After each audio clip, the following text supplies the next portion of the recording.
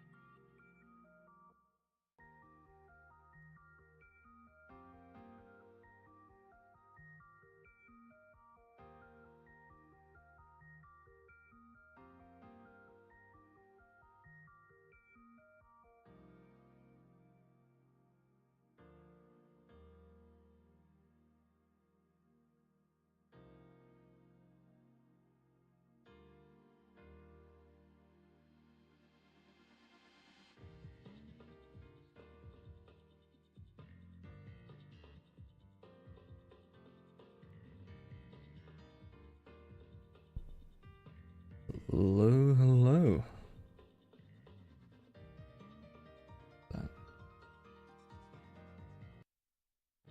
Good evening, all.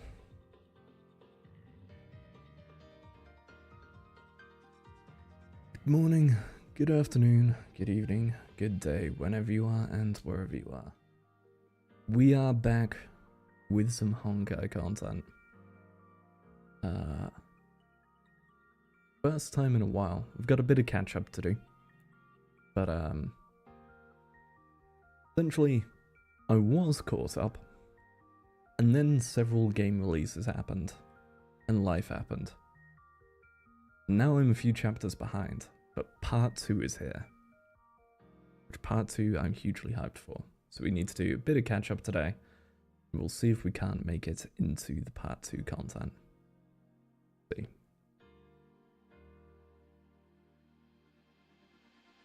Go ahead and get tapped over here. So those familiar with this game, things have changed a bit. Alright, I'll finally check what this mail is, because... Jesus Christ. Okay. Yep, I got kicked from the Armada because it was just one I joined for free resources. Should really just start my own at some point. Yep, pre-registration stuff. Fancy, fancy. Pre-registration stuff. Compensation things. Neat. 7.3 release. Also neat. Rita's birthday.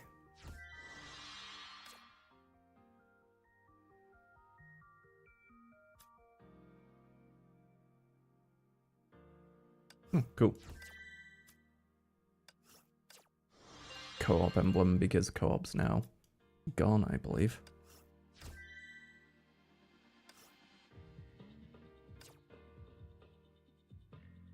Okay, well, let's go through and click all the buttons, first of all. Oh, elves are gone now.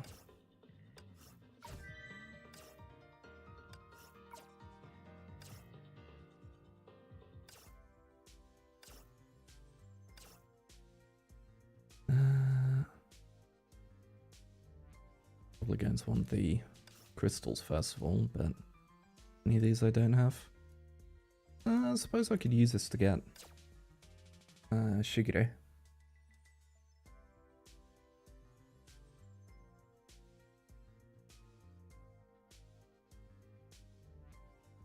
Yeah, she's what? Ice support?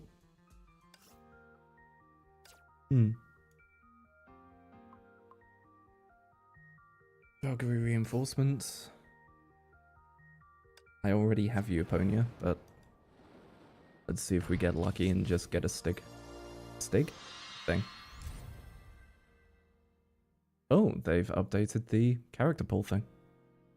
Stardust shards now.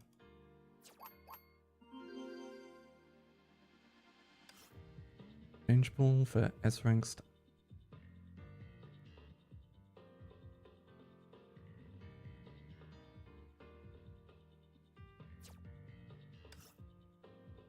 Is that a new material for the supply shop?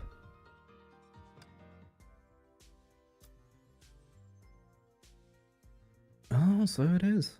So you can use it to for those characters you want to get the higher ranks of. Ah, neat. That's a nice change. I think it's a change. I already have all of these. And that is wanting us to do the new story stuff. We will get to that soon. I need to catch up first. That's a temptation to pull because my lightning team is pretty solid. Lobby. Oh. Oh.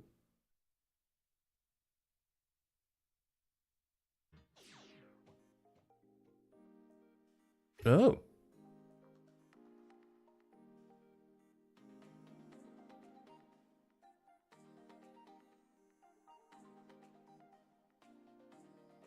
Well, this is new.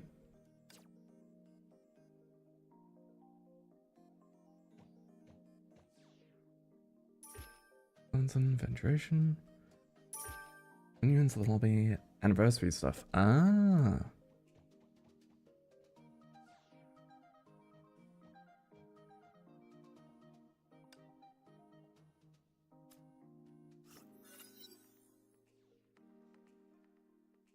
Funny game. Isn't this lantern big? I made it. The big lantern that brings good luck. You can come here once a day to draw a fortune stick.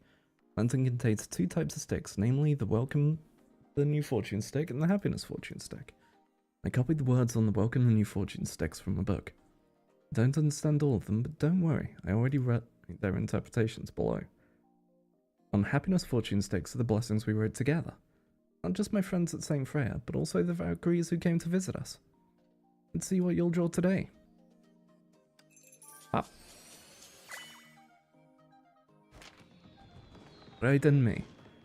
Hope you stay healthy and everything goes as you wish. We'll always be around. 10 crystals and... oh, 15 stamina. Yeah, because I need more stamina.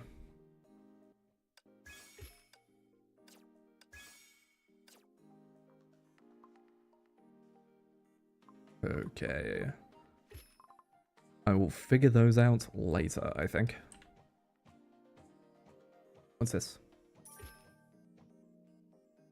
Celebration cooking. During this event, captains can participate in the thrilling Homeworld's Piping Hot celebration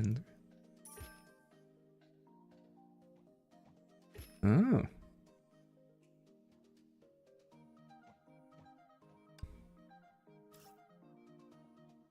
So if I get some of these, I can hand them in here.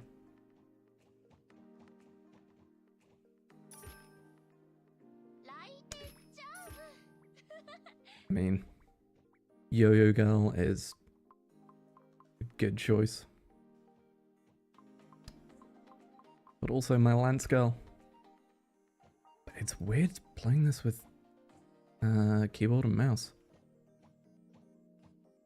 Basically, right now you play the Fall Guys games once or twice a day to get the things, then hand them in at the table and then spend the coins for skins. Oh. I'm guessing that's these then. I got 3 different... okay. As I say, we'll do that properly later. For now, I want to try and catch up on the story because... new Yo-Yo Girl. I am a sucker for the aesthetic, entirely.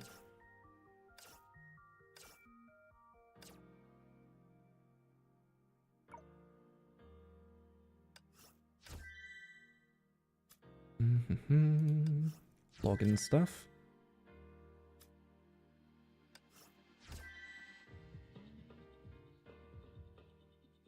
You got a 10 roll sitting? I do. Oh, volume for a moment there.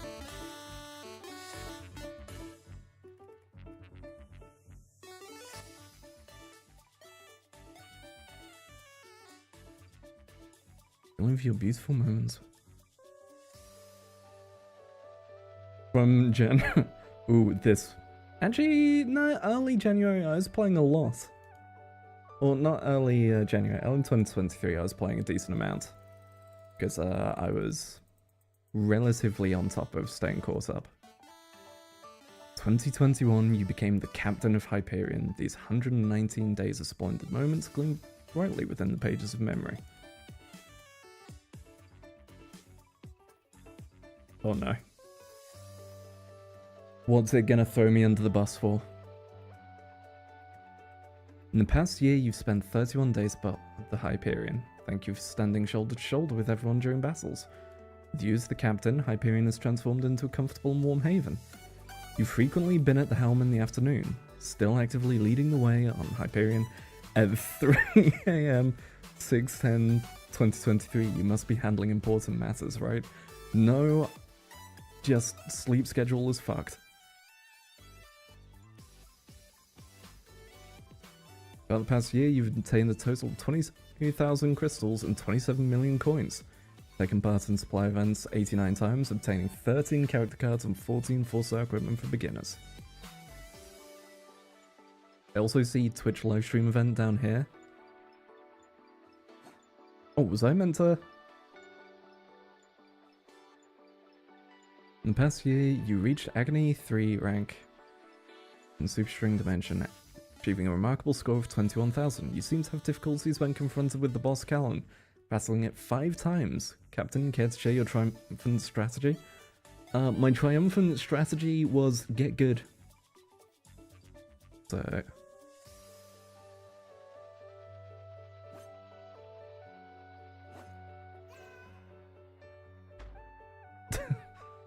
In the past year, you've achieved a score of 96,885 and a ranking of 6.72% in Memorial Arena. Captain, your determination to challenge the boss Dominator of Walls is evident, as you've confronted it 1 time before taking... Damn. Such commitment.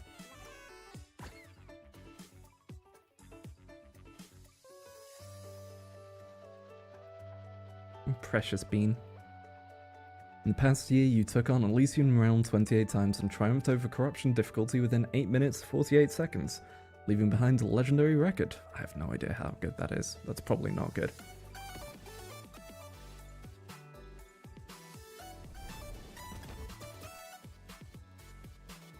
Together, we witnessed the conclusion of Part 1.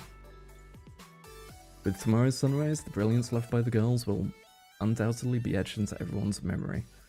On 2023 5th 23rd, the battle against Kevin officially commenced. You completed Kevin's trial within 28 minutes 21 seconds.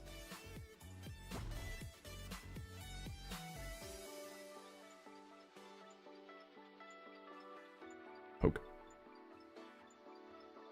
In the 2 bubble universes of Black and White, we also observed the growth of the 2 sailors. So this is where I left off.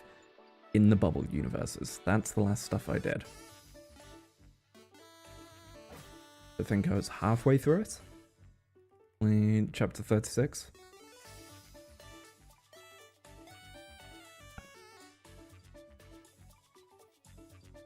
So that's the stuff I have yet to do, so we're going to not read that.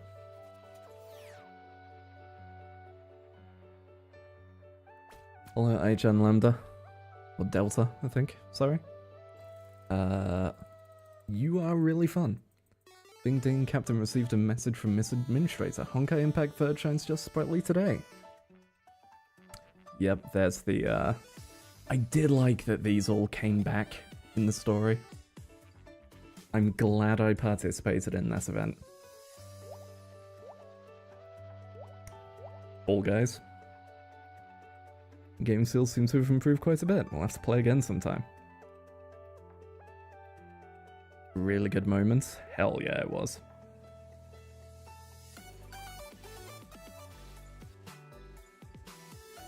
Siren and Chainsaw Teresa. Moon's finally fading. Personally bore witness the stories well, to the main part of it, yes.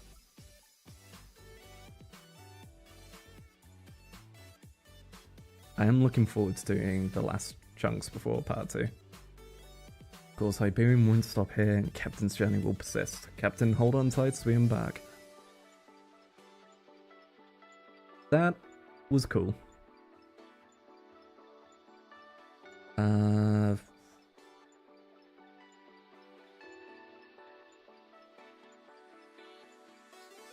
Elysian Realm, because that's where I spend most of my time in this game. I do so much labbing and pushing in that. Well, there's the thing. There's the QR code. And leave that up for a moment so people can screenshot them whatever they want to get free crystals.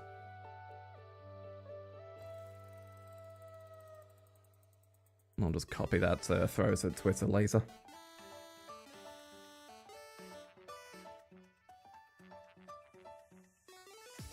Right. Fanwork Hall of Fame. This reminds me. I am still debating starting on my Twitch again, now that Twitch is better than it was when I left it. Do like multi-stream things. Also, because then potentially I can get Twitch drops for people. As in, like, give them for people. LTO. Get my free ship. Damn it. New outfits.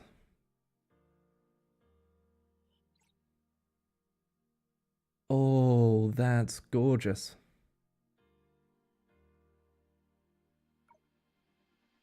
Yeah, I remember she was out when I stopped, and I do feel kind of bad about not getting her, because she was really fun from what I played.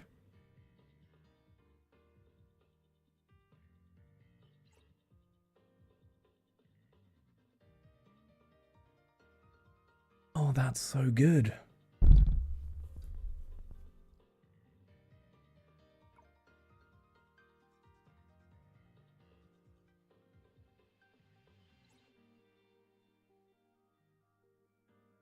Very pretty.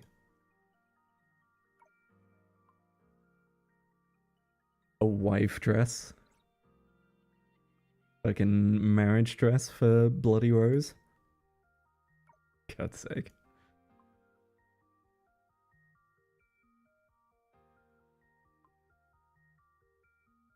Thargel with glasses.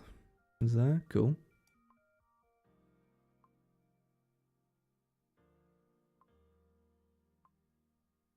Oh yeah, while it's present in my mind. Ah, yeah, damn right I own that one. Hell yeah. Raven Supremacy. BP theme. Miracle Kissy Pillow. Oh, it's gotcha. Carol and Silverwing. We'll see how much. Well, we'll see if I finish it before I claim the upgraded version.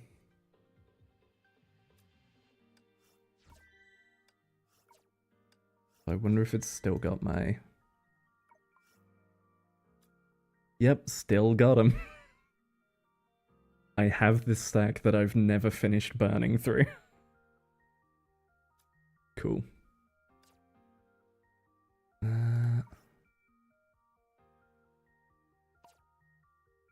Grab that. But yeah, those who are into Honkai, give me recommendations for auto lines.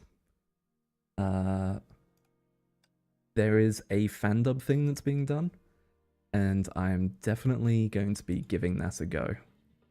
I'll see if I can nab Otto, maybe do some shouting and see if I can get Kalpus, or if there's just other ones you think would be solid for my voice.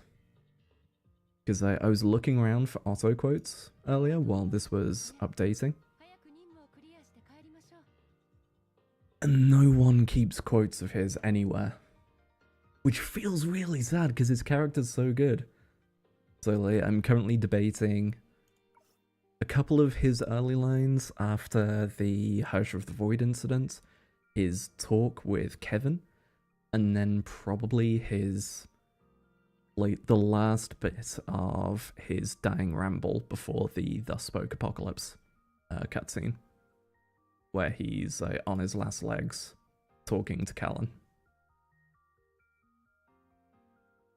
Well, we have Temple. Let's take a look in here. You're the new yo-yo girl. And there's your shit, huh?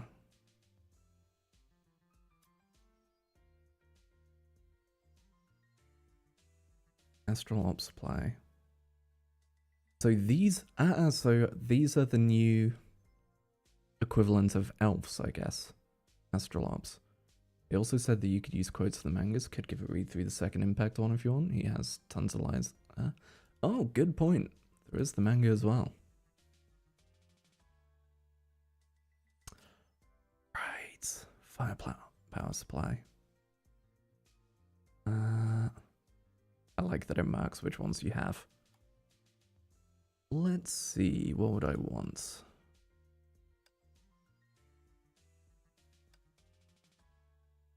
Piranha Phantasma, that's for you for again?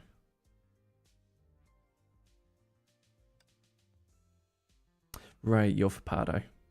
I remember the Pardo form of it, not the non-Pri form.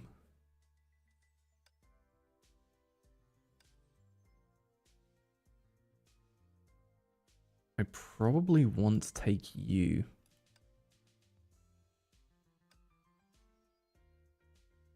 Yes, but only used by new characters who are... Ah, so elves are still here, but only the new people can use the Astral Op. Gotcha, okay. Well, you know what? Let's go ahead and grab you. Probably this one. That's physical damage.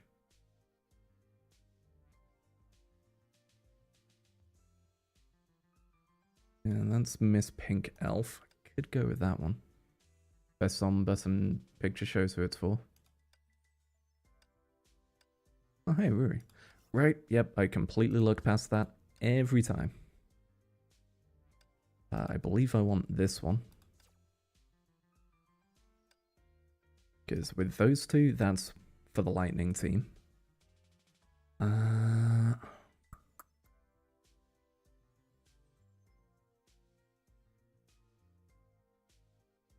Let's then go with...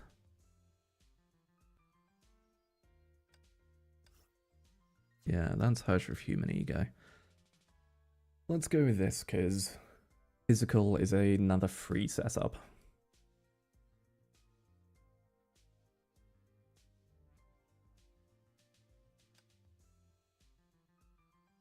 Yep, because I need to get that last one.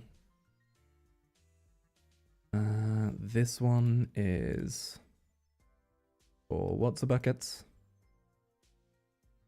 I've almost finished Handel. Just need one more.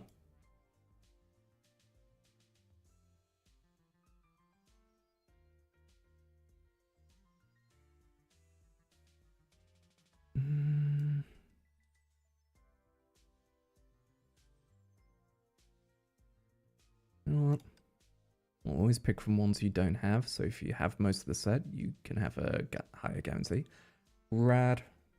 So if I take those, if it rolls that Stig set, it's higher to pick this one. Or this one. Cool. Let's set that up then. Then Dorm Supply is Dorm Supply. Alright, well... Let's spend the one free one.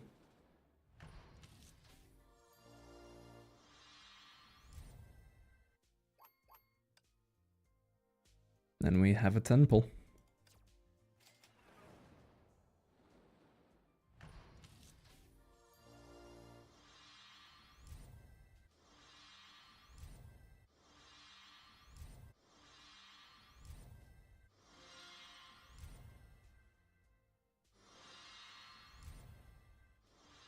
kindred.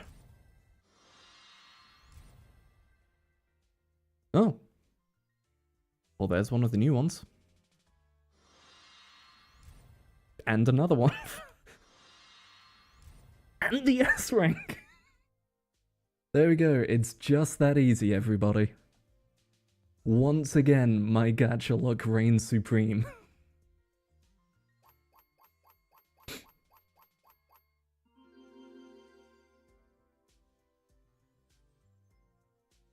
Cool.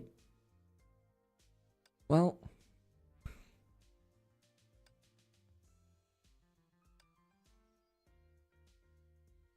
This one is free, so you've got the set. Brilliant. In which case, I probably want to roll on this from here on out to get her weapon and Styx. We always want to get weapon and Styx for the main one, and then if we have leftover, we can go for the supply. That stuff for the support there. Valkyrie Boltstorm.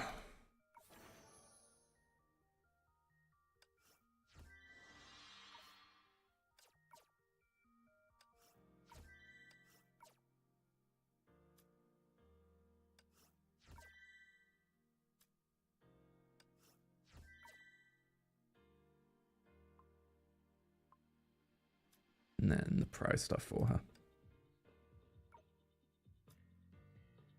Ba-ba-ba.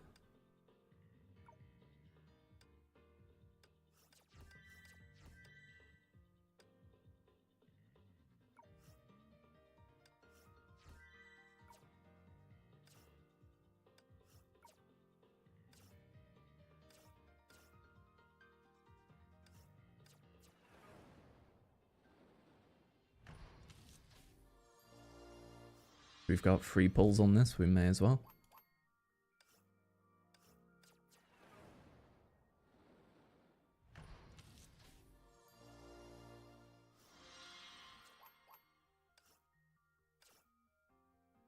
And let's see. Guess we'll grab all of those.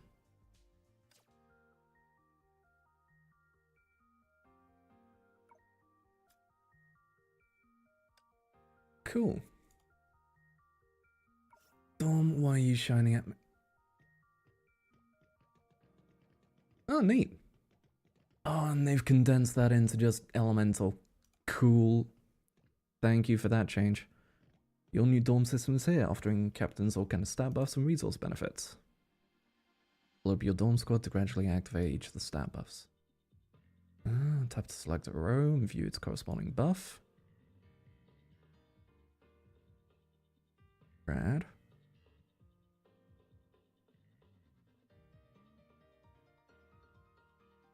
Dorm XP is needed to upgrade your dorm squad. Next, we'll check out the XP sources page.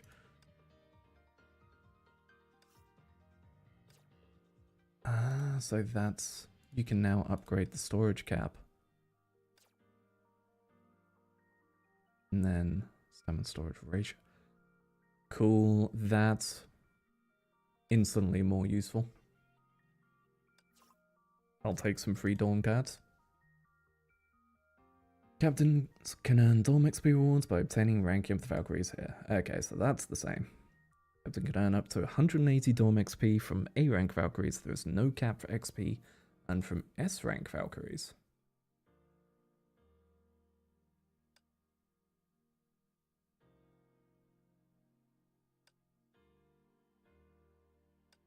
Oh, okay, so as in I can get 180 across all of these ones. But then these guys don't have a cap. Gotcha. I see.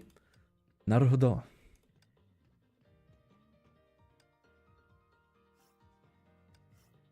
Give me my shit.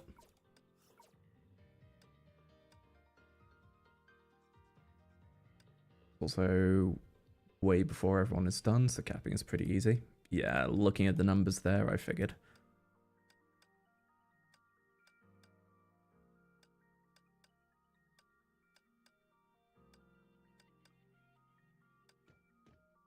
Cool. Oh, also I should hit the dorm shop.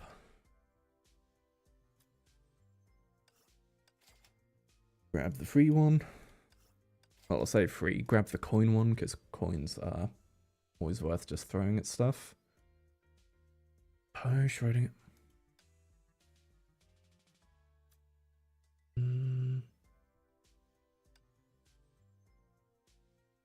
Get my free resets. Let's see if we get any good ones here. Kafka is the crit set. Match attacks, eh.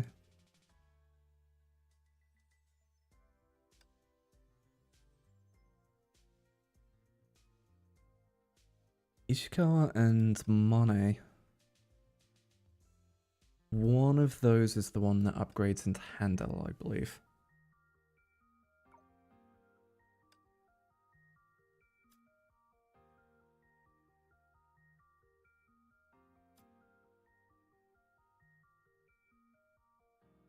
Prism Stigma. Ah, so those are for the new people. Ishikawa that turns into it. I think I need... I already have it. Never mind.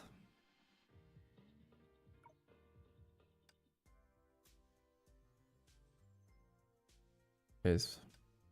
and another free one, see what we get. Jing. No. No.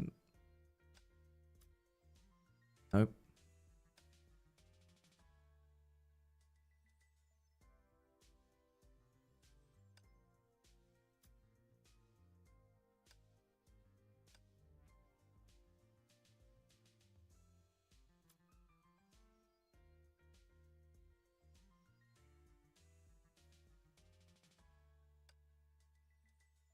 I'm gonna sit on that, because I remember her being decent for some niche setups, but I can't remember what. Purchase ultra items such as... Ah, right. Yeah, we want to get those. Get the 3 Dawn supplies. And then... we probably want to bank up for these. None of these are huge to me at the moment.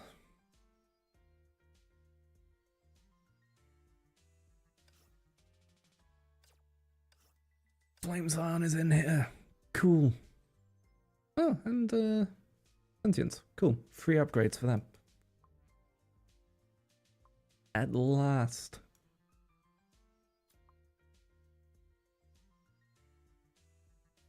Anyone neat been added to here?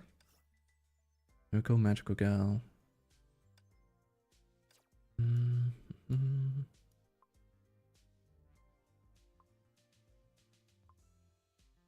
Yeah, I'm going to have to do some Googling and find out what current setups are looking like.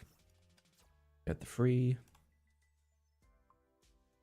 Also need to rejoin an Armada so that I can get these. Ah, I should really just set myself up an Armada at some point or something.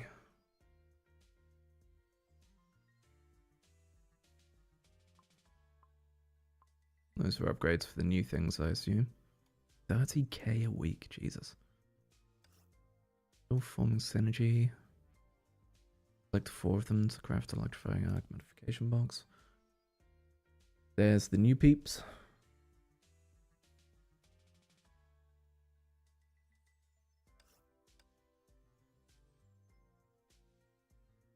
Considering they're meant to be a trio, it's probably worth grabbing these. I forget, weekly resets are Tuesdays in this, right?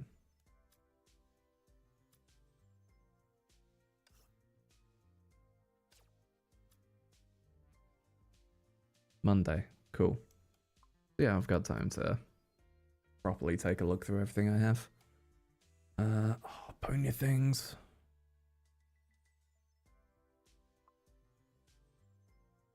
Already got you. Oh, I can't just get another for the free fragments. Lame. The Virtuous Village. Time capsule.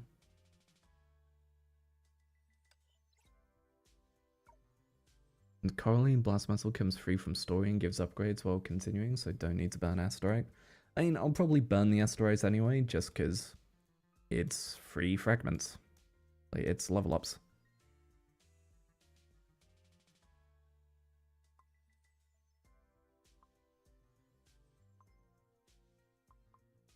Well, 3 quotation marks. Ordering and upgrading prison stigma. Ah, so that's what that is.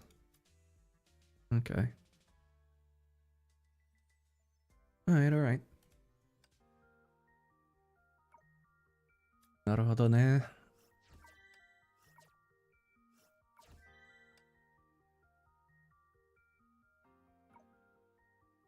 Let's see if there's...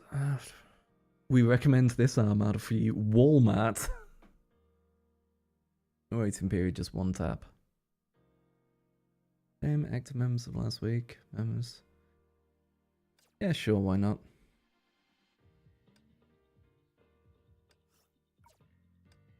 Do this to get our free stuff. Let's see if I remember my controls. Probably don't. Helmaru?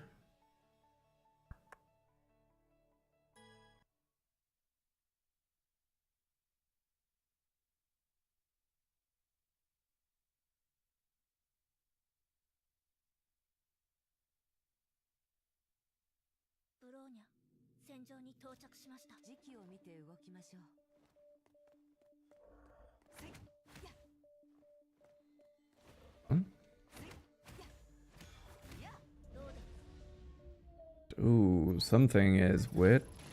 Hang on, wait. Where's her Y combo?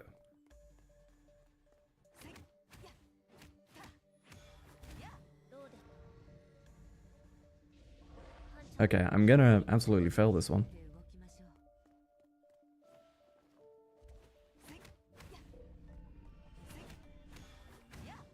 Am I a dumbass? Oh, it's now a right bumper. Ah, I see, I see.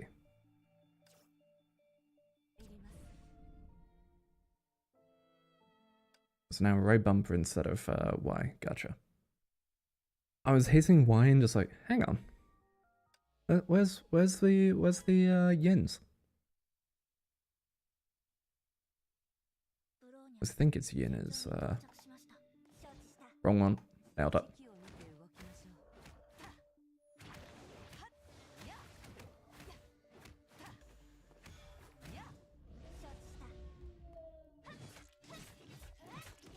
Okay, I remember how you play more or less.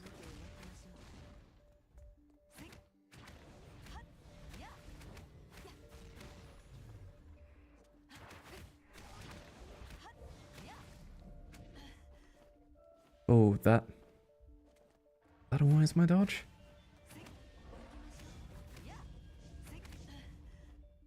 Okay.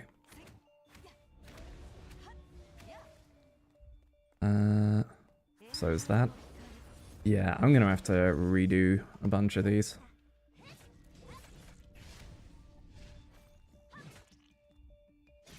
And let me do that.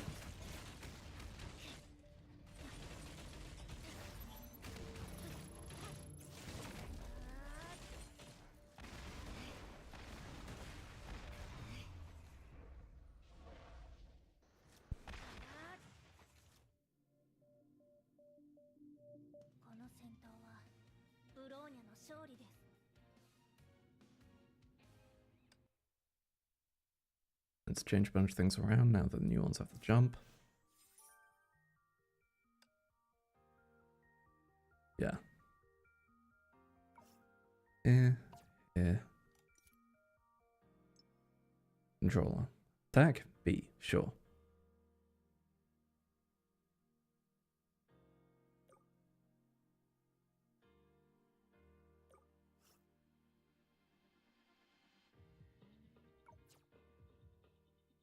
Mm-hmm.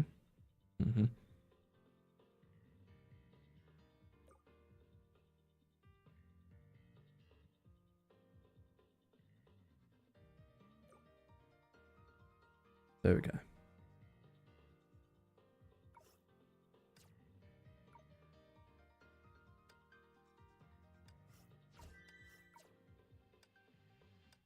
Give that another go and see if that feels better.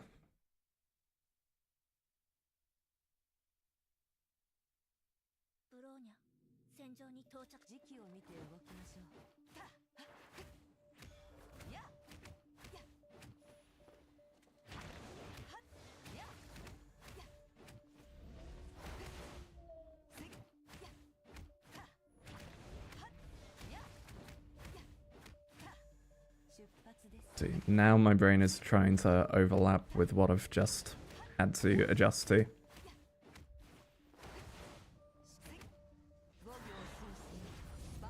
Be here with that. Then switch over. I need to switch over to her sooner to get her SP up so that we can just switch into that.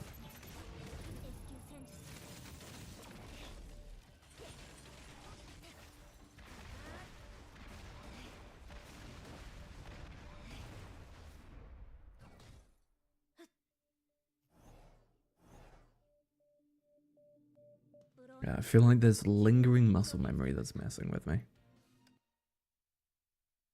Okay. That should be better.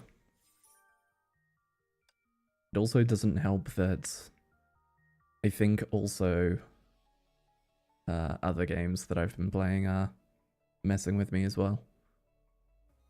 I can never remember this one.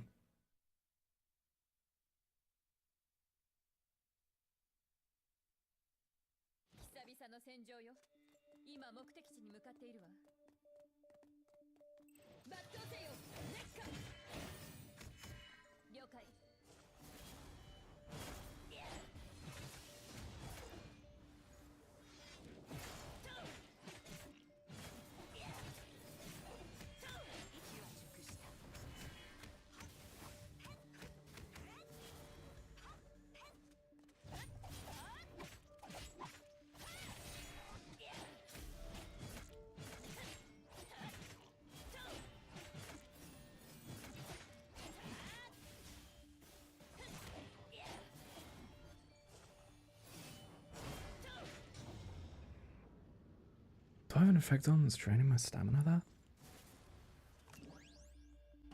My stamina? My SP? Probably. God, I feel rusty as fuck. This is always the case coming back to this game. I'm like, wait, how do I play half of these? They're not part of my main roster, so I've forgotten everything.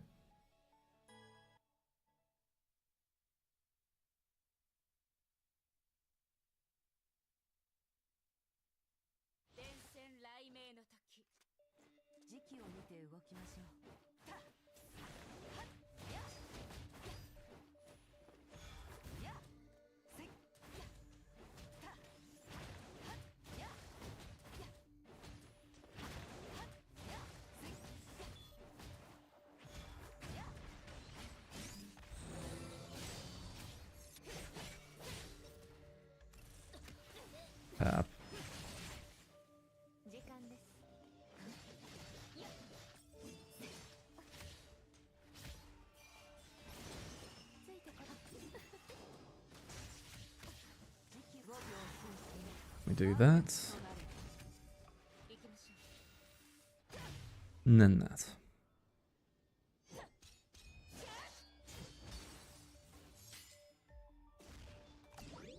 Uses HP while in burnouts and think the sword drains to keep the fire field up. Well, no, it's more I was looking down at my SP bar and seeing like my SP was diminishing before I could do her sword combos. I was like, I don't remember that being part of it.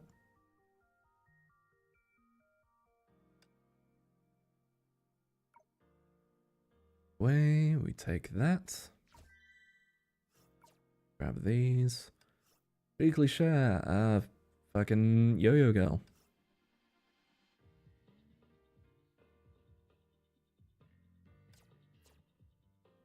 That tricked it.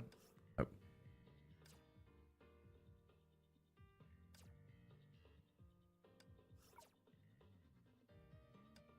Cool.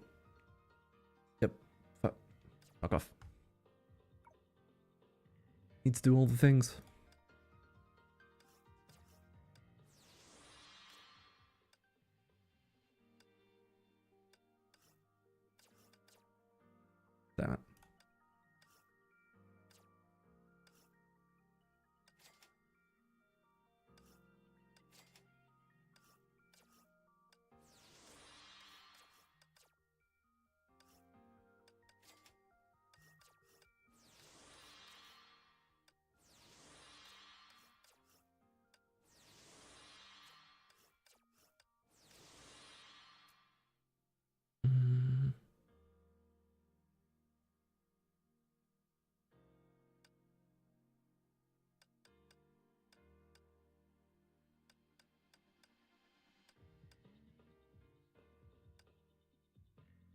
There we go. I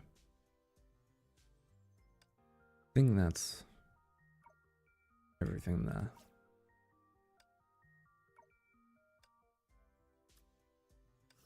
I have 3 dorm supply cards. Let's rip those and see what we get.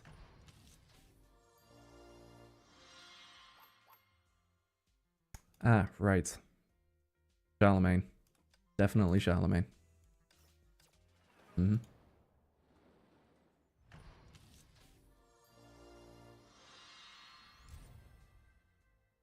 Cool. I never use her anymore. I think I used her for the story, and that was about it.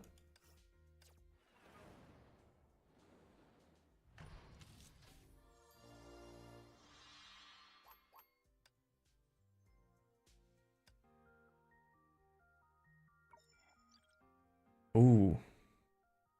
They have changed up this screen.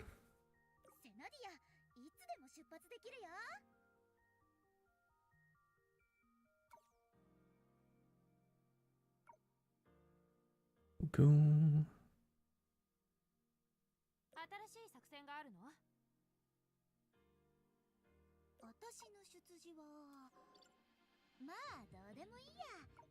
They done this for everyone? I was hoping they would have gone back through and gone like, here's this person's pose for it. Shame, but I understand why not.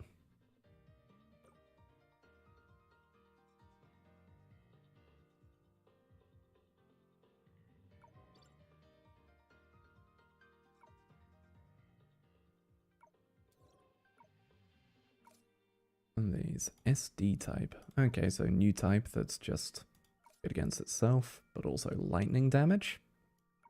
Cool. Astral Ring, specialized Astral Ring protected by the World Star.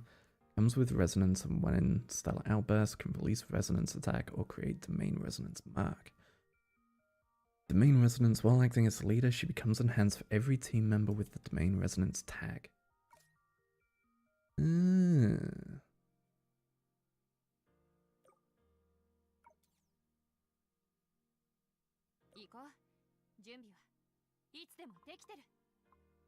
Okay.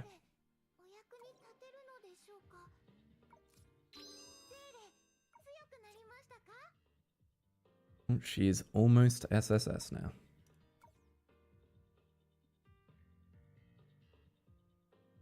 Alright. Astral up.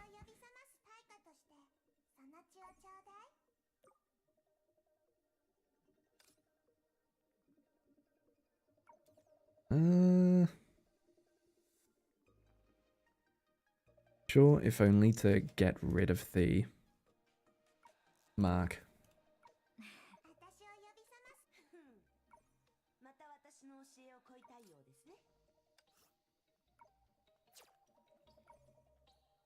Astral Ring. Increase Astral Ops fire damage. Healing becomes 12% more effective. Okay.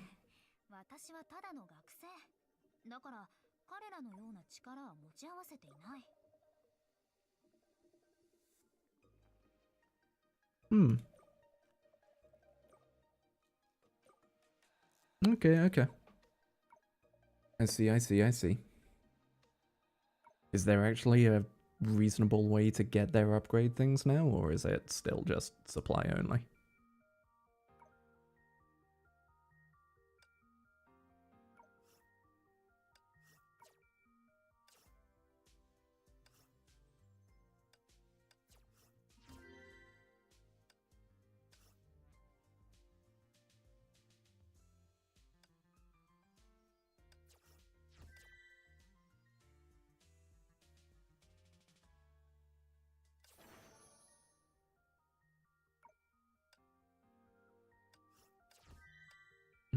Okay.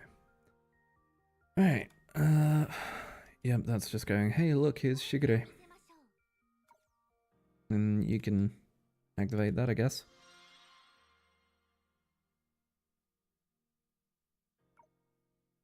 Currently aren't any for the Dreamseeker, but frags else have become standard prizes for spend events and stuff. Gotcha.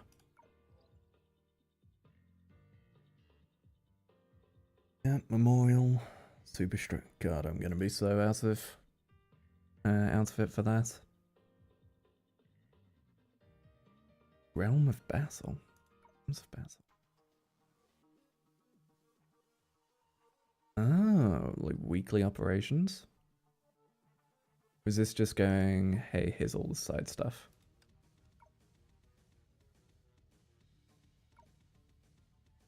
This is the replacement for co-op? Gotcha. Okay, we'll look at that later. A bunch of this I'm going to look into, but not until later on, because I'm like, I want to get my upgrades and so on. Get my upgrades, get my story through and so on.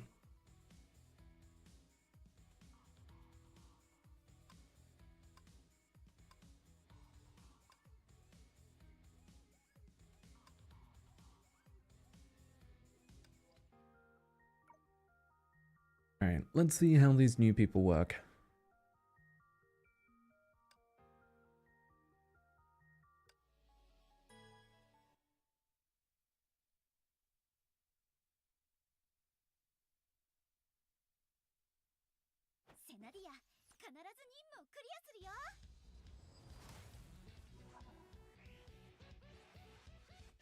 Deep Space Anchor First Light is an SD-type lightning damage character who can acquire Thunderous Pulse multiple times to enhance weapon skills for extra effects.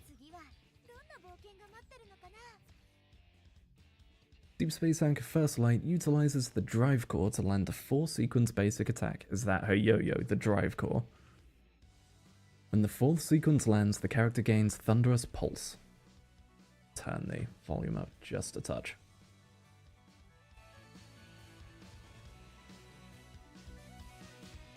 Go.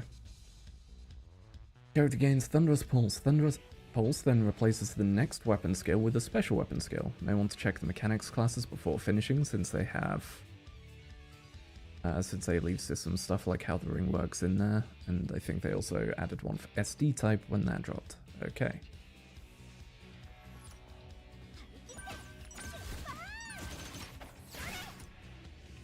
Cool. That then leaves us set up for the special weapon skill. With Thunderous Pulse, the character can use the first sequence of special weapon skill and enhance herself. Then she can release the 4th sequence of basic attack and gather Stardust Remnants. Okay, so that's the normal one.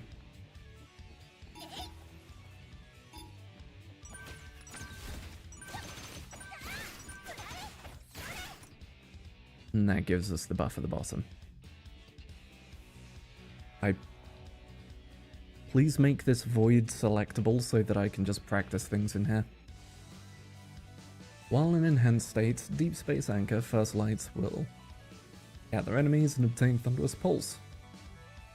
When the 2nd sequence of special weapon skill hits an enemy, this enables the 3rd sequence of special weapon skill to be used. The special weapon skill is also considered as a combo attack.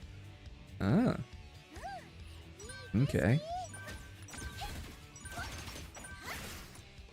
Then we do that, followed by the 2nd sequence. Those frame statuses are slightly concerning. What this? Oh. When enhanced state ends or the character exits, the character will overheat, during which Thunderous Pulse cannot be acquired again. Why is that dropping frames?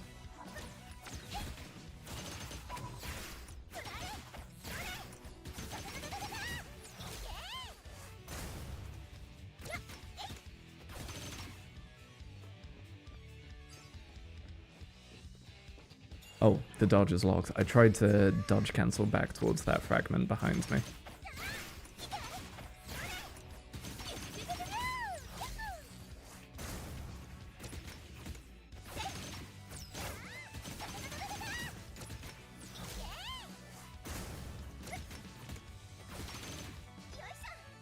I can jump cancel though.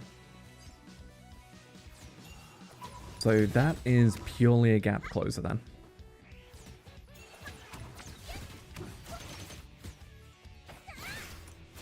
Oh, and I can... Hold on, can I... 1, 2, gap close, 3, 4. Interesting.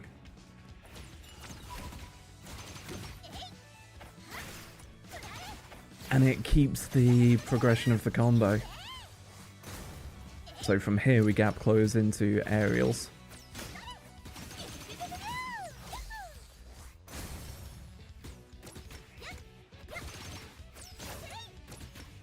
And we can just aerial juggle here.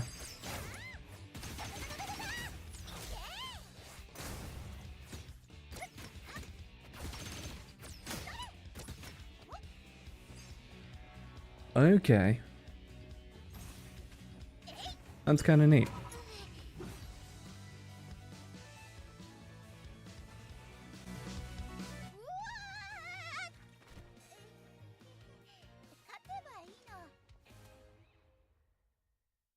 Nailed it. Okay.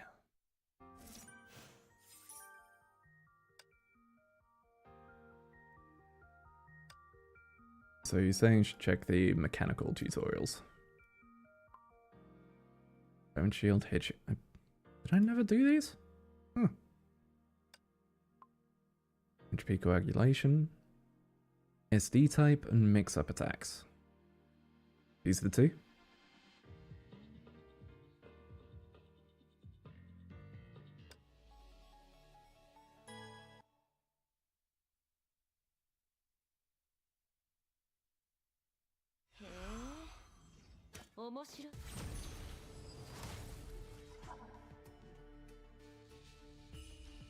Added some later on. Looks like they put the ring in a separate category there. Don't know why. Ah. Now Ai-chan will walk you through how to deal with SD enemies. SD enemies can take both embodied and consolidated forms. Each form has its own characteristics. Oh, whoops. D-type enemies have an embodied form and a consolidated form. When embodied enemies' HP reaches a critical value, will trigger a crystalline restructuring, causing them to become consolidated.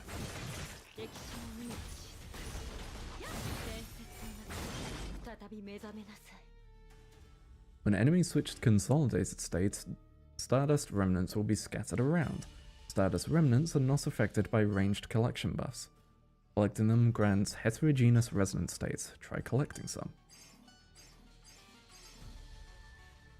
Using an attack skill on an enemy after Stardust remnants have been collected will consume all heterogeneous resonance stacks, with each stack damaging the max HP of SD types by 1%.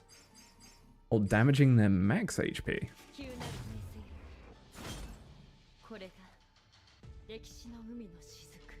This effect of heterogeneous resonance stacks also works when the enemy is embodied.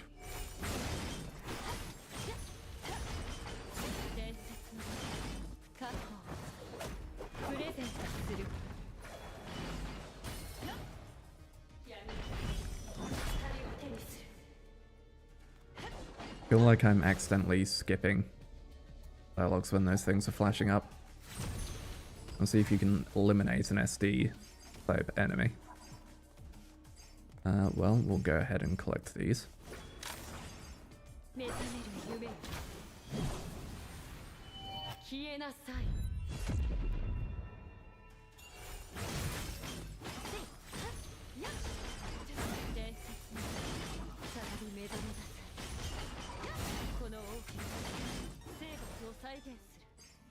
Give me this. Yep, hold on. I'll come back for you. There we go.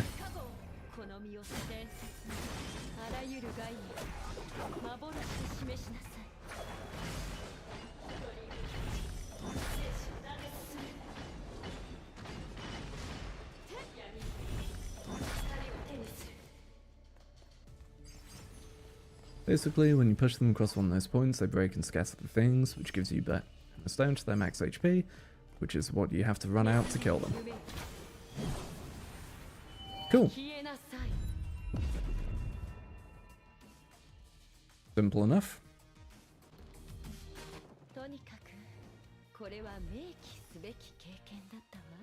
Push him back past the thing, pick up the things, smack him in the face with them.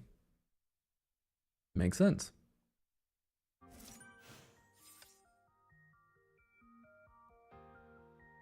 Astral Ring.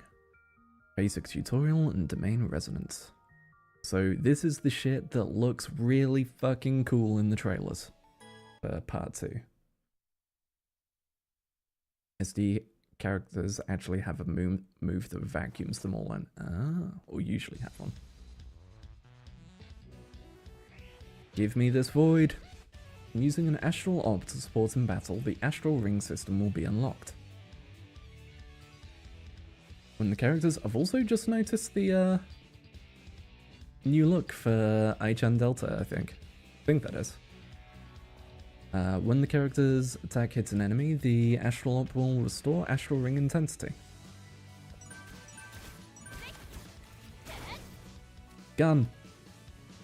Oh well, dual crossbows. In addition to hitting enemies with attacks, some characters' sub-skill, stages, or enemy effects can also restore astral ring intensity. Okay. Pretty standard. I'm guessing those are pickups of them. It's an astral ring intensity pack. Picking it up also restores it.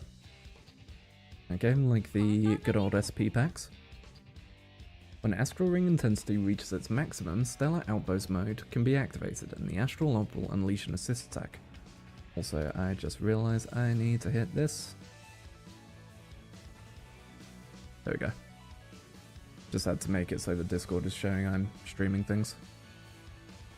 Stellar Outburst mode can be activated and the astral orb will unleash an assist attack. Aichan has maxed out astral ring intensity for you.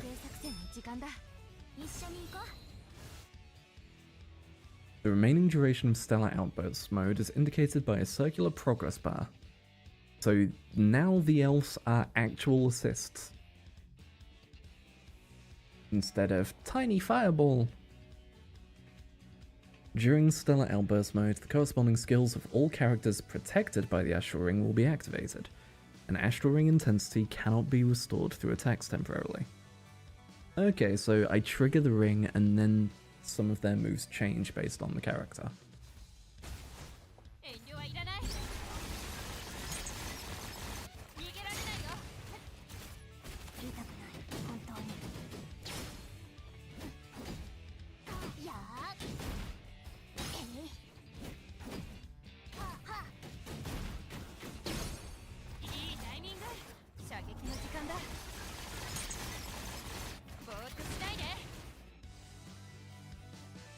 Cool. After Stellar Outburst mode ends, there will be a cooldown period during which it cannot be used again. In Story Part 2, if you exit the battle during Stellar Outburst mode, the remaining duration of Stellar Outburst mode will be converted into a proportional amount of astral ring intensity. Rad! Bar is preserved, so spend the bar.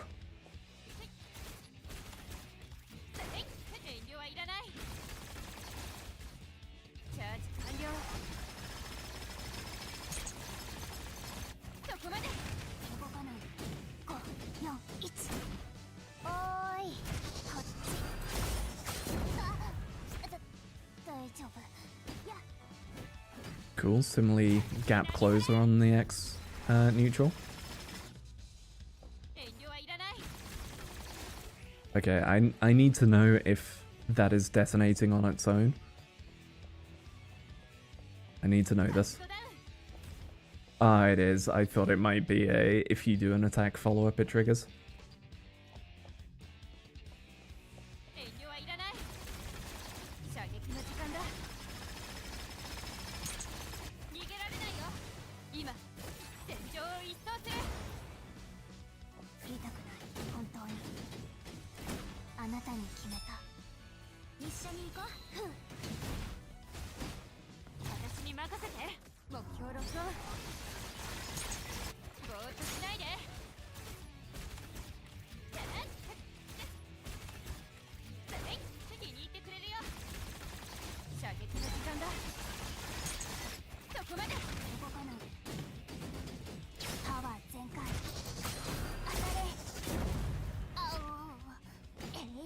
Cool, cool, I like how these play.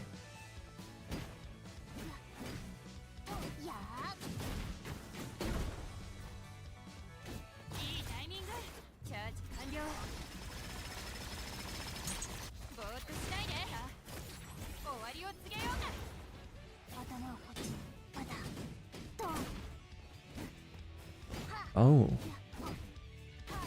There was a follow-up.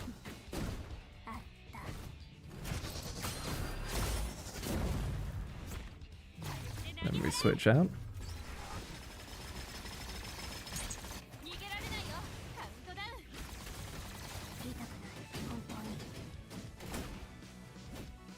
Yeah. There's a follow-up on that one. Alright,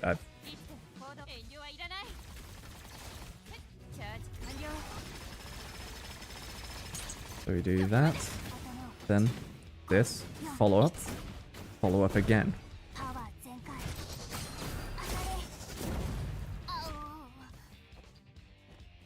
Okay, I should leave for the sake of the time objective. Those two feel really fun. Those are some really nicely designed characters to play. Very active switch in and out playstyle. Hell yes.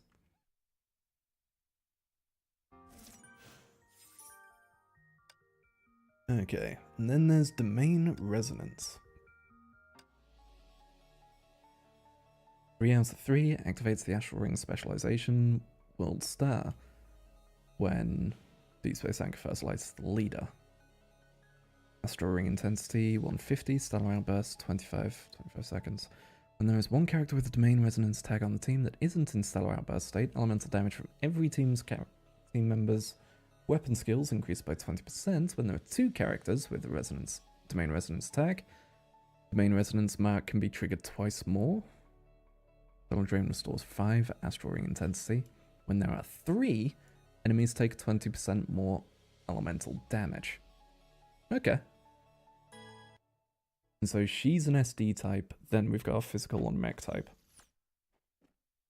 Or sorry, a Psi and a mech type. The other 2. Characters protected by the World Star specialization will inflict Domain Resonance marks with some skills during Stellar Outburst mode. The resonance of characters in the team will interact with these marks. I accidentally hit right stick, so it moved on. Captain, please activate Stellar Outburst mode. IGN will demonstrate how Domain Resonance can help Deep Space Anchor First Light.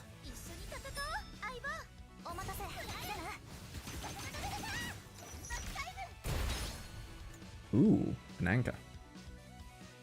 It has generated an energy mass with the Domain Resonance mark via the 3rd sequence of special weapon skill. The resonance of characters in the team can activate it, dealing AoE damage and restoring SP.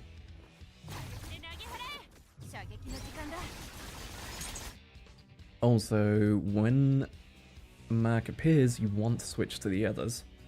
It has generated an energy mass with the Domain Resonance mark via the explosive device. The resonance of characters in the team can activate it, triggering Chain Lightning. After this, Valkyrie Blast Metal enters the field and quickly unleashes multiple resonances.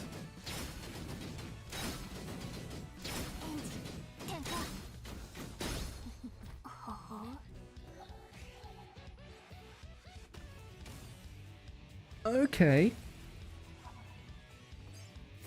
So we want to start on this.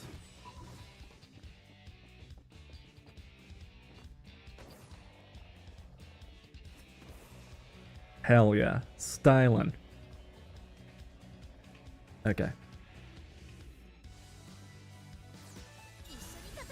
So we hit that.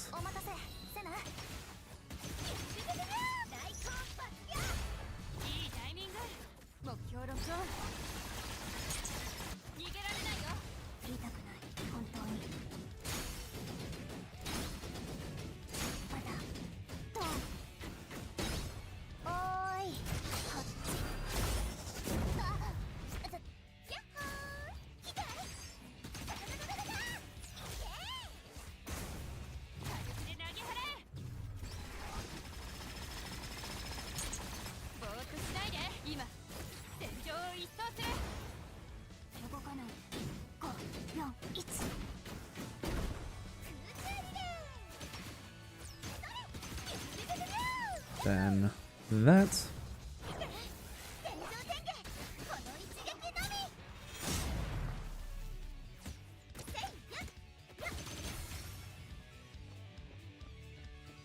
Rad.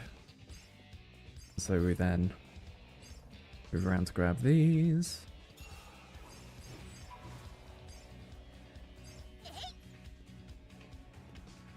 And gap close ourselves in.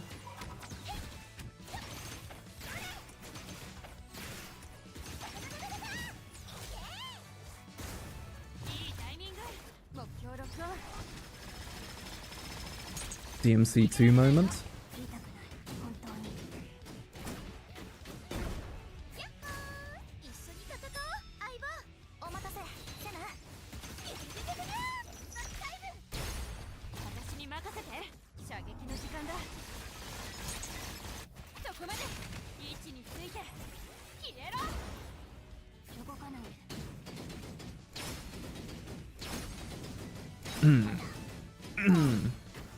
Explode, followed by this.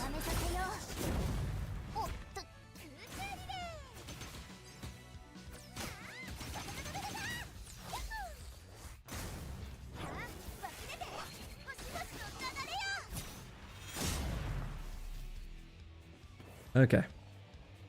Rad. That three-man combo. Trio, I suppose is the word I'm looking for there. Feels really fun. Immediately that feels really fun.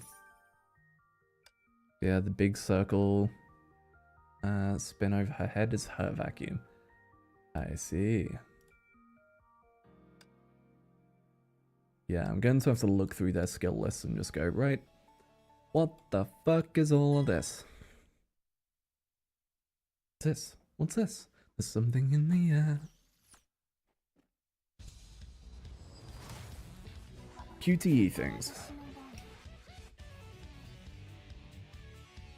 Also, small girl with the big bonk stick.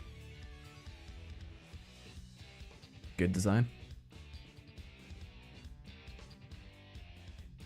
Presenting the pre-hater. When enemies are time slowed, knocked airborne, or when a teammate uses a weapon skill, Deep Space Anchor First Light's QTE attack is triggered, which deals damage to enemies and gives her Thunderous Pulse.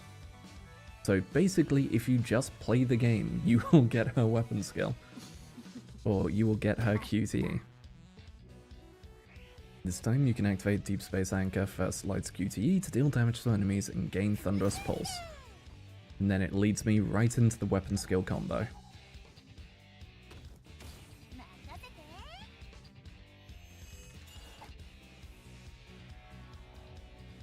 Deep Space Anchor First Light's ultimate evasion skill can trigger Global Time Fracture.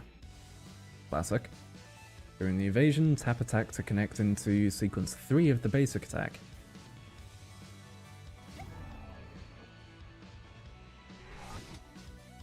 Or don't let me science that. During the evasion animation, tap and hold evasion to slide continuously. While sliding, the character will automatic... Hey, yo, what?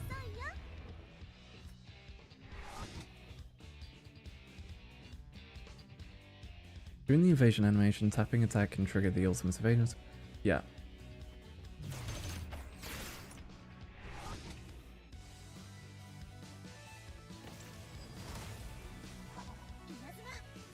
Tap Alt to use their ultimate and deal damage to enemies. During the ultimate, the skill timers of all units and the stage timer are paused.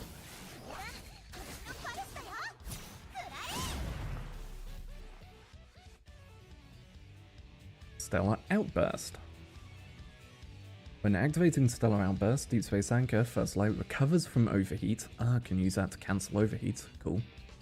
Immediately gains Thunderous Pulse and can continuously use the special weapon skill. Second sequence of special weapon skill is enhanced and considered as resonance.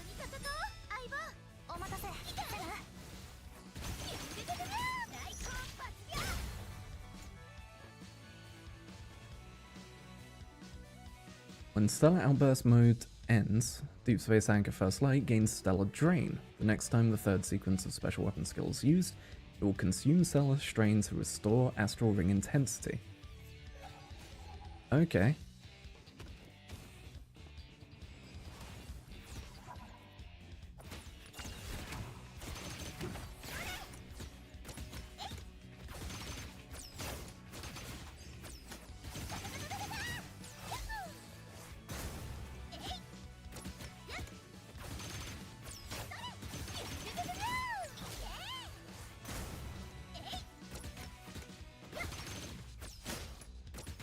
Right. So there was a very important thing I need to check there. Oh my god, that's infinite iframes.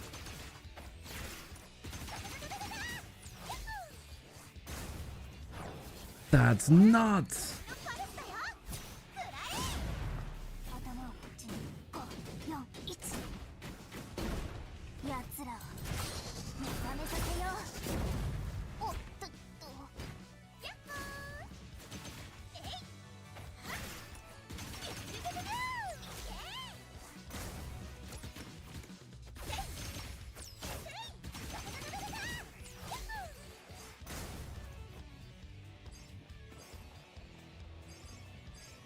I believe it only does it while the CD is up, but yeah, remove some timing. Yeah, I can see a bunch of fights that are just going to be, hey, this is infinitely easier. Because you can now just ignore this phase.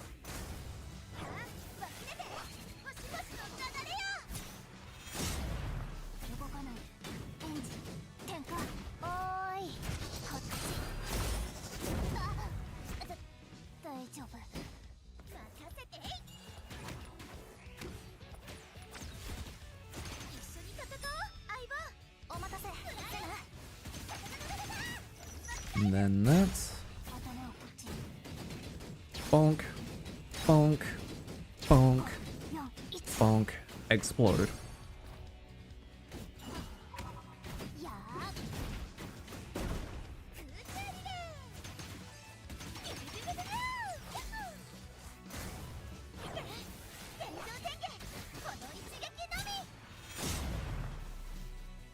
Okay.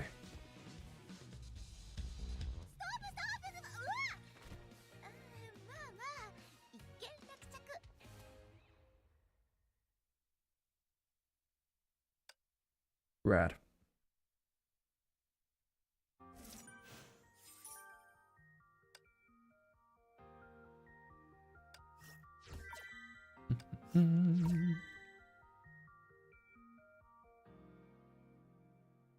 So there's like, hey, what if you're not doing it with the characters made for this character? And then the, if you are doing it with her team.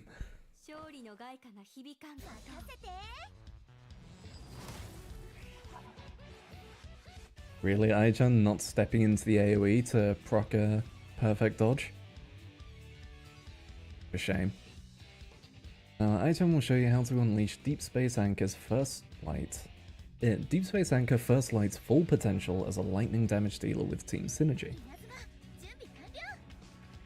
First tap weapon to use the weapon skill of Deep Space Anchor First Light, triggering the QTE of Lunar Vow Crimson Love.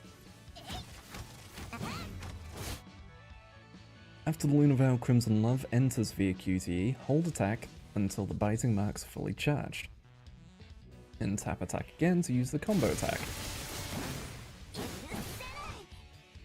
Tap weapon to enter frenzy mode, then cast her ultimate to trigger Golden Diva's QTE.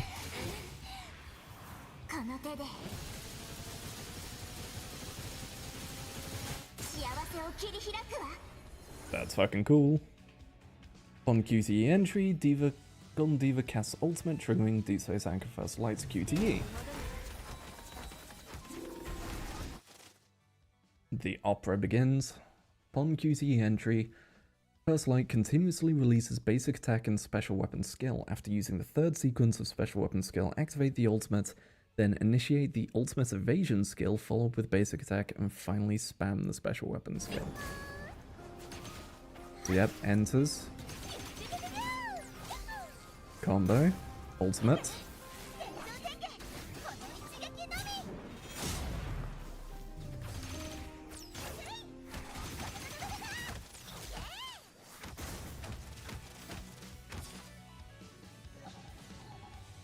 Oh, is hers?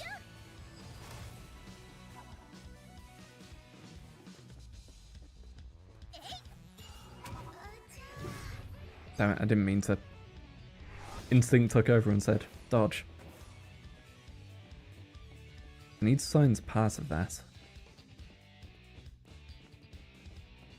Let the thing.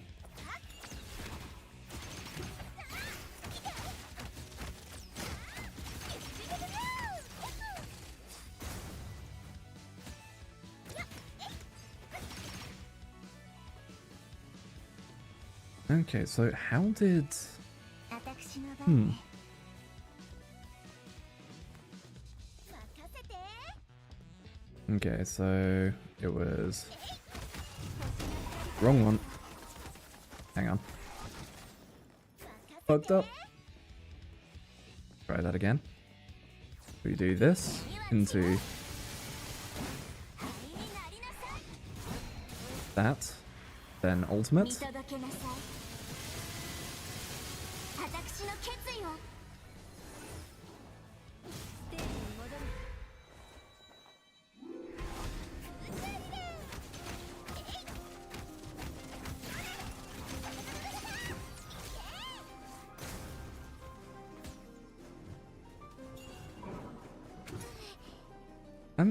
Hold on, am I missing something? 私 勝利の外貨が響かんことを I'm gonna watch this through again. How did she activate the evasion from Ariel? Does it throw us an attack in the air that I'm not seeing? Yep. Pulls it. Weapon attack, switch, hold, tap, frenzy, ultimate. 約束しましょう時の果てまで Mm-hmm. Come out of it, Golden Diva. Get Eden in there. Activate the ultimate, then initiate the ultimate evasion skill. So that's the part I'm curious about. There's ultimate.「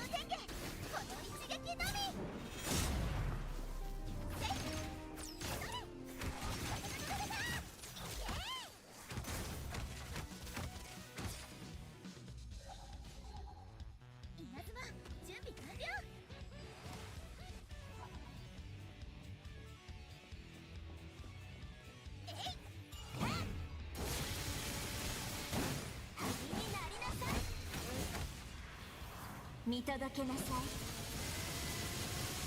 私の決意を アンコールの時間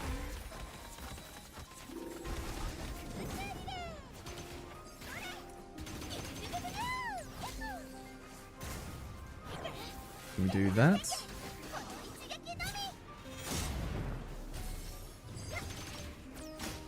Ah, okay.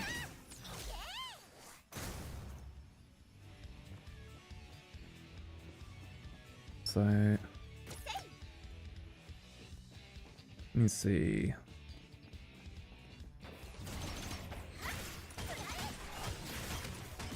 Okay, it also triggers if you combo out of it, but only if you combo out of it.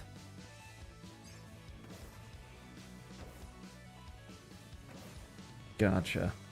I see. So let's practice that one more time. 次は血を許せない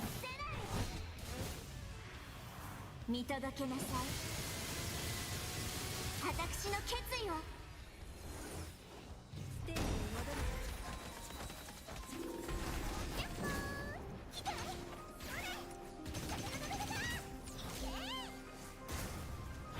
Then this.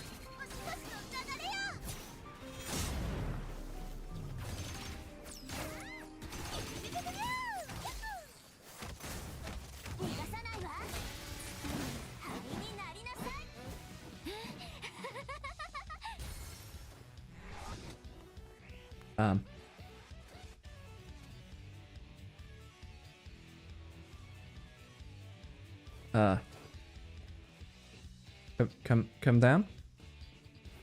一緒に行きましょう Uh, 分かったわ一緒に行きましょう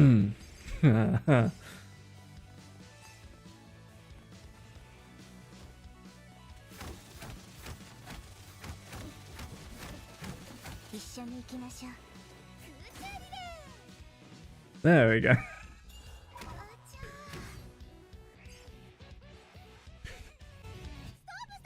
Q&A has activated once again. Even I don't know what Q&A can do. But okay. I get how that loop works. So now we see how it works together with her own team.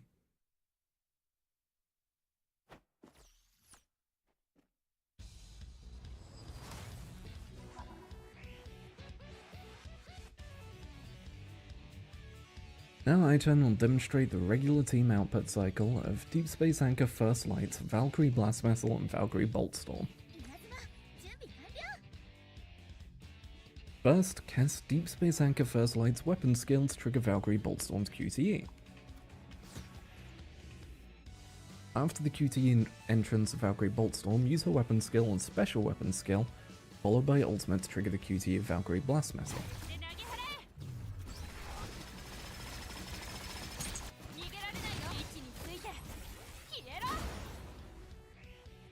Then switch into Blast Metal, mash the weapon skill, and then use the ultimates to trigger Anchor's one. Okay, so this is all basically what I learned by labbing. From QTE entry, continuously release the basic tech and special weapon skill after using the third sequence. Okay, so I wonder if...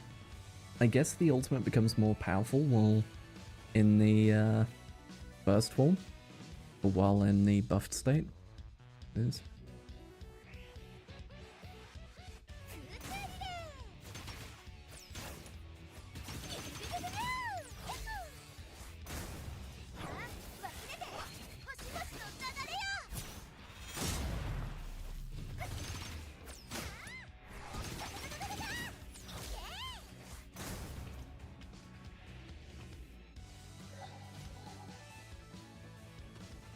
Okay, so let's give that a try, shall we?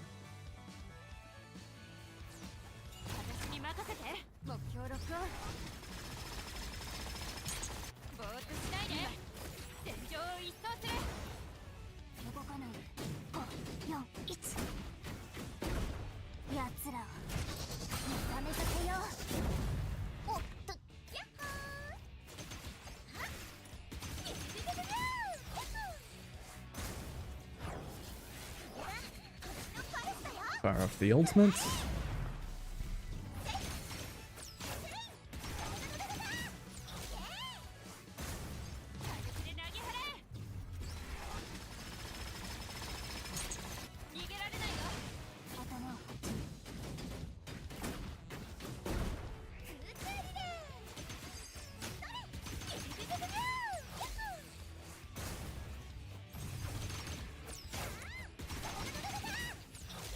So we can loop them like so.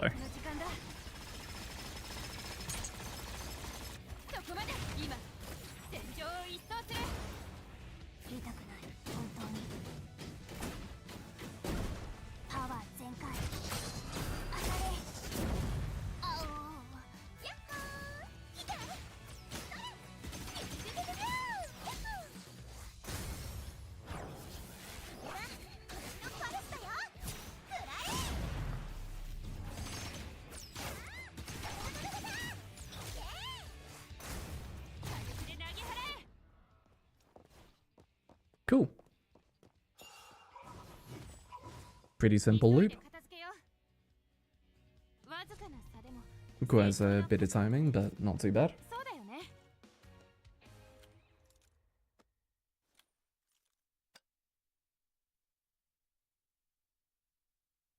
Yeah, I could see me running this team a fair bit. Familiarize yourself with Deep Space Anchor First Light, Valkyrie Blast Metal, and Valkyrie Boltstorm's combat mechanics step by step. So this is the stuff while in Stellar Outburst. I think I can guess how the loop changes. I assume it's mostly down to just more flips from Blast Metal. So Anchor activates Stellar Outburst, immediately clears overheat and can spam special weapon skill. Uses the thing repeatedly, and the third sequence is upgraded to a lightning flash anchor that will leave domain resonance marks on the field.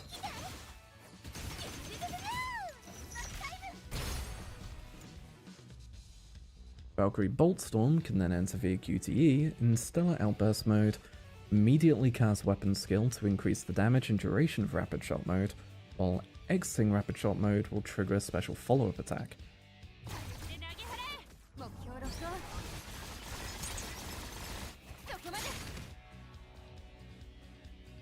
Valkyrie Blast Vessel can then enter via QTE in Stellar Outburst mode, Hammering Field immediately fills up, and special weapon skill that counts as resonance can be spammed to activate all domain resonance marks on the field.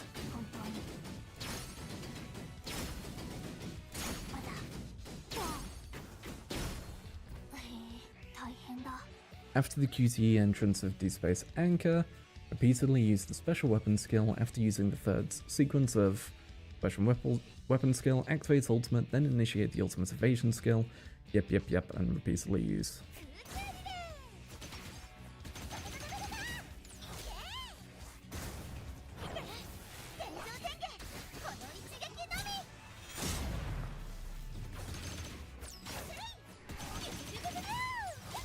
Curious why I didn't fire off the other two's ultimates there.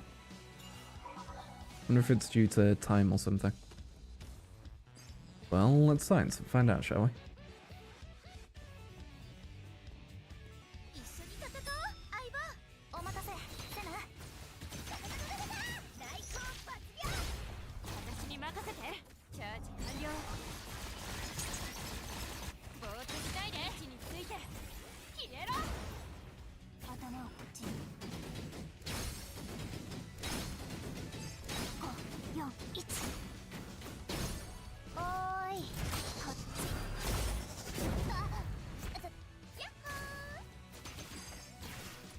Yeah, it is time.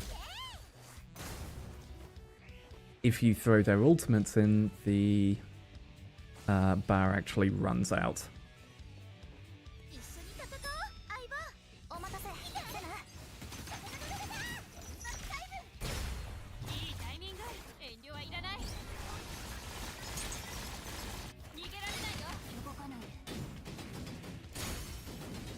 Bop. 3, 4, finish.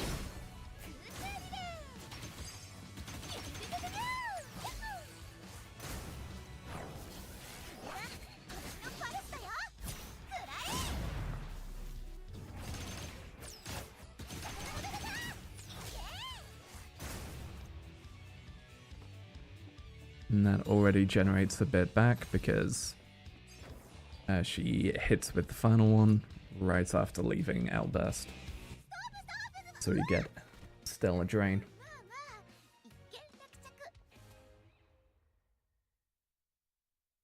Okay. It's going to be pretty fun. The combos are smooth, they're stylish. Hell yeah.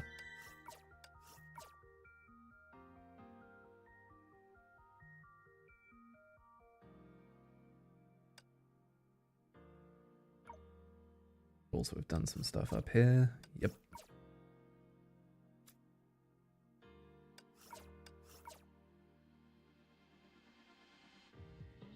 Okay.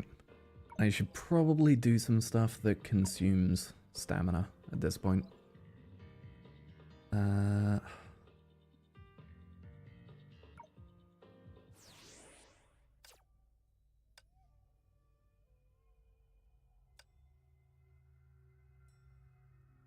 Should really do these, but I kind of want to just... I've got plenty of stamina items.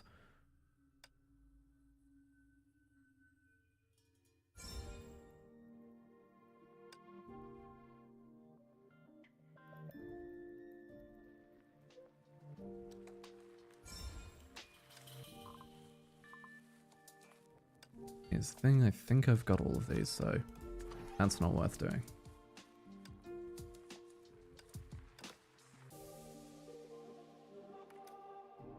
The reason I was doing this one was partially to level us up, if I remember correctly. I still haven't finished maxing out Sakura Samsara.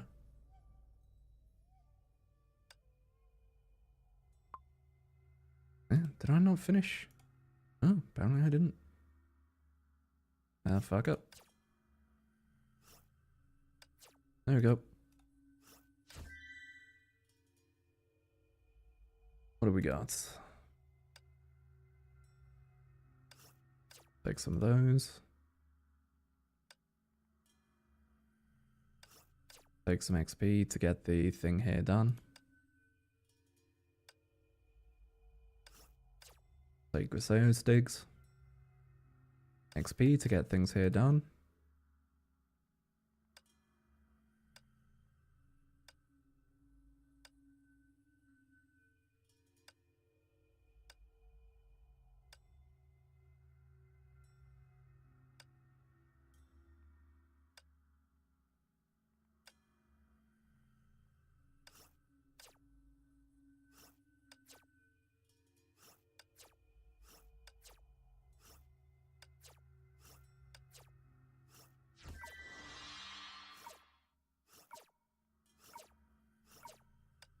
Here we go. That's some stamina burned.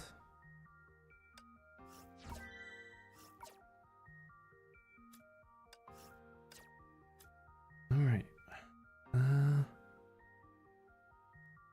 God, I need a lot for anything worthwhile from here.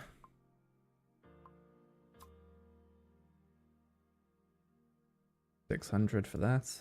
Okay. Alright then. Let's claim some of this overflow.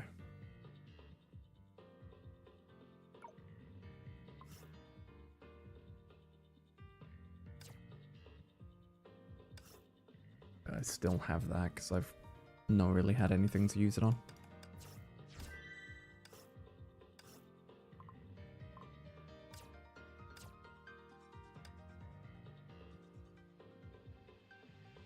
Okay. And spend a bit more stamina.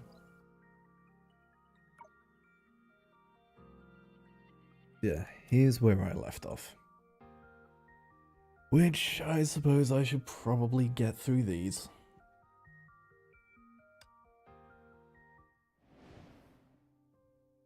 I should be towards the... Ooh, yeah, that's gone. A lot further than before.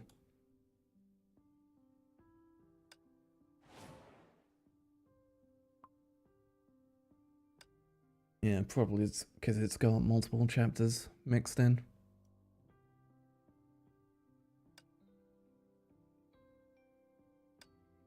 Okay. Oh. 38-1. Okay, so 38-1, 40 to 42 are there. This looks like it's just one. It's a setup for the new stuff. And then part 2. Okay, so not too much to catch up on.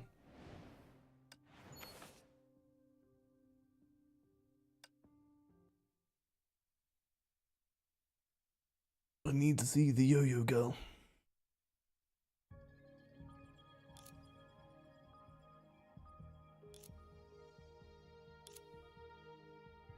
Realize I should be reading these out. After a few seconds of silence, they had returned to the all too familiar mind room. Probably like 12-ish hours, maybe a bit less. Yeah, I figured. So one stream, gotcha. Get it? Gotcha. Yeah, The instant she saw the person she had been searching for, she couldn't contain her excitement and instinctively reached out to her.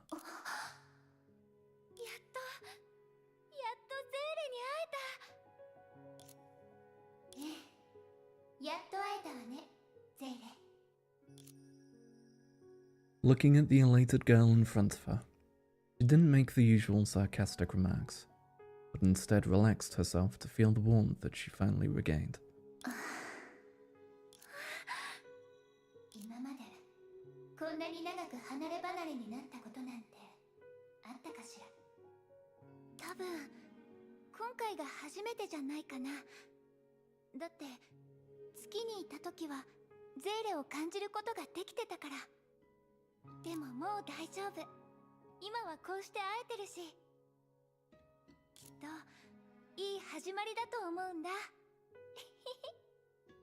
こんな時に笑える人なんて世界中を探してもあなただけでしょうね。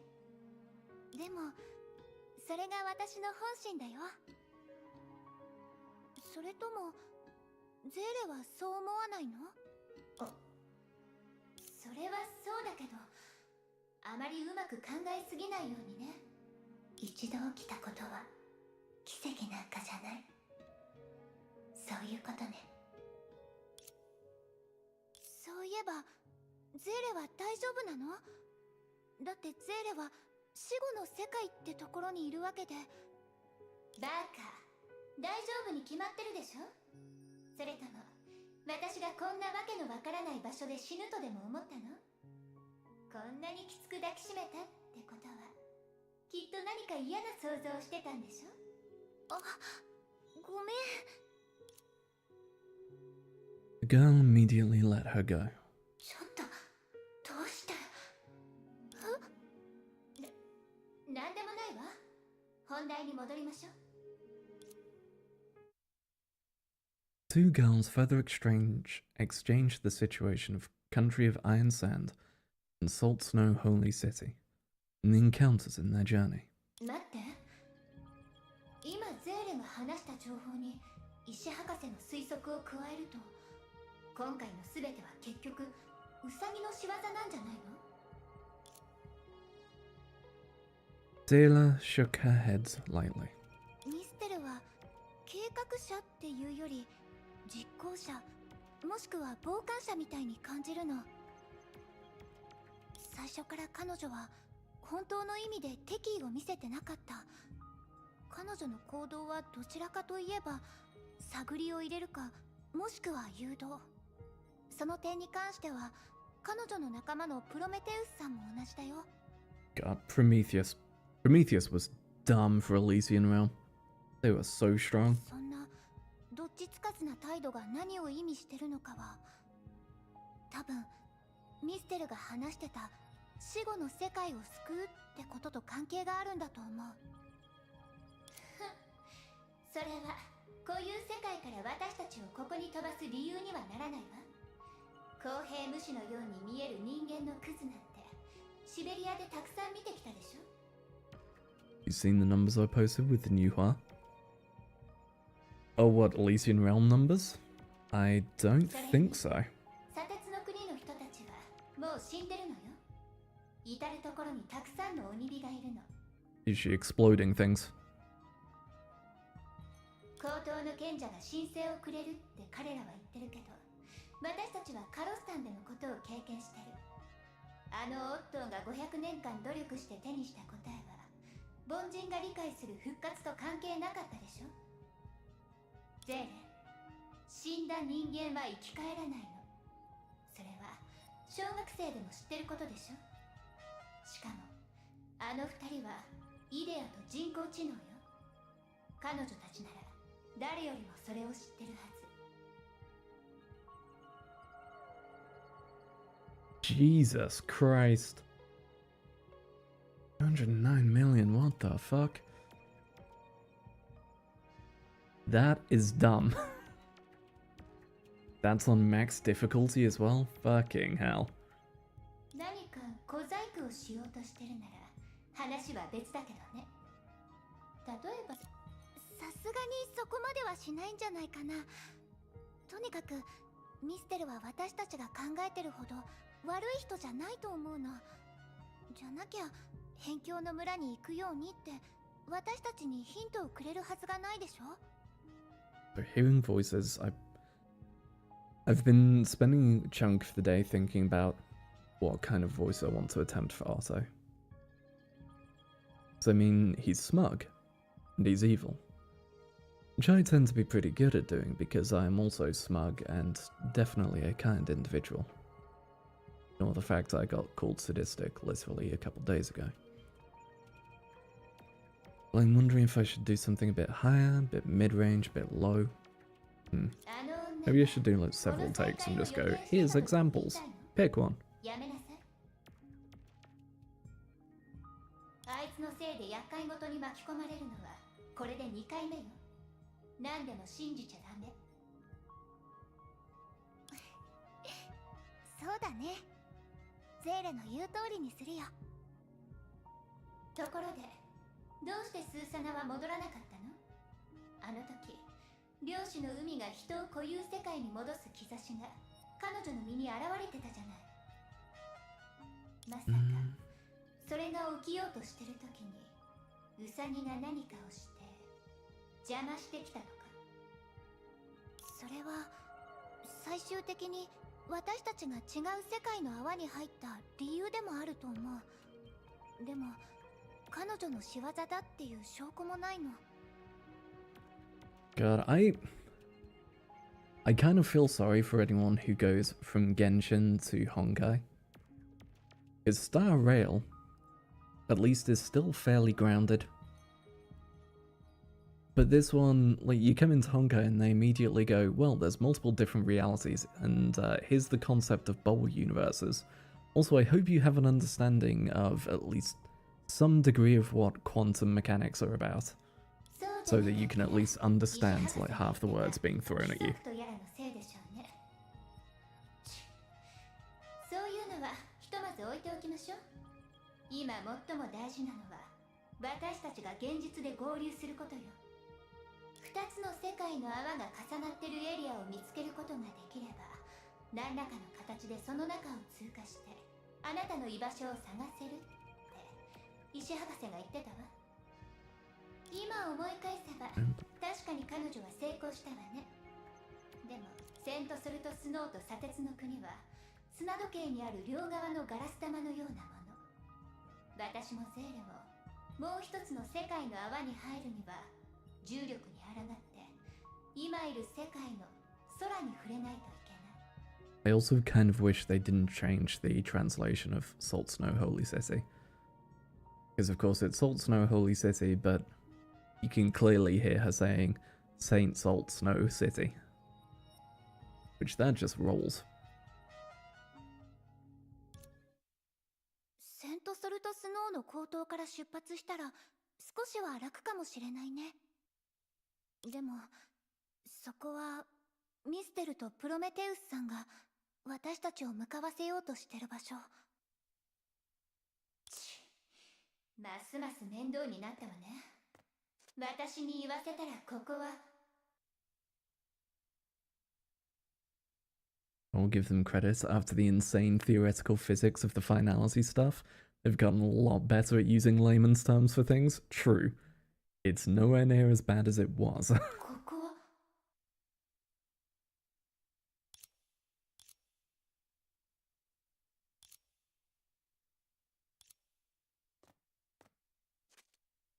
ゼレ So have they just been separated again?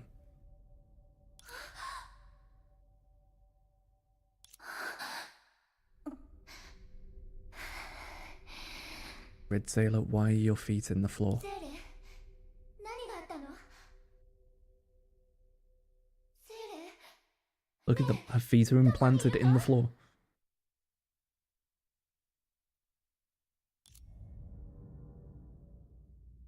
There was no response in the endless darkness.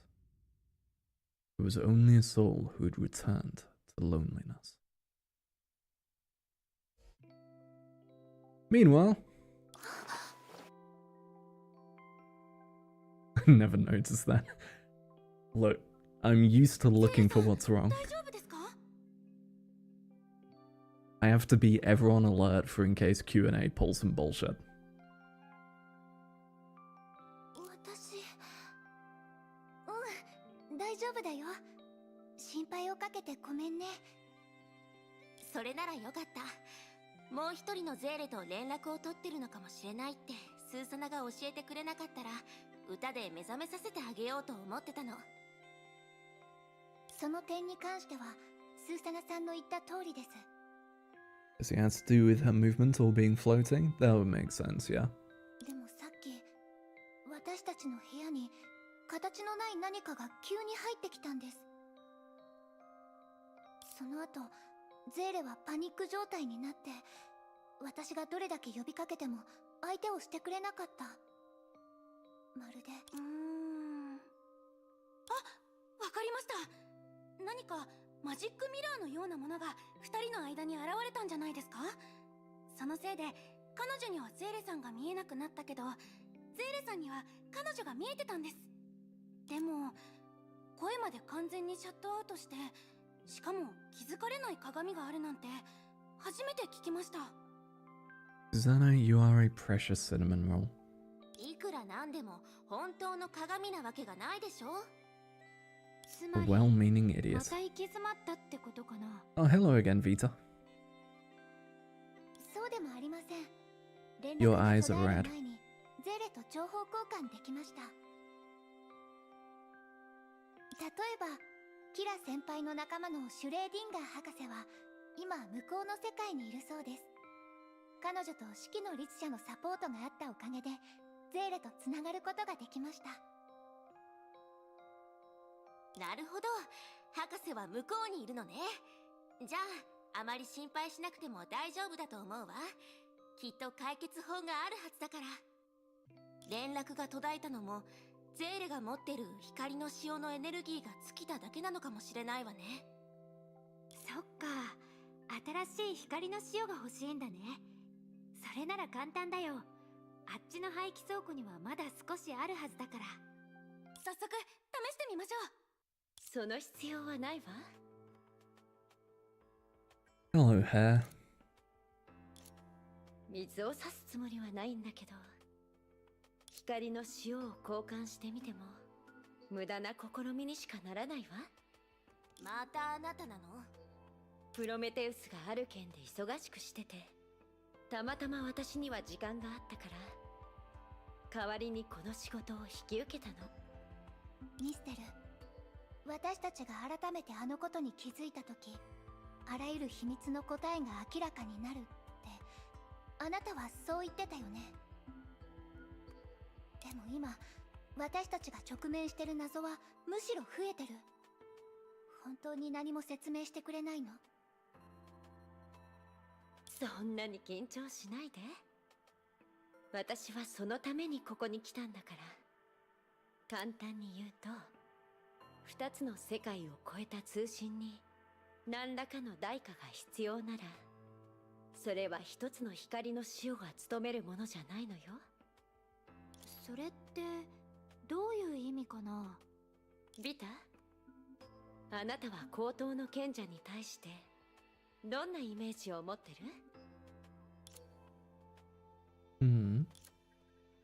No apparent reason, Miss Dunn shot the Salt Snow Holy City native, but a peculiar question, not a particular one. 話題を変えるのが早すぎます。これから話すことをみんなにより早く理解してもらえるようにしただけよ。Covered her mouth and chuckled in a seemingly unintentional manner, as if hiding some sort of apology in her palm. After all, for someone who had made her choice, ruminating on emotions would only make the price more subjective. だから彼女に対するイメージを話してみて。ビタ、わかった。僕の高等の賢者に対するイメージは、そうだね。みんなにとって彼女は何でも知っていて何でもできるけど、めったに姿を見せず、だから余計に愛されるようになった人って感じかな。じゃあもしセントソルトスノーに2人目の賢者が現れたら、みんなはどう思うのかしら？待って、それって本当にありえるのかな？常識的に考えればそれは確実に起きないことでしょうね。その分起こってしまえば、ある程度世界自身の仕組みに干渉する。 With an earnest face, Miss Dunn walked slowly towards Sailor. これから私が話すことは規則と関係があるの。あなたたちが暮らしてる固有世界では、終焉の眉こそが崩壊を支配する規則だった。Mm-hmm.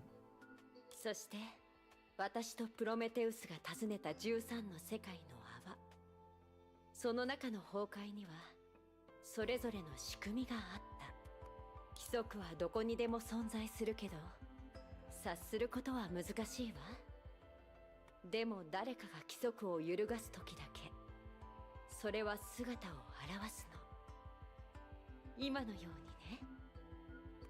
それって私とゼーレのつながりが無意識のうちに世界の泡の規則を揺るがしてしまったってこと？でもその規則って一体？世界には生と死の世界を自由に行き来できる高等の賢者が一人存在する。それは二つの世界の泡にある規則の一つで、セント・ソルトスノーの住人なら誰もが知ってることよ。Okay, so because we crossed the gap, it ruled it as there being a second sage, and therefore that cannot happen. 言葉を変えて言えば、その事実が賢者という存在を定義してると思っても構わないわ。もう気づいたようね。ゼーレという名の少女の中には二つの魂が宿ってる。つまり彼女たちは一心同体のようなもの。そして二人のゼーレがつながった瞬間、偶然にもそれぞれが違う世界にいた。だからゼーレは生と死の世界を行き来できるという唯一の条件をクリアして二人目の高等の賢者になったのよ。一心同体。死後の世界にいるゼーレはこちらにいるゼーレと同じ名前を持つ双子の姉ではなかったの？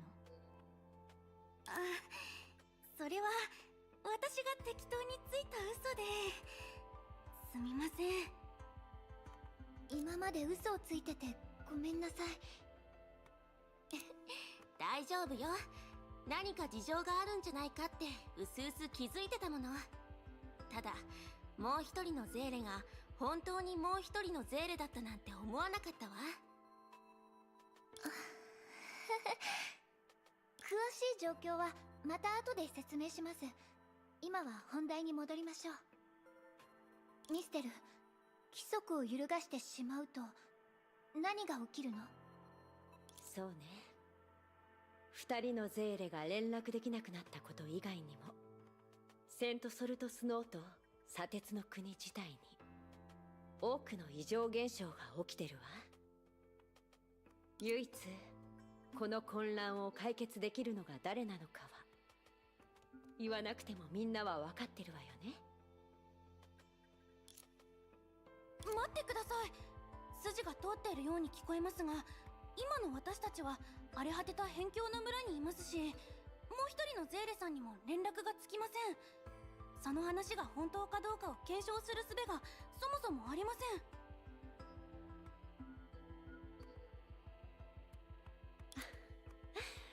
スーサナも成長したわね。Angry Susanna face. それなら出発する前に現状を把握するための検証パートを追加してあげましょう。 She just holds out a capture. Please add 2FA.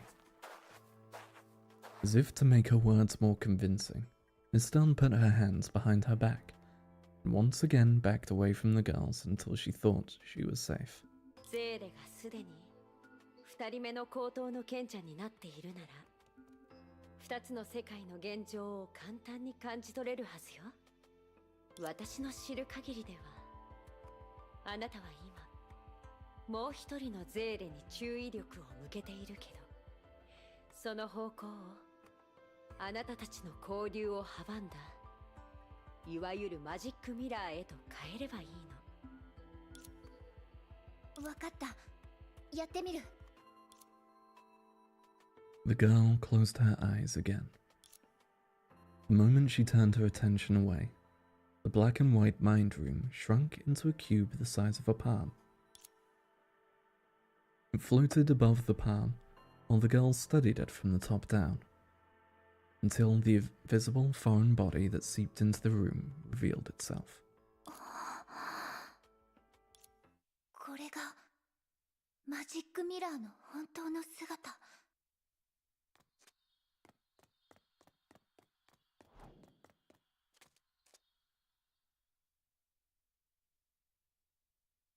Cool. Touch. My eyes. Bright light, bright light. I should watch Gremlins again. I haven't watched it. I haven't watched it in so long.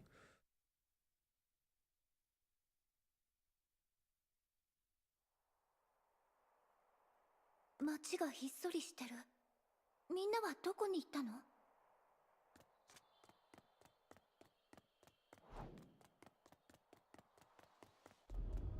どうして怪物が街中にいるんだろ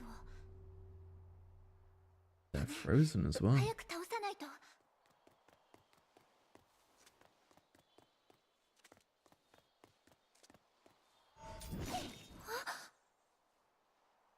この状態の私は何もできないの？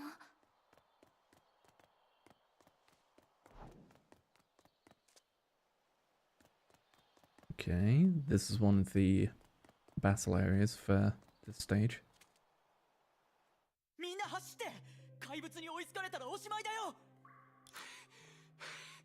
本当についてないな。食料買いに来ただけなのに、どうしてこんな目に。一体どこから来た。ここが町の中だ。しかも江東から一番近い町だってのに。喋ってないで早く走って。まだ紳士も見えてないよ。ところで、紳士はどうして街中で怪物が暴れてるのを許してるんだ。まさか。そんなに考えないで。きっと紳士もここに向かってるんだよ。まずは安全な場所に逃げよう。そうだな。また足をくじいた。たく、集中してって言ったのに。支えるから急ごう。このままだと怪物に追いつかれちゃ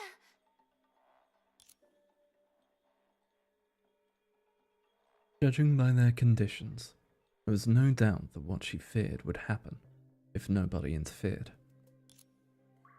And reality had deprived her of the right to get involved. What else could she do when she was forced into the position of a spectator? わかった。僕の高等の賢者に対するイメージは、そうだね。みんなにとって彼女は何でも知っていて何でもできるけど、めったに姿を見せず、だから余計に愛されるようになった人って感じかな。何でも知ってて何でもできるか。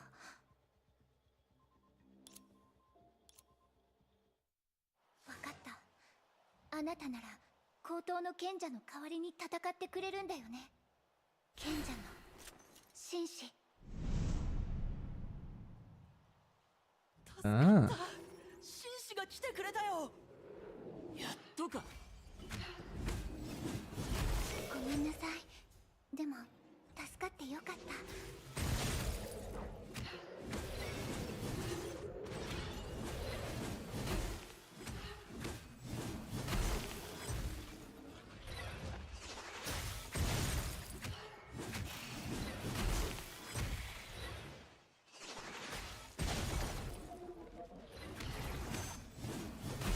Perish.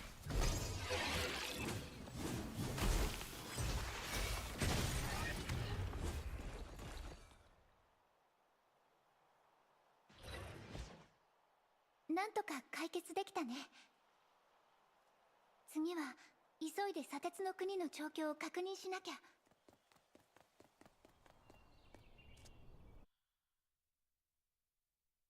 And now to the other side.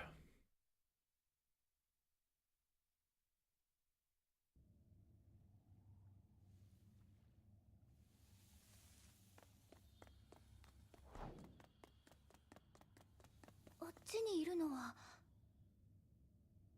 Enter! Hello, sentience. 私、なん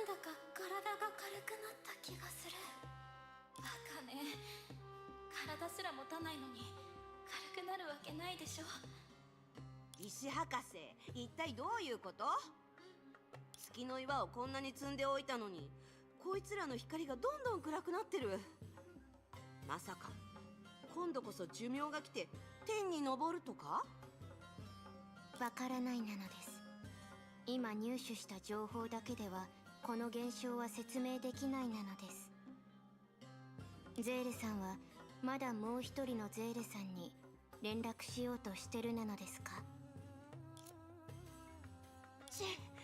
まったく、また自分の世界に引きこもって喋らなくなったよ。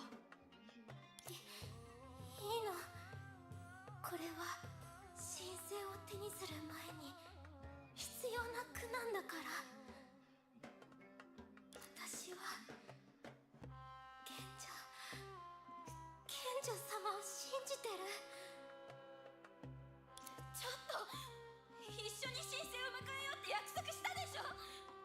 私を一人にして先に行かないでよ。うるさい。もともと死んでんのになんで泣いてるのよ。バカみたいに叫ばないで、あっちに行って。 The moment she finished, a small, warm, white glow emerged on her palm. When she reached out to the wisp that was fading away, that glow merged into it.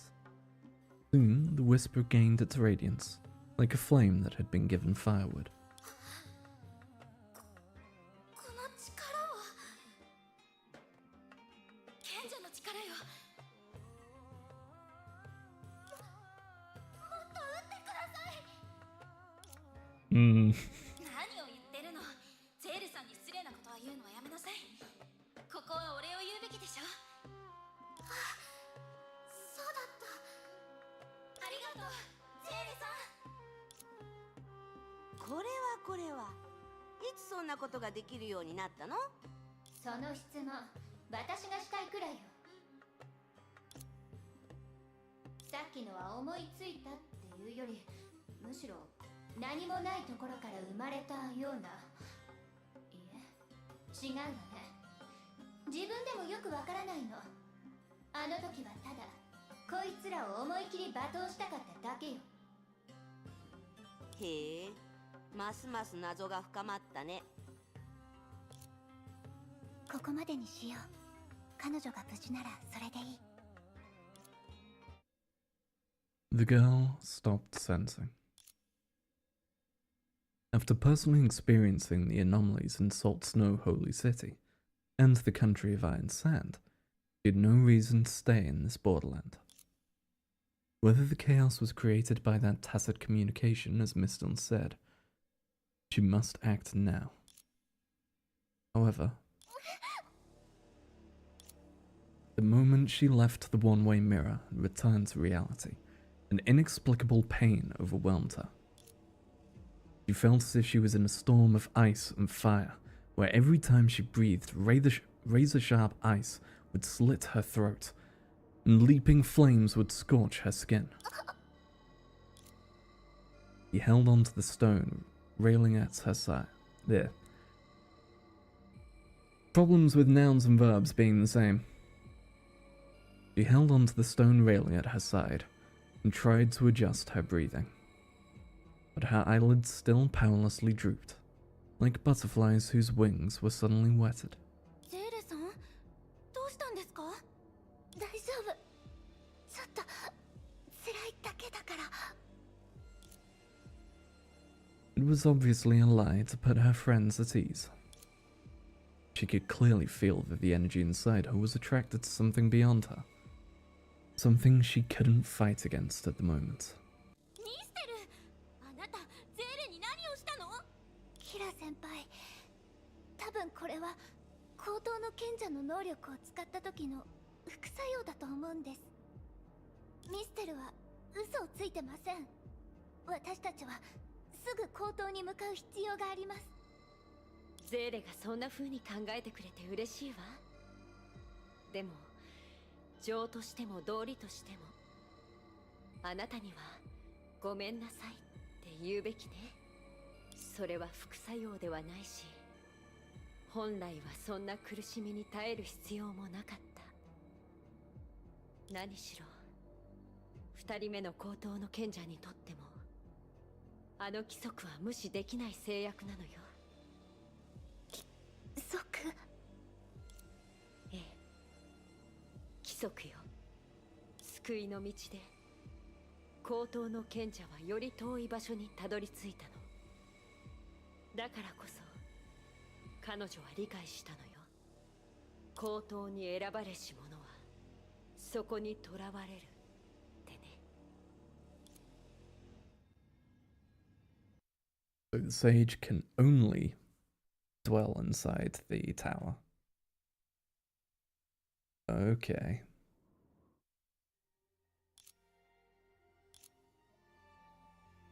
A breeze brushed past their eyes, leaving a sweet scent behind.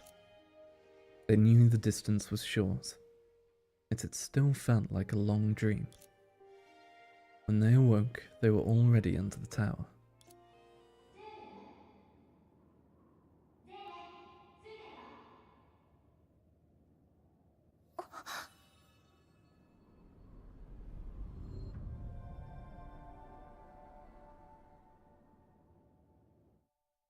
Zere, また気分が悪くなったのかな？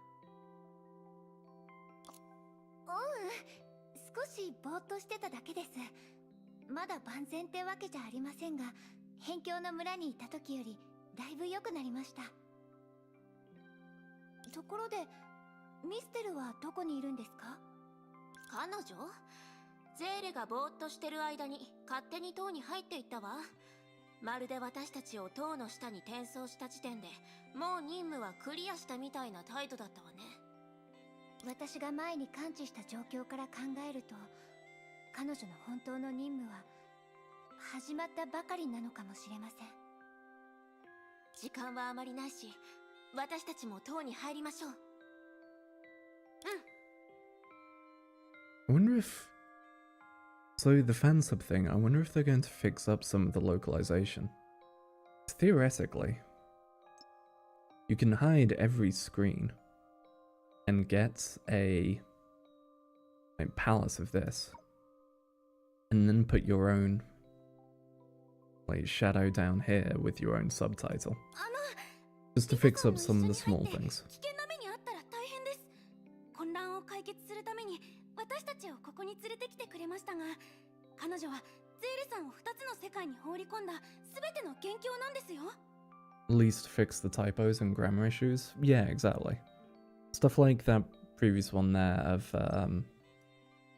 she instead of her. She already entered the tower on her own when you were zoning out. As if her mission ended the moment she teleported us here. ああ、そんなに勢いのあるスーサナは珍しいね。何？僕の心配をしてくれているのかな？だってビタさんは一般人ですし。確かに。念のためビタはここに残ってちょうだい。万が一高塔の中にあるのが肛門の階だったら、私たちも全力で戦わないといけないし。それじゃあ君たちの言う通りにして塔の外に残るよ。でもみんなも塔に入った後は気をつけて。邪魔されないように。賢者が中に多くのトラップを仕掛けてるって聞いたから。トラップ？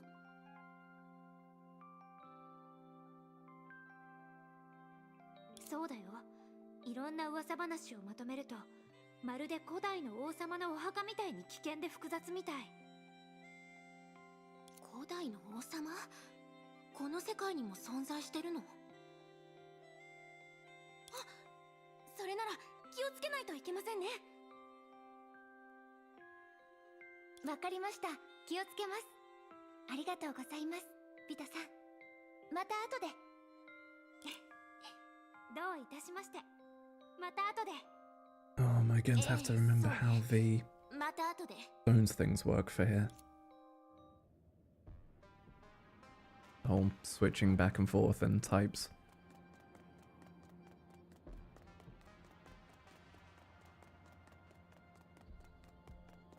Knock knock. There we go.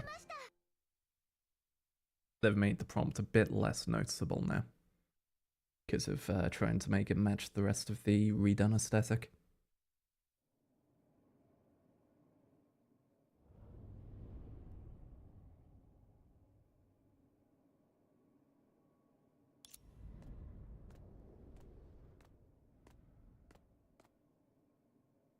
ミステルはやっぱりいないわね。彼女は本当に読めない人ですね。私たちを塔の下に転送する能力はあるのに、どうしてそのまま塔長に送ってくれなかったんでしょう。そうしたらすぐ高等の賢者に会えるのに。そうするように私が彼女に頼んだんだ。彼女が君たちに検証のための時間を追加したように、私も自分のやり方で君たちのことを理解する必要がある。遠路はるばるやってきたイルイたちよ。あなたが高等の賢者ですか？ああなたが私たちを理解しようとする前にいくつか質問をしても？あ、構わない。外で起きてることをあなたは知ってるんですよね？ああ、変化を感知することは高等の賢者の基本的な能力だ。そんなに落ち着いているということは、その異常を解決するための完璧な方法があるんですね。完璧とは言えないかもしれないが、その通りだ。ミステルが君たちをここに招待した理由もそこにある。じゃあ、Mm-hmm. 今みたいな状況に理解は本当に必要なんでしょうか？私たちの助けが必要なら直接話した方がいいと思いませんか？それに私たちがどういう人間かについてはミステルやプロメテウスさん経由でいろいろ知ってるはずです。私たちはすまないが、その考えには賛同できない。他人の話にはズレが存在する。まだよく知らない君たちと協力関係を結ぶなら慎重さが必要だ。わかりません。ゼーレさん？高等の賢者、私たちをここに来させたのも、今時間を無駄にしてるのもあなたです。外の状況を感知できるなら事態の重大さを理解しているはずです。知ってますか？怪物が街中に侵入してきた時も、魂が消える直前にも、みんなが口にしたのはあなたの名前でした。どうして部外者みたいな態度でいられるんですか？まるであの混乱があなたを信じる人たちが何の関わりもないみたいに。信じられません。人の生死が関わっている重要な時に段取りを踏んで慌てず何の必要もない優越感を保っているあなたのことが。 Let him know. 高等の賢者、本気で問題を解決するつもりなら不必要な手順なんてすっ飛ばして私たちと一緒に対応するべきです。ゼーレ、あなたは答えないことを選ぶんですか？今返答したとしても私たちの誤解を増やす以外に何の効果もない。どうか覚えておいてほしい。君のことを知る行為、問題を解決するための一部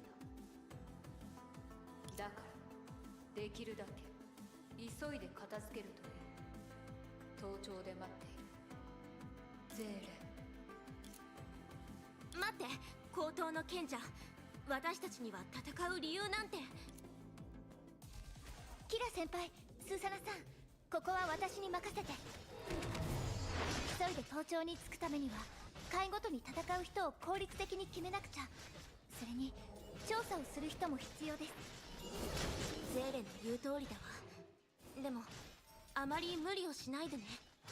キラ先輩、私たちはここに残ってゼーレさんの手伝いをした方がいいんじゃないですか？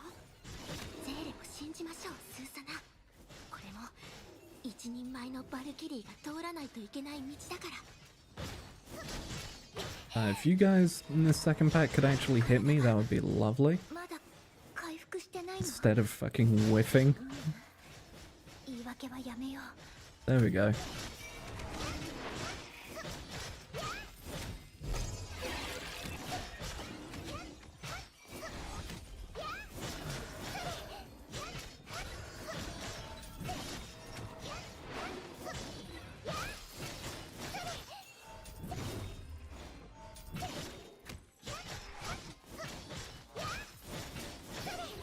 もっと早くしないとこの世界を。そんなに焦ってるなんてらしくないわね。あなたは今のままのペースで前へと進み続ければいいの。まさか私の話を忘れたわけじゃないでしょうね。でもこれ以上事態が悪化するなんて嫌なの。はいはい、分かってるわ。だから一緒に戦いましょう。 There we go. ルール？何？まさか今になってやっと気づいたの？あのね、私。いいのよ。戦いはもうすぐ終わるから。私ともゼレで話したいことがたくさんの約束のために。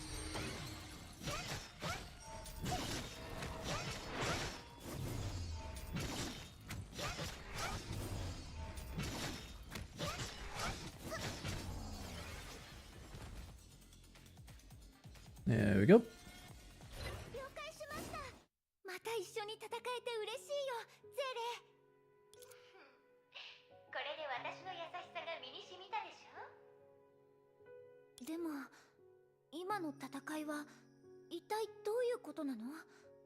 どうしてこの塔にいると私たち Guessing は。 one of the rules has been eased up because we're obeying the others. それに関しては私もよくわからないわ。運がいいって言うべきかしら。いえ、こんなにできすぎたことなんてありえないわね。 Maybe because we are now in the high tower where the sage is supposed to be, we can more freely use the abilities of the sage. ねえ、石博士のことならまだしも、その過程の中で四季の律者様がどれほど役に立ったのかは言わないつもりなの？静かにしてちょうだい。せっかく復元できたチャンネルの邪魔をしないで。それにその能力で盗み聞きをするのはやめてくれない？今のって四季の律者さんだったの？待って、私の声が聞こえるの？実は私たちにも聞こえてます。しかもゼーレさんに近づけば近づくほど四季の律者さんの声がよりクリアなものになっていくんです。 Oh, does that mean they can hear the other sailor as well? ゼーレさん、連絡が途切れた後のことを説明してもらってもいいなのですか？もちろんです。 They quickly exchanged information. やはり今の状況は口頭と関係があるなのです。空間の方位から見るとゼーレさんたちがいる口頭は確かに私たちと距離が近いなのです。さらに口頭に入ったことで Nailed 貴 it. 族に関するウサギの話と一致し、しかも賢者の力が全て実在するものならこんな風に連絡できるようにすることも、こちらのゼーレさんの力を借りて戦うことも別に意外ではないなのです。でもそれが事実なら、あの賢者はどうして私たちを戦わせたの？ゼーレも言ったけど、外にいる一般人の方が私たちの助けを必要としてるのに。あの賢者のことはまだよく分かってないなのです。ですが善意の角度で推測するなら、もしかしたらこの世界の規則は私たちの知っている状況よりもずっと特殊なのかもしれないなのです。まさか賢者自体も。それでそっちは次にどう動くつもり？つもりも何も、もちろんゼーレと一緒に辺境の村の鬼火を安定させてあなたたちのために時間を稼ぐつもりだよ。でもこっちにもこっちの事情があるから、いざという時以外は連絡しない方がいいかもしれない。そうね。じゃあそっちのことは頼んだわよ。私たちも急いで次の回に向かいましょう。はい。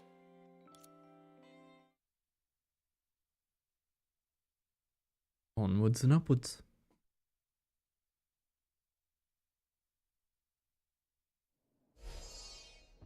あそこに旗があります。 Oh. あの色、嫌な誰かさんを思い出すわね。Mm-hmm. ブローニャお姉ちゃんからミステルとの戦いの話を聞いたことがあるけど、あの旗はミステルのもので間違ってないはず。じゃあどうすればいいでしょうか。もちろん旗を抜いてその持ち主を懲らしめるに決まってるわ。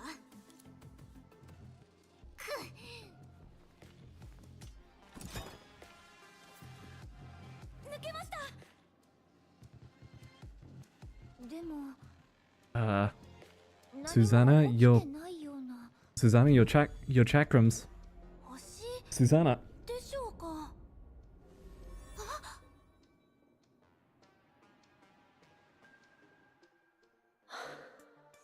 ミステル、また何かを企んでるの？実はこういうゆったりとした方法で理解しようとするなんて。私今は同じ陣営の人だし、しかも受け入れてもらった恩もある。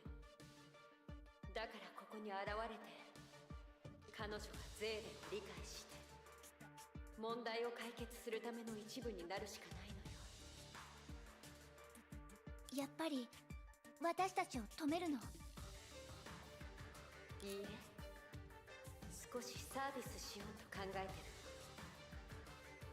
今まで規則を十分に説明してなかったお詫びだとでも思って。知ってる通り、あなたたちを盗聴に転送する能力が私にはあるわ。でもあまりにも分かりやすいズルは理解の邪魔になってしまう。あなたたちの前に3つのシャボン玉があるでしょう。壊すことで Okay, so we have to pick the shortcut. 残りのちょっと、さすがに我慢できないよ。空の律者じゃあるまいし、どうしてそんな能力を持ってるの？それともこの半年間っていう短い期間で進化でもしたってわけ？まさか成婚計画の痕跡を使っただけよ。その痕跡は安定した世界ではむしろめったに見られないの。だからあの時あなたは私を漁師の海に飛ばすことができたの。その通りよ。本当はあなたを辺境の村のような少し離れた場所で飛ばすつもりだったの。でもあの時はここに来たばかりで正確な座標もなかったから、うっかり漁師の海の奥に飛ばしてしまったのよ。 Whoops, I tried to teleport you away, but I accidentally threw you into the abyss between realities. My bad. 二つの世界の至るところにある高等の賢者の目を通すことでようやく正確な座標を十分に集められた。そのおかげで空の律者のような能力を手に入れられたのよ。どうかしら、このサービスを受け入れてみない？いい加減にして。誰があなたに付き合って。待ってゼーレ、彼女は本気で私たちを助けようとしてるのかもしれないよ。分かったわ。どうせ大したことじゃないし。どうやらこのゲームをする気になったようね。よかった。 I have to choose one of these three. One sends me to the top. To cause problems.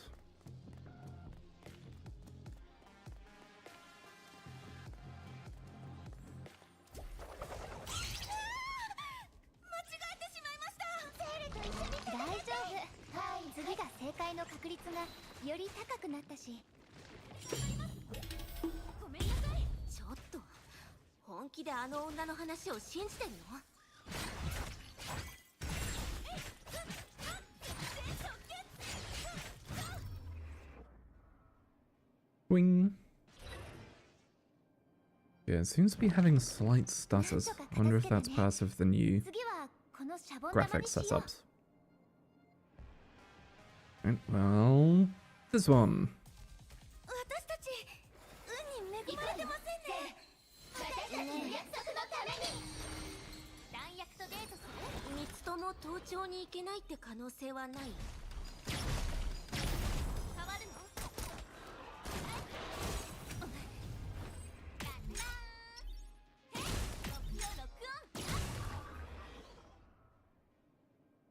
She's neat.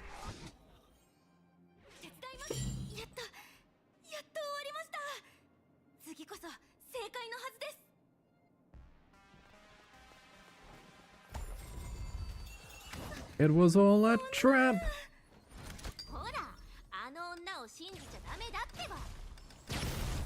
キラ先輩、どうして嬉しそうにしてるんですか？踊りましょう。音楽の足りないまで。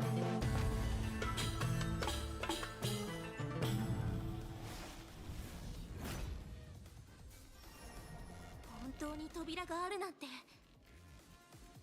それでこれは一体。入ってみよう。能力で感知してみたけど。I love the guns while as they come to an end.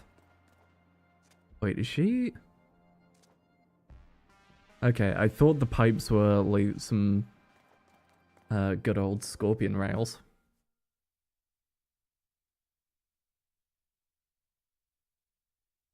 Going back to the GoldenEye era. Oh. Ah. It's a fancy one, you bastards. 何？装甲？戦車？さすがにシュールすぎない？テスラ博士が以前設計した平和の使者に似てますが、それが実際に生産されたことはないはずです。絶対的な火力で長く続く平和を手にするとは、いいセンスをしていますね。ようこそ、私が担当している会へ。Oh あなた boy. がここにいるってことは、ミステルはまた私たちを騙したのね。あの女ってば、私たちをからかわないと気が済まないの？正直に言いますが、転送装置に関してミステルは嘘をついていません。むしろ彼女はあなたたちのためにできることを全てしました。手順と訪問者の感情曲線の関係を完全に無視したとはいえ、彼女が開いたバックドアにより、あなたたちが高等の賢者が用意した10個の試練を飛ばせたことも事実です。とにかく私の試練をクリアすれば最上階に行き、高等の賢者と対峙することができます。プロメテウスさん。プロメテウスさんはどうして彼女がそうするんだと思いますか？初めてミステルと会った時に私も同じ疑問を持ちました。もしかしたらそれは申請者に対する憐れみ、あるいは命自体に対する心遣い、はたまた彼女の自分探しのための小さな試練なのかもしれません。もちろんそういう省略した答えにあなたたちが満足するとは思えませんが、構いません。今後交流する機会はまだありますから。今は本題に戻って魔王の試練を始めましょう。 The Dark Lord Ordeal. 魔王の試練。私ならできる。必ずできる。緊張しない。手中しましょう、スーソナ。 So hers is a QTE like 制限解除。 in the vein of Bronya. Am I supposed to be locked in that square?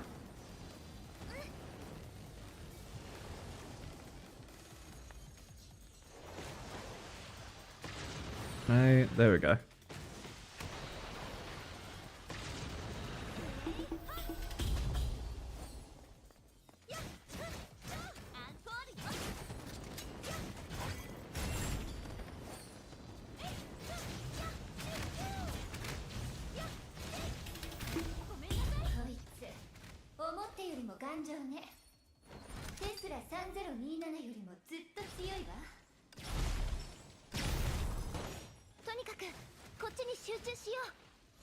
Fucking getting body blocked by its legs.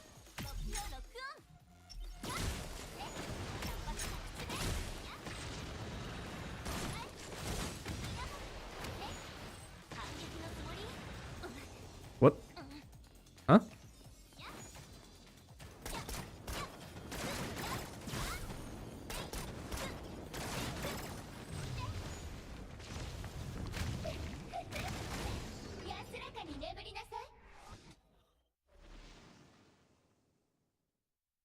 I think that got janked up a bit. The fight was settled. 魔王の試練をクリアし、17号の乗り物を無事撃破しましたね。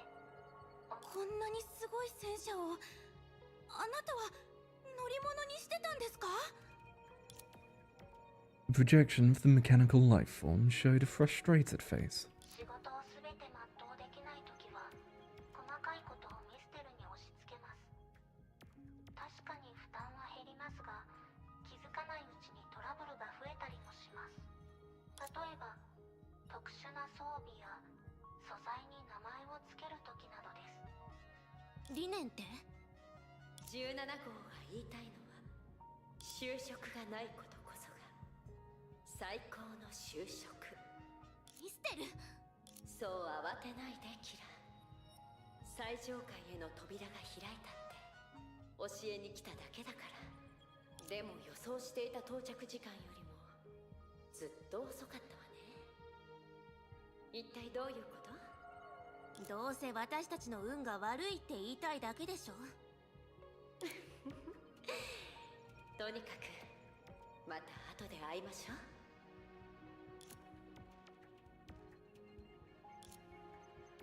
う。Oops, forgot to read that part. Oh, god damn it.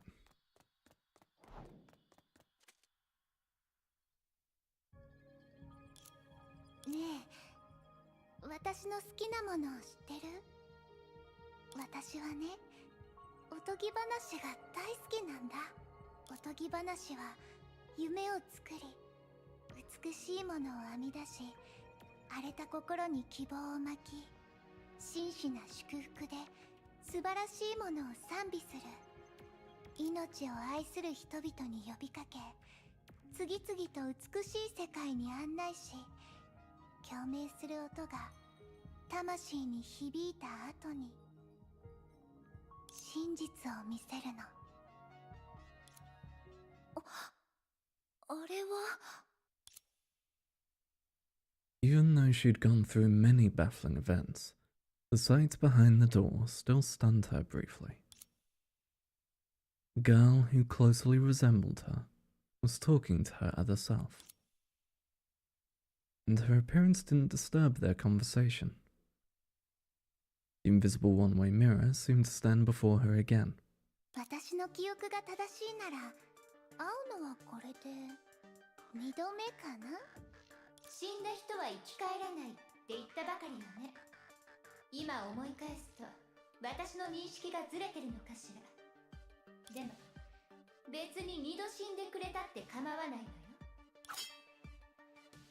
A red scythe sliced through the air towards the girl's delicate neck. She didn't intend to tangle with her, so she put her full power in the first strike. The assault ended in an instant. But the thing that dissipated wasn't the body, but rather the scythe. 前回別れてからこっちも成長したんだ。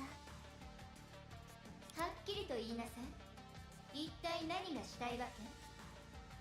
ただある人を説得してほしくて。相手を間違えてるわよ。そんな暇はないわ。 The mysterious girl only smiled to the other sailor that had been watching them. Then, the one-way mirror disappeared.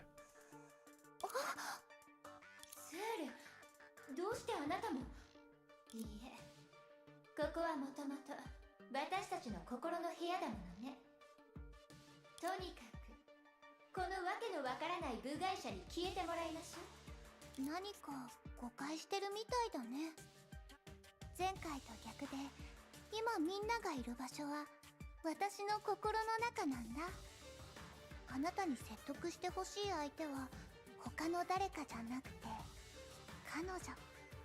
この世の衣類としてここで止まった方があなたたちにとって最善の選択になる。何しろ彼女はすでに賢者として最初の痛みを経験済みだから。これからの道はより束縛が増えていくだけ。離れうぬぼれないで。別にあなたとは関係ないでしょ。うぬぼれてるかどうかはあなたがよく知ってる。選択でも強制でも今起きてることは2人を高等の賢者のところに導こうとしてる。彼女はあなたのことを知りつつあるのにあなたは彼女をよく知らない。一方彼女は高等を出なくてもみんなに愛されてる。あなたはよく知ってるはず。ゼーレはもう泣き虫でもバカでもない。多くの場合彼女はあなたよりもずっと大人で勇敢な。 Exploiting other sailors' fears. 2つのことには何の関係もないように見えるけどあなたは曖昧な予感を抱いたはずだよ。人々の信仰と無視の心は枯れ落ちる花しか生まない。たとえその香りが良かったとしても味わいたければ死に直面する覚悟が必要なの。それでも私と対立する側にいて彼女と高等の賢者を合わせてその未来を見て見ぬふりをするの？ゼーレのことであなたに心配される筋合いなんてないわ。私が代わりにあなたの考えを口にするたびにあなたは拒絶の態度を見せる。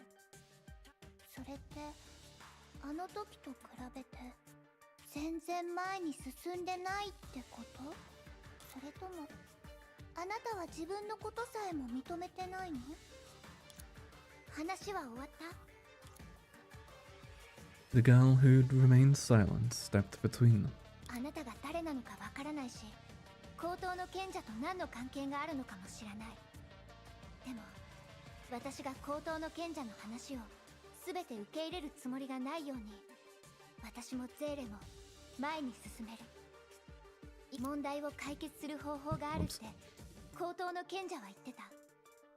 彼女はみんなのためにいいことをしてたかもしれないから直接会うまでは彼女のことを基本的には信頼するつもりなの。そしてあなたは私たち個人に興味があるみたい。その点を元にして考えるとなんとなくあなたの正体がわかる気がする。でもそれはあなたとは関係ない。私がこれから受ける苦しみと束縛については。 The girl clutched the hand of her other self. 私たちはこの世界の住人じゃないし高等の賢者になるつもりもない。でも私たちが暮らしてる世界ではかつて無視の心が人々を一つにして代々伝わっていき永遠に枯れない希望の花を咲かせた。私はただ他の世界の人々にもそれを成し遂げる力があるはずって信じてるだけだよ。そのためなら私は喜んで彼らを助ける。これは無視の心なんかじゃない。むしろ逆だよ。私たちが信じてるものが最高のものだって勝手に思ってるんだ。私の友達がすでに成し遂げたことを私も実現させたいし、もっとうまくやりたいとすら思ってる。ええ、私たちならもちろんもっとうまくできるわ。心の空間が揺れてる。私の意志じゃ彼女たちに勝てないの。ごめん、助けてあげられなくて。親愛なるお姉ちゃん。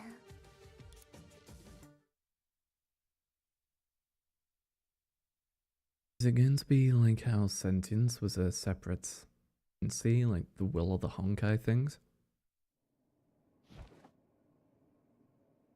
何はともあれ、君たちはここにたどり着いた。ならば、それ相応の尊重を君たちに与えよう。見ての通り、私は一人目の高等の賢者であり、君たち二人目に対して様々な試練を与えたものだ。You look kinda cool with the hood down. きっと私に多くの疑問を抱いているだろうから、無意味な論争が始まる前に簡単な説明をさせてほしい。The sage's like, it didn't stir any waves, nor would it sink easily. But the oracle that symbolized death and new life behind her added overwhelming weight to her words. もちろんです。理解してくれて感謝する。君の同行者二人はすでにミステルが安全な場所に案内している。そして博士と律者の声も賢者の力で一時的に遮断した。彼女たちの代わりに礼を言っておくべきかしら。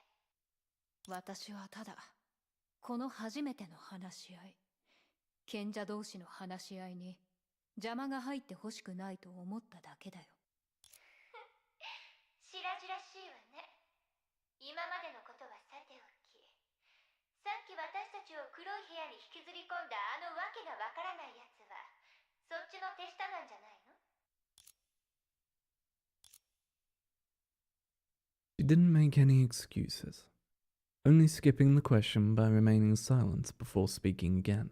これから話すのは君たちが最も気にしていることだ。混乱、異常現象。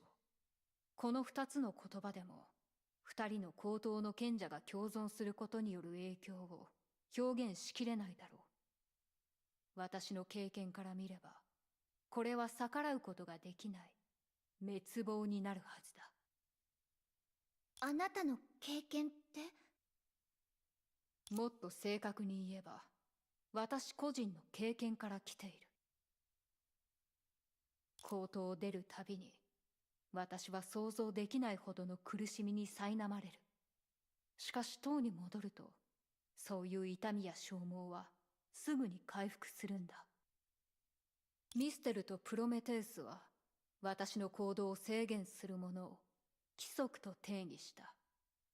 私は自身の経験を利用し、規則を揺るがすときに必要な代価を検証した。その結果、規則に関わる範囲が小さければ、代価も制限しやすいようだ。つまりあなたは生まれながらにして二つの世界のあらゆる規則を知ってるわけじゃないんですね。じゃあ、あなたが話してた問題を解決する方法って一体？高等が賢者を縛り付けるなら、私はここに残る。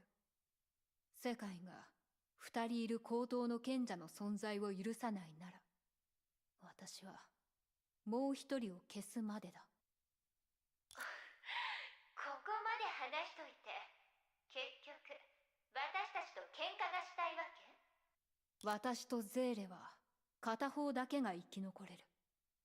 この戦いはゼーレが塔の中に入った時から始まった。私はただミステルのアドバイスを受け入れ、嫌われるようなやり方で二人が心置きなく戦えるようにしただけだ。何しろ高等自体が賢者の権能の一部だから。君が上に向かえばその分権能は君に流れていく。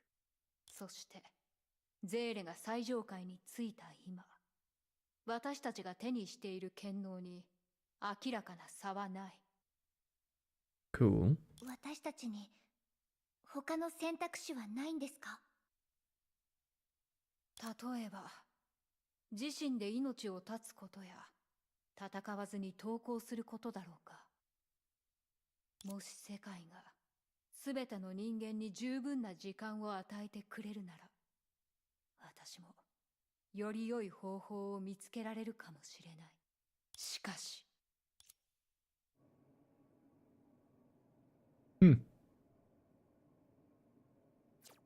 Well, obviously we got on hard. 別の選択肢などない。決闘は Did it back with Kevin as well? I'll do it here. 本当にそう決めたの？お姉ちゃん。このままだと死んでしまう。使命なんて早く忘れた方が。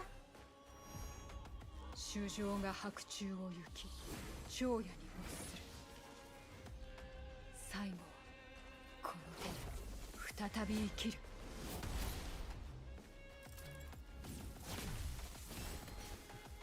You say with your own hands, and then you call in oracles to fight for you.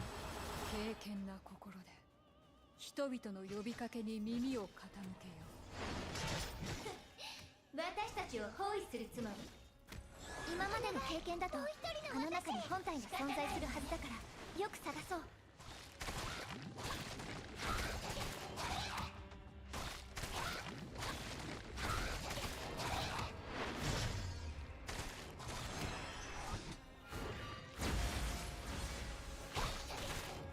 行こうよゼーレ。私たちの約束のために。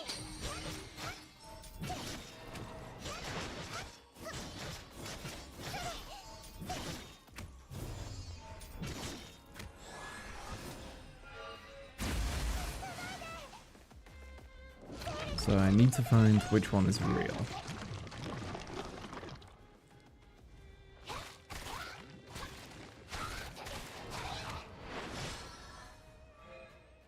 Ah, okay, I get it.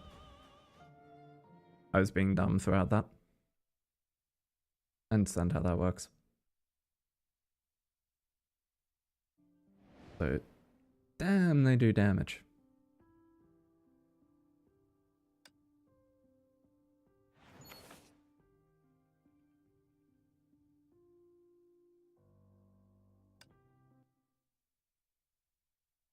Yeah. Alright, no. Start the battle now. That. 敬虔な心で人々の呼びかけに耳を傾けよ私たちを包囲するつもり？今までの経験だとあの中に本体が存在するはずだからよく探そう。お願い、もう一人の私。仕方ない。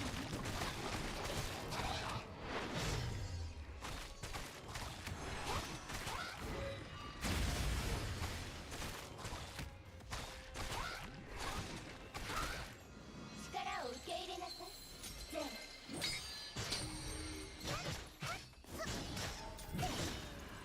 There we go. う。阿吽の呼吸か。ならば目を閉じて感じるがいい。 We wait, and when they do an attack, one of them changes to the タイ opposite ミングを color. 待って、さっきみたいに本体を攻撃しよう。 There you are.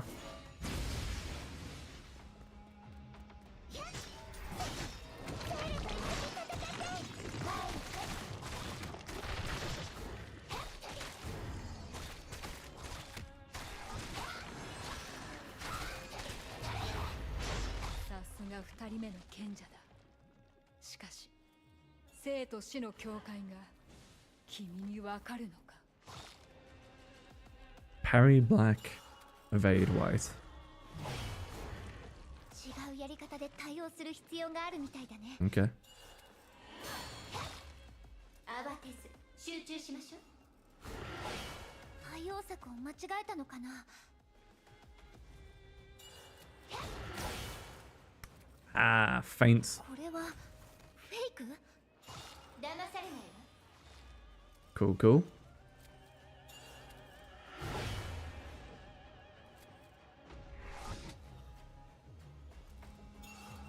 それしかできないの？ That was a cheeky one.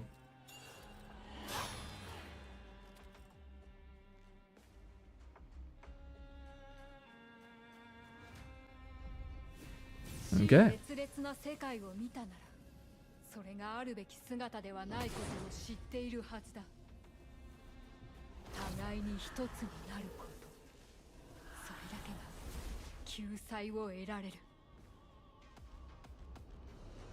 今度は2体の紳士だけだね。本当の賢者が疲れた。 Jesus Christ. 人海戦 I was expecting like a dash through, not for them to just slam.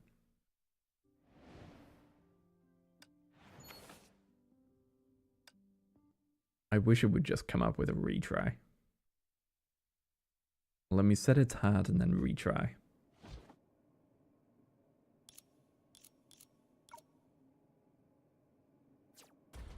敬虔な心で人々の呼びかけに耳を傾けよう。私たちを包囲するつもり？今までの経験だとあの中に本体が存在するはずだからよく Much 探 too そう。 early. But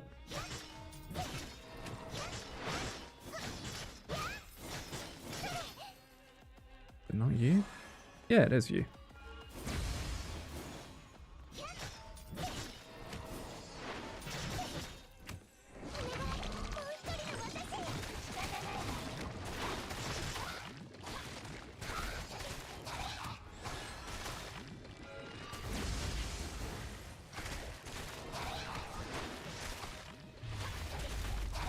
Aunの呼吸か。ならば目を閉じて感じるがいい。亡者の記憶を。タイミングを待ってさっきみたいに本体を攻撃しよう。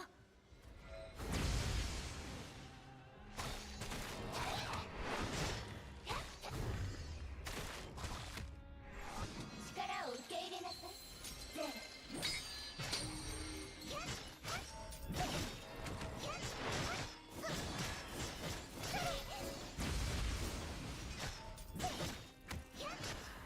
There we go. さすが二人 Now の into the 賢者。 parry and evade. しかし生と死の境界が君にわかるのか。 And then evade. 違うやり方で対応する必要があるみたいだね。慌てず集中しましょう。やった。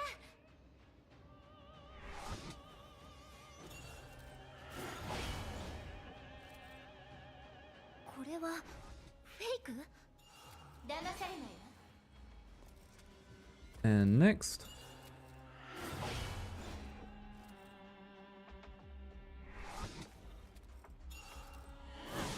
対応策を間違えたのかな。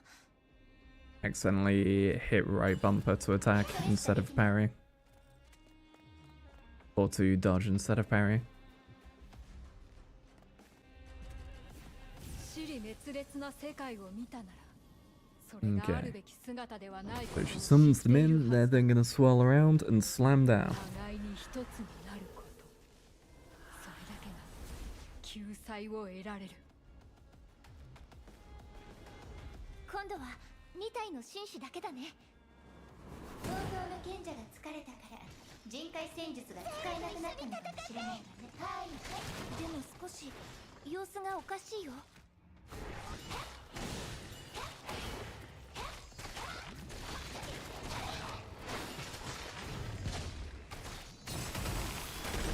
こうよ、ゼーラ。私たちの約束のために。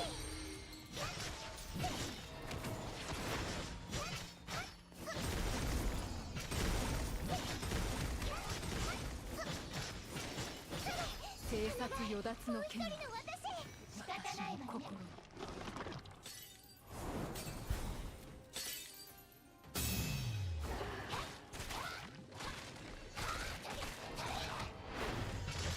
紳士の攻撃隙がない。力を受け入れなさい。何しろ日本との戦いの中で自身の共生関係を修正し続けているからね。日本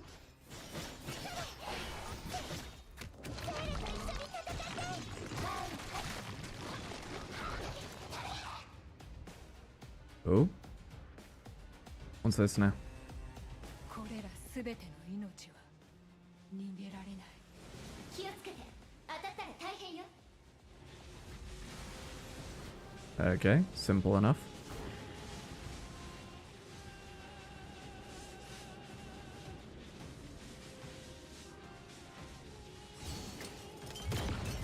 Something, something, the spider lily blooms.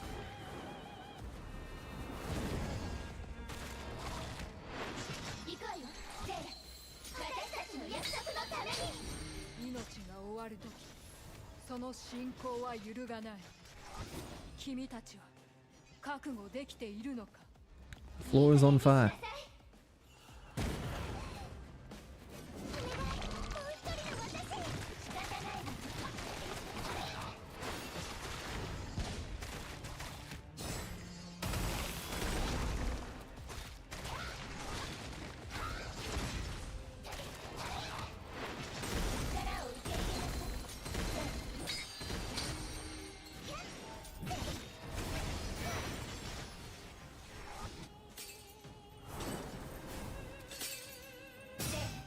Ting.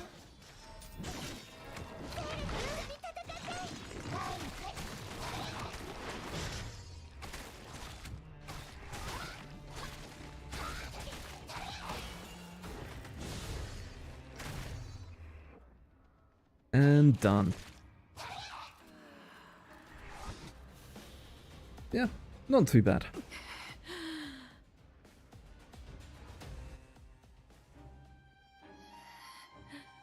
Ooh.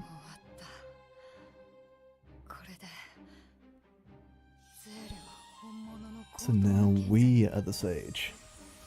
めでたしめでたし。まさか最初から。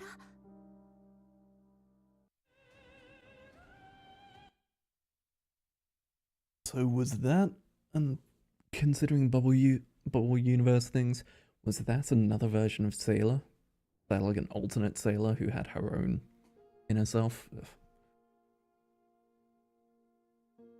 The battle that took place at the top of the tower had settled. As in every duel that has been fought in history, the moment one's weapon hit the ground, their death would be sealed. The only surprising thing was, the one that was supposed to die showed only peace and tranquility.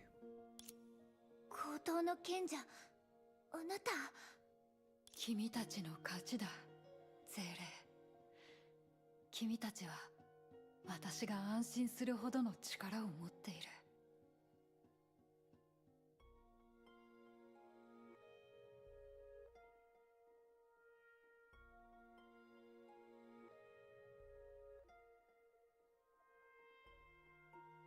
I'm going to assume that it's a coincidence that this is set up like the boss room from the Elysium realm. Like we've got the ring, we've got the stairs rising upwards into just nothingness, the framed stairway with the arches, the kind of Colosseum style. 勝敗は決まった。君たちはこの唯一の権能を受け継ぐ側だ。ほら、もう始まっている。This authority, you say? Authority? That's a very big word there. Despite not fully understanding this power, the two sailors could feel a certain energy welling up inside them. Yet at the same time, it was drying up on the opposite side. あなたはとっくに覚悟してたんですか？自分の力を差し出して全部私に移すって。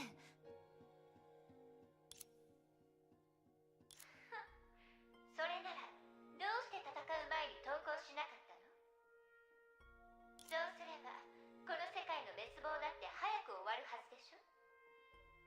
違うよゼーレ、問題はそこじゃない。確かに私たちの体の調子は良くなってるし、世界の滅亡も止まったけど、どうして彼女はどんどん弱くなってるの？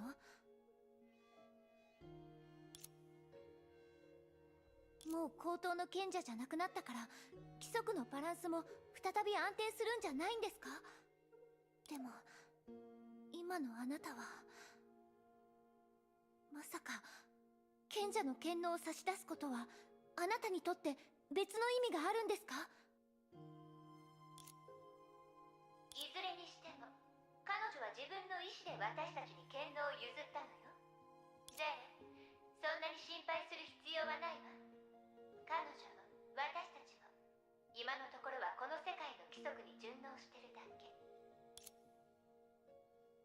今回は彼女の言う通りよ。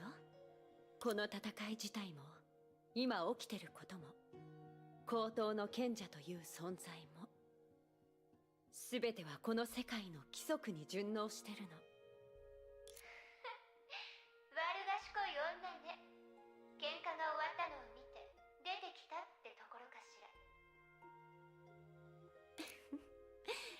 二人の賢者の争いは私たち凡人が介入していいものじゃないでしょ。ミステル、今の話はどういう意味？どうして高等の賢者はこんな風になってるの？簡単よ。あなたたちにとって賢者の権能は一つの力ってだけかもしれないけど、高等の賢者にとっては彼女が存在を維持するために必要なエネルギーなのよ。何しろ長時間にわたって自身の存在を維持するのは大変なことだもの。それって彼女のあなたが起こした成婚計画のトラブルによっ He's て生ま just れ a た stigma, not an actual individual. 本人の前でトラブルだなんて言うのは少し失礼じゃないかしら。それに少し鈍感なゼーレと違ってこっちの鋭いゼーレは前から気づいてたみたいよ。なんだね。確かに察しはついてたけど、できれば二人の口から説明してほしいの。きちんとした説明を求める権利が私たちにはあると思う。この戦いの勝者としても、新たな高等の賢者としても。よく言ったわね、ゼーレ。でもね、謎めいたことしか言わない人を信じるなんて、私たちにそんな理由はないわ。確かに反論できないわ。でもそうね、賢者様はどう思ってるの？すべてを説明しよう。ただより効率的な方法で。残された力は And now, without the glow, their eyes are even the same color, and the same なる style. ほど。それは確かに私たちらしいわね。あら、でもあれは。As she said so, a light appeared before the two sailors. It rapidly swelled. この感覚、まさかまた。 Before they could react, a familiar feeling engulfed them, as if returning to a dream.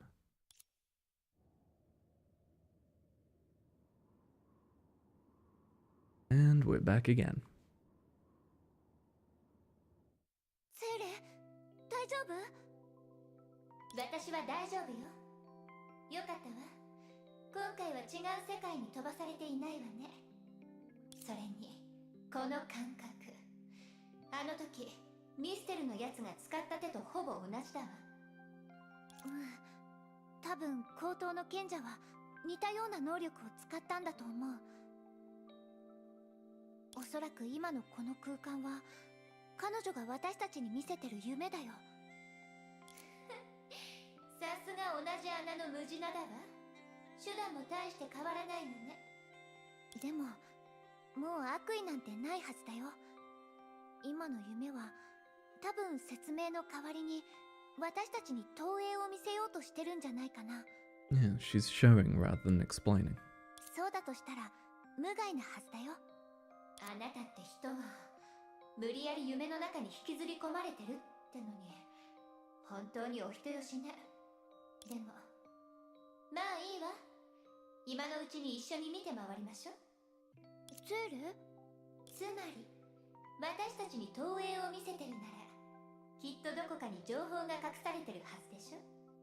その情報を見つけ出してやろうじゃない。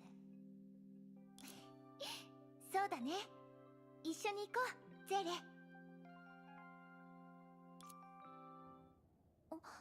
白の世界の住人たちだ。でも前と少し違うような。近くに行って何を話してるのか聞いてみましょう。 Hey there, random people. おじいさん、大丈夫？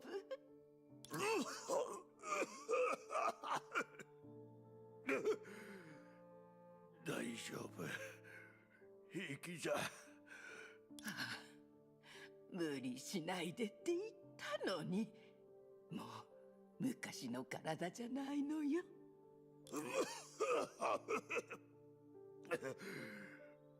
でも祈祷に欠席したらまずいじゃろう。一生祈祷し続けてきたというのに、最後の数日間をおろそかにしたら全てが台無しではないか。最後の数日間だなんてバカなことを言わないで。賢者様はわしらを行くべき場所へと導いてくれる。そうじゃろ。We once again look towards the Honkai third iceberg.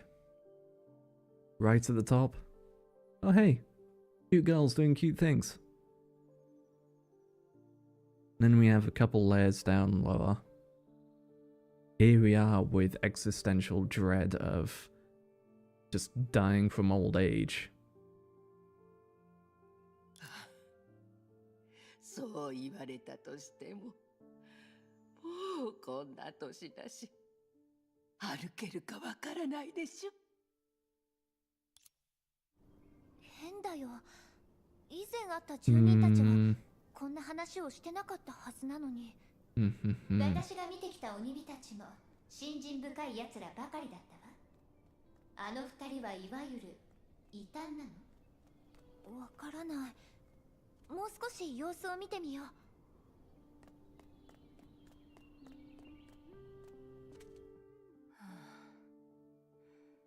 う。町の酒蔵が大変だって聞いたけど、私はまた職を失ってしまいそうだね。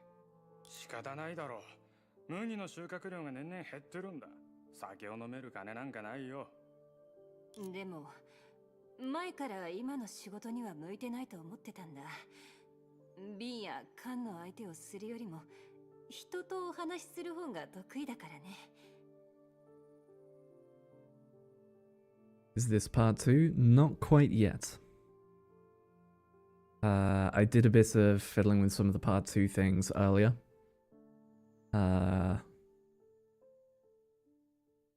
Like trying out the new characters, the new systems, and so on. I'm currently doing like a couple chapters before it to catch up to the story. ねえ、祈祷の時に今の話をしたら、賢者様は私に宿屋の仕事を与えてくれると思う？こっちは今年は豊作になるようにって毎日祈ってるのに、賢者様の恩恵なんて見たことがない。それにこのご時世に客が来ると思うのか？ And not start part 2 without completing part 1? Oh no, you can absolutely start part 2. I can't say for how connected the story is, because I obviously haven't done part 2 myself yet. But the way the Honkai 3rd works, whenever there's a new chapter, you are always able to access that chapter.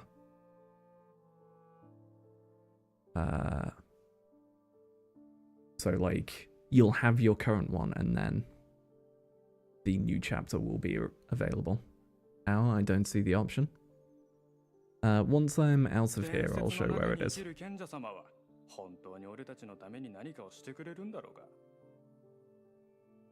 Likely need to be a certain level. Do you reckon it'll have a level restriction on it? It might do, and we might just be high enough level that we can't see it.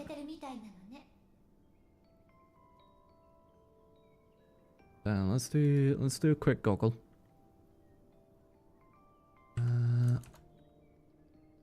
Because that's actually got me curious.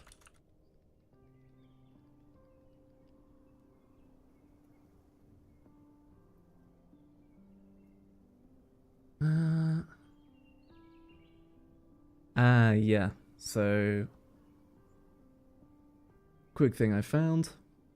So part 2 does not require playing part 1 or 1.5, which is where I am at the moment. It will have spoilers for 1 and 1.5. To get into it, you need to complete the tutorial chapters. It's like the first few chapters of the game. And reach Captain level 30, which honestly won't take you long at all. It's pretty quick and easy to reach level 30 by just doing story things. I will, however, say though, absolutely worth playing through part 1 and 1.5. Like, if you just want to try out part 2, go ahead and do that and then come back, but the story of 1 and 1.5, really good. Highly recommend that.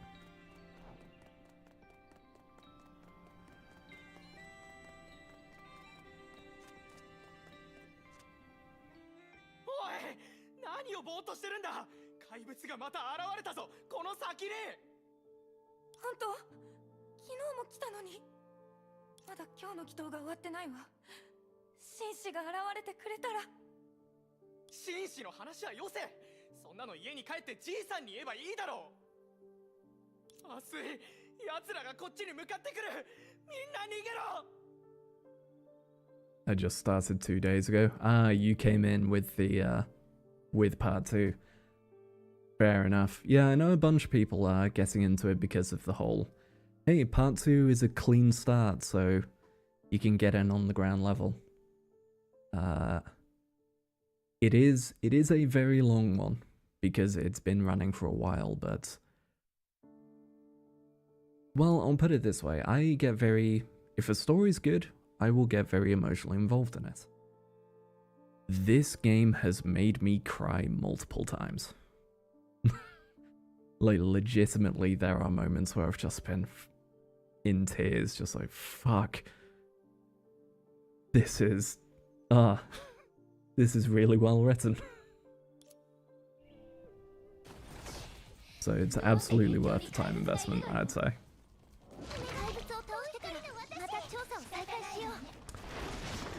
Thank you, Nvidia, for giving me a pop-up saying that fucking drivers are available.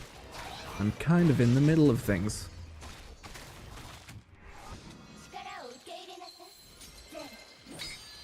Well, I got all the banner units, so it's a nice account. Hey, good shit.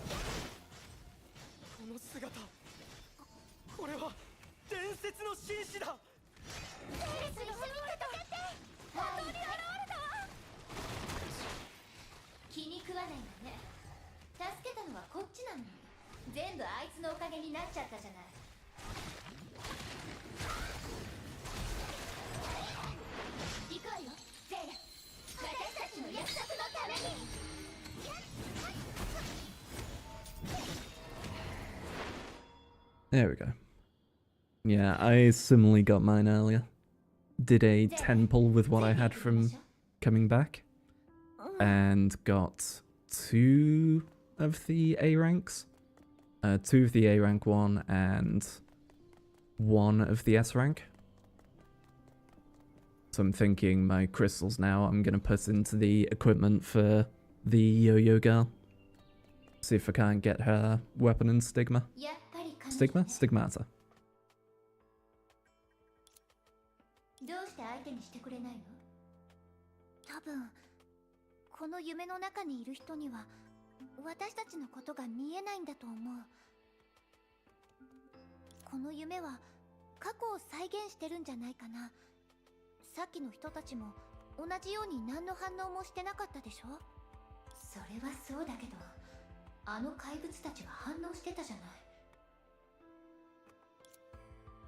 い。なんでもないわ。あの高等の賢者に愚痴を言っただけよ。それで過去ってことは、この夢は高等の賢者が誕生したばかりの頃のものなのよね。うん、そうだと思うよ。伝説の神様なのにこんな時に誕生したのね。あ、わかったわ。これは成婚計画の時の出来事なんでしょうね。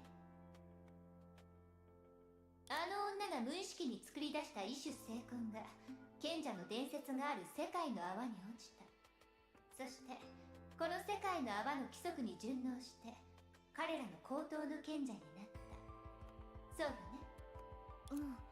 うん。でももともとこの世界の泡にいた賢者がすでに消えてしまって、似たような力を持つ異種成婚がその穴を埋めたって可能性もあるよ。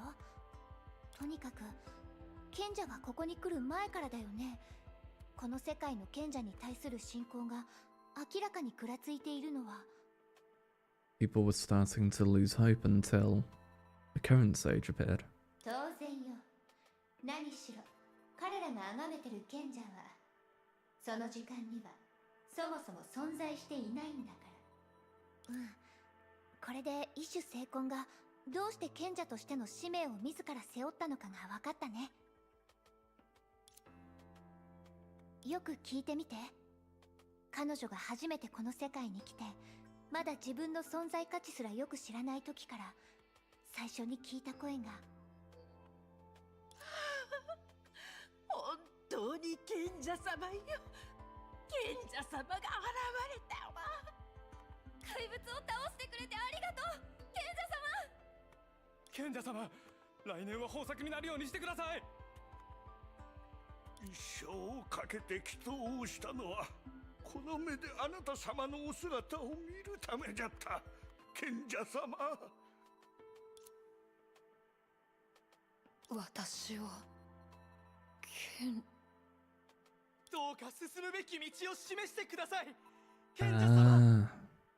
The stigma didn't even know who it was. どうか進むべき道を示してください。賢者様。導く賢者。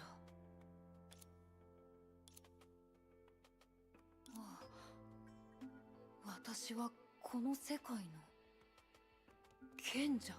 And so it began to believe that it was. The scene before their eyes swiftly changed, and two sailors realized that they were quickly reviewing the marks that the sage had left on this universe. The entire universe's prayers gathered at the top of the tower. 賢者様、安らぎを与えてください。セントソルトスノー南東側の住宅区を守るため2名の紳士が必要だ。賢者様、進むべき道を示してください。彼女を西の製粉所まで案内する紳士が必要だ。あそこは人を募集している。怪物だ。賢者様、助けて。紳士4名、直ちに救援に向かうように。今までは紳士が使い走りになってたのね。きっと大変だったんじゃないかしら。重装ウサギよりも忙しいんじゃないまだ効率は悪いけど、賢者が降臨する前と比べると世界の秩序は確実に安定してる。しかもこっちの世界だけじゃない。賢者様、彼を行くべき場所に案内してあげてください。始めよう、今日の慰霊を。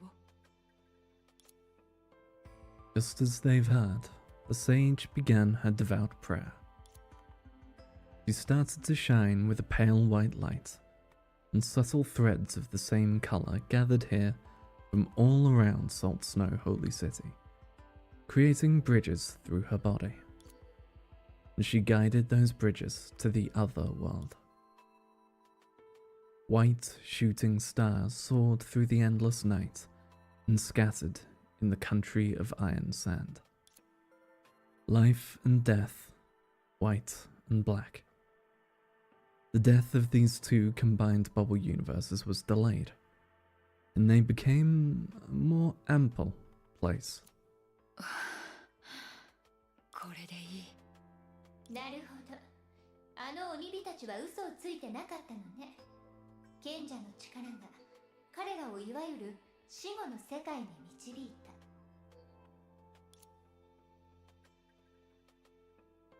プロメテウスが異種成婚のことを話してたけど、彼女はむしろかなり安定してて害がないわね。最近の事故がなければ。もちろん何もかもがそううまくいくはずがない。でないと彼女がウサギと手を組んであなたたちをこの世界に呼ぶ必要なんてないよね。誰の声？セールにも聞こえたの？ちゃんと見て。生の光が彼女の体を通って死の国に向かった時、彼女の体から何かが持っていかれたと思わない？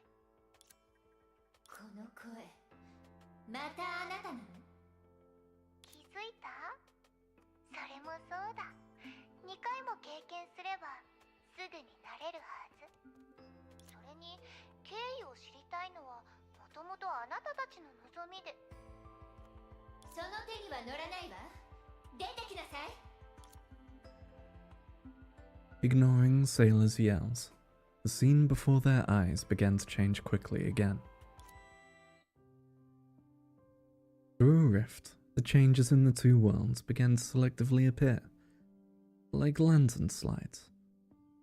They saw plenty of uninvited guests in them too.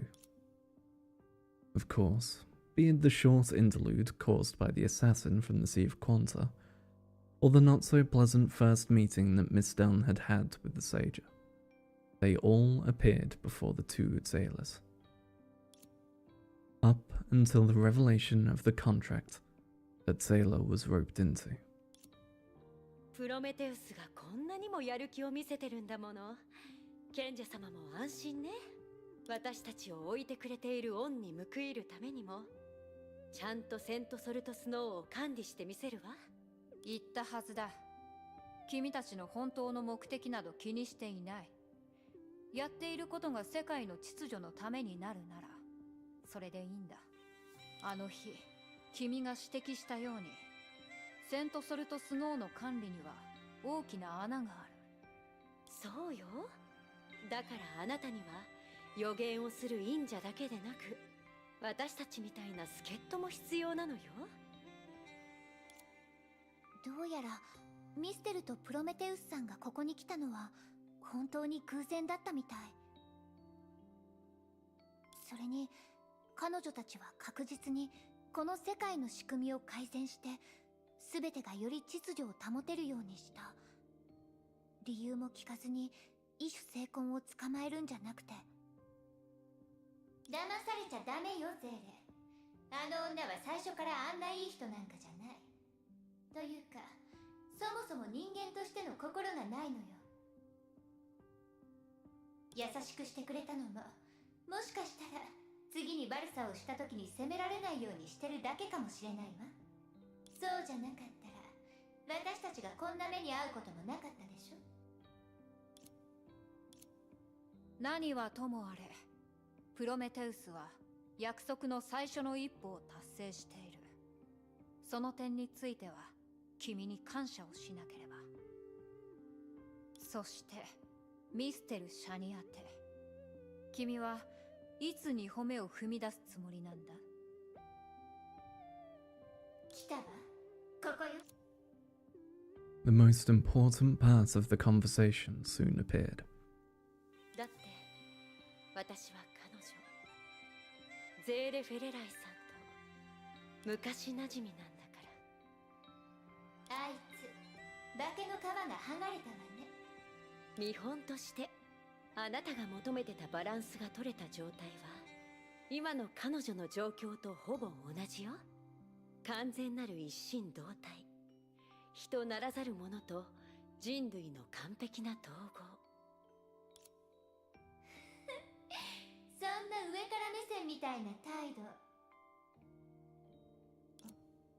待って、一心同体って。つまり賢者が欲しがってた見本って私たちなの？確かに君の話が事実なら、彼女たちを通して2つの世界を救う方法を見つけられるかもしれない。何しろ私は本物の高等の賢者ではない。今まで様々な異種成婚を見てきたけど、そのほとんどは自分を騙して満足してるか、真相を知った後に時期になったものばかりだったわ。あなたのように冷静で決断力があって、自分が人ならざる者という事実を受け入れながらも、人類を救う使命を背負う個体を見て、少し嬉しくてほっとしたの。She actually knew that she wasn't human. 君の説明を全部理解できたわけではない。しかし生まれた瞬間から人々の祈祷に耳を傾けた時から、なんとなく察しがついていた。2つの世界の安定を守る、それは私が引き受けた使命ではあるが、生まれながらにして持つ能力ではない。それを認識することが難しいとは思っていない。それに私が2つの世界を安定させようと試みる限り、私はその分裂の動向に気づくことができる。そうね。あなたはこの世界の造物じゃないから。あなたが彼岸へと導いた鬼火たちは自身の存在を維持できないまま、さらに言えばあなたには高等の賢者の最終的な使命、つまり人ならざる者を人にする能力がないわ。死者は祈祷しても家族と再会できない。彼らとその世界はいずれはセントソルトスノーから離れていく。その前に私たちは分裂を阻止する手段を見つけなければならない。So she acts as a bridge, but she's not able to fully finish the job. 人ならざる者を Which is why 再び things 人 are へ going と wrong. 導き、祈祷に応え、2つの世界を安定させる。私はただそれができればいいんだ。私がどんな存在かについては直接的な関係などない。Doesn't care whether she's human or not, just cares about her duty. Miss Dawn sank into deep thought, as if trying to find some contradictions in the sage's words. But ultimately, an emotionally driven power took over, and she did not mention her suspicions. もう一度言わせて。私は本当にほっとしたの。お世辞はいらない。君の理論的なサポートだけが欲しいんだ。じゃあ先に言っておくわ。全力を尽くすことだけは保証するけど、結果については無理よ。それでいい。職権を持つ仕事以外に口を出すつもりはありませんが、この世界の一時的な管理者として言わなければなりません。ミステル、あなたが分析に使えるデータはそれぞれ2つの世界の泡に入ったゼーレフェレライを通して観察できる現象です。さらに言えば、彼女たちが再会する過程を観察すれば、人ならざる命と2つの世界を安定させるためのヒントを得られます。どうしたの？自分が考えた作戦計画を忘れていないか？あなたがそこまで鈍感だとは思いませんでした。少なくとも私がもう一度内容を口にすれば問題築けるはずだと考えていたんです。ゼーレ同士が再会したら、彼女たちは2つの世界を自由に行き来することができる2人目の存在になります。それほどまでに世界の規則を揺るがすことのリスクをあなたたちは理解しているはずです。それに2つの世界の確率自体にも説明しにくい異常が存在します。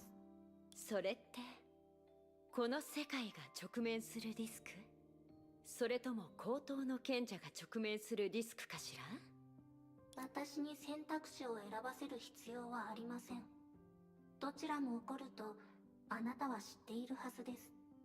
もちろん世界が直面するリスクはできるだけ避けよう。だが私の力が牽制に使えなくなった時は君たちの協力も必要になるかもしれない。とにかくそれはこの世界を守るために必要なリスクだ。譲歩の余地はない。そして私自身が直面するリスクも同じだ。高等の賢者の権能を失うことがあなたにとって何を意味するのか自身で知っているはずです。大切なのは私ではなく高等の賢者だ。その権能を受け継いでくれる人間がいればそれで十分。それに本当にそうだとしたら二つの世界を長く維持させ皆を安定へと導く完璧な高等の賢者という存在が誕生するはずだ。But I've got shit to do. I can't stay here. 代価は君たちの言葉を借りるとただ私が本来戻るべき場所に向かうだけだよ。それ以上に合理的な展開はないだろう。見たでしょプロメテウス。私がこの世界にとどまったのは自分の好奇心を満足させるためじゃなかった。何度もこの言葉を繰り返すことになるけど、異種成婚のこんな可能性を見届けられたのよ。嬉しくてほっとしないわけがないでしょ。つまり今回の全ては高等の賢者があらかじめ準備した権能の受け継ぎ。ミステルに協力してもらって彼女は自身を犠牲にして私たちを彼女の代わりとなる完全な高等の賢者にしたんだね。そうだとしても私たちをここに誘拐していいことにはならないわ。ちゃんと言葉にすることができないのかしら。それにあの鬼火のような怪物たちを助けるためだけに。ゼーレは死後の世界であそこの住人たちと会ったんだよね。もし彼らが元はセントソルトスノーの住人たちだったとしたら、きっと私が会ってきた人と同じようにみんな信心深くて優しい人のはずだよ。ま、確かに真面目な奴らばかりだったわ。ことあるごとに賢者様賢者様って言うし、私たちもあいつらの賢者様になるってことかしら。彼らを助けられるのはいいことだと思うよ。もちろん元の世界に安全に戻る方法を確保するのが先だけど、別に矛盾はしてないでしょ。 True, actually. 経験したことを考えれば。 Yeah, in the same way Durandal has a bubble universe stored inside her.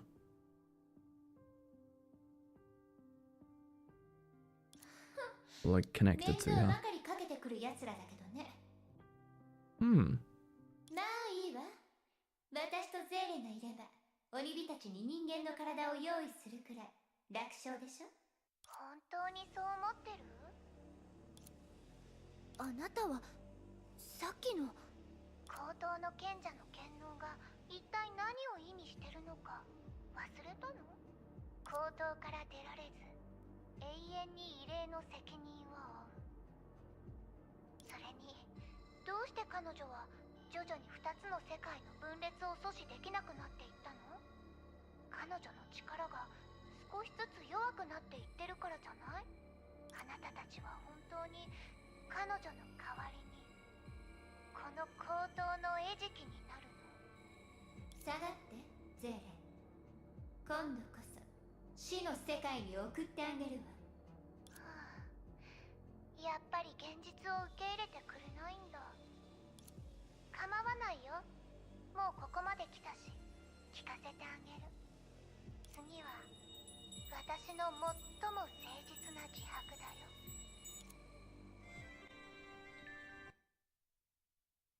38-4 cleared. So considering the tower needed 38-5 cleared, guessing this might be the last part of chapter 38.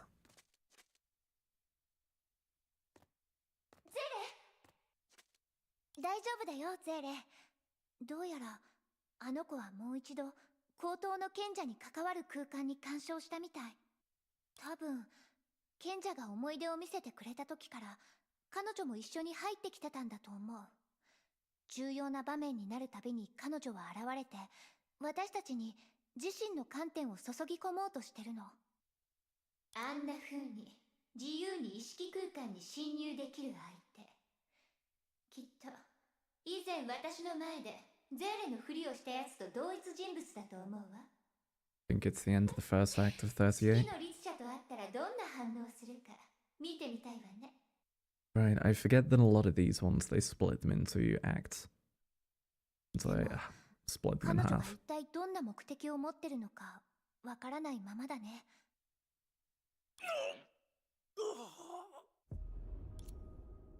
この声はハイヘビ？まさかまだ漁師の海にいた時の。近くまで行ってみようゼーレ。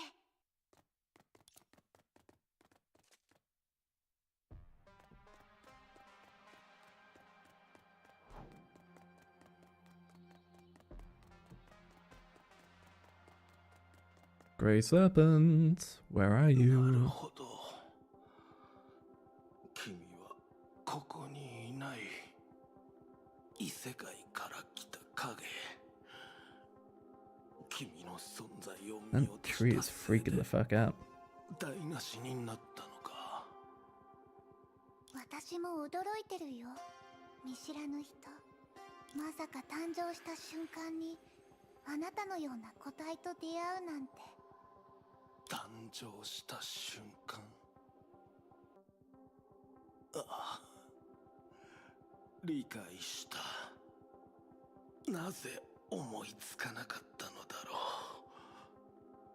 あの女の行動に異種精魂の誕生が伴う可能性があると。しかし気になる。私たちは互いに何の恨みも抱いていないはずだが、なぜ私に危害を加えたのだ。あなたは誤解してる。別に特別な理由なんてない。ただ漁師の海の空間が安定していないだけ。私の本能は生き残ること。安定した空間と自身の原点に帰るためには、比較的穏やかな空間と十分なエネルギーが必要なの。だから訳も聞かずに私からエネルギーと空間を奪ったのか。ただ漁師の海で生き残るために。君が手に入れようとしているものは別に私と変わらないだろうん、あなたを見習ったから。知ってると思うけど、私たち精魂生命体は生まれた時に一番の本能に従うの。私の誕生を促してくれたお姉ちゃんのおかげで生き残りたいという本能が目覚めた。そしてあなたのおかげで略奪の本能も目覚めたんだ。環境から資源を手に入れ、自分の体を構築する。幾千万年もの間、人類はずっとそうしてきたでしょ？Mm-hmm.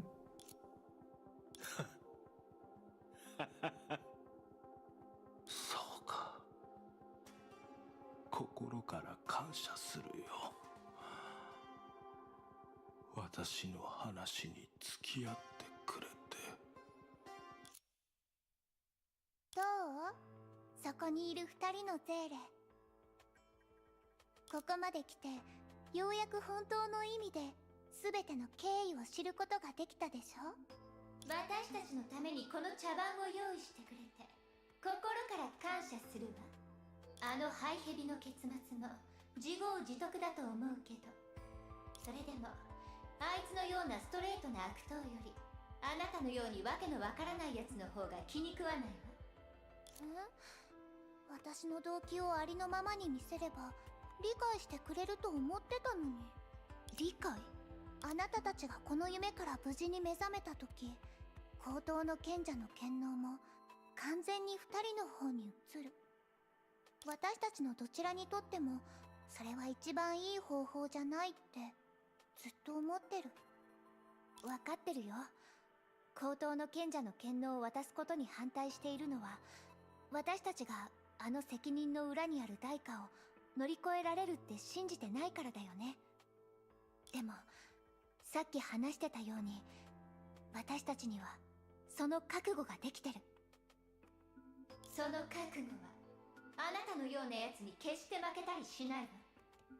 信じることや覚悟なんてどうだっていい。ただ賢者の権能を受け継ぐあなたたちは、あの人造人間のエネルギーを吸収した私と大して違わないって思ってる。でもあなたたちの語りは別の角度で確かに私の心を動揺させた。その一瞬の動揺のおかげである方法を思いついたの。そして逆に考えると、あなたたちの心に私と同じ動揺が生じるか Do you どう want か to を見てみ learn たい from の。 us, though? 死と直面する。それには十分な覚悟がいる。時にはそれは I 切 see. 実な危機の前じゃないと見られないの。以前セントソルトスノーの怪物を使い、私は記憶の中であなたたちに小さな試練を与えた。そして今あなたたちがなぜ動揺するのかが分かったんだ。ゼーレ、力を受け入れなさい。ゼーレ、動きがどんどん速くなって夢の権限でズルしてるってわけ。このまま賢者の記憶の中で戦い続けると、2つの世界は危険な目に遭うかもしれない。長引かせちゃダメ。なんとかしないと。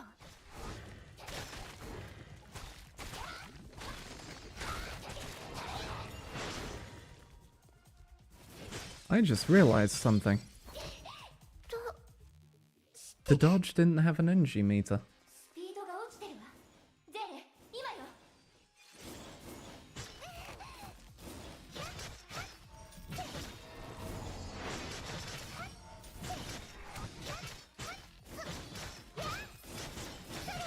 I can't remember if I'm misremembering. Wait, I may be misremembering and just thinking of PGR things. But I swear you had limited dodges. お姉ちゃん、どうして。 I think I might just be 助けてあげましょう。 misremembering parts of PGR into this. ミステル？ Hello, Miss Don. 私たちをこんなに長く閉じ込めて、やっと夢を解除しなきゃって思い出したわけ。悪かったわね。でも賢者様のためにある疑いを晴らさないといけないの。 You can only do 2 in quick succession. 規定 Okay. 外の異種成婚の存在にはとっくに気づいてたけど、それを捕まえるには多くの準備が必要だったの。このやんちゃな子を捕らえられたのは賢者様のおかげ。 Yeah, I was misremembering PGR mechanics. In PGR, you have the perfect dodge matrix, but then also your dodge has an energy meter. So it's part of how they encourage you to switch characters, is you can only dodge so much. However, your dodge meter isn't shared between characters.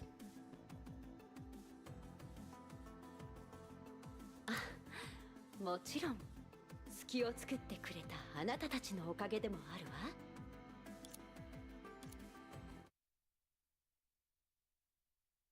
Oh. あなたも彼女たちと同じ考えを持ってるの？お姉ちゃん。私はただ私たちが生き残れるように願ってるだけ。So that one is willing to do anything so that they can live. Whereas the sage is willing to die if it allows their duty to save people. To continue. だが、もうこれ以上自由にさせることはできない。私たちは二つの世界を安定させなければならない。世界の規則を破壊してしまう。私は Before her twin abnormal stigma could finish, the sage used the last of her powers. After that, the light from the two non-human entities disappeared simultaneously. やっと消えたのかしら。そんな物騒な言葉は使わないであげて。あの子はしばらく帰るべき場所に戻っただけ。そうです。彼女を精魂空間に回収したってこと？つまりあなたたちは今まで彼女の存在と正体をよく知ってた。Just needed to bait her. 彼女は一体何者なの？彼女のことは異種精魂0015号と呼んでるわ。異種精 Oh, 魂 she's 15. 0014号。 So there's 14, 15, we don't know 16, and then 17 is Prometheus, if I remember correctly. 正確に言うと、私がゼーレたちを漁師の海に引きずり込んだ時に生じた波動で、長い過程の最後の濃度として彼女が生まれたの。自身を犠牲にして世界を維持する高等の賢者が、今まで抑えてきた生を求める本能が剥がれて、そのせいであの子は全てを阻止するようになったの。異種精魂から生まれた異種精魂。シベリア人はみんなマトリョーシカ人形が好きなのかしら。あら、私に対する信頼はまだそこまで悪いものじゃないはずよね。君たちがつけた定義をまだはっきりとは説明できないが、彼女が私と同じ根源を持っていることは明確に感じている。Alright, number 17 rather than number 0017. だから彼女はお姉ちゃんって呼んでたんですね。今までのことはさておき、あんな危険な存在だって知りながらも彼女を塔の中で自由に行動させてたの？ It has been a bit. それについては私もよく知らないわ。まさかこんな重要な時に現れるとは思っていなかったから。でも今考えてみると、これは賢者様のもう一つの保険ってところかしら。世界の規則に関わることである限り、君の判断に不純物が含まれていないと確認しなければならなかった。Sounds like she's starting to struggle. だから彼女にゼーレ・フェレライに対する特別な検証をしてもらったんだ。ただまさか彼女が君たちの肉体と精神を攻撃するとは思わなかった。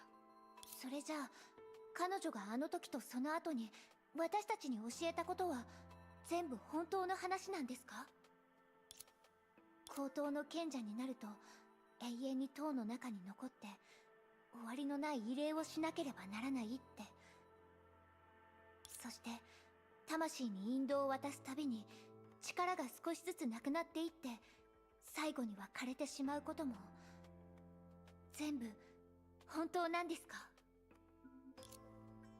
不完全な賢者なら確かにそういう欠陥は存在するわ。見ての通り、今の賢者様がこれほど弱いのはさっきの戦いによる消耗と力の受け継ぎのせい。でもその他に普段の異例も彼女の成婚の力を大きく持っていくの。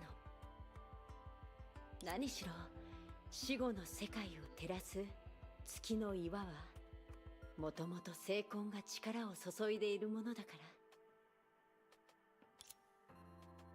今不完全な賢者ならって言ったよね。じゃあ完全な賢者ならどうなるの？正確に言うと私にもわからないわ。誰も本物の高等の賢者に会ったことがないんだもの。あなたたちは彼女より自由になれるかもしれないし、でも積極的に考えるとその違いはおそらく羽化前後の律者と同じようなものでしょうね。そういうことなんだ。わかった。私はただの部外者だけど、今の状況なら私は喜んで高等の賢者の伝承を受け入れるよ。もちろん私自身とゼーレを高等に閉じ込めるつもりなんてないよ。私たちには帰るべき場所があるし、待ってくれてる仲間たちもいる。でも私たちの世界でデュランダルさんがかつて実現してみせたように、きっと私たちも両立、みんなが幸せになる方法を見つけられるって信じてるから。そのために私は高等の賢者になってその冠と枷を受け入れるよ。そこまで考えてたから、あの0015の話を聞いても私たちの心は揺れ動かなかった。あなたもそう考えてるよね、ゼレ。あなたが選んだ場所は私が選んだ場所だもの。戻った時はお姉様たちに思い切り大口を叩きましょう。そうか。The first time, the emotionless sage showed a sincere smile on her face. それなら本当によかった。この世界を代表して礼を言うよ。この瞬間から君たちは新たな高等の賢者だ。And now she's just 0014. 君たちに任せたよ。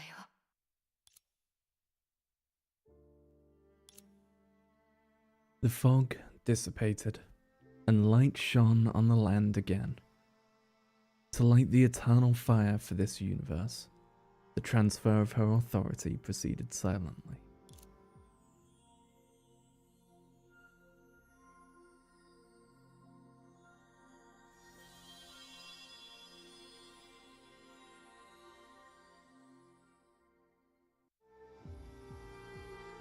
After some time, others also began to rush to the top of the tower. つまり以前の高等の賢者は力尽きた後に消えたんですか？もう私もここにいるってことを忘れないで。彼女の力はもうほとんど残ってないけど、彼女を聖魂空間に回収することでその存在を守ることはできるわ。もちろんしばらくは外に出てみんなに挨拶する気力なんてないけどね。賢者様の交代、こんな世界レベルの大事件をこの目で見届けられるとは思わなかったよ。さっき紳士たちが町に戻ってきたんだって。みんなもようやく落ち着いたよ。もし今このことを教えたらきっとまたカオスになるだろうね。ちょっと勝手に言いふらせないでよ、ビタ。いやいや、さすがの僕でも言っていいことと悪いことくらいわかるよ。この前住人たちをなだめた時だって結構役に立ったよね。正確に言うと、あなたが担当した作業は私と紳士以外の分、つまり約 3% ほどしかありませんでしたが。だって僕はただの凡人だから、機械や紳士に負けて当然だよ。なんと言ってもこの混乱の中で役に立ったものとして新たに誕生した賢者さんを一目見てもいいんだよね。彼女にどんな変化があったのかすごく気になるんだよ。確かにこの目でゼーレの姿を確認するまでミステルが話した戦いの後のことは多く見積もっても5割くらいしか信じられないわ。いいでしょう。ではこちらへ。 The entire bubble universe just pops out of existence right then. Okay, we're done. The group walked down the corridor to the place where the previous sage used to console souls. ゼーレさん。彼女は今賢者の力で祈祷を整えて紳士を刺激する練習をしてるの。もう一人のゼーレは彼女の中に戻ったの？いいえ、彼女は砂鉄の国に戻って四季の律者たちと合流したわ。でもとても優しくてできる子だからきっとすぐに問題を解決してくれると思うわ。優しいのかな。スーサナ、どうかした？どうして困った顔をしてるの？いえ、ただミステルさんが今話してたのは本当にもう一人のゼーレさんのことなのかなって。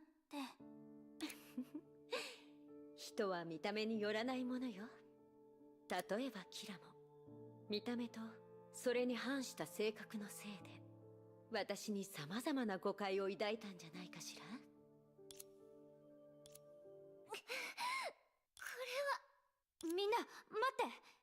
賢者様、いやゼーレの様子が少しおかしいと思わない？ Accidentally punched my microphone. Apologies. ゼーレ？賢者の力が変。どうしてこんな。 As Salem whimpered, a red glowing screen popped up next to Prometheus. 世界の滅亡を知らせる警報。え？嘘だよね。こんなにすぐにまた？高等の賢者の力を統合させればそんなことはもう起きないんじゃなかったんですか？でもゼーレさんの様子を見る限りその力は私たちを助けようとしてるとは思えません。ミステル、これもあなたの企みなの？ Shigure Kira immediately questioned the narrator of this story. But when she furiously looked towards Mistone, there was unconcealable embarrassment painted on her face. これはまたこんなやり方で無実を証明したくないけど、見ての通り異常の影響を受けてるのはゼーレだけじゃないよね。この世界の核心である規則に近づいた人は影響を受けるみたい。確かに私たちはある力の反省を受けています。それだけではなく。もしもし、聞こえてる？ゼーレ。四季の律者、何があったんですか？ゼーレは大丈夫ですか？大丈夫じゃないけど。まだ耐えられるわ。四季の律者、邪魔しないで。ほら、こんな感じなんだ。何らかの力に抑えられてるけど意識はまだはっきりしてる。問題があるのは彼女だけじゃなくてね、石博士やあの鬼火たちの調子も急に悪くなったんだ。賢者の力とやらに問題があるのかもしれないって石博士が言ってたけど、何か心当たりはある？確かに高等の賢者の力に問題が。力に問題があるというよりその効果がなくなったんです。この力は世界の規則の制限を受けてるみたいで、みんなの足手まといになってしまってます。それって今回は本当に私のミスね。でも確かに今の私たちの状況をうまく説明してる。Mm-hmm. 一体何の話ですか？つまりね、高等の賢者の交代というプランでは2つの世界が直面してる危機を解決できないの。 So the plan failed. 世界は壊れ続けてる。そして私たちは巻き込まれる運命なのよ。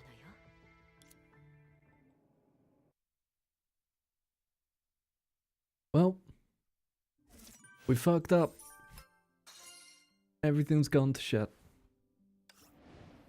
You can now play Ancient Instruments and Sacred Audience in Salt Snow Tower. What? Salt Snow Tower, the 3 sets of Ancient Instruments, 1 set of Sacred Audience, okay. You can enter Sacred Audience from here. You must conquer each floor in Salt Snow Tower until you reach the top. Every 3 floors shares a checkpoint. The floors will be saved.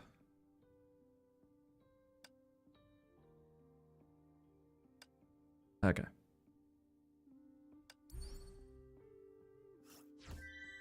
Content, be contenting.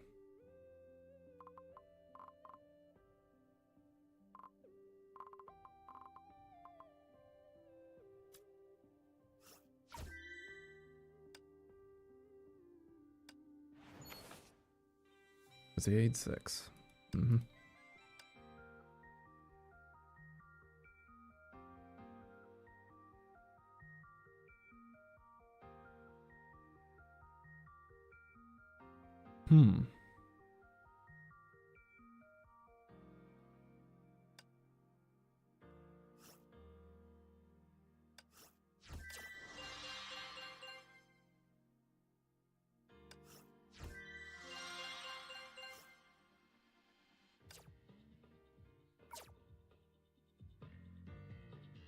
Dream Dishy.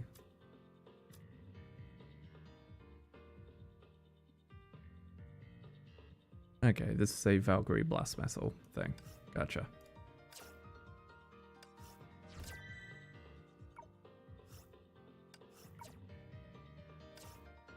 Free pull.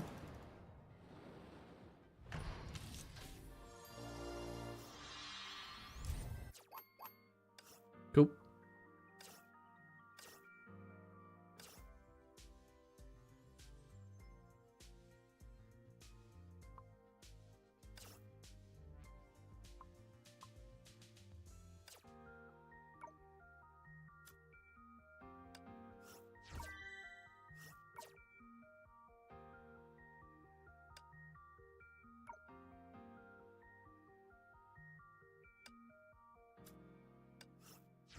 Nailed it.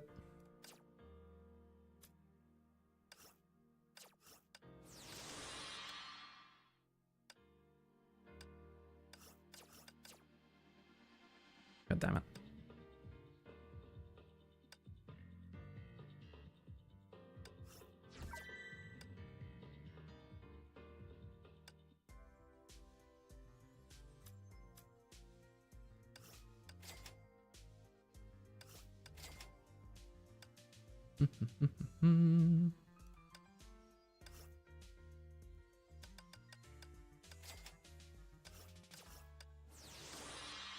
Really?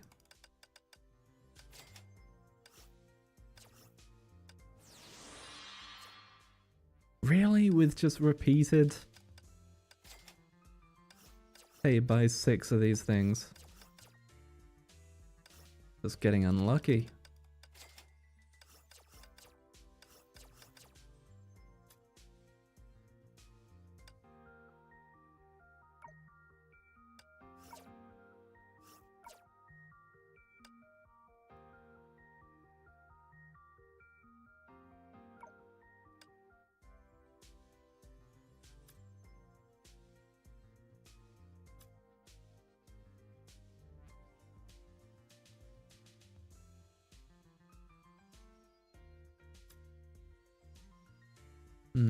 Temptation to throw 1400 at this to see if I can get her.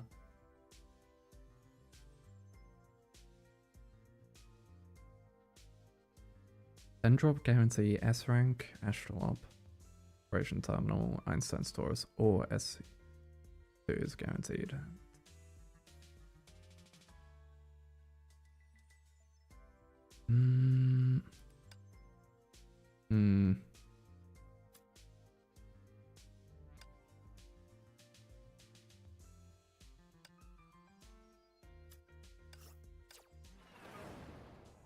I mean, the first one is half price, so I may as well.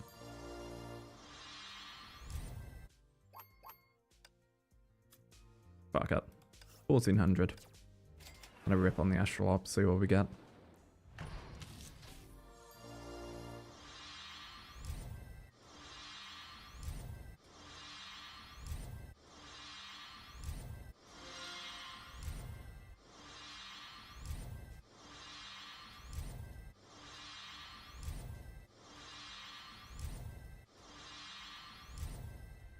SC missiles.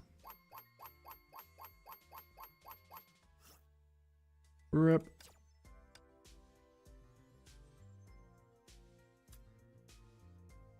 Well, now the rest go into that equipment.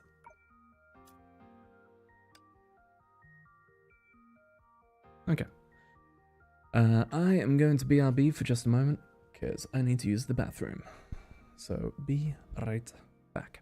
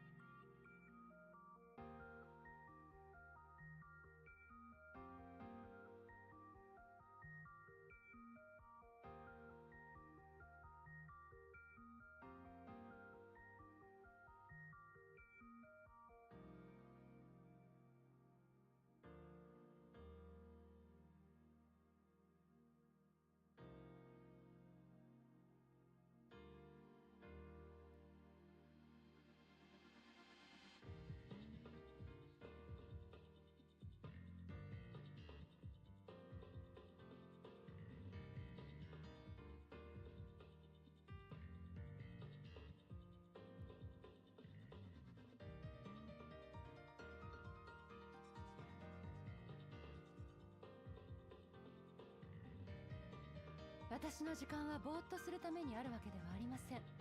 次の任務にそろそろ行きましょう。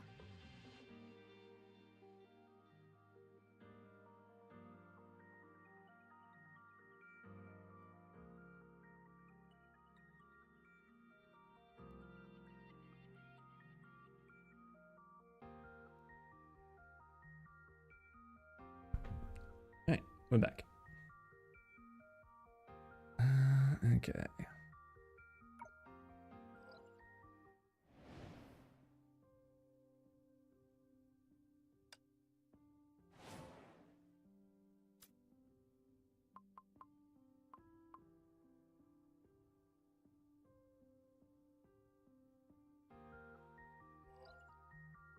Mm.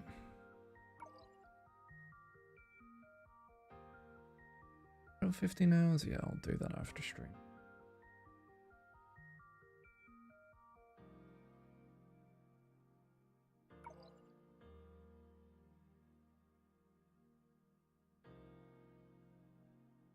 Okay.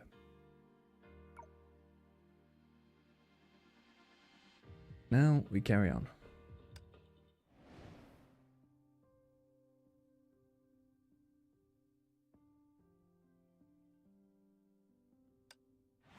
So, second half of 38. In fact, for my sake, because it always helps me with when I'm doing catch-up things.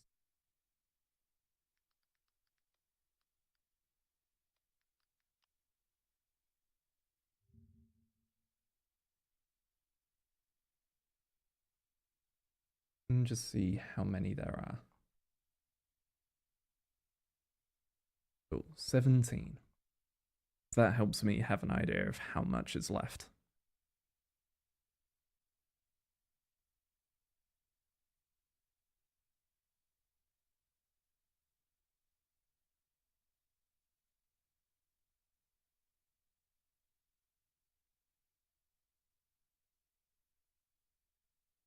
Okay.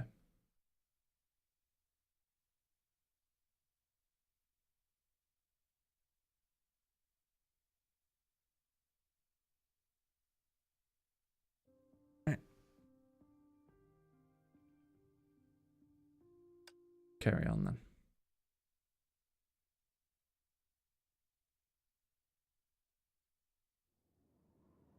One downside of when you haven't played for a while. Damn, is there a lot to catch up on.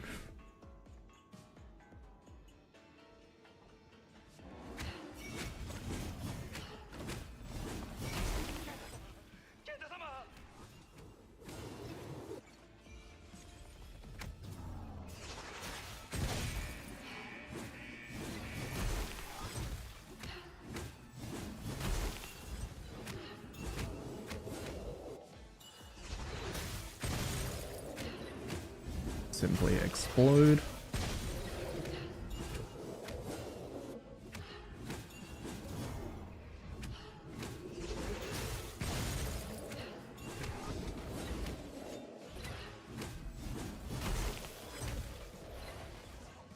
Here we go.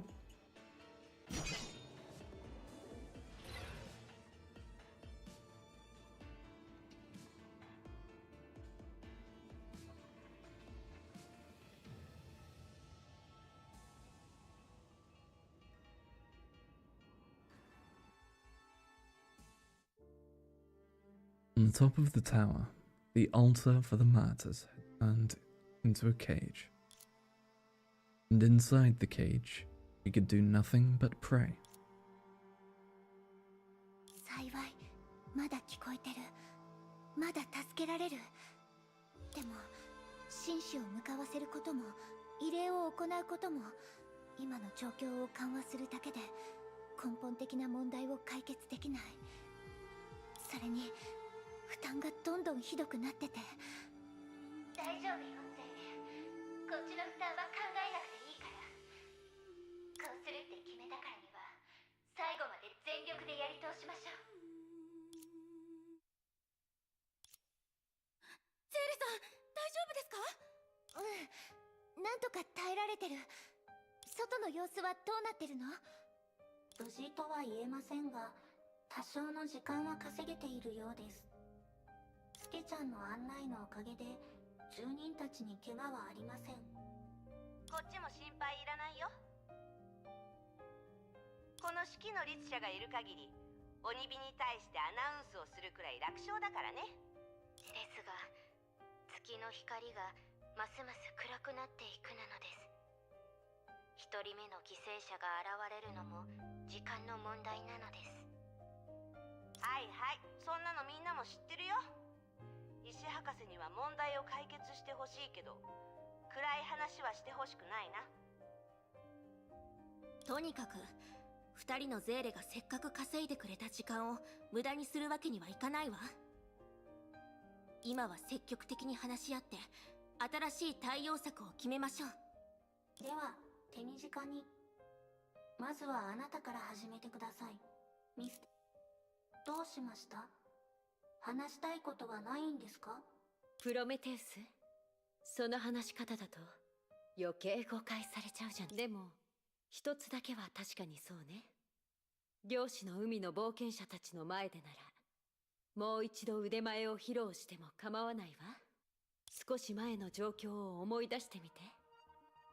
二人のゼーレが二つの世界を行き来したから、彼女たちは善人以外の二人目の高等の賢者になった。そのせいで高等の賢者が二人同時存在することになって世界の規則に触れてしまい、一時的に滅亡現象が激しくなったのよね。そして善人の高等の賢者によると、彼女自身も世界の規則を全部知ってるわけじゃない。当然だよ。あなたたちの話では彼女は申請した成婚なんでしょ。何でも知ってるわけないよ。だから私たちは賢者は一人のみという規則に触れてしまったから世界が不安定になったって思ってた。でも事実がそうじゃなかったら？まさか他の未知の規則にも触れたとか言うつもりじゃないでしょうね。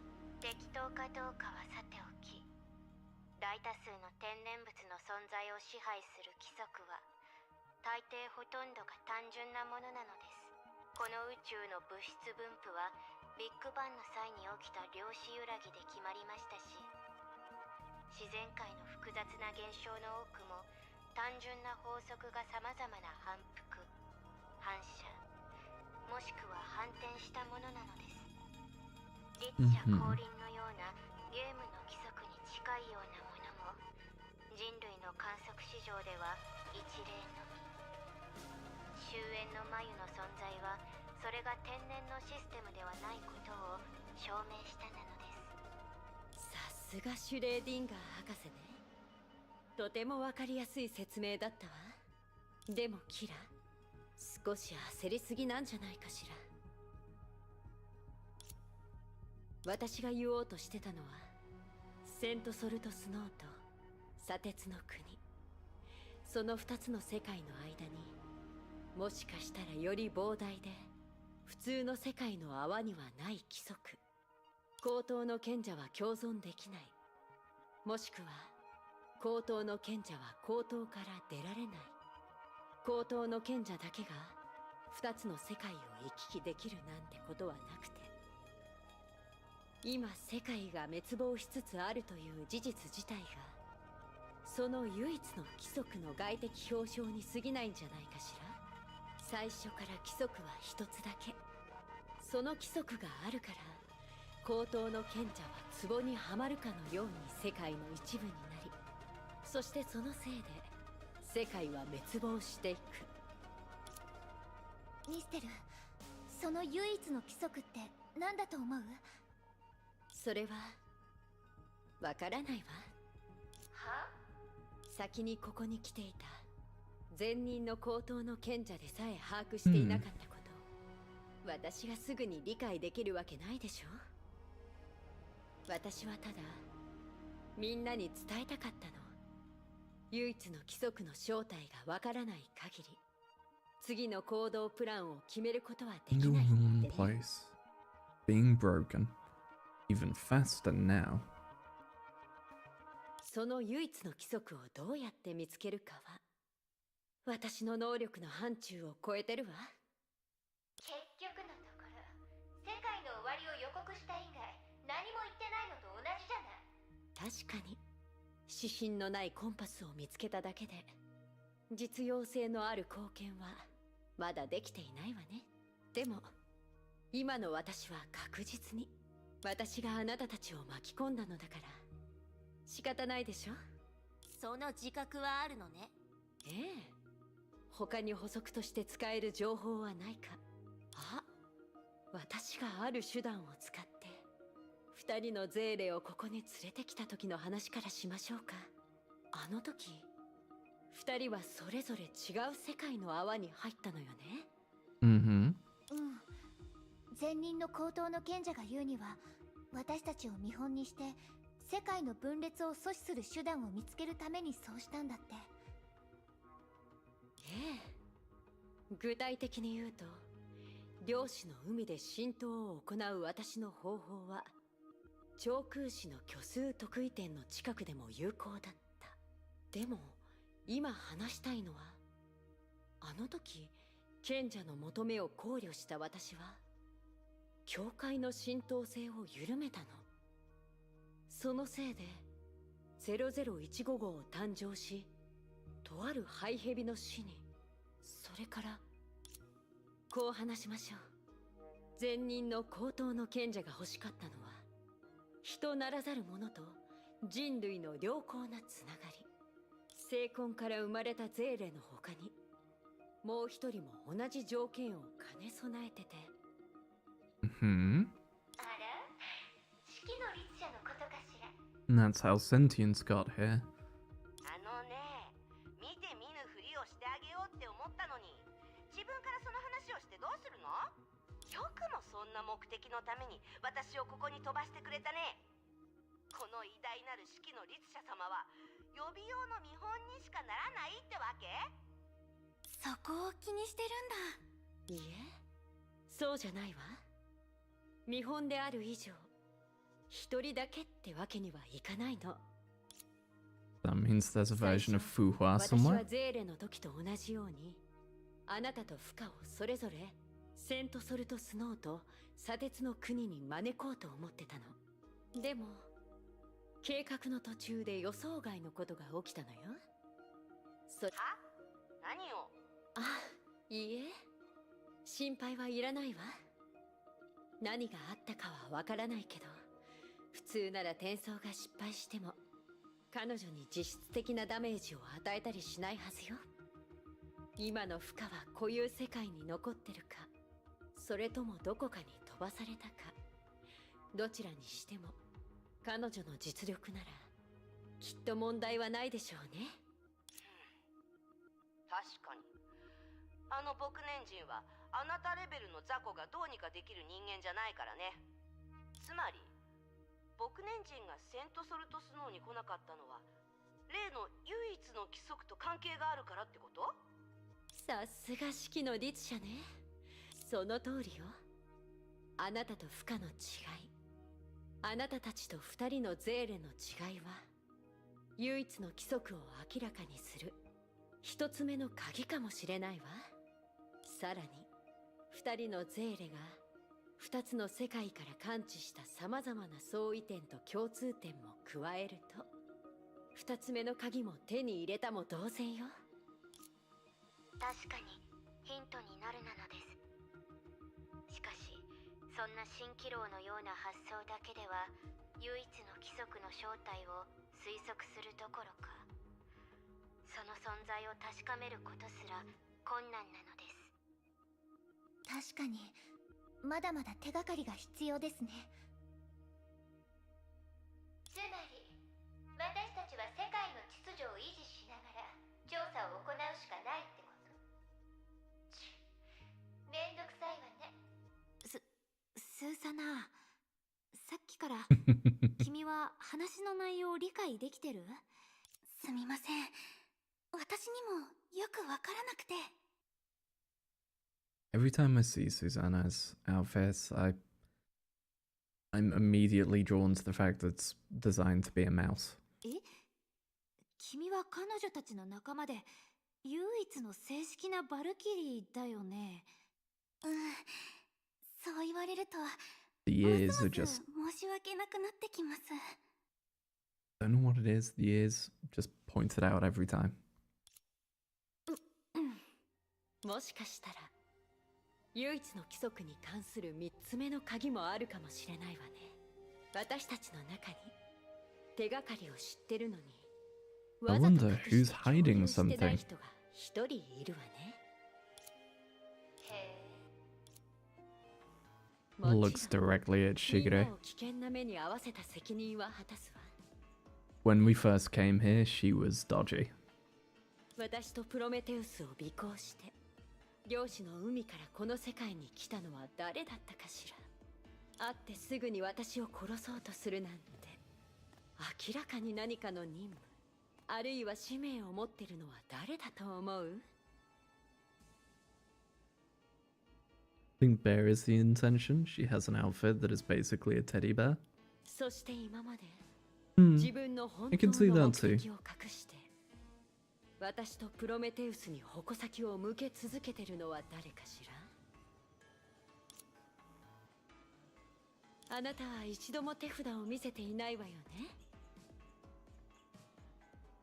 漁師の海からの刺客しぐれキラ。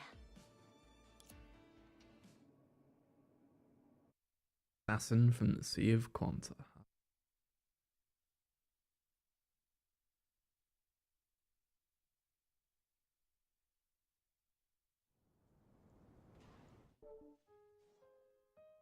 All eyes, calm, cautious, and confused, fell on Shigure Kira. キラ先輩？どうキラ、何か異論はないのかしら？言われなくても反論するに決まってるわ。認めたくはないけど、あなたの話の全部がデタラメってわけじゃない。その通りよ。私は個人的な事情を一部隠してる。みんなに伝えていないのよ。個人的な事情？ええ。私たちのいる世界の泡と直接的な関係があるかどうかが確信できなかったの。弁解してるように聞こえるかもしれないけど、何しろこの高等に入ってからみんなはあまり暇ではなかったでしょ。 Oh, come on, space this out. なるほど。時間がない。確かに便利で汎用性のある言い訳です。あら、気にしないで。この子は以前からこんな風に慎重なの。私はキラ先輩のことを信じてますよ。この世界の泡に入ってからキラ先輩はずっと私たちを助けていろいろ適切なアドバイスをくれました。それに誰にだって過去があります。本人がそれを言おうとしないのも普通のことです。みんな本当に騙されやすいわね。あなたキラ先輩、こういう時は感動的な場面のように抱きしめ合ってお互いの友情と信頼を称えるべきじゃないですか。青春ドラマの見過ぎよ、バーカ。一応一人前のバルキリーなんだから、人を疑うこともよく考えることも大事よ。ずっとはい。すみません、キラ先輩。まったく何の根拠もない先輩を信用しすぎよ。今度テレサに会ったらどうしてあなたたちをこんな風に育てたのかちゃんと聞かないとね。 Just as she was grumbling, she reached out her hands and rubbed Sailor and Susanna's hair. ふむ、青春ドラマですね。本当に面白い子たちだわ。ちょっと笑ったり叫んだりして一体何があったの？本題に戻るわね。これから私の知ってる全ての情報とだいたい半年前に起こったことを伝えるわ。はい。でも Jigure Kira gave Miss Stone a hostile glare. 席を外した方がいいかしら。キラ、知ってると思うけど、席を外したとしても私はあなたの話を聞くことができるわ。別にいいわよ。あなたが私のターゲットじゃないことは分かってるし、全てはある死んだ世界の泡の話から始まるの。キラ、あんたはどう思う？予想よりも10倍くらいひどいわね。つまり今回長老は大げさに言ってないってことだよな。確かにその通りね。むしろかなり控えめな言い方だったわ。でもこれが対応しなければならない危機だというのな That ら a Fuhua 行き skin? ましょう、ニグラス。面白い。久しぶりに体を動かせそうだ。 Wait, Nigrath? As in El Shub Nigrath? From Lovecraft?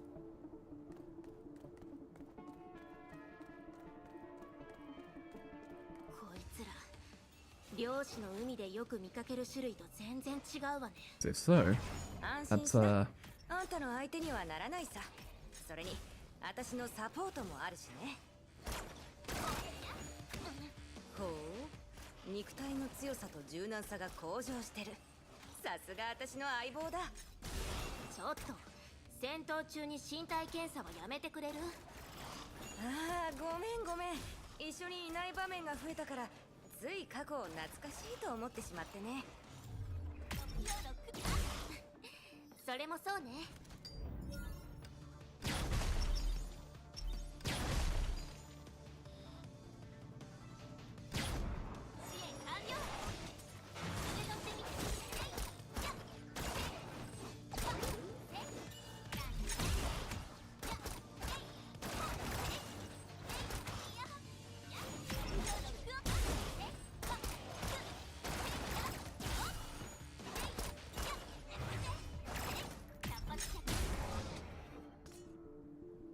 okay, she's fun. 解決した？さすがキラと私だ。大して戦ってないくせに。どう？この近くに他の生体反応はある？おっと、しばらく待ってくれ。She began to sniff around crazily like a police dog. ブラックシュガーの携帯ならまだしも、人の携帯でも同じ動きで情報を探そうとするなんて複雑な気持ちになるわ。気にしないで、使えればそれでいいだろう。私が探知できる範囲内では通常の意味で生命と呼ばれるものは存在しない。だがこいつらは違う。Niggurath kicked an unresponsive construct. この怪物たち、まさか。ああ、そうだ。体と構造に違いはあるが、紛れもなく奴らと同じ根源を持ってる。やったー、コンペイト長老が心配してた状況と同じね。Candy House. The home of the exiled race. The Sugars. Their last sanctuary. Apart from their own and few friends, no one can find this small little bubble universe, kept away from all worldly troubles. コンペイト長老は時間を守る人なのに、どうして今日はこんなに待たせるのかしら。さあな。琥珀島たちから聞いたんだが、前回バルキーロ望遠鏡を使ってから長老はやけに心配性になって、何をしても魂が抜けたみたいになってるらしい。単に年を取っていろいろ心配するようになったってわけじゃないの？裏で人の悪口を言うのは良くないぞ、クリスタルシュガー。あ、ちょろ、やっと来たの。 Crystal sugar and brown sugar.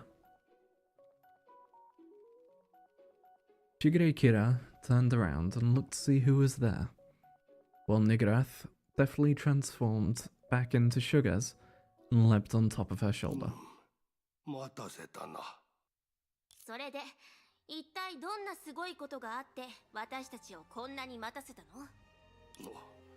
そなたは相変わらずはっきりものを言うの。まあよい。一刻の猶予もないんじゃ。世間話をしている暇などないぞ。長老、そんなに切羽詰まって一体どうしたんだ？ブラックシュガー、クリスタルシュガー、そなたたちにはとある特殊な世界の泡に行き、少し気がかりな情報を探ってきてほしいのじゃ。お菓子の家の新しい位置が必要なの？いや、その世界の泡は一族とは無関係じゃ。それにすでに破壊されたままの状態で何年も経っておる。しかしかなり危険な旅になるじゃろう。一族の中で最も強い者にこの任務を任せる必要がある。そして今、お菓子の家で待機している戦闘特化型のシュガーズはそなたたちだけじゃ。別に言ってもいいけど、その世界はすでに何年も前に破壊されたんだろ？本当に。そうじゃ。むしろ気づくのが遅すぎた可能性もある。そなたたちの偵察の結果がシュガーズ一族の存亡に関わるかもしれんぞ。待って、そんなに？決して脅しなどではない。あの世界の泡を壊した存在は我らの宿敵と関係があるかもしれないのじゃ。いまいましくて恐ろしい天井の人。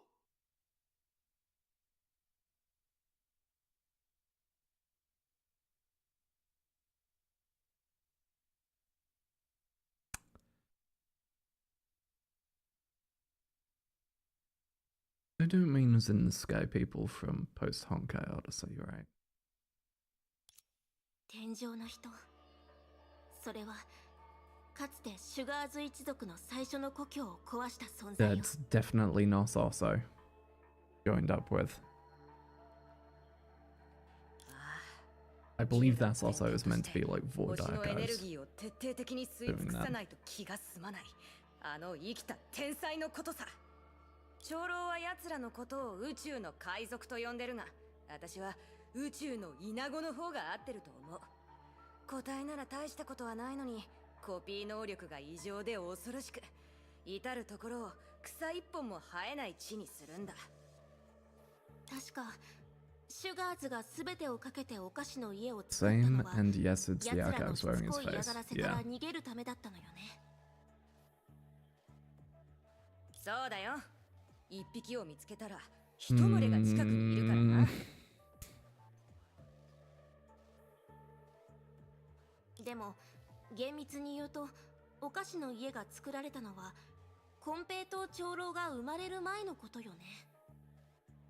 See, I was originally wondering, is this just going to be... Is she just full on Delulu? She lost her mind and is seeing these things and Nigarath is putting up with it. But if we're actually discussing the Sky People at last... Questions. I have them. ああ、地球で言うとジュラ紀くらいの時だったかな。そういえばどうしてシュガーズ一族は今でもこんなに天井の Oh 人 yeah, を恐ろ that's しいと actually a 思ってる point, の？ because those were the models as well for the enemies in Post-Honkai Odyssey. They were the little dudes that swing and... No, 結局のところ大昔のことなんでしょ。天井の人が野心を実現させる能力を持っているならとっくに地球に来て思い切りコピーしてるじゃない。でもそんなことは起きてない。Yeah. つまり That hasn't happened yet. シュガーズ Several 一族 years が住んでる later. お菓子の家は相当安全ってこと。心配する必要なんてないはずよ。でも私たちは今漁師の海で奴らに似たような存在を発見しただろ。それにもう一つの理由から話すと、どうしたの？あっちの方に電子機器による微弱な信号がある気がする。この怪物たちとは全く違うものだ。ここの文明が残した痕跡かしら。わからない。さあ、確かめに行こう。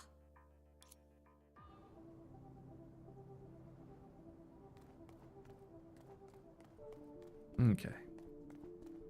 I...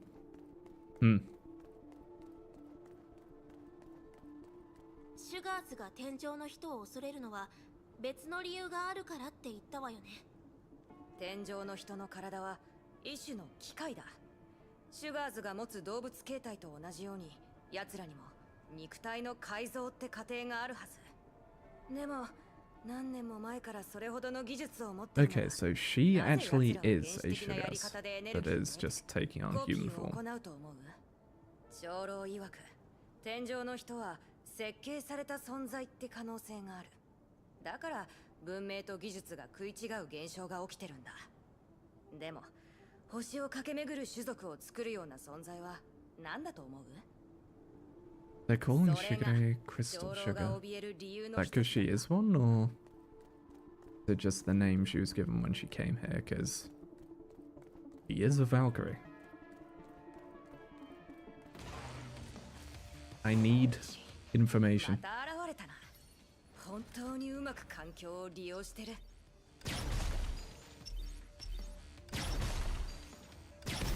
ごめんキラ、私も近づかないと気づけないみたいだ。事前に教えることはできない。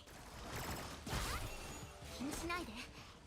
その代わりに次は新曲の練習に付き合ってくれる？今なんて？風と砂ぼこりがひどくてよく聞こえなかったよ。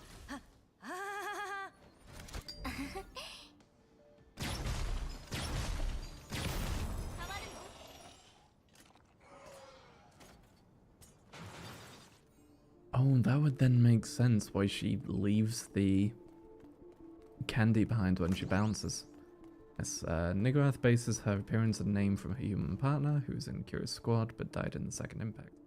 Kira is now her partner, which lets her use their stuff and go to Candy House. Gotcha. 着いたよ。信号の源はこの扉の向こうにある。Had to look up a lot of this because it's apparently in the Durandal VN I still haven't done. Ah. Well, hey, maybe, just maybe, if we can get into that fandub thing, we can convince people to go over the VN as well. 人が作った建物ね。綺麗に保存されてるし、中に入ってみましょう。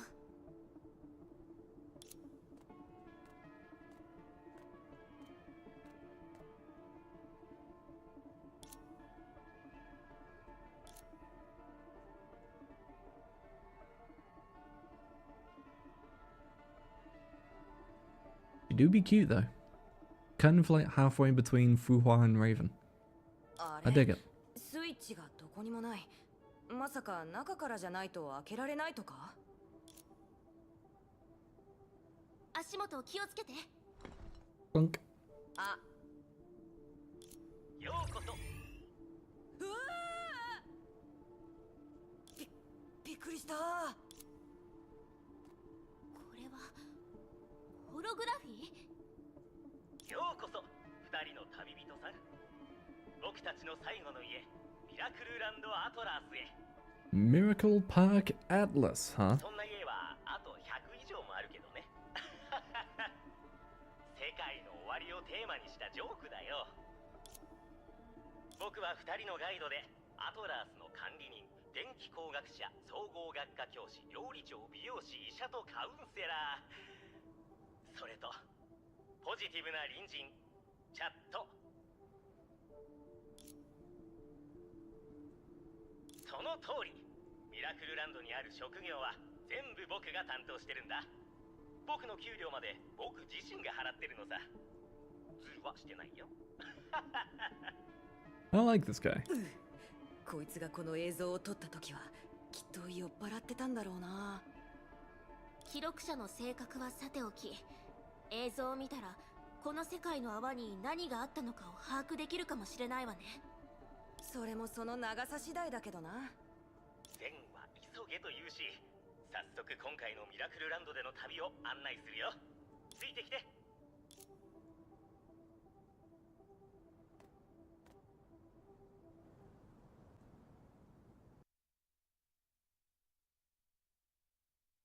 38.7. Well, this half is going faster than the previous one.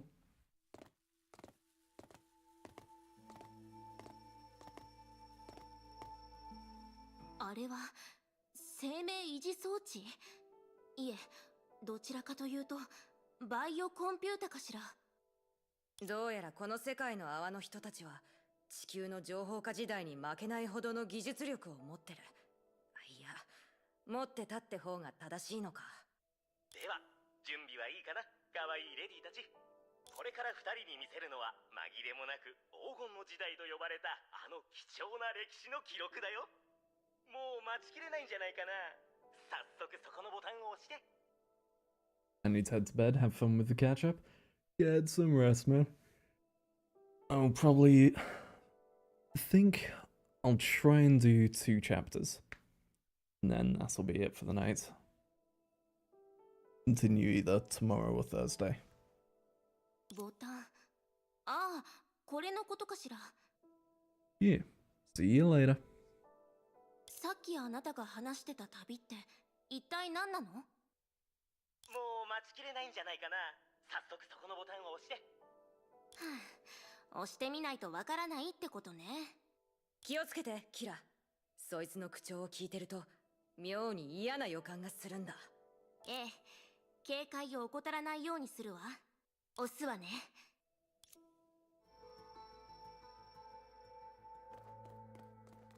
Touch.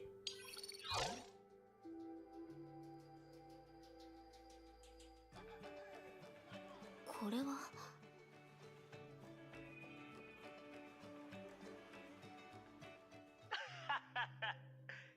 どう？リアルさに驚いた？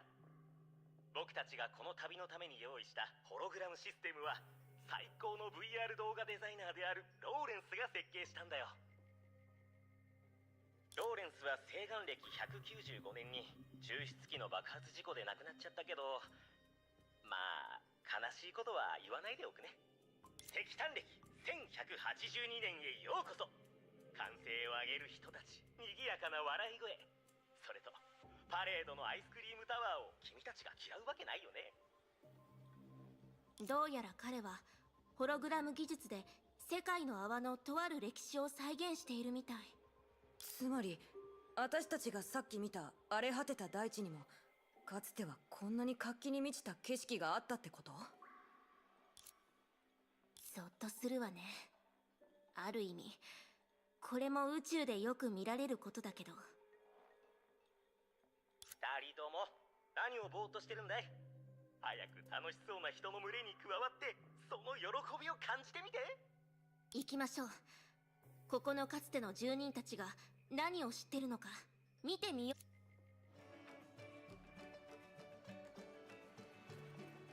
う。Okay. Hey, old man.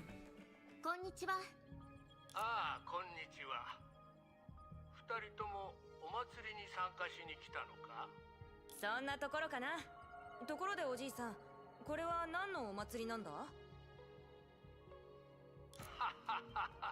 何のお祭りかも知らないのに来たとは物好きなお客さんだな。これは惑星調査隊が石油の代わりになる新しいエネルギーを見つけたことを記念するためのお祭りさ。新しいエネルギー？そうだ。そのエネルギーは西岸っていう鉱石から来てるらしく、埋蔵量がすごいだけじゃなくて効率も極めて高いんだ。並んで石油の予約をしなくてもいい時代はもうすぐやってくる。そういうことだったのね。ありがとう。お礼はいらないから、二人ともいっぱい食べて。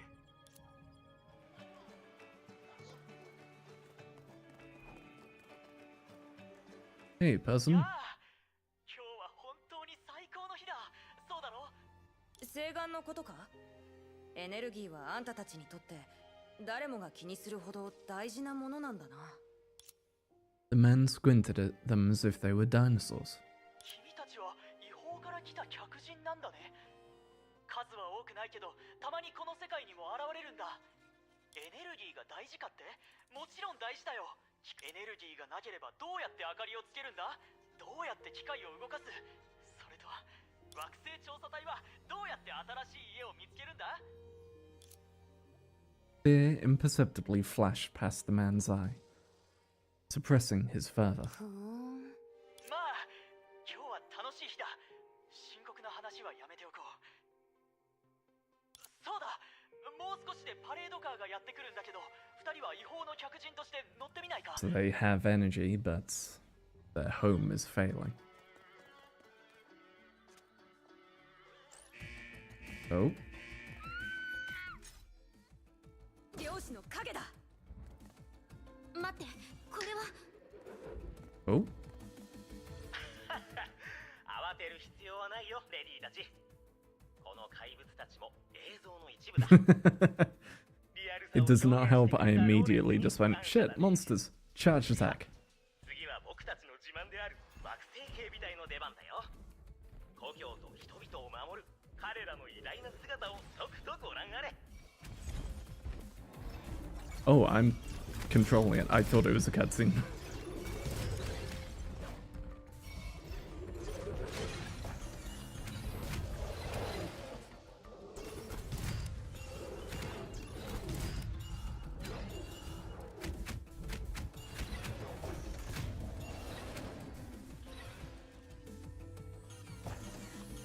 Bonk.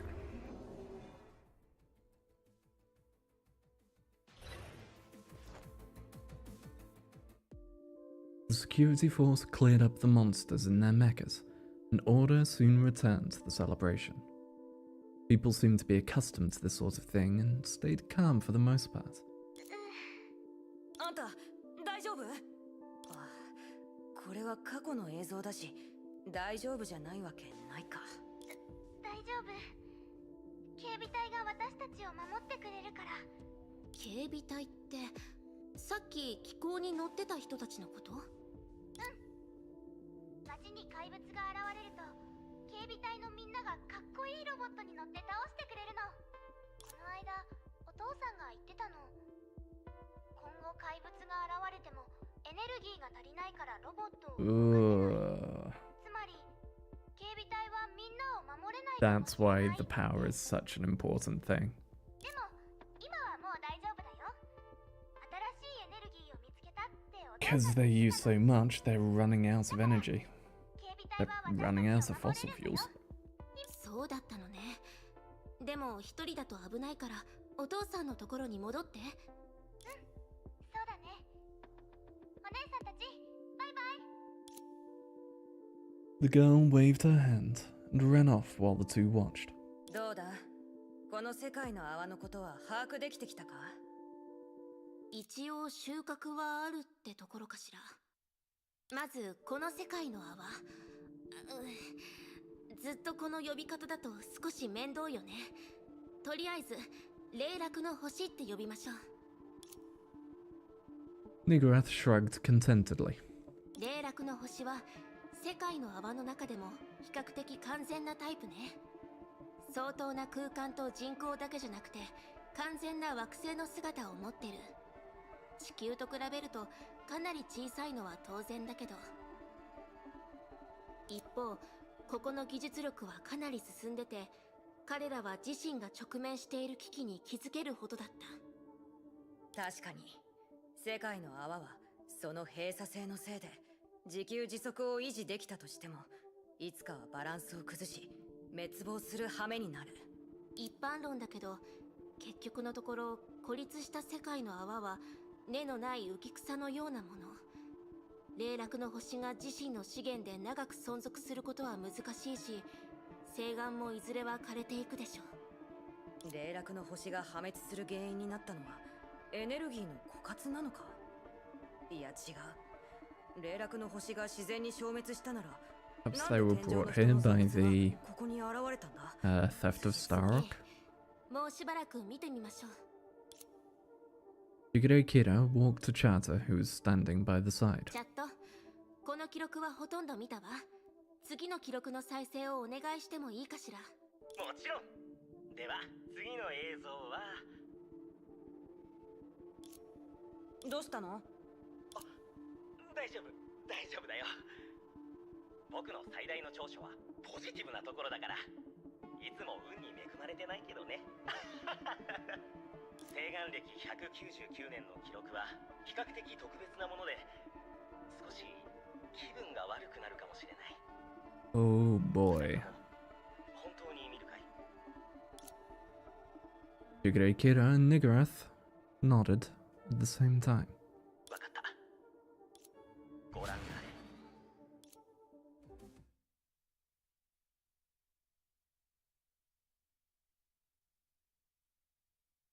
38. ここは監獄？何らかの地下施設っていう可能性もあるわね。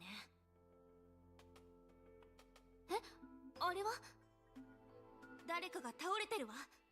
Oh, that's him. 助けに行こう。 That's the guy that he's based off of, isn't it? どういうことだ？映像が。あの人がいなくなった？チャット現れないな。ホログラムシステムが故障してるのか？わからないわ。ねえ、あっちを見て。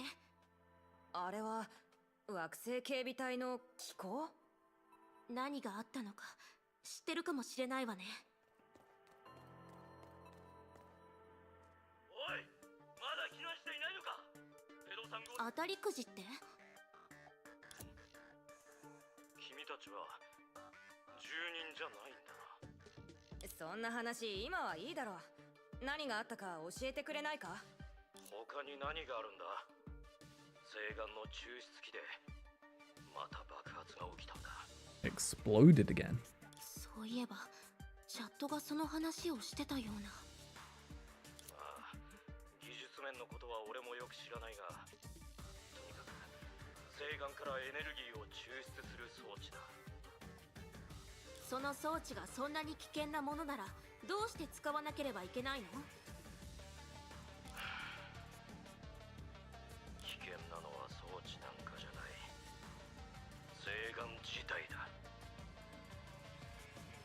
え？そうだ。そのエネルギーは星岩っていう鉱石か。待って。Before Kira could finish, the guard waved his hand and left in a hurry. おかしいな。ところで、あのチャットってやつが姿を現さない限り、私たちはずっとこの映像に閉じ込められたままってことにならないだろうな。近くで探してみるしかないわね。ついでに他の人がいないかも見てみましょう。Okay.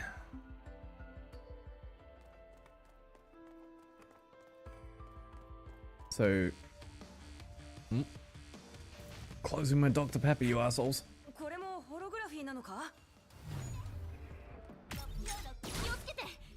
その攻撃は偽物じゃないわ。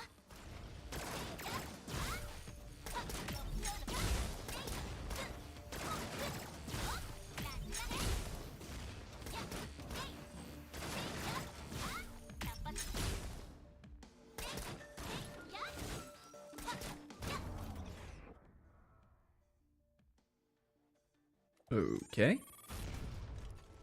Now we're being attacked by mechs. That are not holograms like the rest of this. ここの端末は特別な権限がなくても見られるみたいだ。チャット。あんた、一体どこに行ってたんだ？どうして？また Bye. 消えたか。この端末を確認してほしいみたいね。Beep boop bop.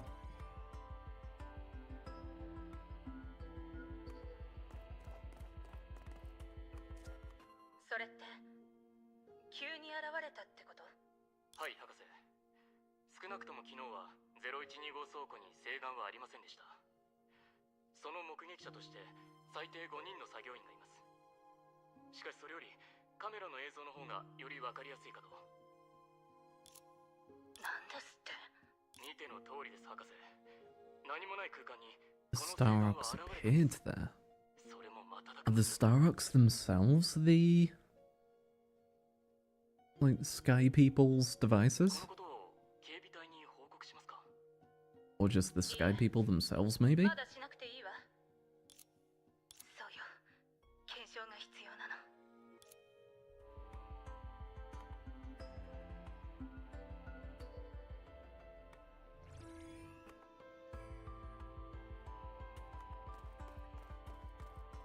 わからないわ。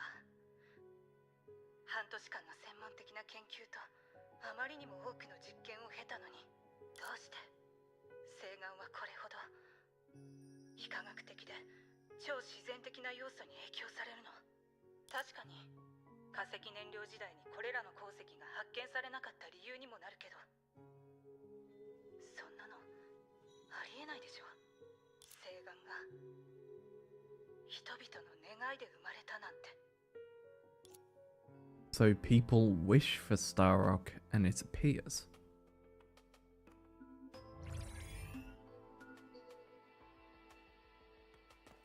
Wonder if that's... Again, Starrock was supposedly talking with Void Archives. 惑星調査隊が解散するんですか？ええ。地表の生態環境が頻発する星岩の爆発によってもう元に戻せない。 And then it's exploding? So people wish for it, so it turns up and then it explodes. 地上で暮らす。それすら贅沢な望みとなってしまった私たちにとって。 But it's their fuel, so they can't really look for anything else. 申し訳ないと思ってるわ。惑星調査隊に入ることがあなたの夢だって知ってるから、全ては私たちの過ちだった。私たちが藁をもつかむ思いで誓願だけを見て、他の可能性を捨ててしまったから。近道を見つけたと思ったら、まさか自ら袋小路に入ってしまうとはね。アシュリー博士、気を落とさないでください。惑星調査隊に入ることはもう叶わない夢ですが、まだ星眼研究のサポートはできます。星眼がなぜ人の願いで現れたか、そしてなぜ何の予兆もなく爆発するのかを明らかにすれば、きっと僕たちはポジティブなのはあなたの長所よね。でもどうか私と同じ道をたどらないって約束して。博士、人生を星眼の研究に捧げれば私たちと星は助かる。でもふと気づいたのよ。今までの努力を思い返してみても、私は星眼のことをちっとも理解できていない。研究所にいる他の人たちと同じようにね。星眼はまるで神様のいたずらの産物のようで、あまりにも非理論的で常識外れなのに、これほどリアルに私たちの前に存在してる。わからないわ。本当にわからないの。まるで見えない壁のせいで真理の扉の外に弾き出されて、そのいたずらをした神様が私を見て笑ってるような気がするのよ。博士、大丈夫ですか？優しい子ね。私は大丈夫よ。お年寄りの忠告を覚えてて。もうつかみどころのない星眼を探し求めちゃダメよ。アービング博士の下で知能システム関連の技術の勉強をしなさい。もしくはフレッド博士の下で地下避難所の知識を得るのもいいでしょう。つかめるものをつかみなさい。There it is. ちゃんと。I figured, but 今のは霊落の星にいた星眼の研究者が残した記録だったみたい。どうやら星眼って物質は人々に発見された時のように安全じゃなくて、理由もなく爆発するものだったみたいね。さっき見た地上は世界の終わりのようなありさまだったけど、でもそれを知っていたのに、どうして霊落の星にいた人たちは星眼をエネルギーとして使ってたんだ？おそらく他に選択肢がなかったんでしょうね。 beat the monsters, they needed energy. For energy, they needed Starrock. 燃料不足で消滅してたのかもしれないわ。 And after a certain point, you'd need to use Starrock to try and find anything else. さっきの女性研究員は渇きを癒すために毒を飲んでるようなものだって言ってたわね。その通り。いつか爆発して僕たちを死なせるクソみたいな鉱石の他に選択肢がなかったんだ。チャット。まずい。レディーたちの前で汚い言葉を使ってしまうなんて。チャット、聞きたいことがあるの。そして私たちは可能な限りあなたやこの星の生存者を助けたいと思ってる。君は優しいね。外から来た漂流者さん。君たちの登場はすでに死んでいた小さな星にとってはあまりにも遅すぎたけど、ついてきて。今度は何を見せるつもりだ？この星がまだ生きてた時の残照さ。いや、君の言い方を借りると霊落の星にいた人たちの最後の一日だよ。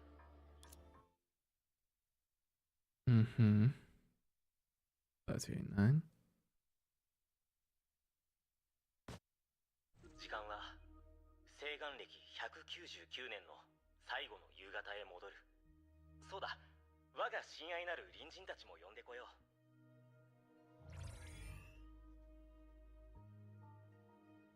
And his body is once more in the cell. 僕と同じさ。彼らもかつてはトラースの住人だった。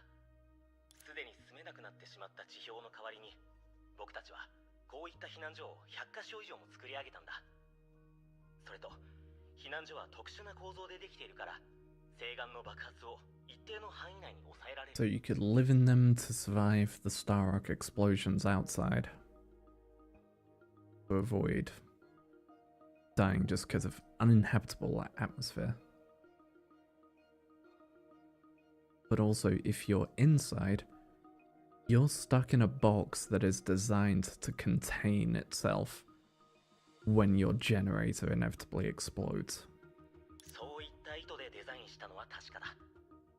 しかし、実のところ、西岸の爆発を防げる材料なんて僕たちは持っていない。Literally just, hey, live in this box, don't roll a nat one. If you do, everyone dies. 運命の荒波だ。まあ、そこまで説明する必要はないか。何しろお二方はもうすぐそれを目にするんだから。Charter tapped the terminal screen a few times. Soon after, an image was projected before them both. The screen was static, and it emitted a chaotic sound. おい、まだ避難していないのか。035抽出機も当たりくじを引いてしまったら、あと30秒で生き埋めにされるぞ。誰か私の子を見てない？緊急連絡を見るんだ。ウーラノスの中央抽出機でも爆発が起こったみたいだ。Uranus has just exploded. それとポイベーもあちこちで爆発が起こってやがる。どきなさい。もう押さないで。だから言っただろ。西岸は呪いで神罰なんだって。とうとうこの日が来ちまった。さっきの話聞いたわよね。私たちも避難しなきゃ。一体どこに避難しろってんだ。ここら辺は西岸倉庫と抽出機だらけじゃねえか。地下だ。もっと深くのな。もし爆発で連鎖反応が起こったら。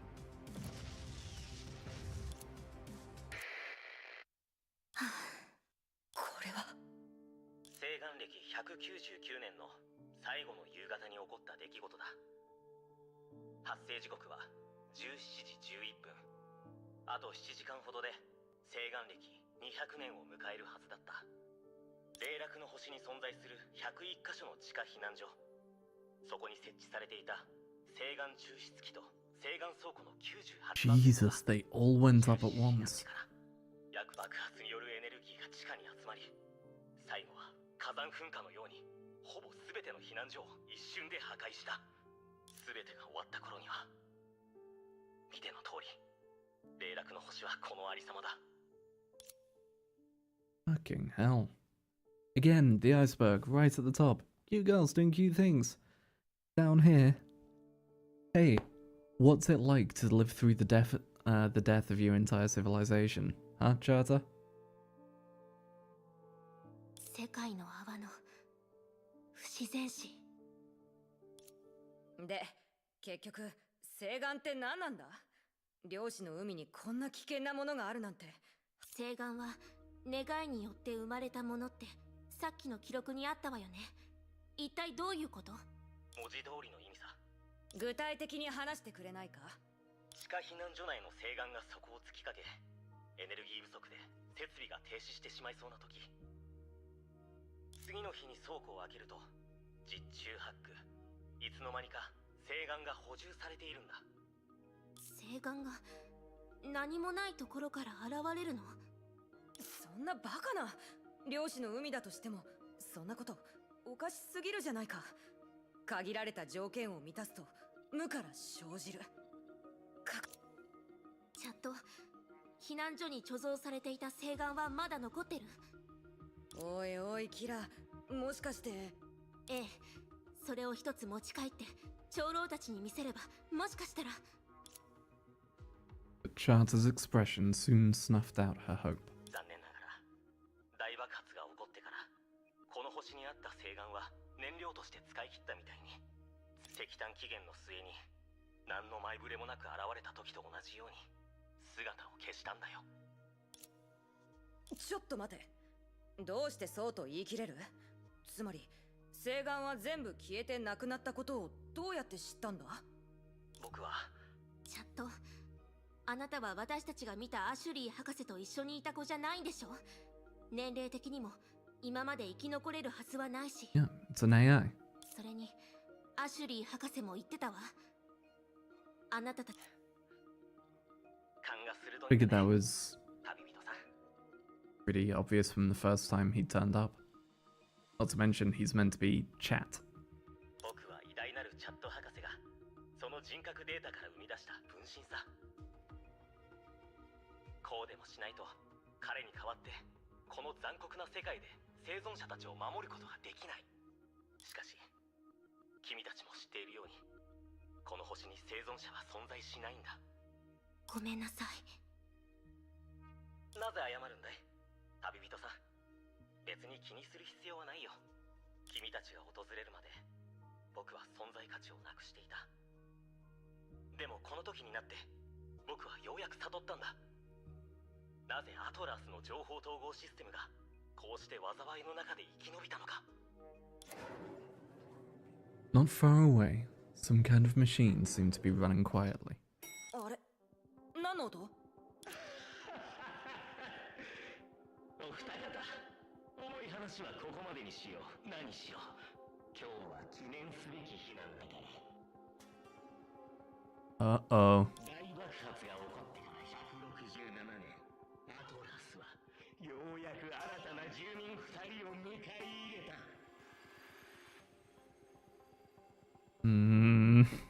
住民？その同情してはいるんだけど、別にここに住み続けるつもりはないよ。いや、かつての因縁はもはや消え去った。ここから我らの星は栄光の時代を迎える。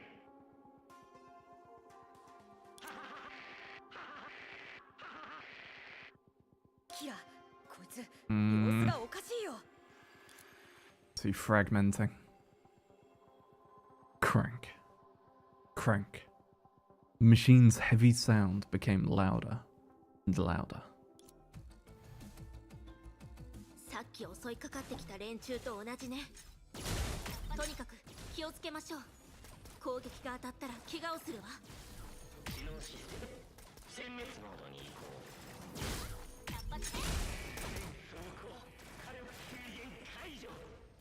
さあ客人のために滅の雷声を奏でよう。いた弾薬とデートする？ Bop. Bop. Bop. 変わるの？受け取ってみて。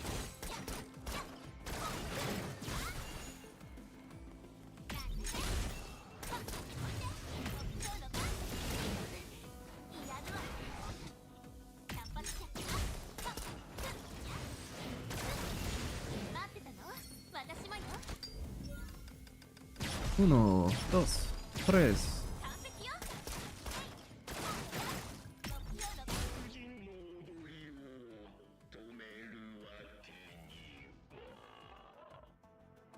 グッナイトチャーター。ふう、どうやらもう在庫はないみたいだね。ええ、今のうちになんとかこのホログラムシステムから脱出しましょう。さっき見かけた男だ。Tim. チャットにとって何か特別な意味でもあるのかしら。あら、彼のそばに。Kira lowered her body and picked up a slip by the man. Meanwhile, the two finally got a clear look at the man's face. こいつチャットとそっくりじゃないか？おそらくこの人が本物のチャット博士なのね。Kira unfolded the slip, revealing a pen with the engraving V. On the paper, there was a scribble in a foreign language, clearly unfinished. With a heavy heart, Kira used her sugar's ability. Words seemed to make some sort of motto. It started and ended with forever. And so, using the language of this world, she completed Charter's motto. just when she dropped the pen.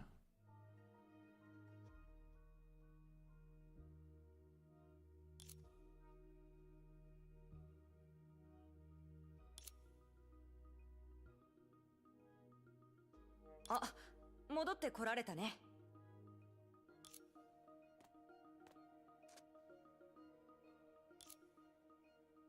え、キラ、どこに行くつもり？ちょっと待って。お菓子の家よ、ニグラス。これ以上この世界の泡にいてもやれることはないでしょう。 Candy House, home of the Sugars. Back from the fallen star, Shigure, Kira, and Nigrath met Elder Competo and reported what they saw. 長老、長老。聞こえておる。騒ぐんじゃない。でも、私とキラの報告を聞いてからもう10分も黙り込んでるじゃないか。重大なことなんじゃ。じっくり考えて当然じゃろう。そんな大したことかい？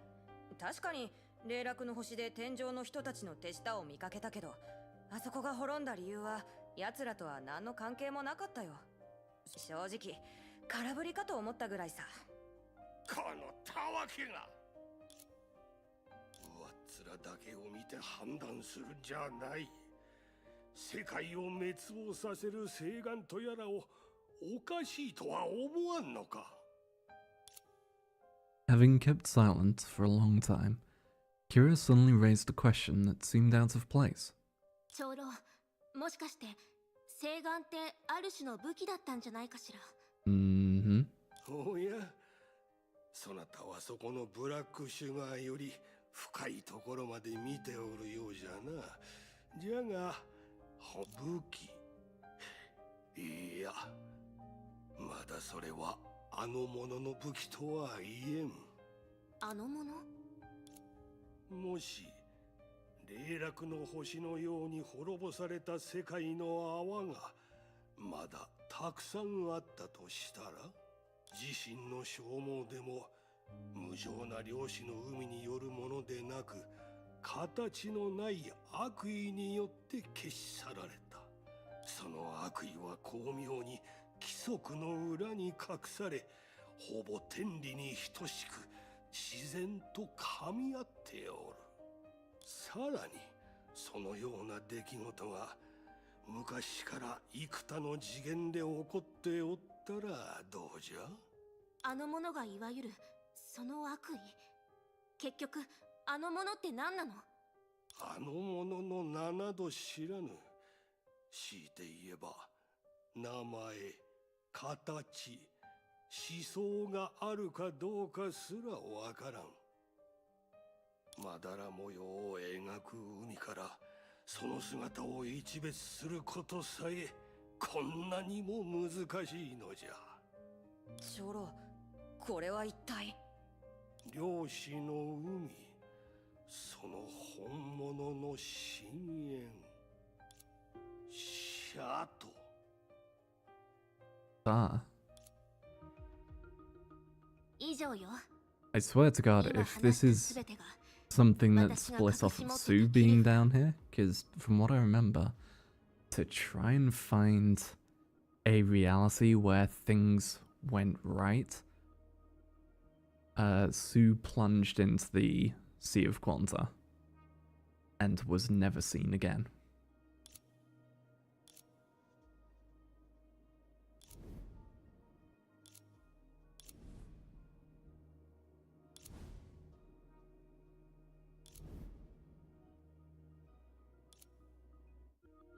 Everyone fell silent, quietly taking in the story told by Kira.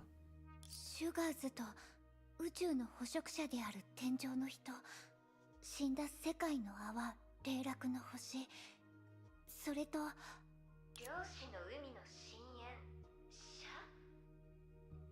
淵、情報量が膨大すぎて。ちょっと待ってください、メモを取ります。あなたはどう思う？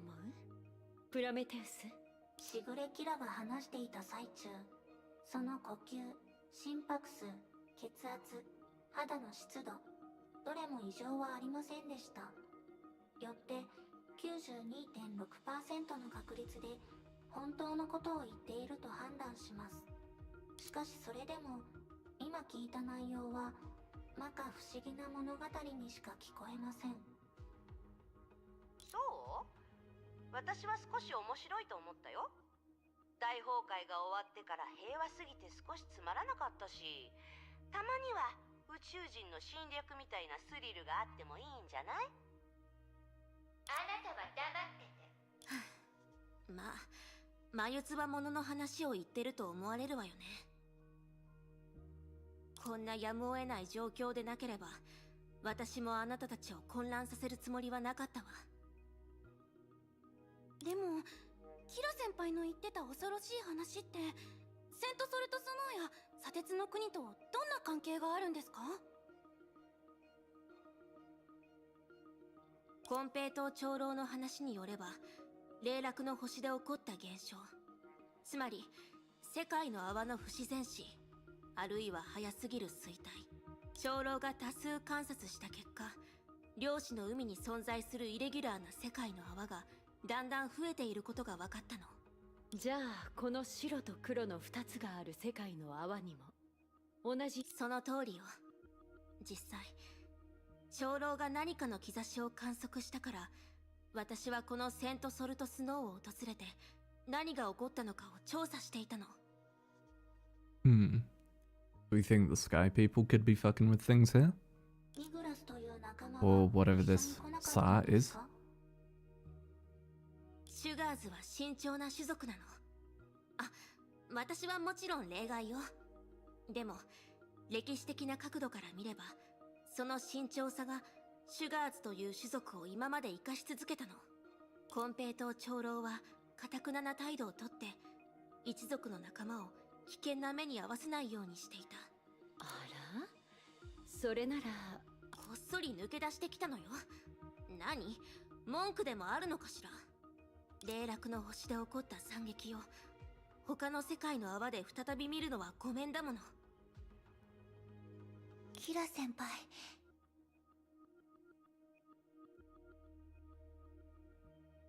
何はともあれ、とある意志が世界の泡の衰退を促していて、社が確実に存在するなら、私は一刻も早くそれを消し去りたいの。そのことがずっと脳裏をよぎって、いても立ってもいられなかった。それで出発することにしたのよ。ゼーレ、スーサナ、どうやら私もあなたたちを説教できるような立場じゃないみたいね。キラ先輩、素敵です。なるほど。だからあの時にミステルを暗殺しようとしてたんですね。何しろ社の使徒だと勘違いしていたようですから。Could be that this Sa potentially involved with part 2 things. すごく人ならざる者の気配がしてたからよ。うさんくさいにも程があるわ。それに宿屋の店主を脅してたじゃない。どう見ても二人が善良な人には見えなかったのよ。キラがそんな風に思ってただなんて、さすがの私でも悲しくなってしまうわ。は？そういうのを信じるとでも思ってるの？私のイメージまで巻き添えになるなんて本題に戻るなのです。しぐれキラさん、先ほどの話によれば、私たちが今いる2つの世界の泡も人為的に何らかの規則を変えられた異常な状態なのですね。That would be the rune that killed the others. その通りよ。2つの世界の泡が空間において逆対称になってるし、砂鉄の国の精神体はセントソルトスノーでの記憶を持っている。それに2つの世界の融合、どれもイレギュラーでしょ。しかし私たちが今話し合っているのはこういう世界のことではないなのです。シュレーディンガー博士、あなたが話したいことはわかるわ。それはつまりこの世界の泡がもともと持ち合わせている性質で、ここの常識なのかもしれないってことよね。否定できない可能性なのです。私も初めはそれを疑ってたわ。でもコンペイトー長老はかなり長い間を一周期にして観測を行っているの。しかもそのおかげで私はある事実を知ることができた。Oh, it was once one universe, but it 一 split つの into 世界 two. の泡しか存在しなかったのよ。つまりセントソルトスのもしくは砂鉄の国、そのどちらかがその観測の後に生まれたの。世界の泡が2つに。もしかしてもう一つの中から生えてきたとか？理解に苦しむのはそこじゃないわ。コンペイトー長老はもう一つの事実に気づいたの。 So they doubled and split. つまり元の世界の泡が2つに分裂したのではなく、 Oh, it wasn't even a split at 片方の世界の泡 all. が突如現れた。 Just a whole new one popped up. その通りよ。エネルギー保存の法則に完全に背いていて変なのです。おかしな量子の海でもそんな現象が自然に発生するなんて到底信じがたいなのです。 Though it does match up with the Fallen Star bubble universe. So in the Fallen Star, they wished for fuel, they wished for energy so that they could keep their machines running to save them, so that they could find new homes. And so there was fuel. Over here, people were getting depressed, people were losing themselves, they had no faith. All they had was a belief that the sage would be there, and that sage would transfer someone to another world where they might be reborn. And suddenly, there's another world. ええ、それにこの現象はさっき話した出来事でも一度発生しているの。キラ先輩、 Yeah, もしかしてそ exactly. れは霊落の星の人たちが見つけた星岩っていうエネルギーのことですか？そうよ。私とニグラスがそこで見つけた資料によれば、石炭歴1182年以前まで星岩という物質を発見したことはなかったらしいわ。 Oh, it won't let my, it's not letting my emotion commands go through. Damn it. なのに使用可能な化石燃料が底をつきそうになったその年に、タイミングよくその鉱物が大量に発見された。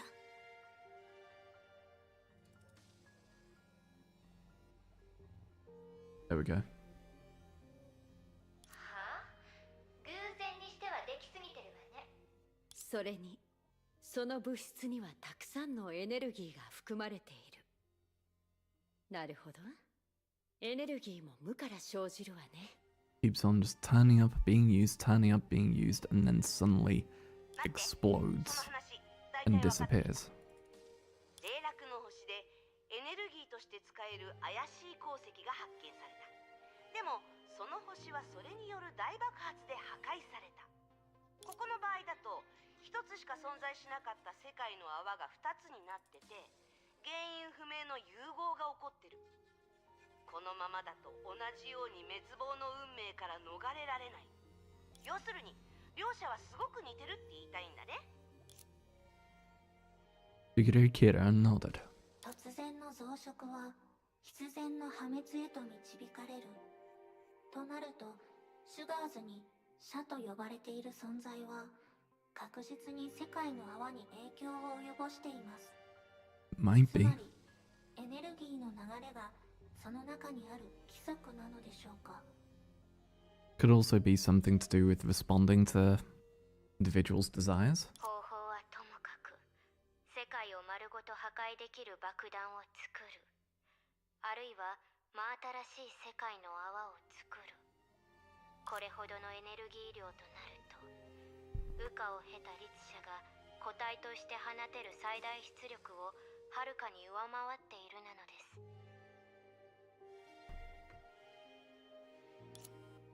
それに、世界の泡でそんな大業を成し遂げられる。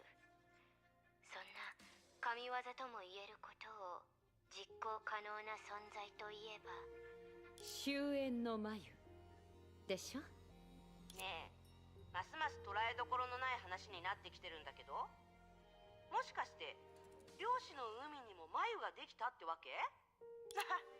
そんなことになったって別に怖くはないけどね。何はともあれキアナをもう一人作り上げるなんて無理でしょ。 Silence. The joke didn't soften up the atmosphere. Instead, it revealed a remote but terrifying possibility and rendered everyone silent. どうかしたのゼーレ？シャがセントソルトスノーと砂鉄の国に破滅の規則を作ったのなら、ここの人たちは。ええ、多分生き残れないわ。何言ってるの？ここにはビタもいるのに。正直に言ったまでよ。シャが泡の規則を変える権能を持っていて、眉に匹敵する力を備えているなら、二つの世界は滅亡から逃れられない。シュレーディンガー博士、二つの世界の泡を Get rid of the rule, maybe. 先ほどミステルさんが眉について話したことである可能性に気づいたなのです。その方法は以前とある誰かが実行しているので完全に不可能ではないなのですが。ああ、もうこんな時なんだからもったいぶってないでさっさと話してちょうだい。話の途中ですからそう焦らないでほしいなのです。つまり私が言いたいのは、ビアンカさんみたいに世界の泡を怒りにつなぎ、それを外部の点に向かって打ち込むという方法なのです。もちろん今の私たちに聖剣のような協力者は存在しないなのです。それでも理論上では全文明が作り出した空間武器よりも安定性に長けた点がもう一つ存在するなのです。要するにそれは律者なのです。 If we could anchor these to a Hersha. はあ？私にそんなことができるの？いいえ、あなたでは無理なのです。少なくとも今のあなたではダメなのです。あなたの律者コアは眉が固有世界に投げ放った不動点なのです。ですから固有世界でしかその安定性を発揮できないなのです。ここではあなたも砂鉄の国の住民と同じように月の岩に触れる必要があるなのです。ですのでビアンカさんが世界の泡を救った方法を再現す Transcend る all のに dimensions 必 or 要な stand fully 権 independent. 能はあらゆる次元を超えたもの、もしくは固有世界から完全に独立したものでなければ。 The only one that can do it. 眉に等しいキアナさん Diana, 本人か、 equal to the cocoon. あるいは漁師の海で誕生した律者なのです。 Hersha born in the Sea of し Quanta. かしそれ自体がパラドックスなのです。 Is it? Stares directly at Sailor and the other sailor. Like, I still have a theory that she is a Hersha of some form.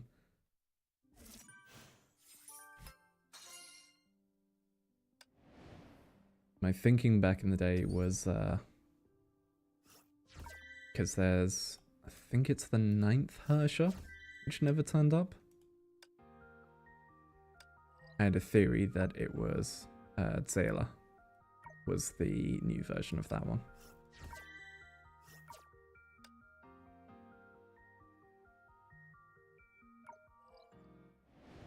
Alright.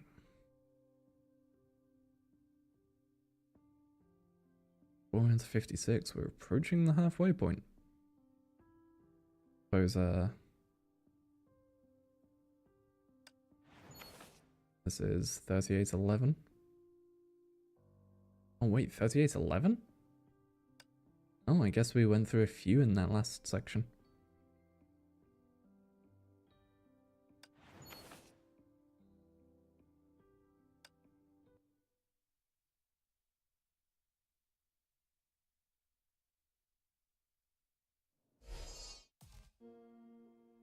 The twin bubble universes. Sir, an existence that dominates this world's rules, and a Herrscher born in the Sea of Quanta. A grand tapestry beyond everyone's imagination, quietly unfolding. The creator remained elusive. Sailor and the others sank deep into their thoughts, until someone finally broke the long silence. もうここまでにしない？ずっと考えてばかりいてもどうにもならないしさ。私から見ればしばらくは今の状況を安定させて、シャトやらが事を起こした時に場に応じて策を考えればいいだけだと思うんだけど。ゼーレが賢者の剣能を使って泡の構造をしばらく安定させてはいるけど、融合はまだ進んでる。もしかしたらそれがシャが最初からセントソルトスノーの泡に植え付けたルールなのかもしれないわね。もし本当にそうだとしたら、私がさっき話してた3つの鍵があるでしょ。それをはいはい、ため息ばっかりつくのはやめようね。石博士、さっきの話だと2つの世界の泡をアンカーポイントで固定して固有世界に向かって発射することは理論的には可能なんだよね。ええ、過去にビアンカさんがそうしたように理論上は可能なのです。しかし先ほど言ったように、まずは点の安定性を確保する必要があるなのです。さもなければ世界を滅ぼす自殺行為に過ぎないなのです。分かってるって。だから漁師の海側の律者の権能が必要なんだよね。でもそのことから言えば、以前から何度も話してるもう一つの権能、あれってもう一つの権能？ The authority of the sage. 四季の律者さん、それってもしかしても何も他にないでしょ。ちょうど賢者を受け継いだじゃない。律者じゃないけど一応漁師の海側の権能ではあるでしょ。賢者の権能ですか。固有世界の律者の権能とは比べ物になりませんし、数学的な意味で不動点を構築することも不可能です。ちょっと待って。シュレーディンガー博士、確認したいことがあるんだけど、2つの世界の泡、その存在自体を安定させて一連の操作を行ってるときは、漁師の海に侵食されないようにしなくちゃいけないのよね。はい。だからこそこの世界の範囲内で数学的な意味で一つの不動点が必要なのです。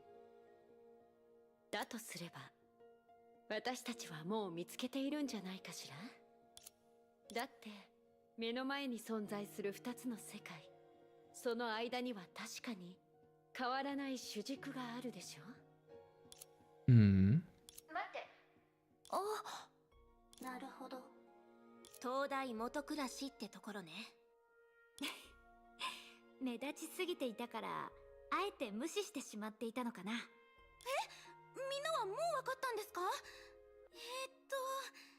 主軸って一体何のことでしょう？ Miss Dunn lifted a finger to point at the gigantic salt crystal on the top of the tower. 賢者がいる高等はいろんな意味で2つの世界にとって普遍の位置に存在している。だからもしかしたら塔は自然とアンカーポイントのベースとなれる。そうよね、シュレーディンガー博士。はい。検証する価値はあるなのです。しかし皮肉なことに、それは高等自体が社が植え付けたルールによって誕生した可能性を示しているなのです。その上、私たちはその性質をいやいや利用しなきゃいけない。ふん、固有世界で崩壊に抗っていた頃と全く同じね。こんなことわざもあるじゃない。対抗は細菌を顧みず、大礼は症状を辞せず。何はともあれ、喜ぶにはまだ早いなのです。四季の律者。まだ何かあるの？先ほどのビアンカさんの例ですが、あの時は世界の泡の構造を容易に統合できる装置があったので、内部空間の情報を点へと収束することができたなのです。そしてそれの反転も成功したなのです。でも今は高等はそういう意味で2つの世界を掌握していないなのです。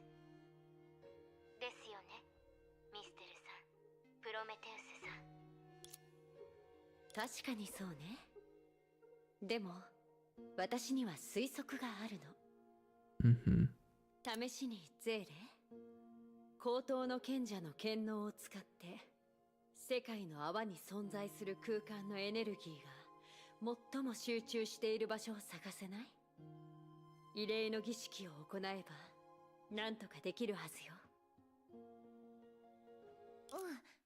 試してみる。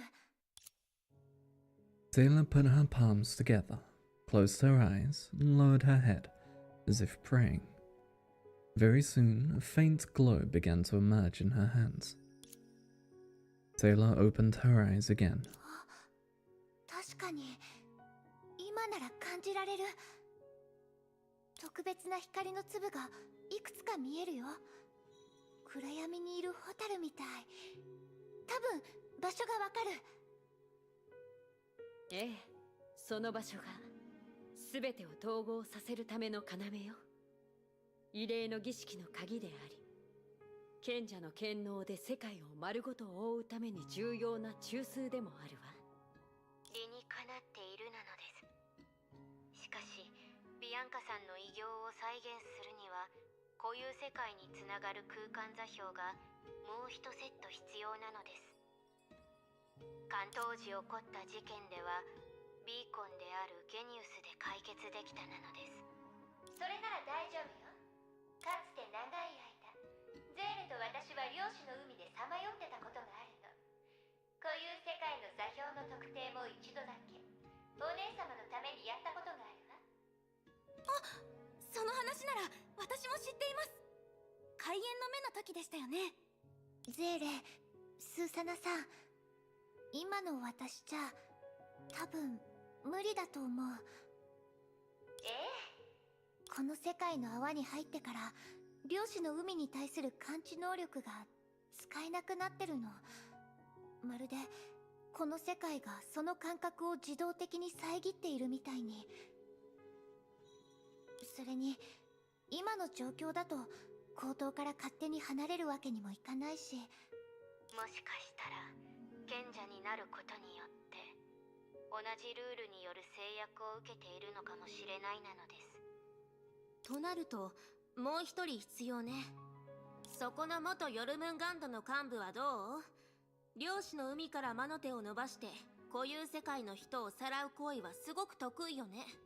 今こそ本領発揮の時よ。確かに以前は考えが至らないところがあったわ。そのせいでみんなのことを今みたいな難局に引きずり込んでしまった。ふん、綺麗事ばっかりね。彼女は責任を取ると言っていますが、おそらく期待外れになると思いますよ。ミステルは確かに空間を操る能力を持っています。ですが、空の律者や旋回一条ほどに万能なものではありません。漁師の海での旅を例に挙げると、彼女は世界の泡の相対的な位置と異種成婚に対する感知力を使って大体の方角を判断していました。つまりそれだけ？ならどうやってゼーレをさらったの？ついでにあなたもね。まあまあ、そのことは別にいいでしょ。それはね、単に試し続けただけなの。固有世界に向かって絶え間なく漁師の海行きの隙間を生成して送った結果、こうなったってわけ。Kept on firing, and one of them would hit eventually. 限り入れない。簡単に言えばクレーンゲームに挑戦し続けてたみたいな感じかしら。幸いにも2個ぐらい捕まえられたわ。正確に言えば3個だけど。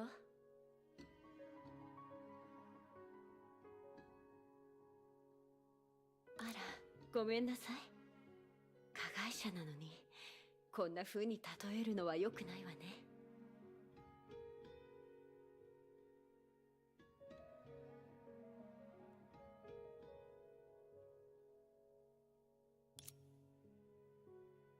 世界の泡で隔てられてなかったら今すぐにでも血祭りにあげてやりたいくらいよ。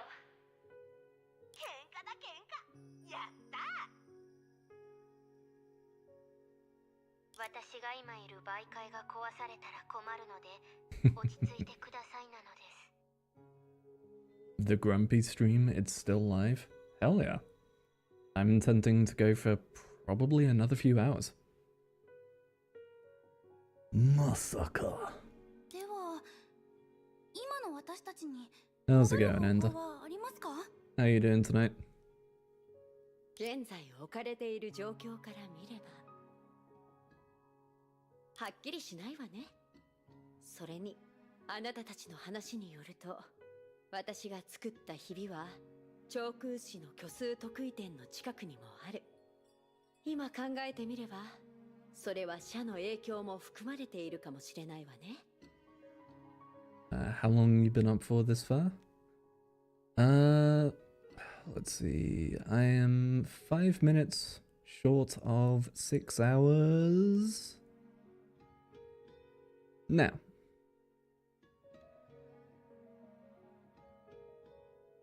Just been working through story and trying out the new characters and some of the new systems in part 2.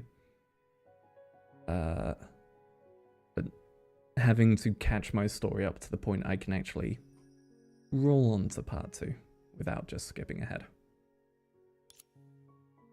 いえ、逆に言えば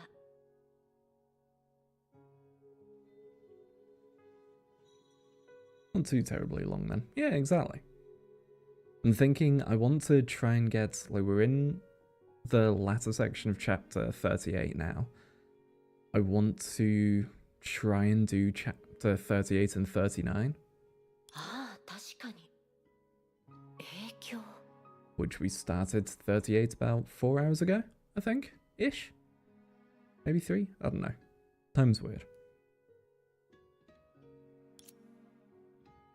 Thinking of something important, Miss Dunn turned around and walked to the stairs. ねえ、今度はどこに行くつもり？固有世界の座標を探す件は私が何とかするわ。あなたたちはベースアンカーポイントを軸に結びつけて世界規模のアンカーポイントを構築することに専念して。ベースアンカーポイント？世界規模のアンカーポイント？それってどういうことですか？ I saw Yo-Yo Midriff Girl and I was like, okay, hot, but what the hell is going on in the story right now? So that's the thing. This is part 2, so part 1, I'm already past. I'm currently in 1.5, which is a middle section. Part 2 is all new characters and is supposed to be pretty much separate. Obviously it's going to spoil things from part 1 and part 1.5, but it's just new things, new place.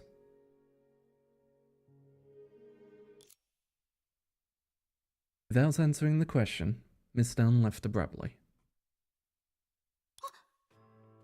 行ってしまいました。 Yeah, so I'm curious to see that part. That's part of why I'm doing my catch up now, because I'm like, part 2's here? Hell yeah, let's go. 多分ゼーレさんが異例の儀式で感じ取ったポイントと今はまだ存在しませんがビアンカさんの体内にあるような世界そのものを制御できるアンカーポイントのことなのです。Yes, 1.5, the Fragmentary Passage, Honkai Edition. Well, it's... So, like, the story so far in 1.5 is focusing around Sailor. And basically her and the other Sailor being put in 2 different worlds. Which, because the 2 worlds exist, they're trying to merge and destroy each other. And we have to try and figure out how to stop that. It's what's being discussed at the moment. 今回ビアンカさんと聖剣のような効果を一一時的に発揮できるなのです。長い目で見れば、固有世界にさえ戻れれば、キアナたちの助けも得られるからですか？ Oh yes, I did also already get the yo-yo girl. I had a 10 pull banked at the start of the session, so fired it off, got 2 of the A ranks, and got the S rank right away. So, the gacha luck is still doing its thing. 無害だと思い込んで、また何かをやらかしてしまうかもしれないし。Oh, okay, so it's pulling a Marvel vs. Capcom. Basically, yeah.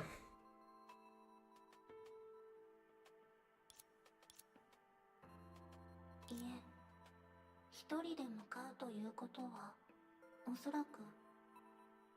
皆さん、どうか安心してください。先のことで十分教訓を得たはずです。本当に？何はともあれ、何らかの考えがあるようですし。ゼーレ、あなた、まあ、それもそうよね。あのわけのわからない女を信じなかったら、途方に暮れるだけだし。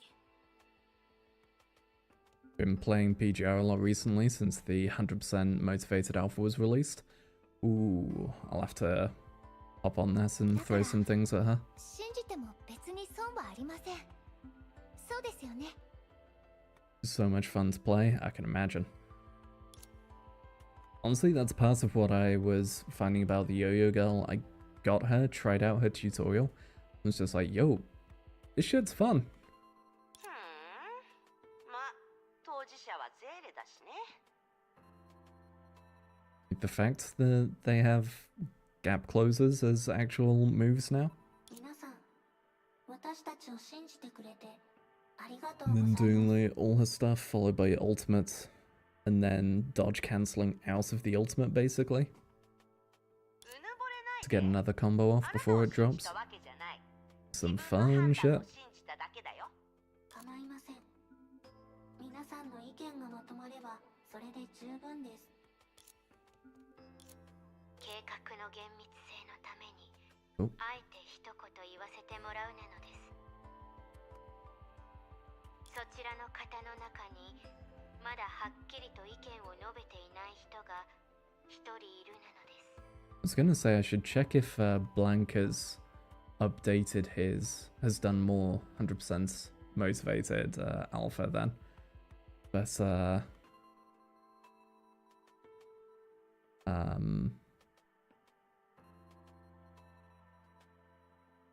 I suppose they will be focusing on weathering waves at the moment because of beta things. I'm guessing this chapter of the story is kind of trying to tie up loose ends to close off the story of Kiana and the Honkai crew. So the main crew, their story is pretty much tied off. That was the end of part 1. I think there's a bit more because she's on an image in the like final prelude to part 2.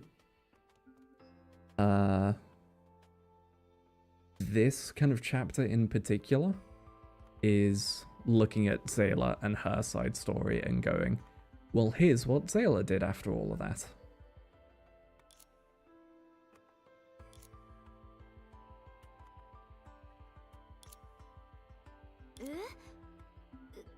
君たち、なんで僕を見るの？さっき話していたことなんて、僕には何の発言権もなかったよね。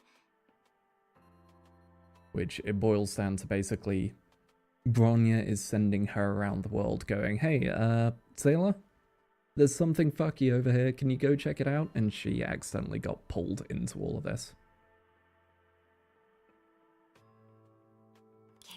They get to come back?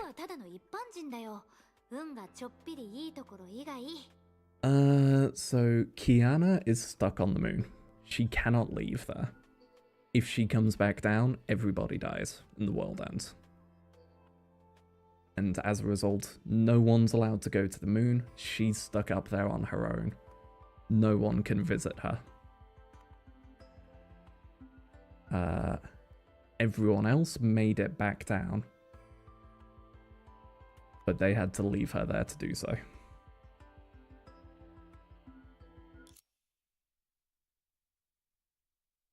As if trying to avoid the topic, Vita ran to Sailor and reached for her hand. Just then,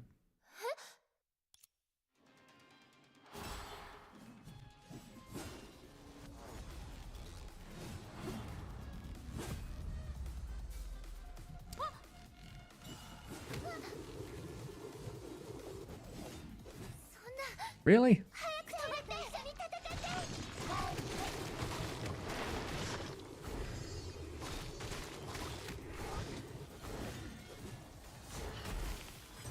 Come on, trigger. There we go. Thank you.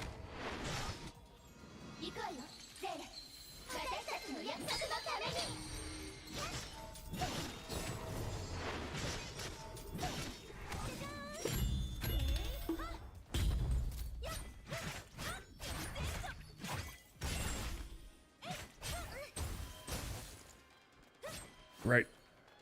Nope. Stop locking on. Stop locking onto that one.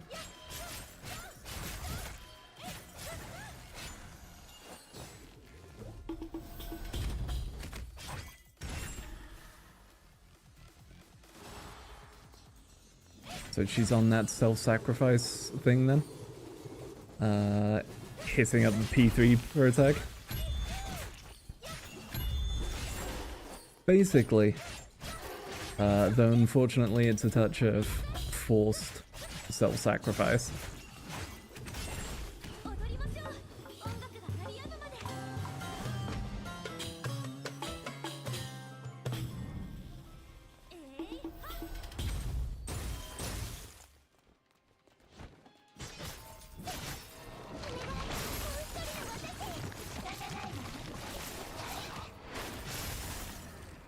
There we go.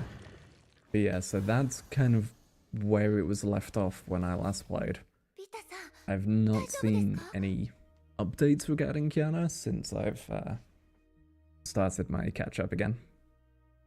平気だよ。あんまり取り柄はないけど、反射神経はいい方だからね。ごめんなさい。高等の賢者が残した紳士がなぜか突然。前にも似たようなことがあったわね。あ、確かに。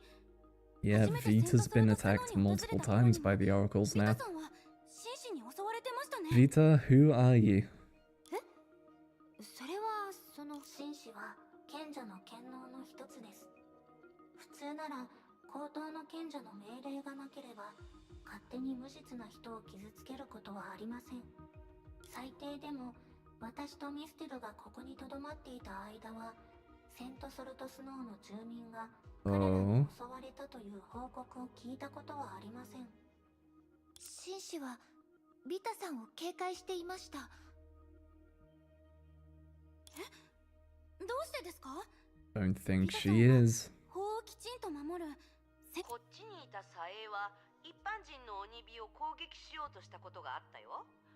まああの時の鬼火は私の言及に夢中になってたから。あ、もしかしてそれが原因？鬼火が私に制御されてるってことはつまり賢者の規則に背いてるってことだしね。Who's controlling Vita then? 可能性はあります。二つにして一つであるサエと紳士。そうするのなら必ず理由があるはずです。Again, everyone's eyes focused on Vita. Seemed to be getting nervous. 死者様、そんな物騒なことを。僕は善良で無実なセントソルトスノーの住民だよ。Just what an innocent person would say. あ、そうそう。きっとこうなってるんじゃないかな。つまり紳士もスケちゃんや町内のロボットのような存在で、どっちも死者様が開発したプログラムで制御されてる。Welcome back. そうでしょ？きっとプログラムがバグって僕を敵だと間違えたんじゃないかな。いえ、紳士は私が作ったロボットではありません。先ほど言ったように、あれは賢者の権能の具現です。ということは、もう一つの可能性が。つまり、もう一つの可能性。つまり、あなたは嘘をついている。Shigure Kira suddenly closed in on Vita and grabbed her right hand. キラ。ずっと怪しいとは思ってたけど、さっきのことでようやく隠し事があるって確信したわ。確か人工知能が何なのかなんて知らないはずよね。ああ、ここに来たばかりの君たちはまだ彼女のことを知らないんだね。スケちゃんって言うんだ。名前を聞いてるわけじゃないんです。私の理解が正しければ、それって人工知能ですよね。人工知能？彼女のことをそう表現する人は初めて見たよ。それならどうしてそんなに詳しいの？しかもプログラムで制御されていることすら知ってる。Mm-hmm. 確かにそうですね。Good catch, Kira. 途中でその話を詳しく話したこともありません。だからビタさんが私たちの会話から知った可能性もありませんよね。AIS is canon in Honkai. Oh god. Honestly, I could see that as one of the event stories. Of just like, oh no, AIS is out of control. 自称セントソルトスノーの住民で識別コードすら持っている。ビタ、あなたは一体何者なんですか？ああ、バレちゃった。こうなったら仕方ないよね。なんて言えばいいのかな。僕もこうはしたくなかったんだよ。はあ、こいつとうとう時期になったわけ？こうはしたくなかったって。ああ、ごめんね。つまり言いたいのは、仕方がなかったんだよ。タイミングが本当に悪かったからね。何が悪かったの？言ってみなさい。さっきあなたは私の話を聞いたでしょ。今度はあなたの番よ。同意します。悪意があるのかどうかは話を聞いてから判断します。みんなが結構いろんな話をしてくれたおかげで、僕の物語はかなり簡単に説明できる。要するに、確かに僕はこの世界の泡で生まれた住民じゃない。ちょうど死者様が識別コードを配っていた頃にセントソルトスノーで暮らしてたってだけだよ。 Wait, we've already discussed the story, so hers is really simple now? So am I right in thinking she's related to Sa? 一つ前の故郷についてだけど。 Yeah, it's going to be... it's going to be the... F thingy. Fuck, I forgot the name already. Something star. Fallen star. 霊落の星。あの破壊された世界の泡。 Are you Sa themselves? Or Sha or Sa or whatever? ねえ、冗談はやめてよ。あの世界が滅ぼされてからもう100年以上は経っているのに。だよね。今こうやって話してもデタラメだとしか思われない。でも本当に嘘はついていないよ。キラが出会ったチャット博士。彼は僕の友人でね。ねえ、私の話を参考にして作り話をしてるわけじゃないわよね。僕だって証拠もなく信じてくれるだなんて思ってないよ。 V.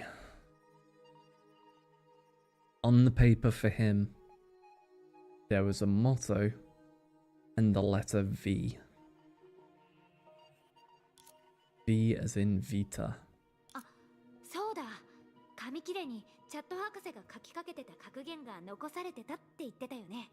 確かにそんなこともあったけど、その格言って永遠に明日への希望を抱く、永遠に最善の自分で毎日を迎えるだよね。 V for Virgil. Suddenly, Judgment Cut ends through the screen. I am the storm that is approaching plays. 永遠に明日への希望を抱くの次は永遠に前向きでいようだとでも思ってたわ。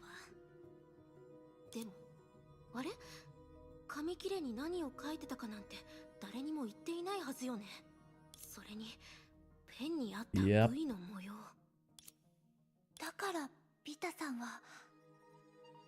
すまないとは思ってるけど、この方法でみんなの信頼をもう一度取り戻すしかないみたい。あれは西元暦199年の最後の夕方、ちょうど大爆発が起こるまで Last evening of the あと Starlight 1時 Calendar. 間もない時のことだったよ。それは同時に新惑星調査隊の初出航のタイミングでもあった。 The new planet recon team looking for new worlds to live on. Did they find this world instead of 新惑星調査 something 隊 within their bubble universe? その通りだよ。チャット博士は未来と可能性を探るという希望を決して諦 They めていなか venture っ out into the Sea of た。 Quanta? チャット博士とアトラースの科学者たちはずっと秘密裏で霊落の星から旅立つことができる宇宙船を作っていたんだ。当時あの時見た光景は Explains why she's been relatively calm about the discussion of bubble universes. 霊落の星、かつては心の支えにしていた故郷が一瞬にして大爆発の光に飲まれたんだから。 Once again, we look back at the iceberg, right at the tip, cute girls doing cute things. Couple layers down, this image. 希望と温かさをくれた光、西岸の光がその時おぞましい有名の鬼火となった。あまりにも突然のことだったから、メンテナンスをしていた僕以外の他の船員は宇宙船に乗ることすらできなかった。その時僕は知ったよ。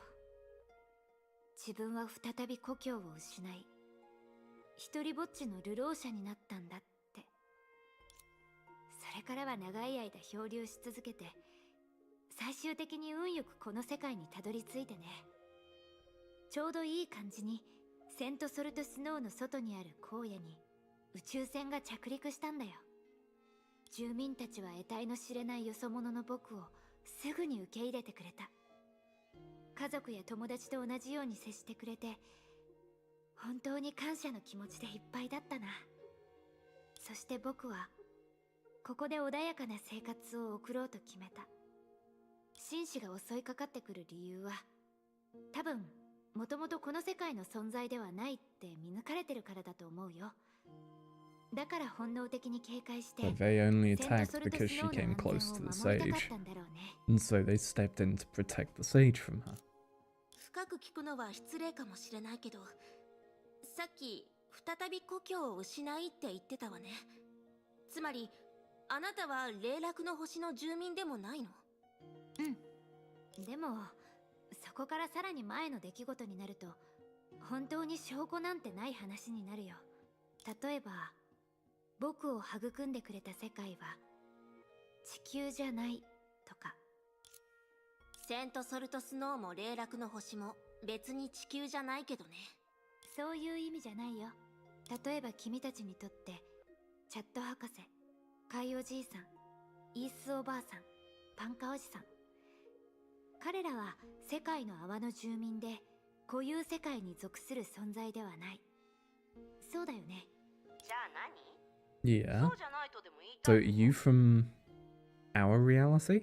Our branch of the imaginary tree? 僕の場合は確かに彼らと大体似ているようなものかな。君たちの言葉を借りると、 From Vita? 僕を育んでくれた世界は金星と呼ぶべきかな。I refrained from making the joke, so I was like, is it going to be V from Venus? Because women are from Venus, men are from Mars. God damn it. 金星、まさか太陽系にある8つの惑星、その中の一つであるあの金星のことですか？うん。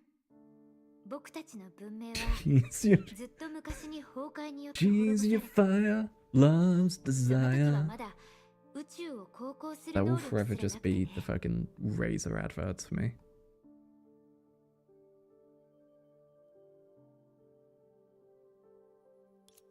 僕は生き残りとして漁師の海の深淵で数えきれないほどの時を過ごしてきた。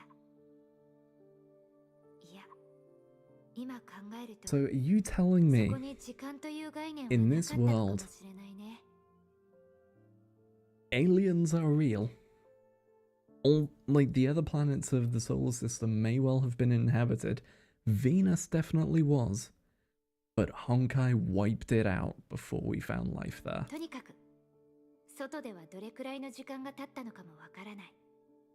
そんな時だった。 And so was some of my mum used to play when she was 僕は cleaning the 金 house 星 while I に was a 属す kid. る空間から君たちの地球に属する空間へとワープできたんだ。 So I don't know if it's the same over there, but over here there is a brand of razors, women's razors, which are Venus, and they would use that song every time. So it's just like someone sings that song, and my brain auto fills in images of just like smooth legs. 僕たちのところと違って君たちの文明はとても進んでいて、長きにわたる時間の中無数の投影を育んでいた。旅の途中で僕はとある帝国の首都で世界の輪廻を見届けたことがあるし、可愛い人形たちが支配する小さな世界を訪れたこともあった。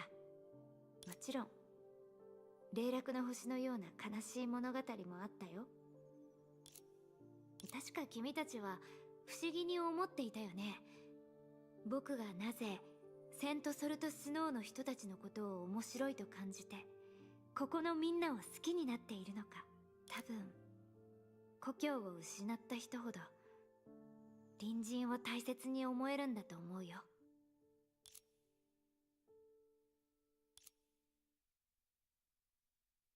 Nobody spoke. Mars was very distant from Earth, but everyone here recalled some of their own experiences. Mars? You mean Venus? A drifter in the Sea of Quanta.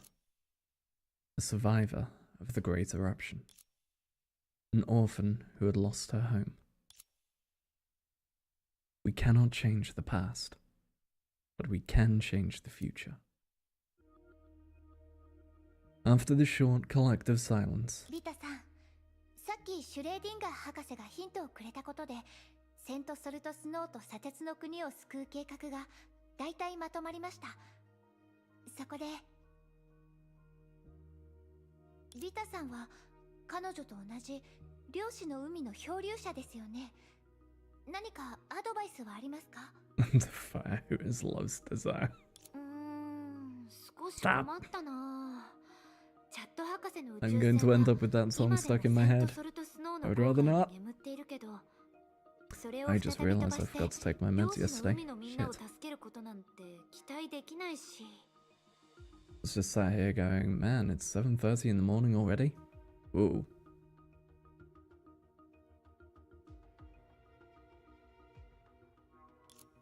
あ、そうだ。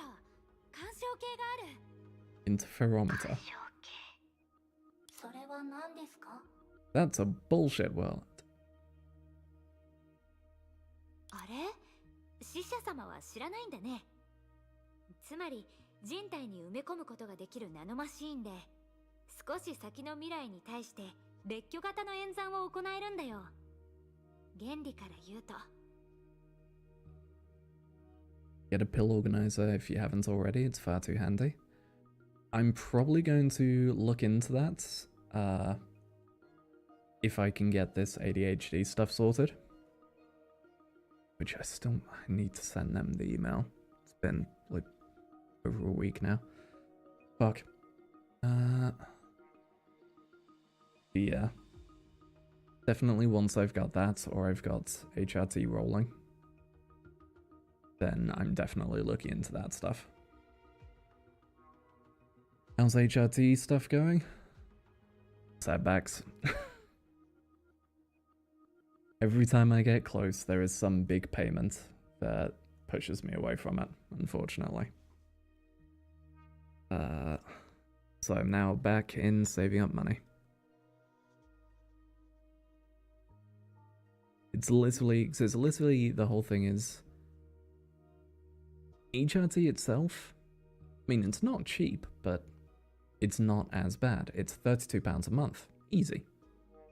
The issue is getting the diagnosis. Like, I need a piece of paper that goes, yes, this person does have gender dysphoria. And that costs like 500 odd for the first one and potentially 250 further per session if they feel you need more. So. 指定された空間に存在する選択可能なすべての歴史を対象にして経歴相和法を使うなのですね。The ideal is it's a 500 and done. But potentially it's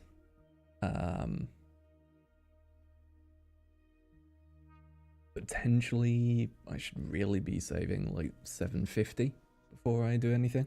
そうそう、確かそんな話だったかな。博士も干渉系に詳しいんだね。正確に言えば、数十年前、エジソンさんも私の目の前でこの装置を使ったなのです。しかし、全文明最強の人工知能であるプロメテウスさんは、干渉系のことを知らなかったなのですか？そんな理論上でしか存在しない装置を知っていると思われるなんて少し意外です。機会があったらぜひサンプルを一つもらって研究したいものですね。I was honestly considering talking to a doctor about that stuff for the sake of using it for body sculpting. I mean, if it's something you want, it's always worth talking to someone about. Like, the only reason I'm having to do it this way is because I approached the doctors, and they said, yep, we'll send out forms, and then never did. 世界を救ってから僕の体でもチェックしてみる。 So that's why I'm doing it the private まだ way. 金星にいた頃、体内に干渉系を埋め込まれているからね。 Same time, at this rate, it might be the same pace anyway. リタさんはさっき It's already been a year since I started trying to save up for it. もしかしてその金星の技術が理由なんですか？ Definitely not someone with gender dysphoria, but I'd say I do have body dysmorphia. Yeah. I mean, obviously I can't speak from the perspective of body dysmorphia.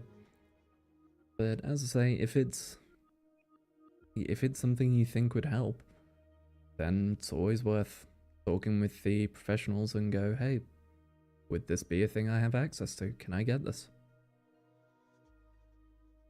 そうかもしれないね。つまり、ビタさんは体内の干渉系を Worst that comes from it is you realize down the line, it's not what you want, and so you just stop. 保証はできないけど、体内に埋め込まれたプラグインがあれば、それを量子コンピュータとして使えるかもしれないね。もしそうなら、先ほど検討していた計画に非常に役立ちます。よければ今から試してみませんか？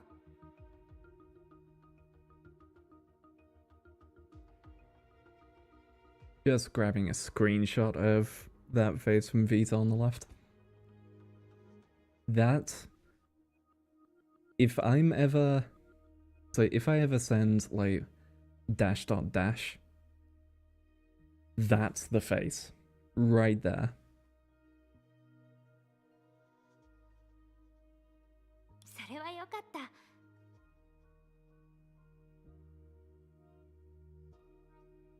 think I'll have to dedicate some time to slowing down first before I try any sort of medical drug usage. Yeah, definitely fair. あれ、今から？ I know in my case, part of why I'm looking into it is because, just as Mr. Left Without a Word, Prometheus took Vita, who is a Venusian, away to investigate without explanation. プロメテウスさんの行動力、急に上がってますね。 No, in my case, I used cosplay attachments to confirm. Yeah, I would feel happier with boobs. Is like one part of it. So that's why I know I'm going for it. でも2つの世界は今でも1分1秒ごとに悪化し続けています。私たちも I mean, I ずっと say 理論を述べてるわけにはい it きま is せん。 one reason. There are several others, but that would be one. Breastplates go hard nowadays. Yeah. 先ほど話したように創世の世界の泡を固有世界へつなげ不可逆的な滅亡から逃がせるように私たちも今から動くべきなのです。スーサナさん Even if it's just forms. Well, yeah, part of how I found out is I tried that and then got a pair of cheap forms and honestly did wonders for self-esteem while I was using them. メモをずっと取っているようなのでまとめた計画をみんなに伝えてほしいなのです。私がですか？真面目だからきっと問題ないなのです。 Don't fuck it up, Susanna. I'm as dedicated as you. I believe there's success to be had regardless of the setbacks. Yeah, we're gonna get there. Hell, not gonna lie, it is in turn part of why I'm learning Blender. Is so that I can potentially open up avenues of income through that. Get me some 3D commissions or something. Hey, people watching live or watching the VOD, remember to check out the Twitter, because that's also where I'm putting updates on how the Blender learning is going. So far, enjoying it. Fuck geometry nodes though. そうよ。もっと自信を持ちなさい、スーサナ。 Whatever happened to your 3D model, I like that one. So I still have it.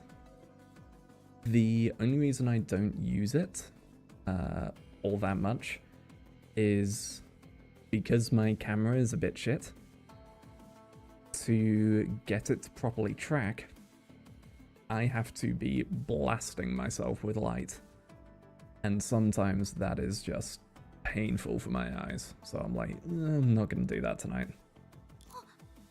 はい。じゃあお言葉に甘えて。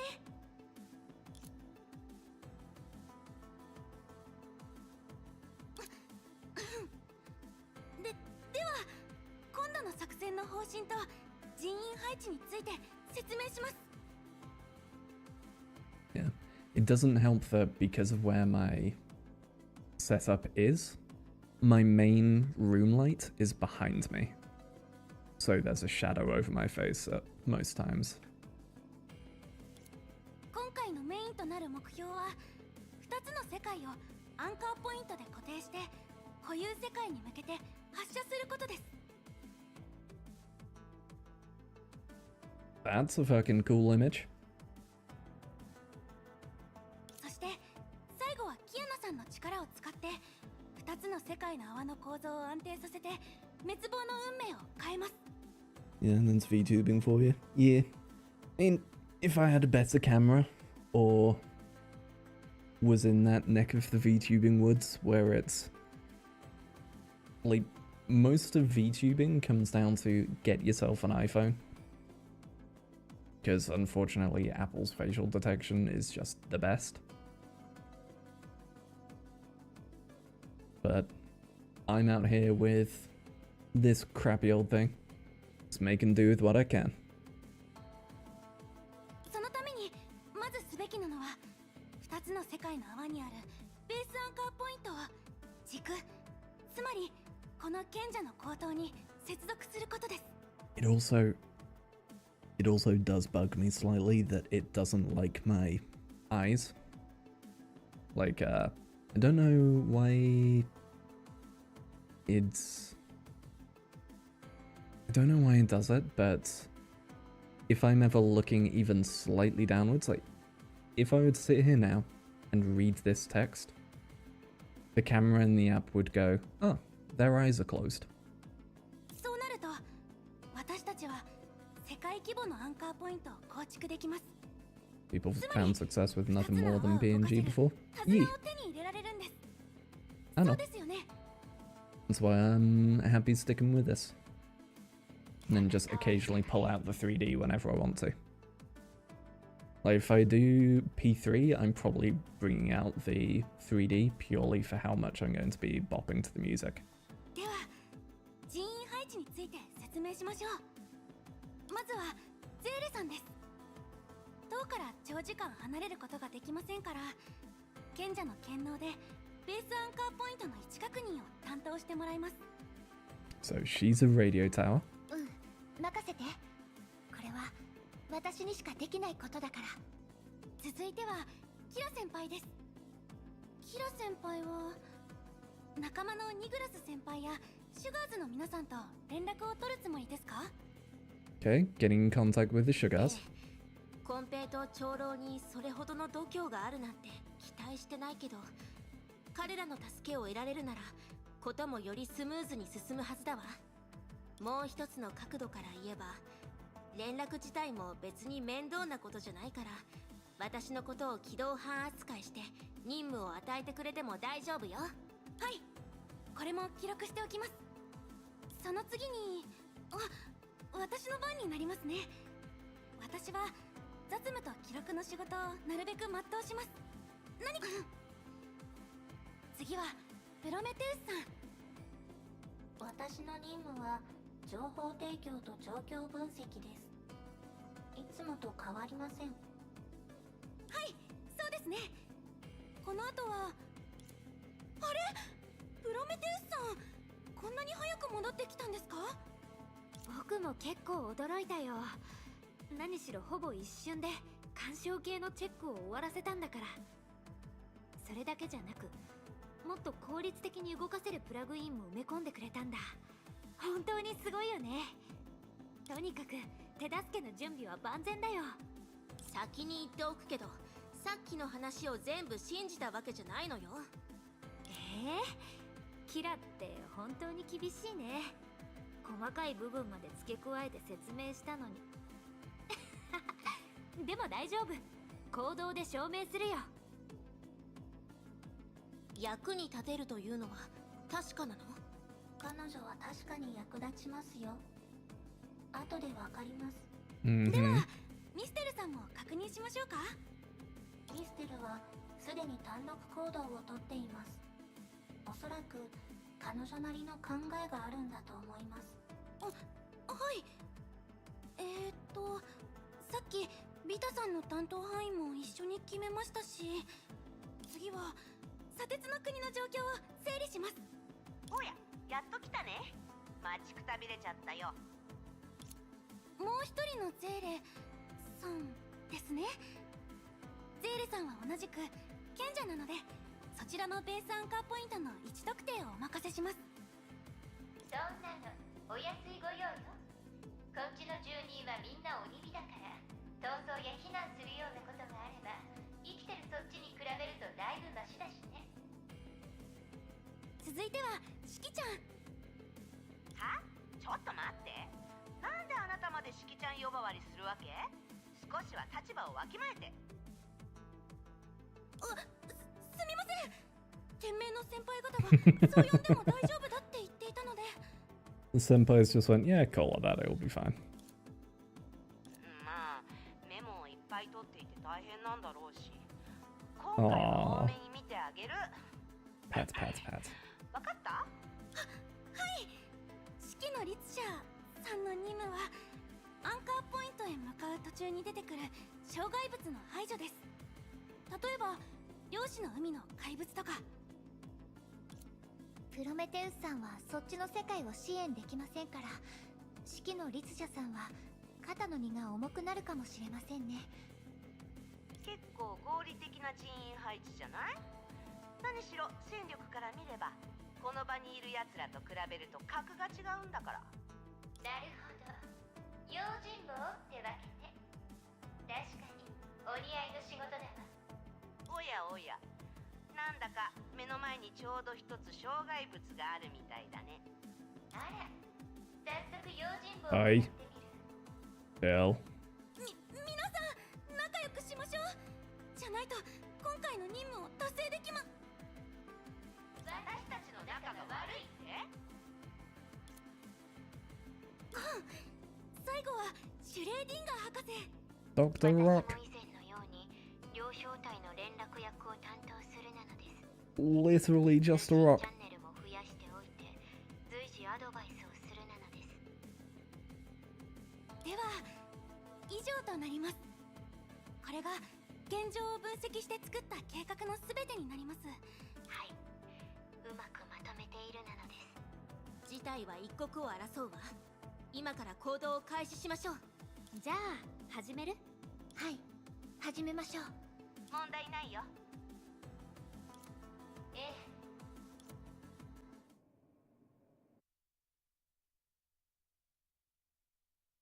え。All of that was one stage?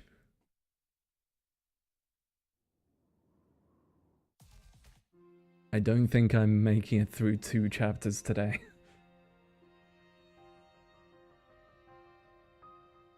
Between stories, human emotions are bound to change slightly, yet mysteriously. Just like the country of iron sands that had lost its order, uncertainty and panic rose up in Sailor's heart. As the consolation of souls persisted, the discomfort from before relieved over time. Yeah, that is right. The bubble universe was still approaching destruction, and it was clear who held the sage's authority. It was more like a curse, till the end. The helplessness born from being unable to share her pain was more unbearable than being separated by space and time. 人々の信仰と無視の心は枯れ落ちる花しか生まない。たとえその香りが良かったとしても、味わいたければ死に直面する覚悟が必要なの。 Even though she knew those were merely words meant to sow discord, they weighed heavy on her heart like a curse, and struck her with fear. It was not the time to think about those inner struggles. And so, she could only let out a long sigh, as if she could exhale all those depressing emotions. Right then, she heard an echo from deep within her soul. 心配しないで、ゼーレ。 Even though she hid all her concerns in her heart, the other her could still feel wisps of her emotions. 世界の泡の滅亡から来る影響の大半は口頭が遮断してくれてるから、私は平気だよ。わざわざ私にそんなことを説明する必要なんてないわ。あなたは何かを我慢してることぐらいわかる。本当に無理なんかしていないよ。でもあえて言うなら、今は私たちが漁師の海でさまよっていたあの時よりはかなりマシだよ。しかもみんなでちゃんと助け合えてるし。ええ、それもそうね。 Sailor muttered her reply, as the frown on her face eased. It seems like Sailor's words had helped to relax her nerves. And so, she had the mood to joke around. それにこの世界も私の未来も全部あなたの手にかかってるんだよ。頼りにしてるからね、もう一人の私。そんなの当たり前じゃない。 Sun. 安心してゼーレ。私たちなら全部解決できるわ。あなたは私が守ってあげる。これまで何度もそうしてきたようにね。 At this point, she did not know how the tower in her heart was built upon unstable sand. A moment later, in Salt Snow Holy City. 怪物だらけです。 Oh, goodbye, fight music. Shigure Kira, observed her surroundings carefully with an unusually serious expression. さっきシュガーズに救助信号を送ったのに全然返事が返ってこない。まさかこの世界の境界に長老たちにも何かがあったわけじゃないわよね。いや、まずはここを離れてから考えましょう。今頼れるのは自分たちだけだもの。敵の活動範囲を完全に迂回するのはあまり現実的じゃないわ。スーサナ、そこの敵の相手はできる？頑張ります。大丈夫。普段の訓練通りにやれば大丈夫だから。テステス、マイクテス。はいはい、聞こえて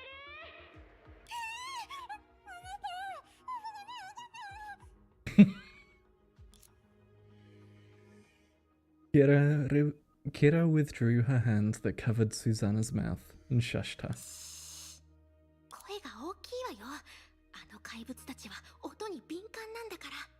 それとピーター、私たちが怪物に見つかったらどうするつもりなのよ。ごめんね。こんなハイテクな通信機器を使うのは久しぶりすぎて少しはしゃいじゃったよ。まったく、昨日までは人工知能なんて全然わからないとか言ってたのに。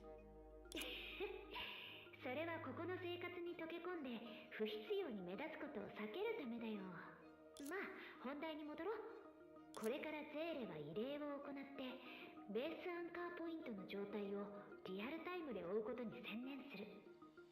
僕はゼーレからもらった手がかりを参考にして直近の未来に対する演算をしらみつぶしにやる。そしてアンカーポイントの座標を特定して巡航ロボットを操縦して案内するよ。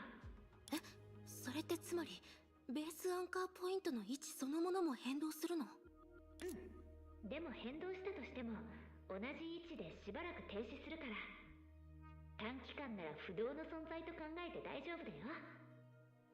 効率を考えて敵が一番少ないルートを選ぶね。奴らに見つからないよう気をつけて。そこにビちゃんがいるよね。その子についていって。ビちゃん？ So we have Vita and V. スケちゃんだったね。でも今は僕が操縦してるんだから当然僕にちなんだ名前で呼ばなきゃ。それ今の状況で必要？まあまあ細かいことは気にしないで。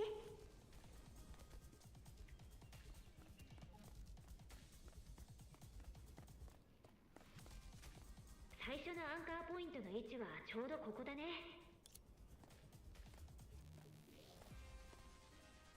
Okay. So, what do we do with that? ここには何もありませんけど。もともとアンカーポイントはある特殊な空間構造に対する汎用的な呼び方なんだよ。本当はもっと高次元の存在で通常の状態なら見えないのが普通だからね。でも心配しないで。君たちが心の中で強く祈れば。 Honestly, I love the visualizer for the speech. I always dig stuff like that. なるほど。賢者の権能はそんな風にも使えるんですね。少し断りの律者に似てる気がします。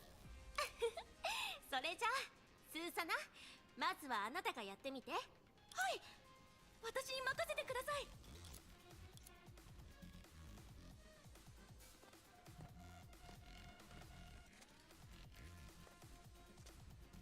ゼーレさん、いえ、偉大なる賢者様、どうかアンカーポイントを現実世界の存在に変えて口頭とつながるようにしてください。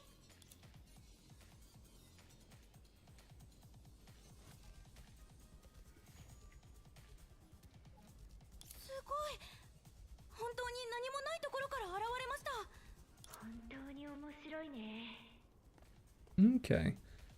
So we find them and then use consolation to drag them into reality. 過程をロボットで記録したけど、どんなに小さな時間の単位で観察してもアンカーポイントが作られていく過程は観測できなかったよ。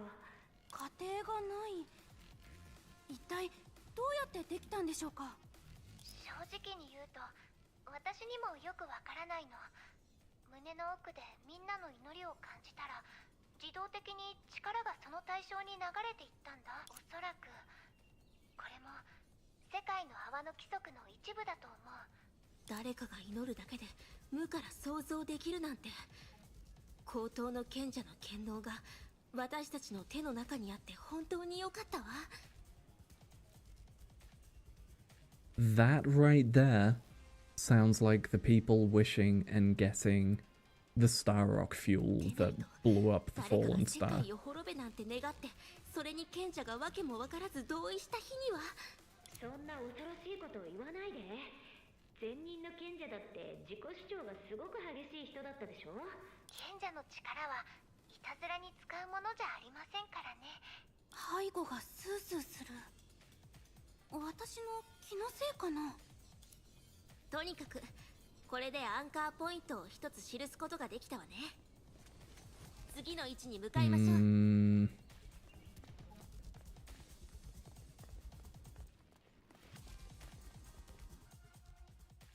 To quickly reach the second anchor under Vita's guidance, Shigure Kira began to pray. いいですね。これで2つ目のアンカーポイントも見つけることができました。ビタさんが1回で正確に位置を特定してくれたおかげで、私たちも無駄に時間をかけて探し回らずに済みました。未来演算の能力は本当にすごいですね。例の不思議な干渉計を使ってるとはいえ、プロメテウスだけじゃなくてビタも一部の技術的な作業をする必要があったんじゃないの？やっぱり人は見た目によらないわね。以前の言動を見てるとどうしてもマッセのエンジニアとか宇宙飛行士だとは思えないわ。Kira was prepared to respond to Vita's retorts. The usually talkative girl went silent this time. ビタ、ゼーレ、いる？ After a while, a bubbly and girly voice rang again. いるよ。ビタ、何かあったの？もう一人のゼーレの方でちょっとね。でもどうやら彼女たちはもう自力でどうにかできたみたいだから、なんだかこれまでの僕がすごく幼稚だとキラに言われたような気がするけど、ま、僕のことを褒めてくれてると思っておくよ。ずっと聞いてたんじゃないの？でも未来演算なんて君たちが思うほど奥深いものじゃないよ。干渉計には直接未来を観測する力なんてないからね。それは僕たちが行動した時にその行動がどんな結果をもたらすのかをシミュレートするんだよ。Yeah, it's like a weather report, but reporting reality. ところかな。それも少し違うかも。だって天気予報は天気そのものを制御できないから。時間は常に枝分かれし無数の未来へ通ずる。干渉計にできるのは分かれた枝の中で僕たちにとって一番有用な一本を計算で割り出すこと。それだからもしそもそも枝が分かれていなかったら演算のしようがないんだ。ちょっと待って。つまりゼーレがアンカーポイントの存在を示すだけじゃなくて、私たちが着実にアンカーポイントを探す行為をしてるから、 So by searching for them, she's able to use the interferometer to determine which choice leads to the correct future. そうそう、その通りだよ。まるで飛びながら行ったりする宇宙船みたいだよね。未来というものは単純な一本道で、 That's actually an interesting concept. 可能性が重なり合ってできた。 It's like real-time future prediction. 君たちが過去を作ってくれたおかげで僕は未来を限られた範囲内へと収束できたんだ。そうでなければ干渉計は似通ってるけど全く違う無数の選択肢に惑わされて、つまり全員の願いと能力がずば抜けているからこそ今の僕たちはこうして成果を上げられているんだ。ありがとうございます。結構いいことを言うじゃない、ビタ。そ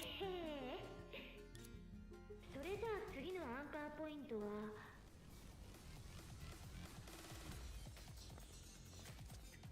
Hmm? なんでもないよ。演算結果が出たからついてきて。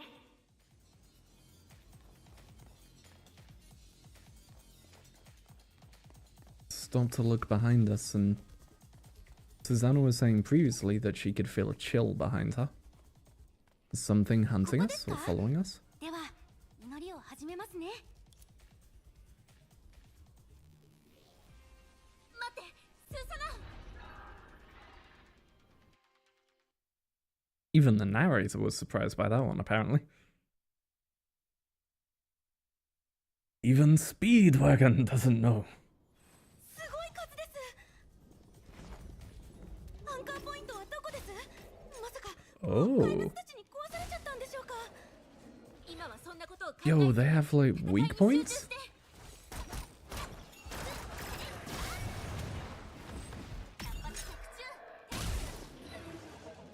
That's kinda cool.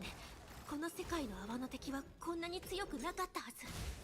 これも世界の泡がもうすぐ滅亡するからなの。スーサナ、なるべく私に任せて。 Yeah, so if you don't hit the weak point, you don't do anywhere near as much damage. Combined with the fact that doesn't seem to do as much AoE either.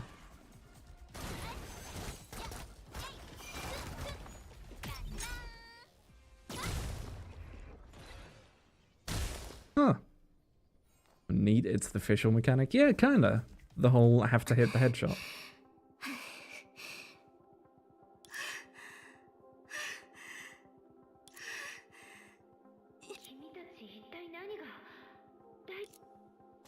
Whoops. Go at my usual pace rather than letting them talk. Kira told Vita about the abrupt battle just now. あの怪物たち、以前よりも格段に強くなってました。しかも、まるで私の祈りに反応するかのように、突然現れて攻撃してきたんです。私が一足先に危険を察知できていなかったら、スーサナは今頃蜂の巣になってたわ。それで、アンカーポイントは本当にここにあるの？ごめん。本当にごめん。こっちが導き出した座標に少し問題があってね。ここは世界の泡の境界に近い場所で、泡の影響が弱いエリアなんだ。だから君たちが言う敵がここに集まってしまったんだと思う。少し待ってて。すぐに次のアンカーポイントの位置を計算し直すから。If things go according to plan, I may be doing some anime character panting. There are people doing a fan dub of this, and I'm going to record a thing and apply to see if I can't get like a role. I'd love to see if I could get Otto for the voice. Just because I tend to find I can do a good, smug, evil person. Finally hour of work, by the way. Gonna run off for now, so talk to you later. Fair shout. Good luck with the last hour of work. Take it easy once you're off. アンカーポイントが壊されたわけじゃなくてよかったです。ですが、どうして急に計算を間違えたんですか？ここは何か特別な場所とか？それは、ただの単純な計算ミスです。このおバカさんには Doing real-time fan dubs. Probably not real-time. But there's a group wanting to do an English dub for these, and yeah. It's running off real now. Well, I'll talk to you later. Later. その2つの数値を逆のところに代入してしまったみたいで。 She fucked up. 干渉系の中にあるリストはもう結構な年代物なんだ。つまりはそういうこと。スーサナがレポートを書くときだってたまに設問を読み間違えたりするよね。そういうことだったんですか。それは確かによくあることですね。っていいえ、待ってください。やっぱりそういう問題じゃありません。ビータさんは少し神経がずぶといと思いますよ。さっき私たちはすごく大変な戦いを強いられたって分かってますよね。ごめんね。確かにビタが言うように今回は本当にただの小さなミスだったのかもしれない。でも If Vita led them into a trap with the excuse of making a mistake, as people who did not know the future, they would be defenseless. もし本当にそうだったらちょっと厄介ね。Kira muttered to herself for a long time, and finally decided to stifle that bottomless anxiety instead. いずれにしても彼女にとって世界の泡の滅亡は害はあっても利はないもの。少なくともその点においては私たちの目標は一致しているわ。それに肩を並べて戦う仲間ですら信じられないならこの世に信じられる人なんて他にいるのかしら。 Trust no one, not even yourself. Thankfully, there were no mistakes in Vita's subsequent deductions, and so they've retrieved most of the anchors in Salt Snow's holy city. やっぱり私の考えすぎみたいね。 Doubt. もし干渉系の判断に間違いがなければ、次のベースアンカーポイントがこっち側の世界にある最後の一つになる。ただ、ビタ、どうしたの？演算によると、そのアンカーポイントの裏には何か普通ではないものがあるみたい。普通じゃない？それってどういうことですか？実はもう一人のゼーレの方にも似たようなことが起きていて、そのせいでしばらく彼女たちと連絡が取れなくなっていたんだ。そのアンカーポイントはちょうど世界の泡の脆弱な部分にある。だからより量子の海の本質に近い変異が起きているみたいなんだ。つまり幻覚を見せて人を無遊病のような状態にさせる。もっと言うと存在するはずのない過去と未来まで見せられてしまう可能性がある。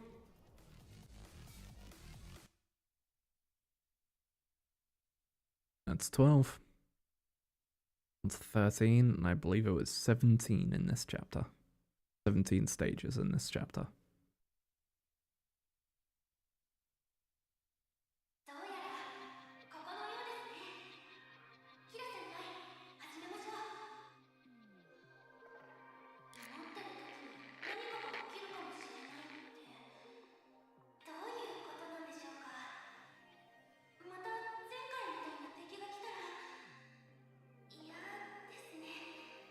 もう一度来られたら今度こそ私はダメになっちゃいます。幸いなことにこれが最後のアンカーポイントです。全てのアンカーポイントを記すことができれば固有世界に連絡できます。ですがマルキリーはそもそも様々なおかしなものや異常な状況を解決する存在ですから、今後も一体どんなことに出くわせやら。いやいやスーザナ、変なことを考えずに落ち着きなさい。最後のアンカーポイントよ、どうか無事に現れてください。どうか無事に、どうか無事に。 The world lit up abruptly. A white light began to spread deep in the Valkyrie's soul. Unlike the everlasting daytime in Salt Snow Holy City, this light was invasive. Even after closing her eyes tightly, Susanna could still feel that burning light. She seemingly heard a subtle voice next to her.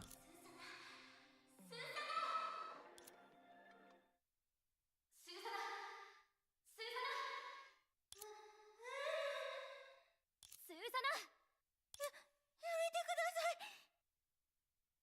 このままだと気絶しちゃいます。やっと気がついたんですね。Ah, Alvita. アルビトル、どうしてあなたまでここにいるんですか？スーサナ、まさか本当に怖すぎて気絶しちゃってたんですか？私たちの作戦目標は覚えてますか？作戦？ここは I like how they have magazines as part of the official uniform. Just 3 magazines on the waist.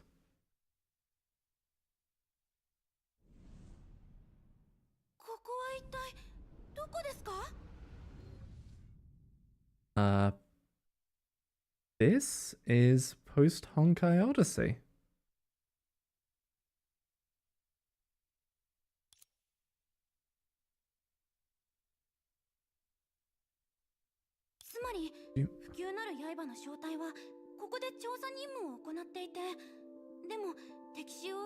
It's literally the map from post Honkai Odyssey. Susanna listened to Alvita's explanation, sinking more and more into disbelief as she continued.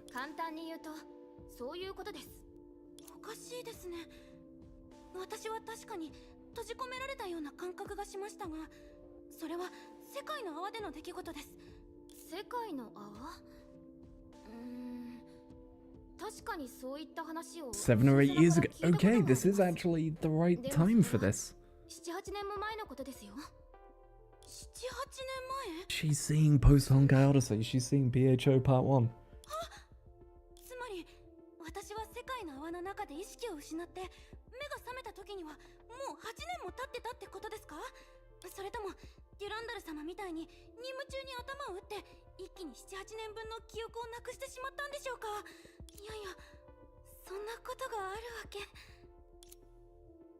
Everything before her eyes was so ridiculous that it was almost laughable. She could vividly remember the details of that mysterious universe. Strange worlds of black and white, legendary Valkyrie Senpai, a comrade who became the sage. She couldn't see these as things that had happened long ago. Every time she encountered an onerous obstacle, she prayed that she could wake up to find all those troubles resolved. But now that it's really happened, Susanna didn't feel happy at all.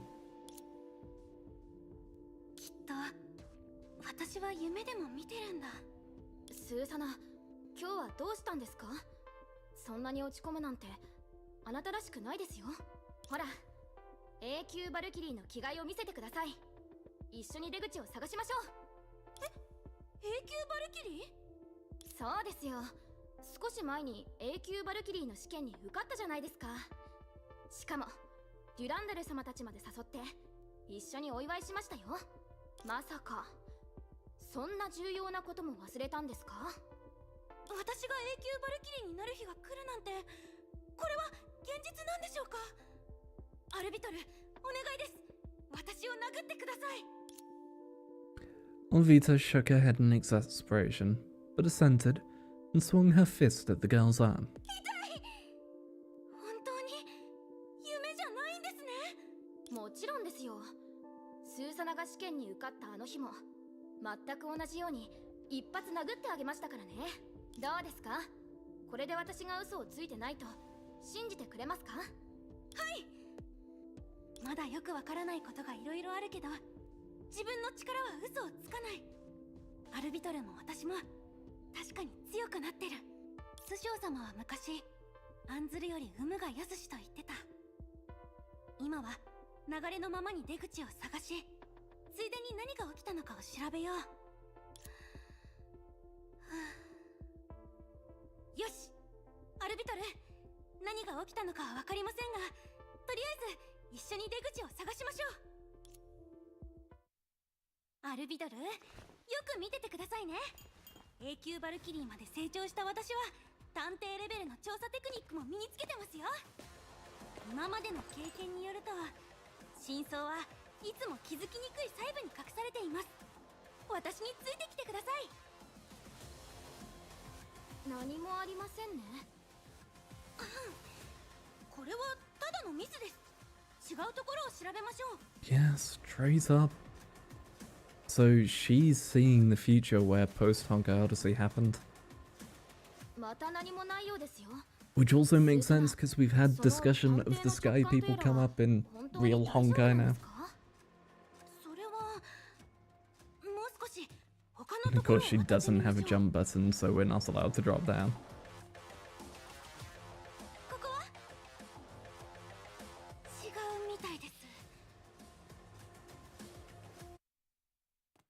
Oh, something appeared there for a second. ダメですね。何の手がかりもありません。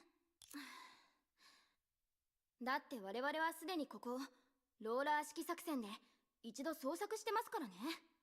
通信機器も応答なし。近くに出口の手がかりは何もありません。そしてあの廃ビルたちの中にはどうやら怪物が待ち伏せてるようです。これからどうすれば。またですか？さっきもこいつらのせいでデュランダル様とはぐれたんですよ。Oh, I thought it was gonna have the actual PHO enemies turn up. スーサナってば演技でもないことを言うからこうなっちゃったんじゃない。どうして奴らがセントソルトスノーの時よりもはるかに数が多い。このままだと私じゃ対処しきれない。まだ結論を出すのは早い。もし本当に8年も経ったのなら私だって成長しているはず。 Why did it drop frames right there? それに私はもう永久バルキリーです。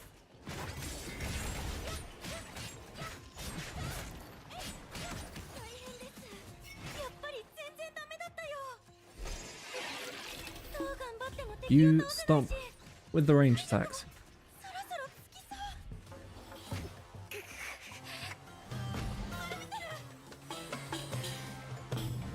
かすり傷ですよ。でもこのままだとまずいですね。スーサナ、やっぱりあの方法を使いましょう。わかりました。アルビトル、私が援護します。よーい。 Really? The secret plan. The Joestar family technique. Nigerundayo!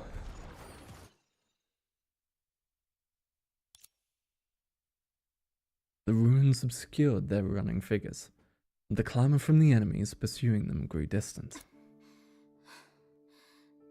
やっと安全なところに来まし Ruins た。 obscured rather than obscured. アルビトル、傷は大丈夫ですか？大したことありません。簡単に処置するだけで大丈夫そうです。心配しないで。バルキリーにとっては戦いで作った傷跡も一種のかっこいい勲章ですからね。アルビトル、ごめんなさい。もうスーサナったら私は本当に大丈夫ですよ。ごめんなさい。負傷したのはアルビトルの方なのに、こっちが慰めてもらうなんて、私が弱すぎたせいで怪我をさせてしまいました。私は本当にチームメイト失格です。それを言うなら私たちは失格コンビになっちゃいますよ。デュランダル様たちと比べると私たちには特別な才能なんてありませんし、何か強い能力も持ってません。私たちは頭数を揃えるための予備隊なのに、白く部隊とはぐれて連絡すら取れなくなっちゃうぐらいですからね。時々自分は本当にちゃんとバルキリーとしてやれているか、隊長や皆さんの足を引っ張ってないかと心配になるんです。皆さんと同じように学んで訓練してきたのに全然成果が出ない No, し、 Susanna. むしろ頑張れば頑張るほどトラブルを起こしてしまいます。私の努力、賢さや勇気が足りてないんでしょうか。それともどうあがいても補えない何かがあるんでしょうか。スーサナ、もしデュランダル様たちがこの場にいたら、きっと今どうするべきなのかを教えてくれるはず。アルビトル、私はもう十分休めました。あなたはまだここで休んでてください。私、さっきの戦いではかなり無様な姿をしたけど、それでもたくさんの敵を倒しました。デュランダル様たちはきっと私たちを探してるはずです。あの怪物たちの残骸を見れば、私たちが今ここにいるとわかります。さすがスーサナ、そんなにも早く立ち直れるなんて。そんなことありませんよ。実は今もまだ緊張していますし。ですが私たちにとって S 級バルキリーはまだ雲の上の存在ですけど、彼女たちが戦ってる姿を見てると自分の悩みなんてどうでもよく思えてくるんです。なんと言えばいいのか。うつむけば砂、仰げば星。多分こんな感じです。その言葉すごくスーサナっぽいですね。だって私は砂漠の生まれですから。そういう意味じゃないんですけど。 God damn it, Susanna. 気にしないでください。これから出発するんですよね。一緒に行きましょう。でもアルビトル、その傷本当に平気ですって。それにさっきのスーサナの話を聞いてたら、私ももっと頑張らないといけないって思ったんです。いつかあなたが S 級バルキリーになった時、私は S 級バルキリーの知り合いよりも S 級バルキリーの戦友でいたいんです。本当にそんな日が来るのかな。今はそんなことを考えてる場合じゃない。待って、あれは。スーサナ、見てください。デュランダル様とリタ様です。本当に私たちを見つけてくれました。デュランダル様、リタ様、ここです。待って、スーサナ、足元。Evidently, she was too excited after seeing the people who served as her emotional support. This excitement made her forget that they were hiding in an abandoned building to escape their enemy's pursuit. She stumbled on the debris and fell down the building after a wobble. 仰ぐだけじゃなく、こういう時はうつむくのも必要みたい。Her consciousness blurred. Along with the dizziness from the disorientation of the fall, the girl felt like her body did not belong to her. Soon after, she felt the cold, hard floor. Fine snow touched her fingertips, and she regained control over her body.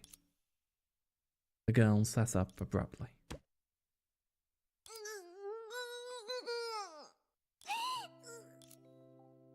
Yep, she absolutely just headbutted Kira. She bumped her forehead against someone's chin and heard a groan.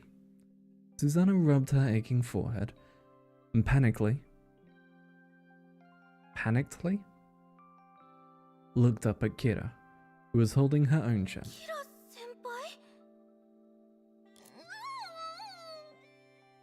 In a panic.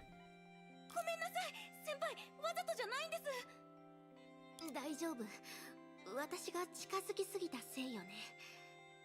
これでスーサナも完全に目が覚めたでしょう。はい、完全に気がつきました。キラ先輩がここにいるということは、今までのことは全部夢だったんですよね。当然だよね。いきなり A 級バルキリーになるなんて現実的じゃないし。今の現象を単純に夢と定義するのは不適切なのです。シュレーディンガー博士、もう任務が終わったんですか？もちろん。誰がこの任務を担当してたと思ってるの？今ちょうどこの現象の原理について話していたんだ。まず集団で夢を見たっていう可能性はない。だって人に白チュームを見せると言ったら私こそが元祖なんだ。それぐらいわかるに決まってるでしょ。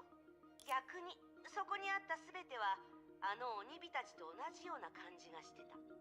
いや待って、まさかあなたたちってばまだこっち側の鬼火がそっちの幽霊だとでも思ってないよね。あれ、違うんですか？バカね。人人は生き返らないでしょ。この世界の住民が本当の意味で死んでない限り幽霊なんて存在しないわ。ならその鬼火っていうのは。厳密に言うと異霊はおそらく彼らに人格を付与する過程なんだと思う。ゼーレと四季の律者さんが言ってたよね。あっち側の世界には3種類の住民がいるって。まだ思い出してないもの、過去を覚えてるもの、そしてもう忘れたもの。きっとそれが砂鉄の国にいる住民の一生なんだと思う。 So the wisps are born, and then memories are imprinted onto them, and then they forget, and they pass away. 彼らはこちら側の祈りによって存在する生き物。人ならざるものと言うべきかな。正解です。厳密に言えば彼らは異種精魂ではありません。ですが彼らを異種精魂と同じように考えることができます。つまり異霊だけじゃなくって私たちがさっきまで見てた悪夢も世界の規則の一部だったってこと？え？皆さん一体何の話を。そうよ。さっき最後のアンカーポイントが生成された瞬間、私は白い光によって半年後の幻覚を見せられたの。そこでの私はアイドルとしてステージに立っていて、少し事故にあったわ。ステージでの事故ですか？その話はどうだっていいのよ。向こう側の世界も同じ状況だったんでしょ？幻覚に入る前に見たのは真っ黒な闇だったよ。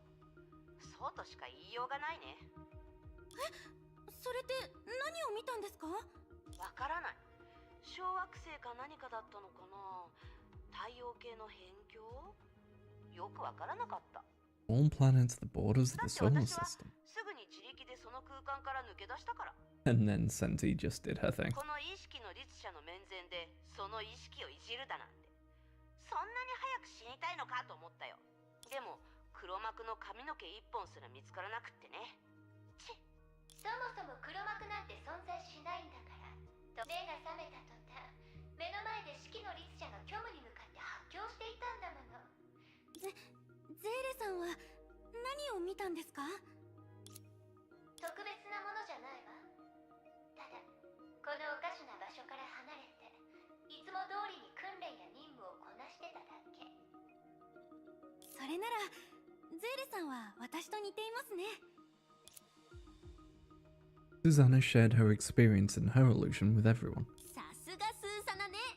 幻覚の中でさえも敵に追われてるなんて。君たちの話を聞いて少しピンときたよ。多分君たちが見たものが何なのか分かった気がする。おそらく以前僕がミスをしたせいで君たちを巻き込んでしまったのか They もしれ saw ない。 potential futures. 君たちが見たのはまさに自分たちに起こりうる未来だったんだよ。 Hearing that, everyone fell into silence. As it involved the nature of the interferometer, everyone pondered on what Vita meant. そう言われてみれば確かに So does 私が that 見た mean のは7、8年後のことでした。 does that mean Senti is somewhere out there in Star Rail? それは大したことね。疑心ですら時間を操れなかったってのに、私たちを数年後の未来に飛ばしたとでも言いたいの？もちろんそんな力なんて僕にはないよ。でもここは無から有を生成できる世界の泡だ。無から有？つまりみんなに幻覚を見せたのは私なんでしょうか？これまでの推測に基づくと幻覚を引き起こしたアンカーポイントはちょうど世界の泡の脆弱なところにあった。だからこそゼーレの賢者の権能が完全に引き出されたんだよ。 So imprinted memories from a future version of themselves onto their current version. そう、僕だよ。アンカーポイントの位置を割り出すと同時にりうる未来のいろんな可能性について考えていたんだ。僕の道具は有限の可能性を計算することしかできないけど、ゼーレの力と演算した未来が干渉し合って新たな反応を起こしたのかもしれない。So the Informer on its own predicts future timelines. Or predicts based off of current possibilities what the future can be. But then when combined with the Sage's authority, took information from the future and brought it back here. Or rather, sent their minds into the future and then pulled them back.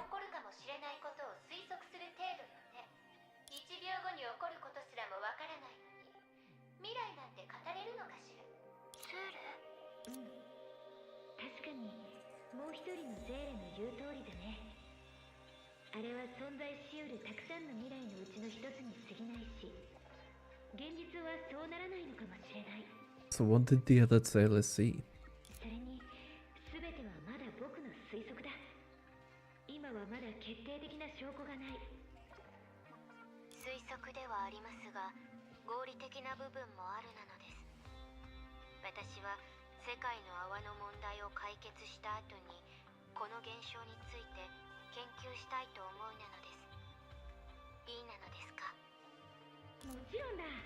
むしろ僕ももっと詳しく知りたいと思ってる。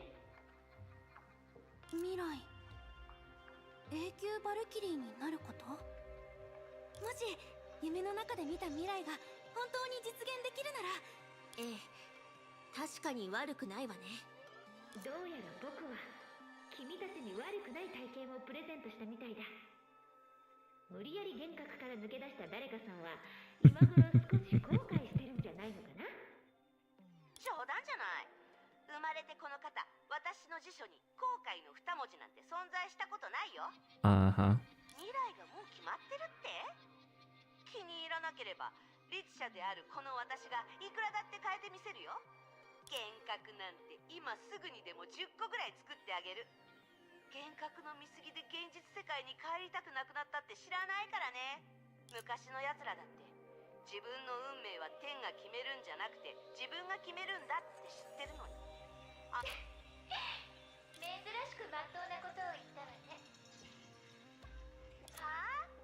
冗談じゃない。この式の律者の発言に名言じゃない言葉なんてないからね。今のは違うじゃない。ちょっと、また喧嘩を売ってるわけ？はいはい。だから推測だってば。もうこれ以上追求するのはやめよう。ええ、じゃれ合うのはここまでなのです。ただの推測のせいで私たちが立ち止まってはダメなのです。すべてのベースアンカーポイントを記すことができたわけですし、これで少なくとも世界の泡の内部を統合させるテストができるようになったなのです。私たちもそろそろ口頭に戻るわ。みんなと合流してから次の行動を決めようと思うし。ちなみにみんなも分かってると思うけど、これまでずっと行方不明だったあのミステルこそが計画最大の不確定要素よ。Just cracking my knuckles a bit. この件において彼女は絶対に皆さんの邪魔をしません。あら、かなり自信満々な言い方ね。キラ先輩、今は突っかかってる場合じゃありません。後で直接会ってからいろいろと確認した方がいいと思いますよ。確かに一理あるわね。なら早速行きましょう、スーサナ。はい、また後でゼーレさん。みんなまた後でね。Cutting off the connection with Susanna and the others, the tower instantly became quiet. Perhaps the various tasks had taken up too much of Taylor's energy, as she was more silent than usual. Taylor quietly listened to the other sailors' breathing as she thought about something. In the next moment, a simulated room replaced the White Tower, and two people walked into the shared soul space. シュレーディンガー博士たちが結論を出すまで手伝えることは何もないみたい。この世界の泡に入ってからみんながいろんなことに追われてきたから、やっと私たちだけの時間ができたね。少し前まではそれがごく普通のことだったはずなのに。ええ、そうね。本当に不思議だね。たったの1日2日でこんなにも多くのことが起きるなんて。でもよかった。今はこうやって少なくとも2人だけでいられるから。え、ゼーレ、さっきの異例大丈夫だったの？うん、賢者の剣能と私の相性が良くなってきたみたい。私にとってはもう呼吸と同じで自然にできるようになってきたから、負担もかなり少なくなったんだよ。心配しないで。私は何も言わずに一人で何かを耐えたりなんてしないから。そうね。あなたはすごく成長したわ。だって。ゼーレ？いいえ、なんでもないわ。She's afraid of being left behind. 大丈夫だよ、ゼーレ。ここは私たちしかいないんだから、何でも遠慮なく話して。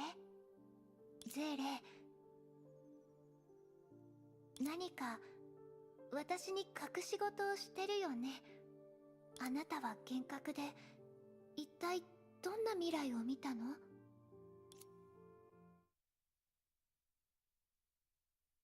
13 done. Yeah, I think we're going to finish chapter 38 and that will probably be it for today's stream once we get there. Because, yeah, we're coming up on 8 hours and still going. What kind of person was Tsele? Even people who've only met her once could tell. Friendly, quiet, and kind. She's friendly but not intrusive. Quiet but not cold. Kind but not foolish. This personality she was born with made her uniquely gentle. Or rather, she is the embodiment of gentle. 10 AM, Jigsaw Training Room. 作戦訓練モジュールロード完了。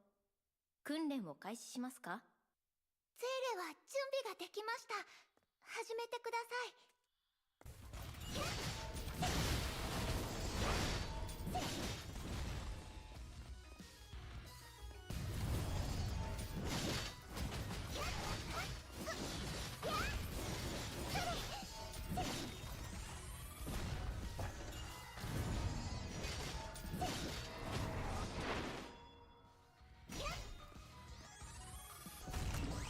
It's like the other sailor having to keep up an act.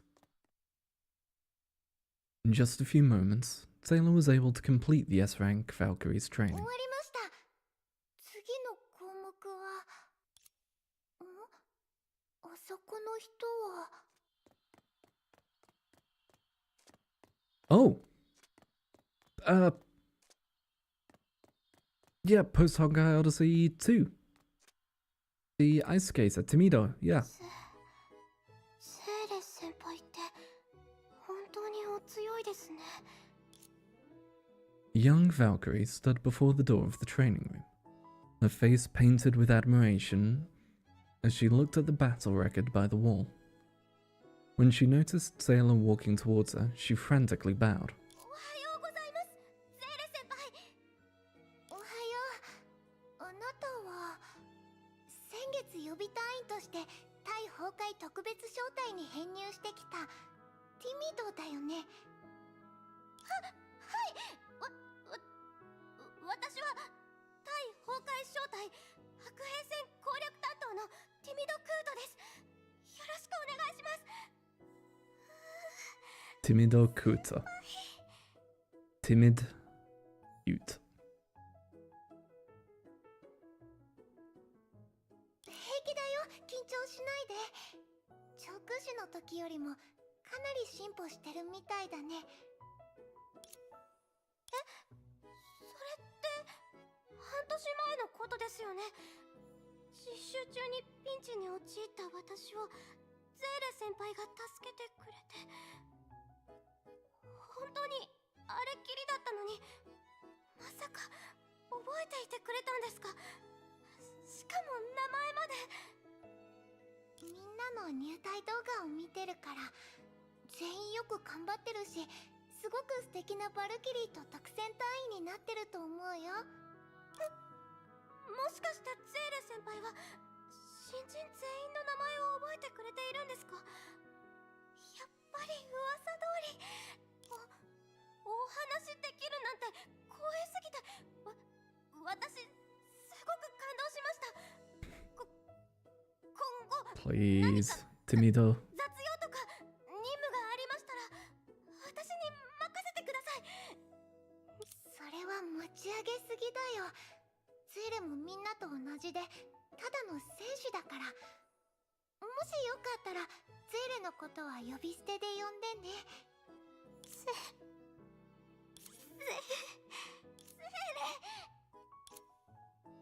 Timido's face was flushed.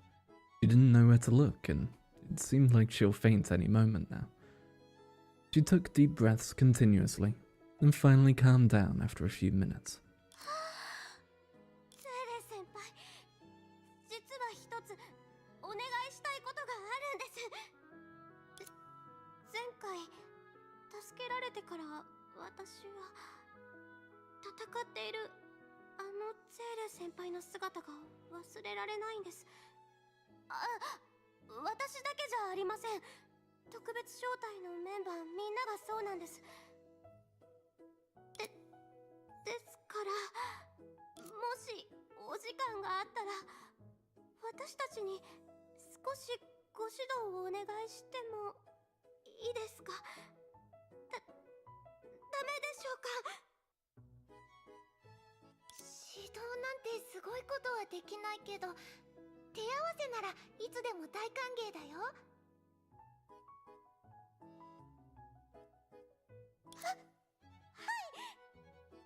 ただごめんね、今日はちょっと友達と制約があるから。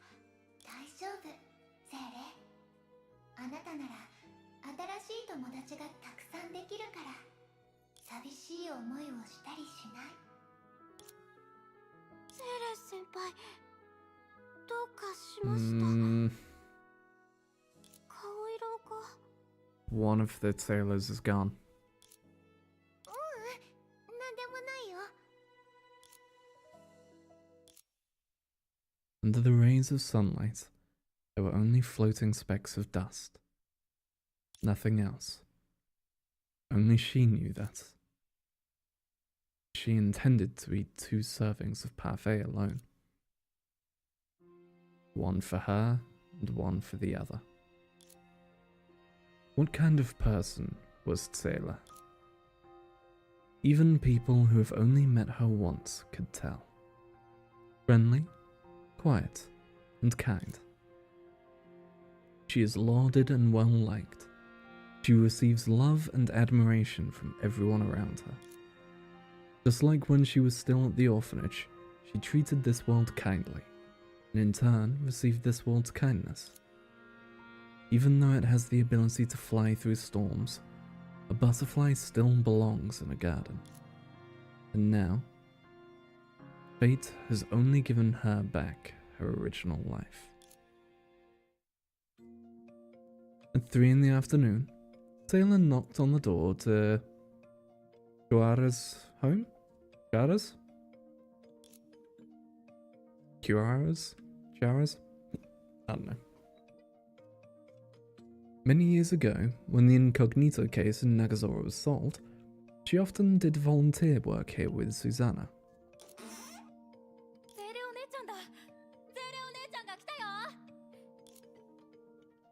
Taylor was surrounded by a group of children once she entered through the door. こんにちはみんな。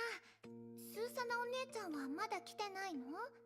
スーサナお姉ちゃんはさっきまでお話を読んでくれてたんだけど、突然電話が来て、ごめんなさい、今日は任務レポートを提出しなきゃいけないのに忘れてましたって叫びながら帰ったよ。でもスーサナお姉ちゃんのお話はまだ終わってないんだ。ゼーレお姉ちゃん、続きを読んでくれる？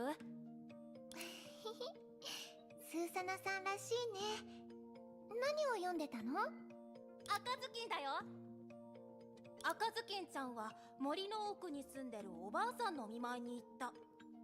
中に入ると、なんとおばあさんの口に牙が生えていたんだ。それはおばあさんに化けた狼だった。そのお話ならゼーレもよく知ってるよ。赤ずきんちゃんは笑いながらこう言うんだよ。面白いね。獲物が自分からやってくるなんて。She's thinking like the other 彼女 sailor. は大釜を振るうと一撃で狼の頭を切り落としたの。それから床に転がり落ちた狼の頭に向かって彼女はまた笑うんだ。がっかりした赤ずきんちゃんはカゴと大釜を持ってさらに強い獲物を探す旅に出た。赤ずきんちゃんの隠れた本性が開花する話だったけど、どうだった？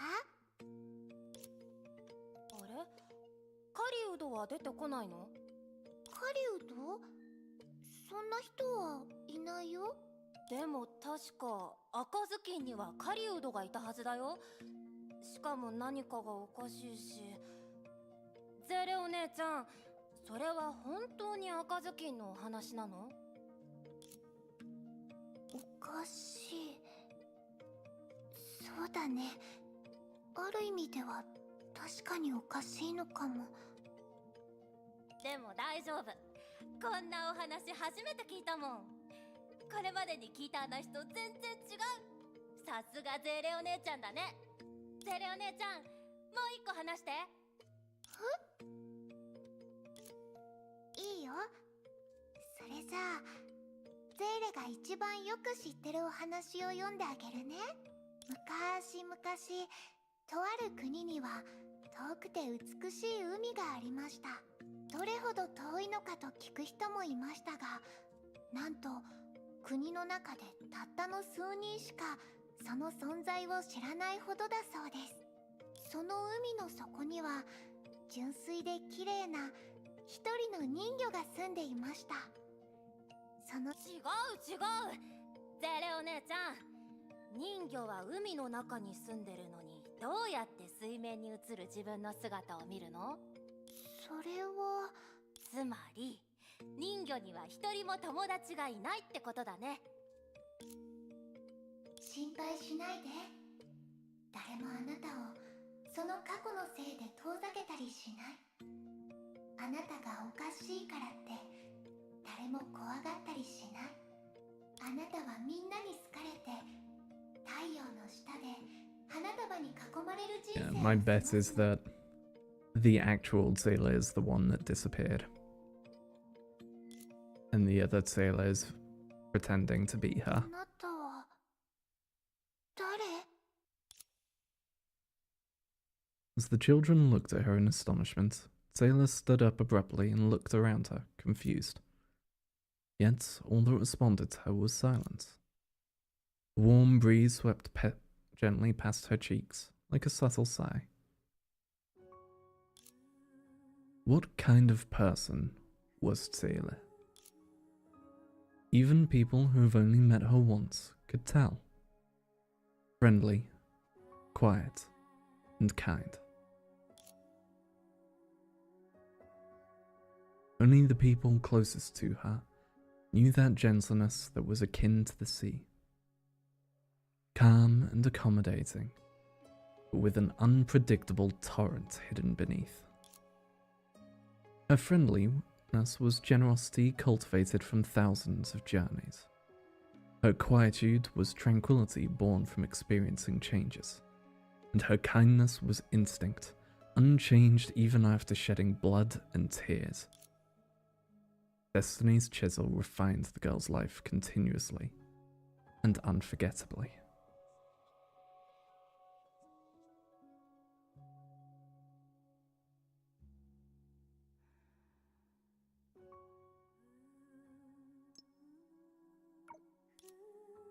Having gone through the torments of deathly dangers, she was no longer that girl who only knew to weep silently while hiding in a toy box.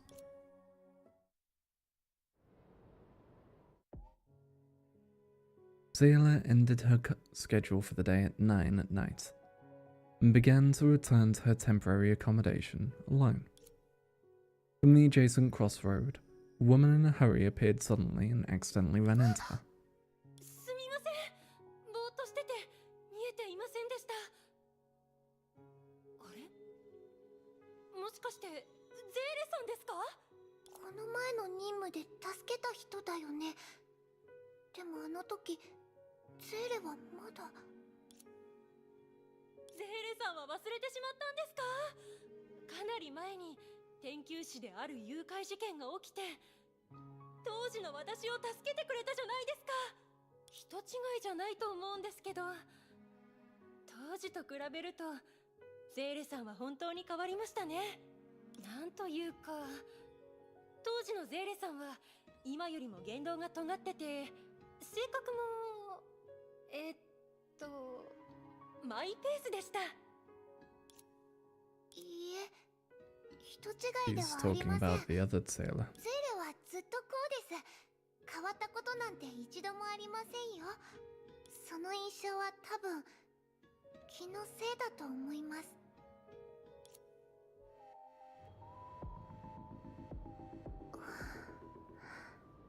帰ろう。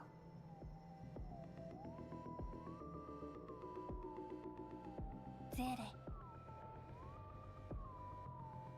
Bronya? A familiar voice stopped Zayla in her tracks. ブローニャお姉ちゃん、突然どうしたの？ちょうど近所で開かれるシンポジウムに参加するために出張を命じられまして。ブローニャお姉ちゃんってば、どうして前もって教えてくれなかったの？結構待ってたんじゃない？早く中に入ろう。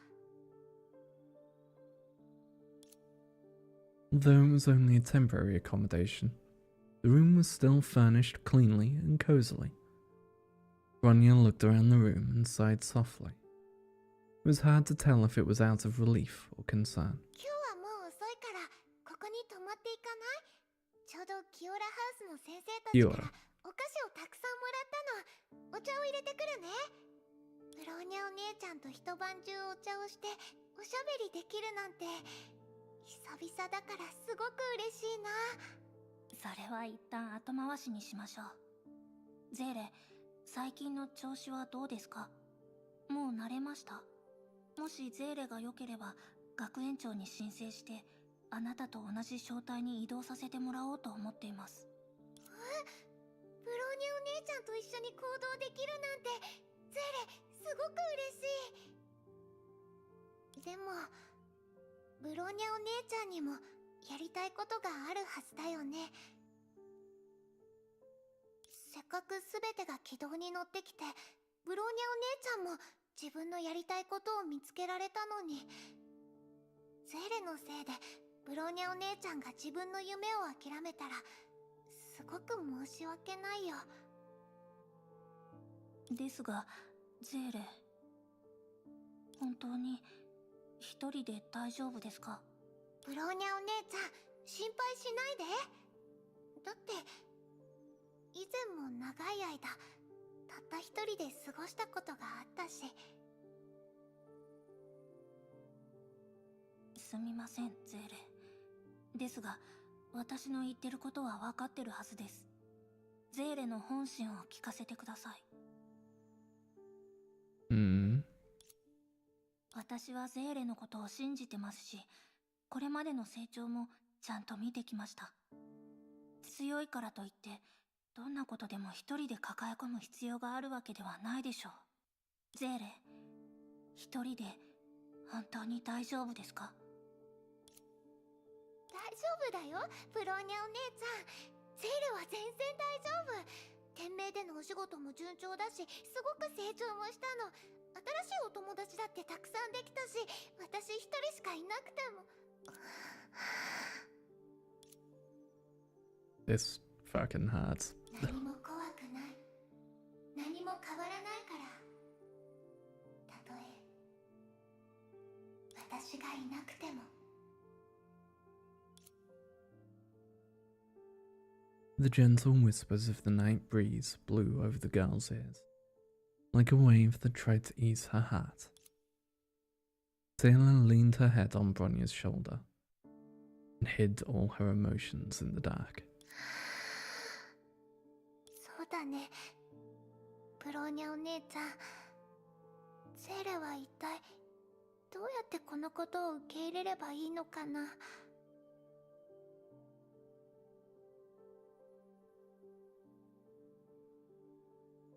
もう一人のゼーレがもういないなんて。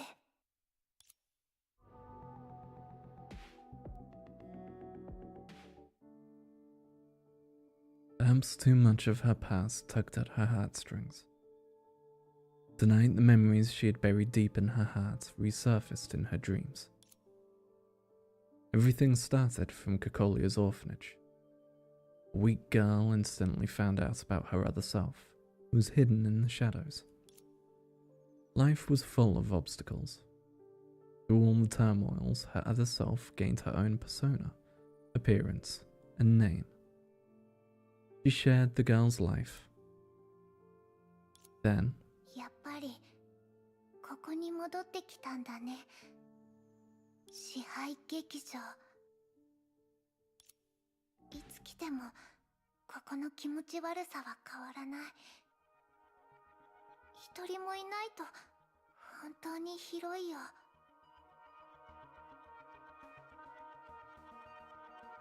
touch. そう、ここだったよね。ゼーレがこの体を完全にもう一人の自分に委ねた場所は。Okay, so I guess this is the actual Zayla and just the other Zayla is gone.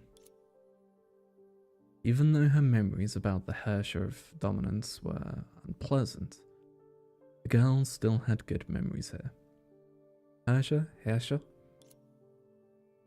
That was the first time she fully opened up her heart. やっぱりあなたはここにもいないんだね。ひ弱なピノキオ。 A muffled voice was heard from an unknown spot at the edge of the theatre.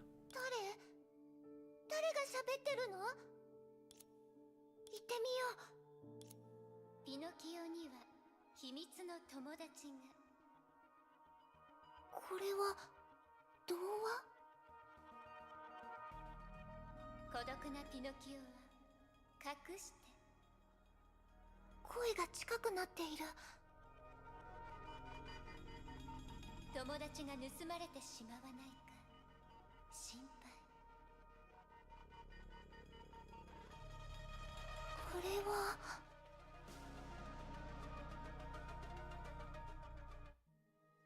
ひ弱なピノキオには秘密の友達が一人いました。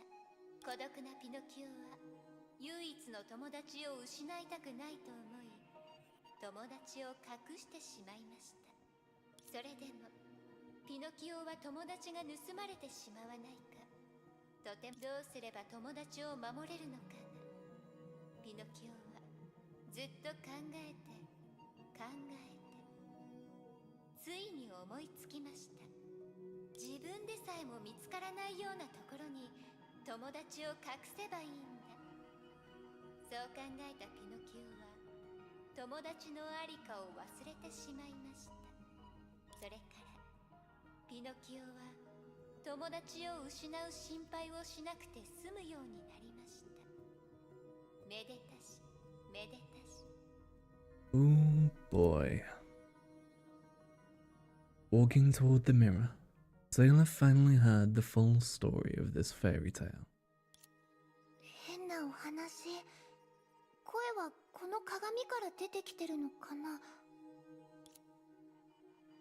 A full-length mirror stood silently before her, like a lone door headed to the unknown.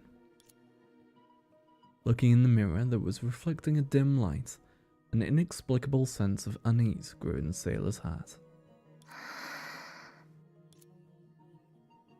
She clenched her fists that were damp with cold sweat as she walked toward the mirror.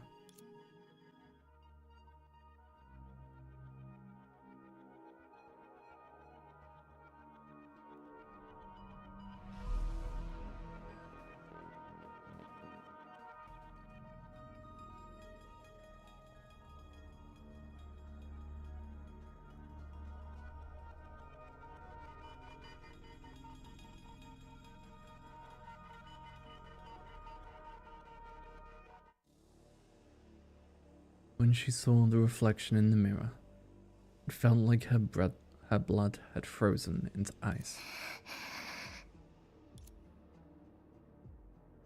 Oh, was I right?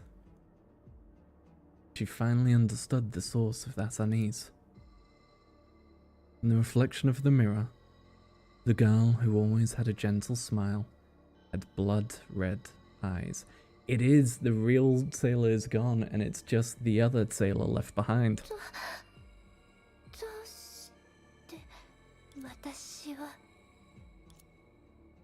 Sailor stared into the mirror with fear. The girl in the mirror had the same expression. A question was posed to her, seemingly from deep within her soul. Do you really not know what's happening? Sailor trembled uncontrollably. She saw countless fragmented scenes flash before her because of her dizziness and blurred vision. A devastated world, enemies that cannot be defeated. Numerous wounds, rivers of tears and arduous battles. And an abrupt farewell. Disorganized snippets of memories scattered like shards of broken glass, piercing deeply into the girl's chest. The last scene she saw in her mind was how her pure self quickly lost the shine in her eyes. Sailor stumbled and held herself up against the mirror, and trembled as if she had been electrocuted.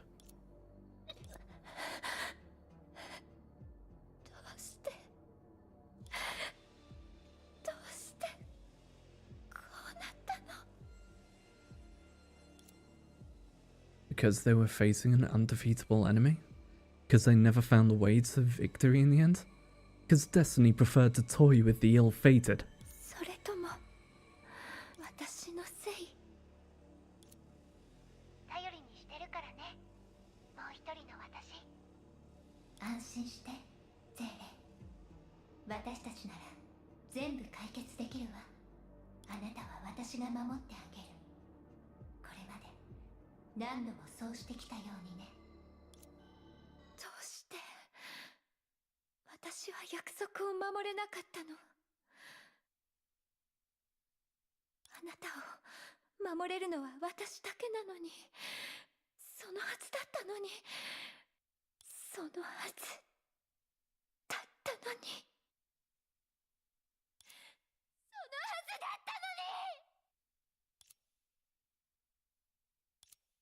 I am the only one who can protect you.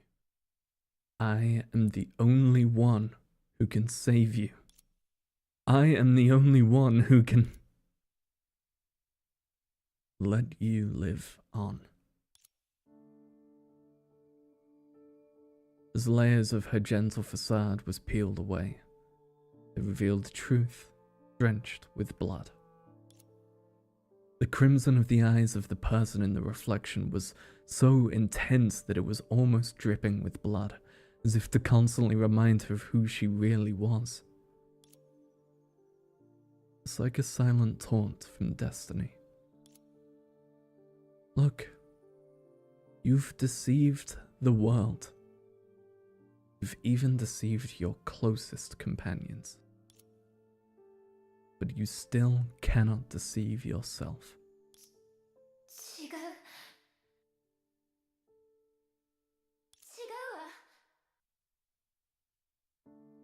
And there's the other sailor's form from that outfit.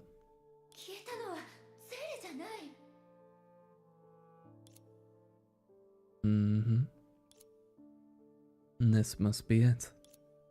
This is the only way.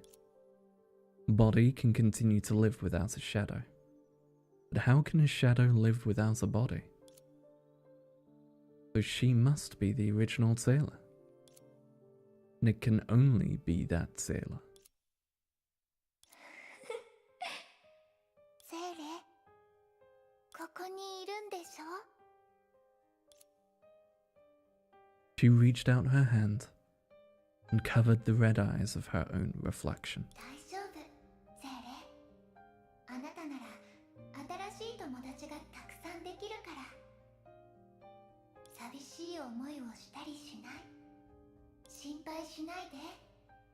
誰もあなたをその過去のせいで遠ざけたりしない。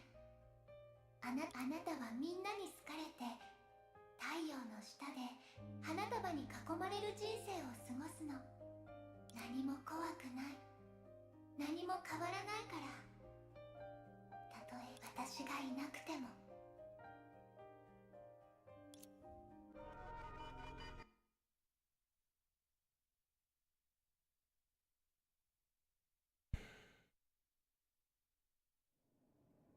Yep. ゼーレ、大丈夫？私は大丈夫よ。 That's right. How can she explain such a ridiculous yet realistic memory? あなたはよく知ってるはず。ゼーレはもう泣き虫でもバカでもない。二つのことには何の関係もないように見えるけど、あなたは曖昧な予感を抱いたはずだよ。人々の信仰と無視の心は枯れ落ちる花しか生まない。たとえその香りが良かったとしても、味わいたければ死に直面する覚悟が必要なの。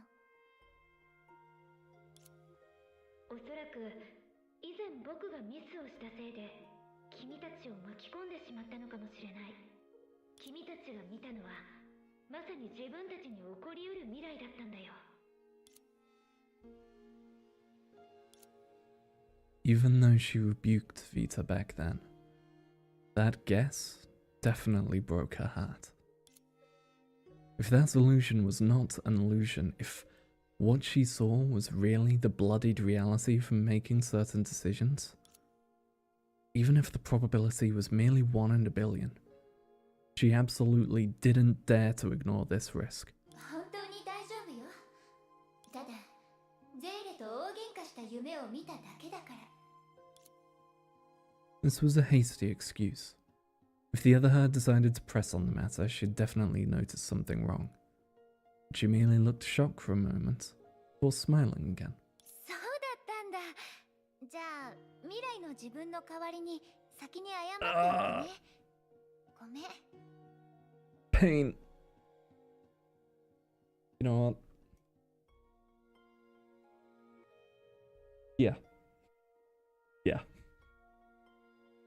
何よ、つまらない反応ね。嘘だったらどうするの？もしそうだったら騙されるしかないよ。だってその場合、ゼーレはきっと私を思って嘘をついてるんだと思うし。ゼーレ。Sailor's words made her feel a rush of warmth in her heart. Yet when she recalled the details of her dream, that warmth was dampened immediately. そんなに信じないでよ。バカ。ゼーレさん、ビタさん、戻りました。Other sailor. Why? Okay, we'll go back to normal now, but...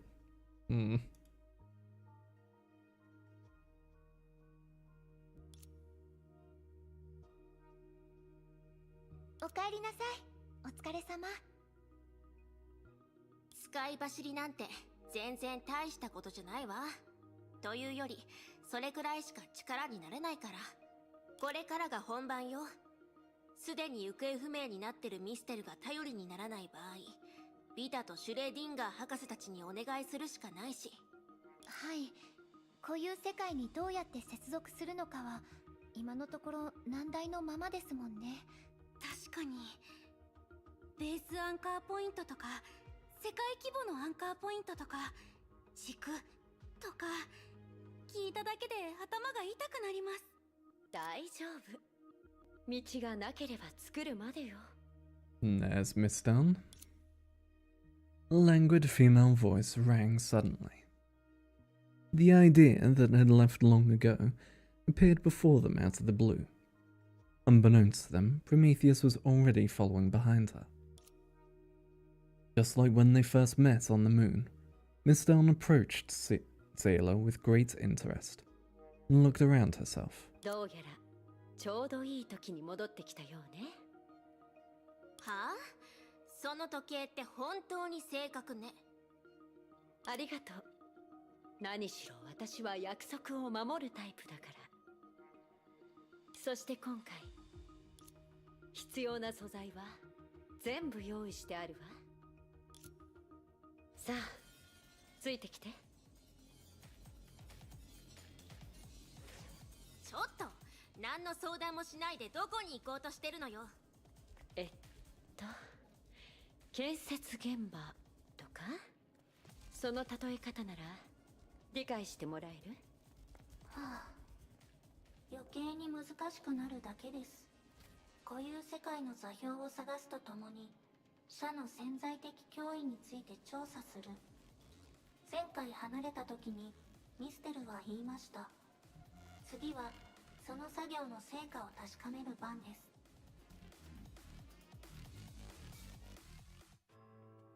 A few moments later, at the top of the tower. つまり2つの世界の泡と固有世界をつなぐ道をここで構築するつもりなのですか？私はイデアだから普通の人間と違うところはもちろんあるわ。その特殊なところって何の過程もなく結論を出すみたいな。あら、いつかあなたが私のようなイデアになったらわかるかもしれないわね。みんなもそろそろミステルの表現に慣れてきたかと思います。次は私が代わりにこの方法の原理を説明しましょう。プロメテウス。大丈夫です。プライバシーはきちんと守りますから。実を言うとミステルが使う方法に特別なところはありません。彼女が単独行動を希望したのは成婚計画の残滓を十分に利用するためです。あ、キラはまだわからないかもしれませんが、もともと人の意志で空間を構築する技術が含まれているのが成婚計画なんです。キアナが終焉の律者になった時に成婚計画によって作られた精神空間はすでに解体されましたが、漁師の海にはまだ回収されていない建築素材が残っています。一方、当時のイデアとしてのミステルは成婚計画が地球に降臨するために必要な媒介の一つでした。つまり一時的に考えれば彼女にはそういう建築素材を私たちのもとに集め、世界の泡と固有世界をつなぐという目的の橋を作る能力があるんです。もちろんそれは彼女にとっても極めて複雑な工程です。必然的にその臨時の橋には多くの制限が存在します。そういうことですよね、ミステル。とてもわかりやすくまとめてくれたわね。とにかくみんなが私の努力を信じてくれるなら、次の行動はゼーレが定着済みのアンカーポイントを私たちの中の誰かに与え、その人と口頭を一時的に接続させる。そして2つの世界の軸を持ち、さらに私が構築した通路を通ることで全てを固有世界に連れて帰るの。これがうまくいけば、その過程は社の潜在的な影響を回避できるわ。その人がうまく固有世界に戻ることができれば、たとえ社が終焉の眉と同じレベルの存在だったとしても、キアナの終焉の権能を借りれば十分に対処できるはずよ。つまり精魂空間の距離を一時的な媒介にして、量子側の多様体、世界の泡を直接虚数側の固有世界や終焉の眉にはめ込むことで、聖剣のような固定しなければならない中継点を不要にするということなのですか？シュレーディンガー博士、そう理解してもらっても構いません。ですが、他のみんなにも理解できるように説明するには、ミステルの話の方がよりわかりやすいと思います。はあ、仕方ありませんね。もっとわかりやすく説明しましょう。皆さんがミステルのことを信用できると思うなら、こうしてください。二つの世界の軸をバトンにできるように、ミステルがゼーレを指導した後に、最も適切なランナーに渡すんです。そのランナーが、ミステルが切り開いた道に沿って、こちらの世界から一気に固有世界に戻って、バトンをあちら側の科学者、もしくはキアナ本人に渡すと、すべてが救われます。Yeah. そういうことでしたか。わかります。歴史の本に書いてあったマラトンの戦いの伝令兵のようにですよね。スーサナ、もうちょっと縁起のいい例えはないの？つまり、確かにそれほどの大役を務める人は固有世界との互換性が最高である必要があるなのです。 So Susanna then. 言い方を変えると、固有世界、互換性が最高、最も普通の地球人に近い人。よし、メモできました。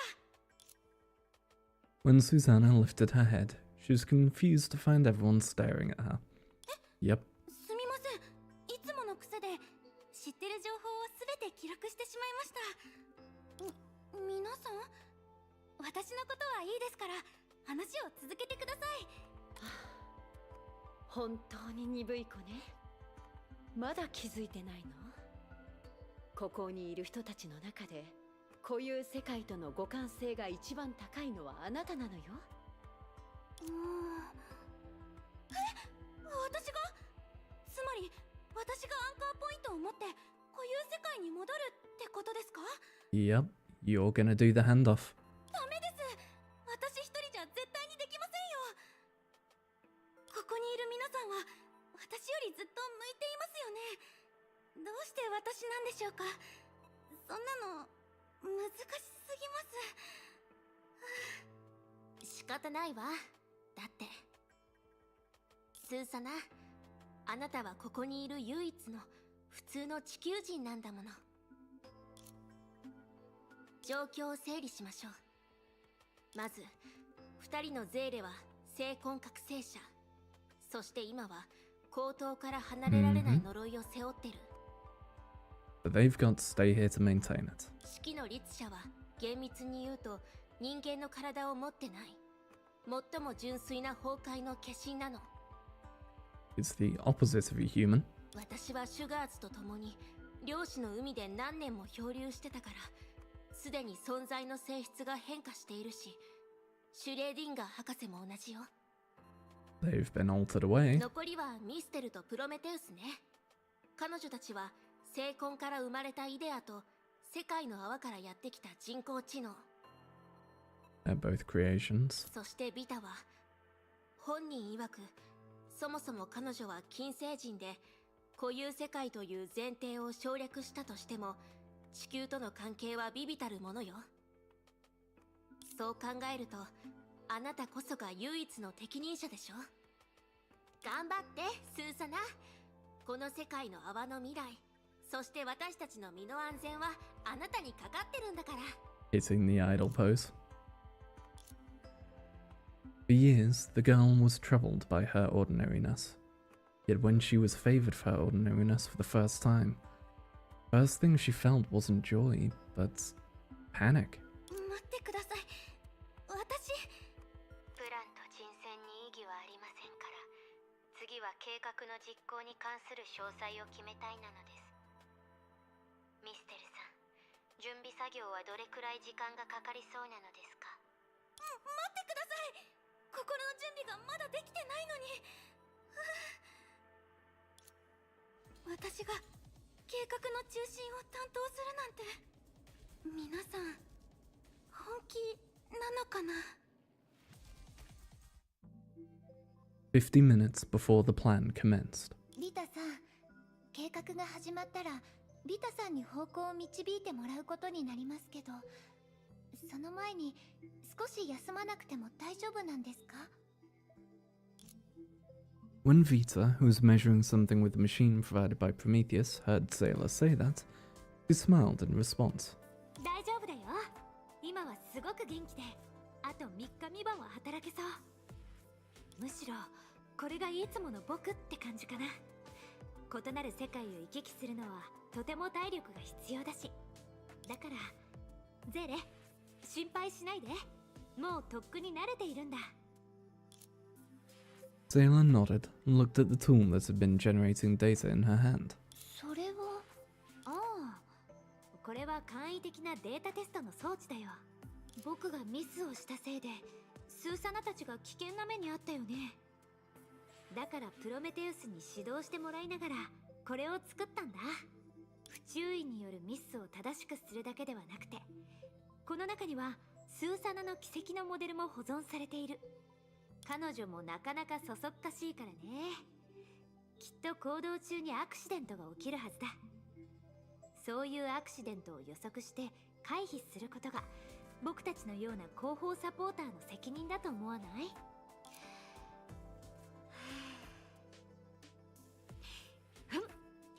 これも一応経験談ってところかな。リタさん。It was only now that Sailor realized Vita wasn't really as naive, cheerful, and carefree as she appeared to be. On the contrary, she had never forgotten those details that she waved off with jokes. そうだよね。リタさんの過去を考えれば、楽天家で単純なだけの人だなんてとても思えない。ありがとうございます。おや、ゼーレ、僕はできることをしてるだけだよ。そこまで感動しなくてもいいんだ。それにこれも僕自身のためだからね。君たちは僕の過去を知っている。長い人生の中で僕はずっと様々な別れを経験してきた。僕はずっと逃げてきた。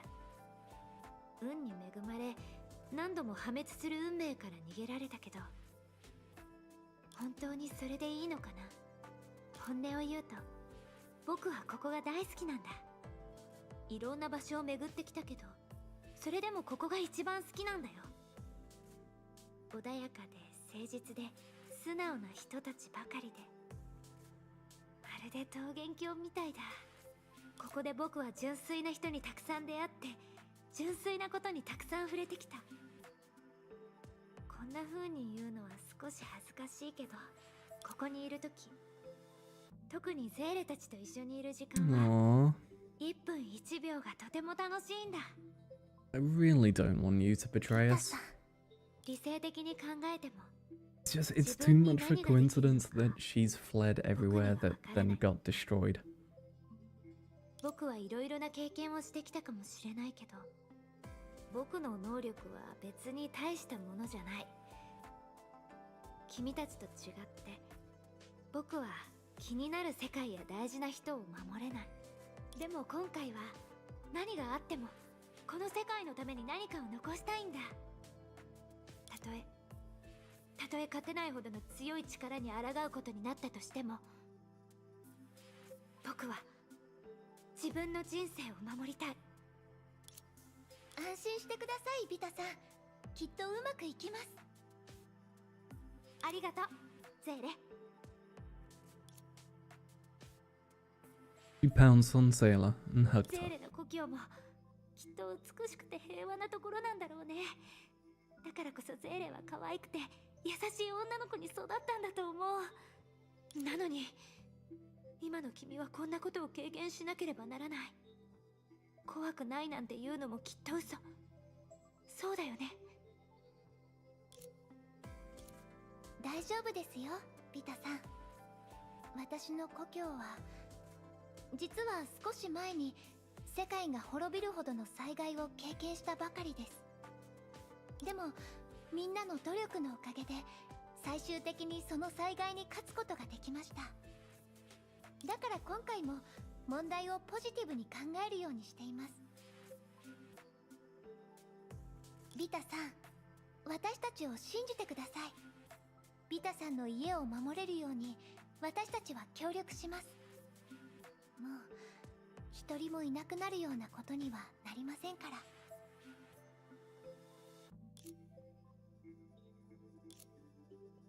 Vita lowered her eyelids, possibly in nostalgia or anxiety.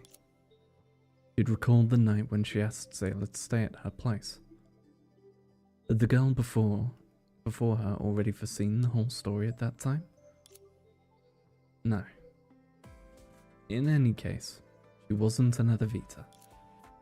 Her name was Sailor, whose only similarity with Vita was the number of syllables.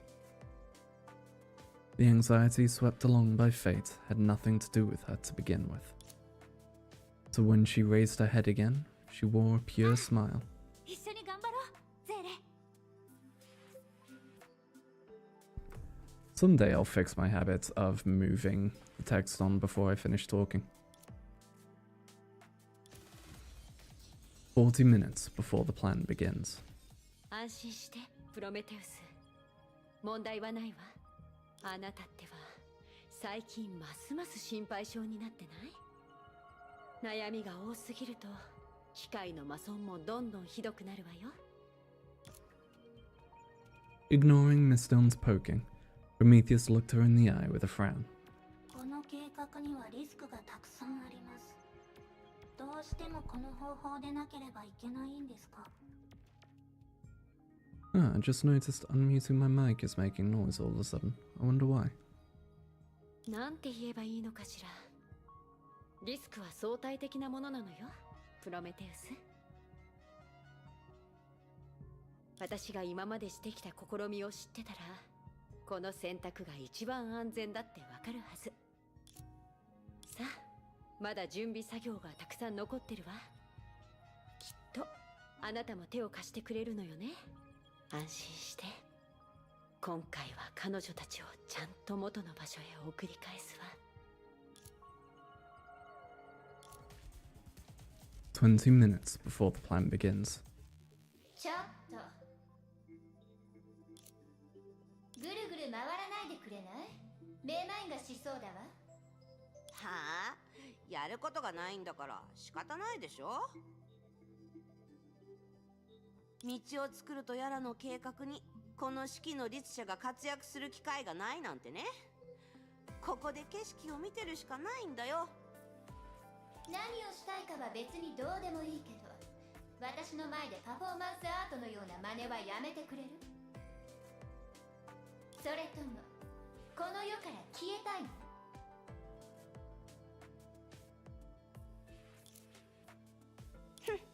面倒なやつ。はいはい、それなら優しい式の律者がある言葉をプレゼントしてあげよう。ゼーレに心配させたくないなら幻覚で見たことは全て忘れるんだ。あなた、安心して。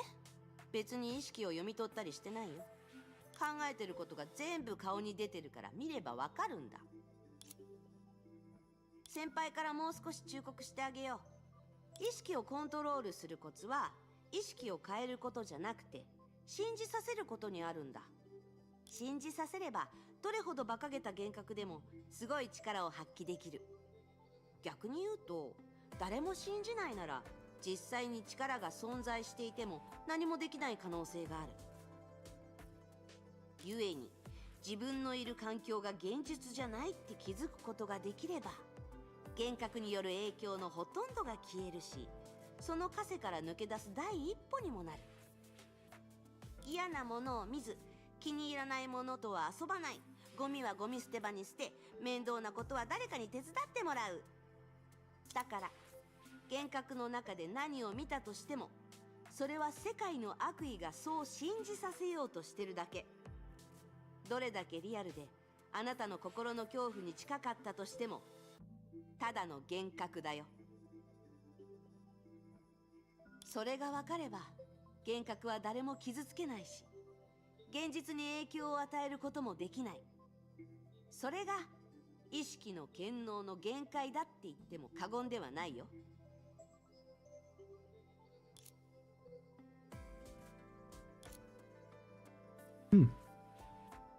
Sailor stared at the Hersher of sentience in disbelief. She'd never expected to hear those words from her. After a while, she turned her head and spat out a word she wasn't used to using rather childishly. ありがとう。やっと言えたんだね。待ちくたびれたよ。もう少し言えないかな。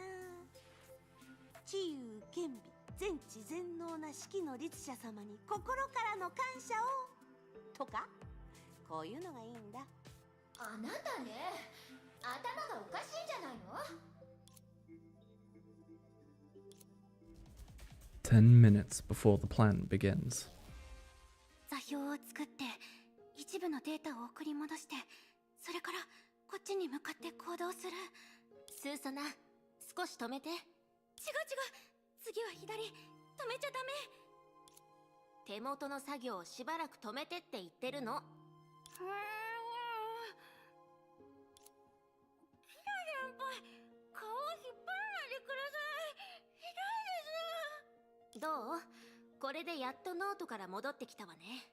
はい、ダメですよキラ先輩。今はたるんでる場合じゃありません。もうすぐ行動が始まっちゃいますし、今のうちに流れをもっと把握しないと。もう一度メモを確認させてください。あなたって子は。 Looking at the overly cautious girl, Shigeru Kira smiled in defeat. 昔のことを思い出してしまったわ。それと少し前にあったあの幻覚のこともね。幻覚？そういえばキラ先輩が幻覚で何を見たかまだ教えてもらってませんね。そうね。キラ先輩は Whoops. 本当にアイドルが大好きなんだね。 Sent a double press, saw himself standing on the stage as an idol again. キラ先輩のような強いバルキリーならきっと完璧なステージを作り出せるはずです。残念ながら外れよ。ひどいパフォーマンスだったわ。あの経験を頭から取り除いて、漁師の海の一番深いところに埋めたいほどにね。今まで教えてなかったわね。アイドルとして私には致命的な弱点があるのよ。 Stage fright? 超絶音痴なの。普通の音痴よりずっとひどいのよ。 Yeah, she has said about waking us up by singing, huh? Makes sense that she's completely tone deaf. これは私の人生最大の秘密だから絶対に内緒にしてちょうだい。だって歌えないアイドルって戦闘力のないバルキリーと同じくらい致命的でしょ。かつての私はいろんな努力をして完璧なアイドルになろうとしたの。でもどれだけ努力しても遠い彼方の星のようにアイドルは永遠に触れられないところにあるのよ。そして未来の幻覚も同じ答えを教えてくれたわ。私、キラ先輩の思いがわかるかもしれません。私はディランダル様やリタ様、もしくはスショウ様のような一人前のバルキリーになりたいと思ってます。彼女たちの後ろ姿を見てると、まるで星を見上げてるような気がするんです。でも必死に努力し続けてやっと彼女たちの裾に触れられると思った時に、彼女たちはまた私では触れられないところまで進んでしまったって気づくんです。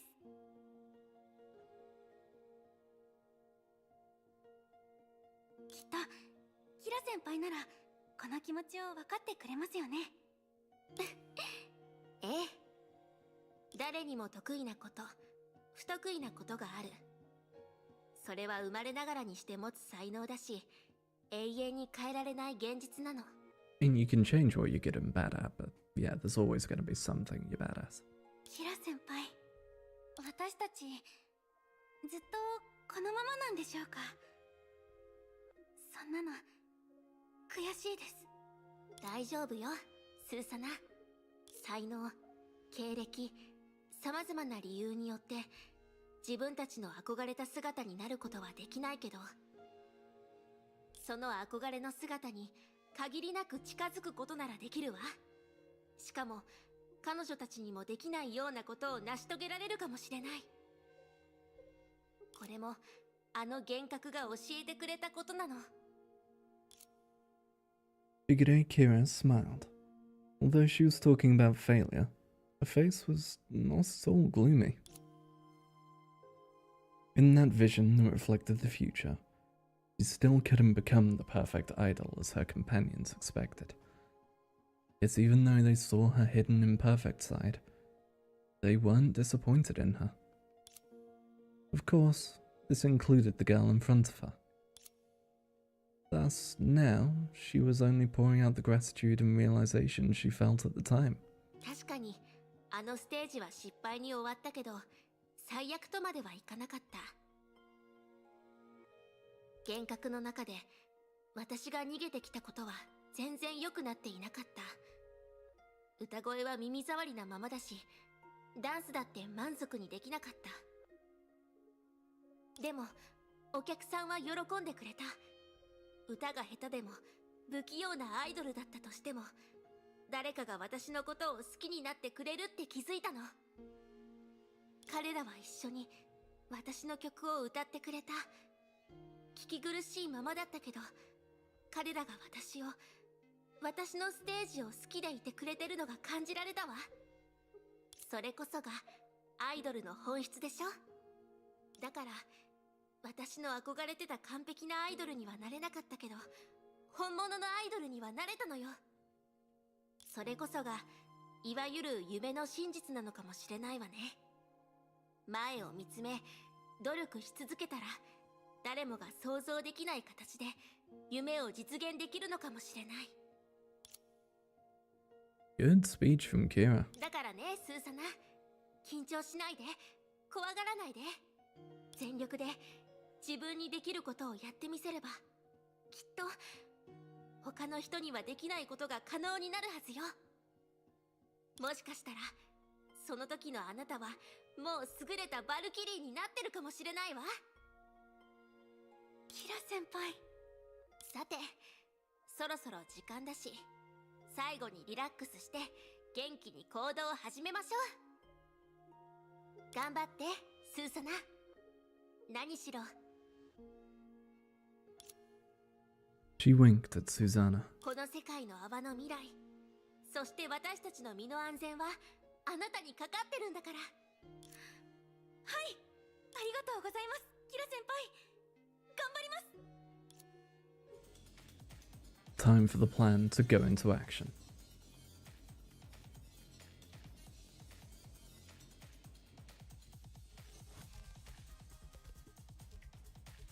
みんな準備はいい？出発するわよ。 With a prompt from Mistone, everything in their sight began to diffuse like ink in water. Black and white gradually dimmed. New colors spread out before their eyes. スーサナ、大丈夫？なんでもありません。少しクラクラするだけで。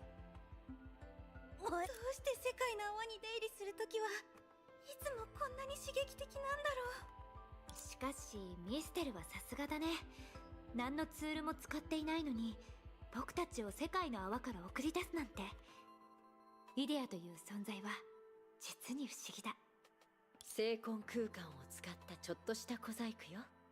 それに関してキラはよく知ってるわよね。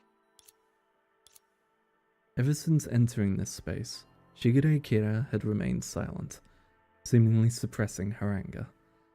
Having finally reached her limit, she squeezed the weapon in her hand hatefully, as if it was Miss Down herself. もちろんよ。おかげさまでこんな空間で数日もさまよい続けて、やっとなんとか出られる方法を見つけたんだから。その通り。ここは世界の泡の間にある隙間よ。そして話し合った計画をもとに、僕は予測を通して固有世界への最良のルートをミステルに伝える。可能であれば、あの実態がよくわからない社も含めて、みんなが不必要なリスクを回避できるように。残りは君たち次第だよ。キラ、スーサナ、頑張って。ええ、固有世界とのつながりが比較的密接してるメンバーとして、アンカーポイントを携帯せずに、なるべく私が行ける一番遠い位置まで送るわ。次は私が2つの世界にある全てのアンカーポイントを一時的にスーサナさんに定着します。あとはお願いね、スーサナさん。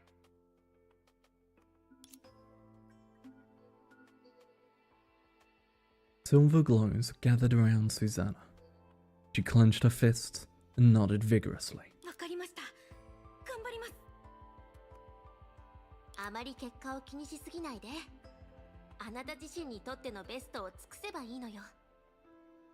さっき教えたようにね。はい、キラ先輩。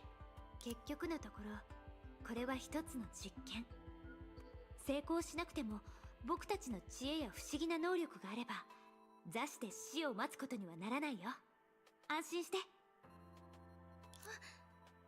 ありがとうございます、ピタさん。そうは言うけど、全然緊張しないなんて難しいことだよ。では始めましょう。先に言っておくけど、世界の泡の外へとつながってるこの道の精度には限界があるし、維持できる時間もそんなにないの。二人とも時間を無駄にしないようにね。She stopped smiling for once and raised her flag at the end of the road. 理念は高値、意志は保存。そうしてここに世界を構築する道を作りなさい。二人ともどうぞ。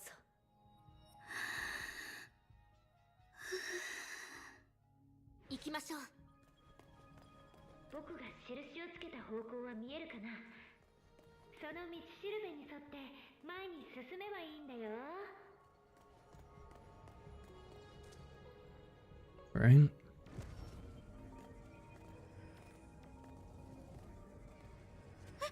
キラ先輩、あそこに何かがあるみたいです。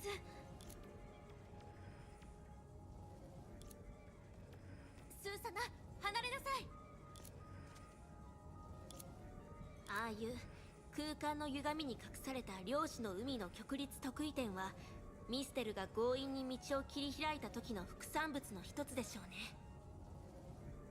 Should be one of the byproducts of Mistress's forced opening a path. I mean, Miss Downs. 厳密に言うと、その規模の極律特異点は基本的に無害だし、長い時間は維持できないけど、今回の任務の性質上、接触してしまえば私たちは今の道から弾かれるかもしれない。そういう危険性があるから一定の距離を保ちましょう。わかりました、キラ先輩。Okay, so stay away from those. Run towards these. 危険地帯を無事通過したわね。どうだった、スーサナ。漁師の海の隙間を通り抜けるのって結構楽しいでしょ。先輩、楽しいどころか緊張して吐きそうです。でも足を止めたりはしてないでしょ。危険な環境で走り続けるのも人間の本能ですよね。それはどうかしら。初めて大役を任された選手にとって、戦場で足の力が入らなかったり足がつったりしてしまうのはごく普通のことよ。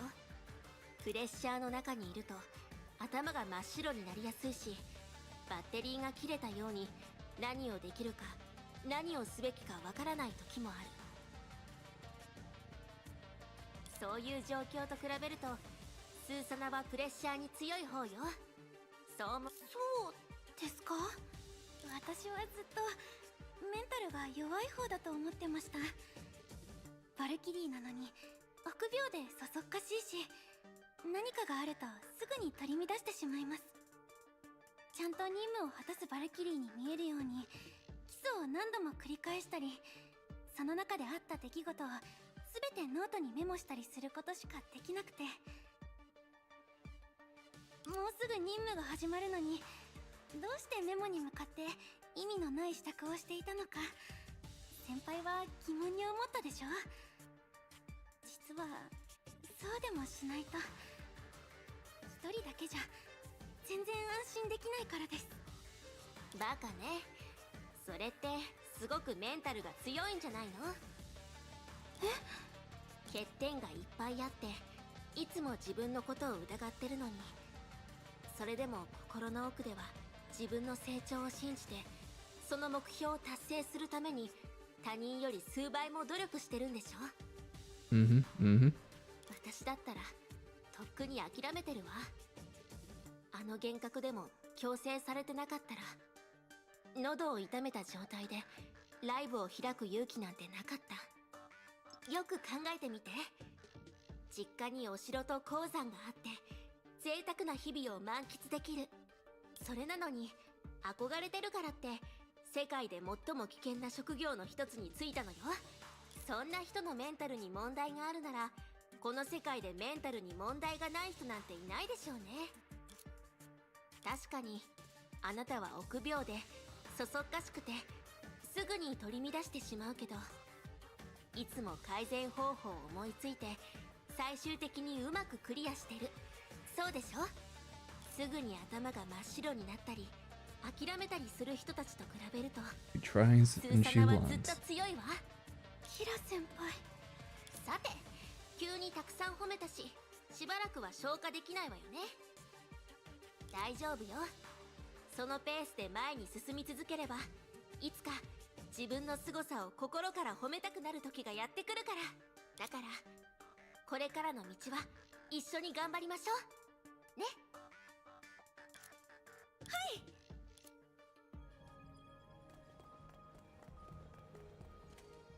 This now takes me into another cutscene immediately. Okay. Zooming!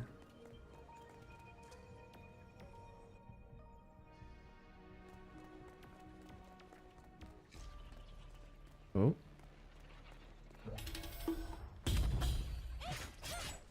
We're gonna play as Susanna and actually use Shigure how she's meant to be used as a support. このルートは複雑ですね。目印になるものも見つけにくくて、キラ先輩がいてくれてよかった。一人だけだときっと道に迷ってた。待って、スーサナ。ここで別れましょう。Right on cue. キラ先輩、そんな突然。ごめんね。もう少し付き合えるはずだったんだけど。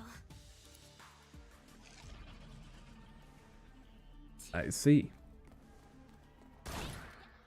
もしもし、大丈夫？ Okay. こっちの予測データに広範囲の波動が出現し始めてどんどん不安定になっているんだ。その予測遅すぎるわよ。時間がないわ。ここで時間を稼ぐからスーサナはビタが計画したルートを進んで。早く。私たちの一番大事な任務は固有世界と連絡を取ることだって忘れないでね。それはスーサナにしかできないしスーサナがしなければならないことよ。それにミステルも言ってたけどこの道の時間は限られてる。あの女のことは全然信用してないけどみんなが一緒に考えた計画だし真剣な態度で実行しないと。怪物の追撃は私に任せなさい。私はこのためにここまで付き合ってきたんだから。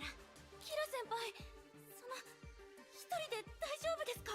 She'll be fine, she's an assassin. スーサナは自分のことだけを考えてればいいのよ。何はどうあれ私は一応先輩だからね。防衛戦でしょ、慣れてるわ。頑張ってきなさい。これはキラ先輩が稼いでくれた時間、無駄にするわけには。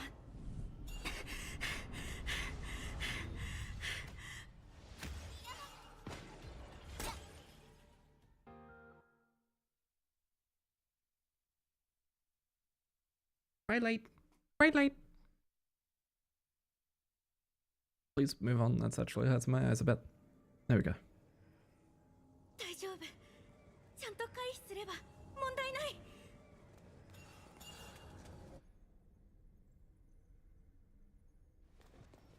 What?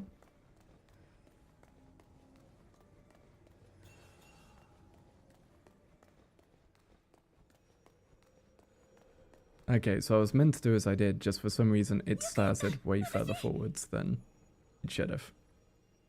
この勢いで頑張り続けたら。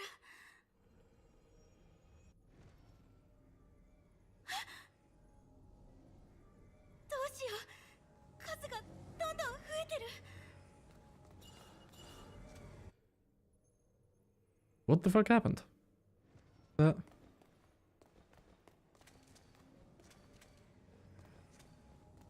Am I not allowed to even enter the cones even once?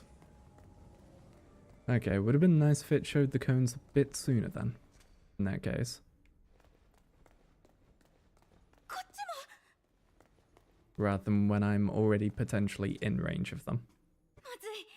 このままだとすぐに包囲されて知らない場所に飛ばされちゃう。スーサナ、こっちだよ。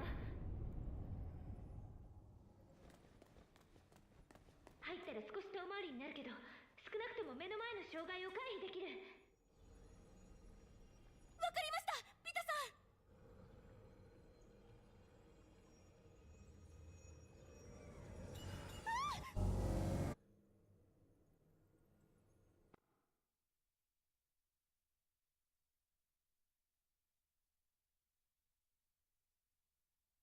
Well, there's 15 done, I guess. Susanna struggled forward on the other side. Shigure Kira was trapped in an endless battle.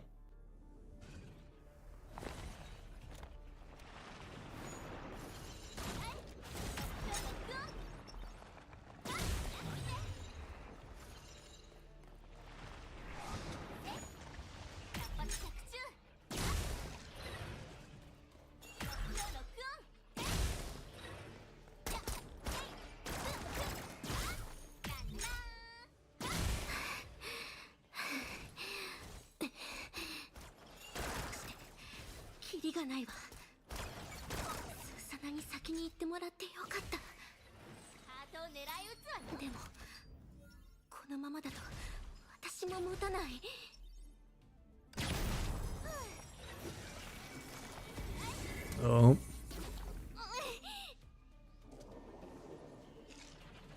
What are those ones called? Tenitruses? Was it?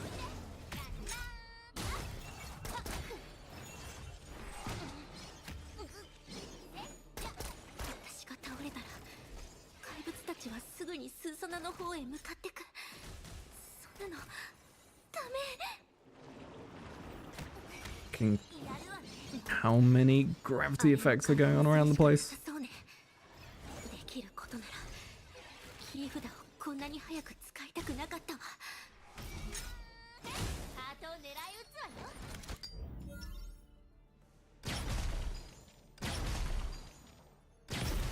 支援完了。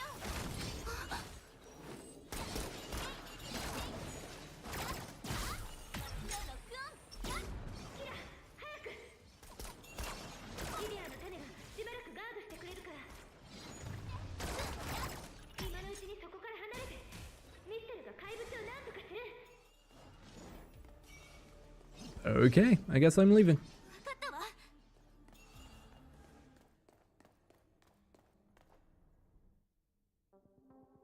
Evacuating along the path that Mistone left for her, Shigure Kiddo's vision suddenly darkened and then brightened. After seeing her surroundings, she was dumbstruck. She'd returned to the start. どうしてここに戻ってるの？よかったでしょ？帰る時間が省けたし、漁師の海の奥で迷うことも回避できたわ。確かに良かったわね。それで少し質問してもいいかしら。え？あなたの話だとこういう世界へとつながってるこの道はスーサナみたいな純粋な人だけが最後まで進むことができる。だったらどうしてあなたのイデアの種が急に道の奥に現れたの？矛盾した話よね。ミステル、一体何を隠してるの？あの怪物たちを何とかするって具体的にどんな方法を使うつもり？あらもう。She smiled softly. Somehow her porcelain skin appeared a little pallid. キラのような賢い人ならすぐにわかると思ってたわ。それができるのはただこういう世界へとつながるこの道は私自身を構築する素材で作られているからよ。万が一二人が対応できないような敵が現れたら私の体の一部を漁師の海に捨てればみんなの安全を守れる。 Lead them out of there and then just detach it completely. She's literally breaking away parts of her body to get the enemies away from them. あらどうしたの？ Oh, Jesus Christ. 驚いた顔するなんて珍しいわね。少し面白いわ。知っているのにわざと聞かないでください。あなたで作られる道、一体どういう意味ですか？ You will pave the way. Mistone is paving the way because you're running on parts made up of her. そのままの意味よ。私はイデアの母体、つまり精魂空間を建築素材にしてこういう世界へとつながる道を構築するの。 Oh, fuck. 普通のイデアならこれほどの素材を提供できないかもしれないけど私には精魂計画の遺産がある。原理はわかります。しかし理解できません。精魂計画はすでに終わっています。今あなたがそんなことをしたら自身の命を懸けるようなものじゃないですか。だって仕方ないじゃない。それ以外は本当に何もできないんだもの。みんながアンカーポイントの統合で忙しくしてる間私もいろんなやり方を使ってでも全部失敗に終わった。連絡できなかったり繋がった後にすぐに予想外のことが起きたりして実際に応用なんてできなかった。もしかしたら私たちは本当に恐ろしい敵と遭遇してるのかもしれないわ。私のせいであの子たちはこんな場所に閉じ込められた。万が一そのせいで彼女たちが漁師の海で迷い不慮の事故に遭ったら私も辛いわ。だから今のところこれが最善の方法だって思わない？安心して17号。結局のところこれは私の体を一時的に貸してるだけ。もう少し私を信用するべきじゃないかしら？いつも無茶をするあなただから信用できないんですよ。 And exactly as she's worried, Mistone is going, well, I'll just get rid of parts of my body if it will make it safer. Recalling that conversation, the AI, known for its logical analysis, had a rare urge to make a wish. どうか全てがうまくいきますように。賢者の権能がプロメテウスさんの願いを感じた。プロメテウスさん、スーサナさんたちの今の状況はどうなっていますか？ Prometheus looked to the mechanical assistant used for contacting Vita. Their coordinates were shown on the projected screen. ちょっとしたアクシデントもありましたが、今のところは全体的に順調。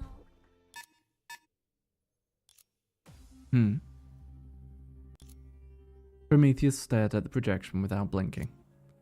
seemed to be carefully choosing her words before explaining the situation.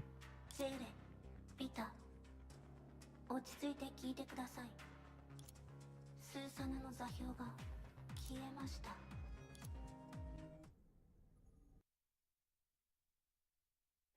Was the one that turned up not Vita then? As I was worried. Like, it popped up out of nowhere and I was just like, okay, that's a bit sudden. How did things come to this? When Susanna was a child, she already noticed that fate had a penchant for toying with her. A painstakingly made cake dropped on the ground at the last moment. A meticulously rehearsed dance ruined by a sprained ankle. Went stargazing and ended up being accidentally locked on the rooftop for a whole night. These were part of her daily life. It wasn't until becoming a Valkyrie that she completely understood the cruelty of fate. It could undo years of hard work in an instant. しまった。ここは一体どういうところなの？ The only thing she knew was that she was far away from the path that Miss Dawn paved for her. どうしよう。まさかもう戻れなくなったりして。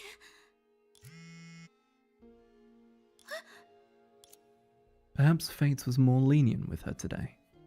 The communicator in her hand beeped timely.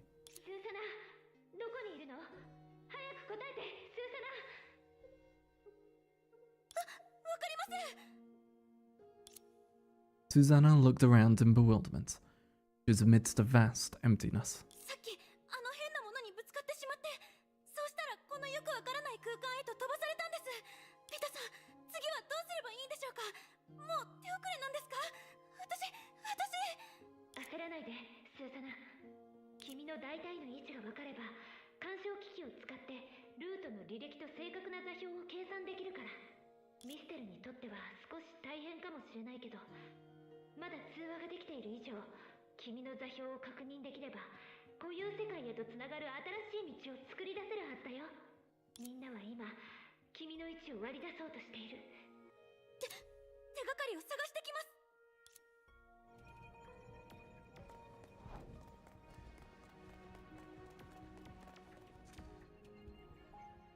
Well, we've got a gate. すみません。ここの景色はほぼ同じで、何も見つけられませんでした。人を探したいのに、周りに目印になるものは電柱しかないなんて。Vita told a joke to lighten the mood. Neither of them could manage a smile. すみません、ビタさん。もう少し離れたところに行ってみます。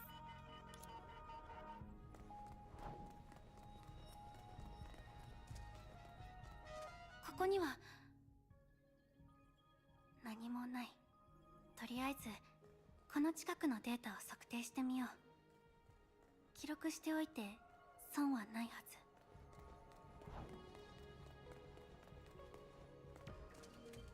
こっちも。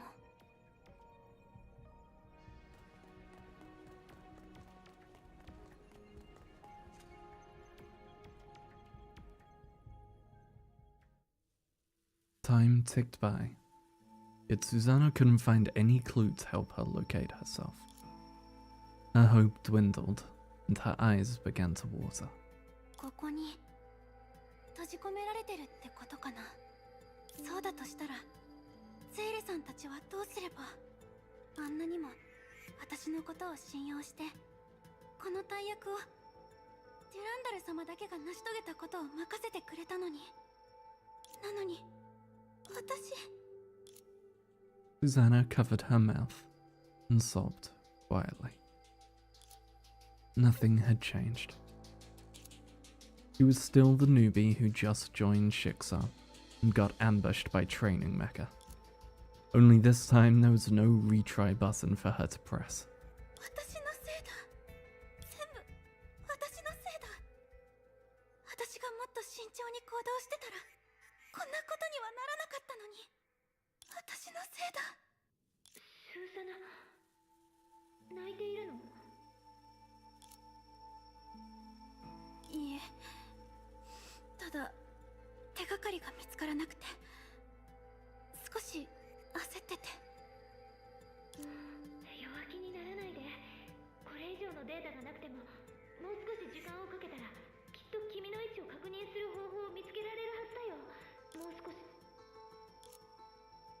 タさん、何があったんですか？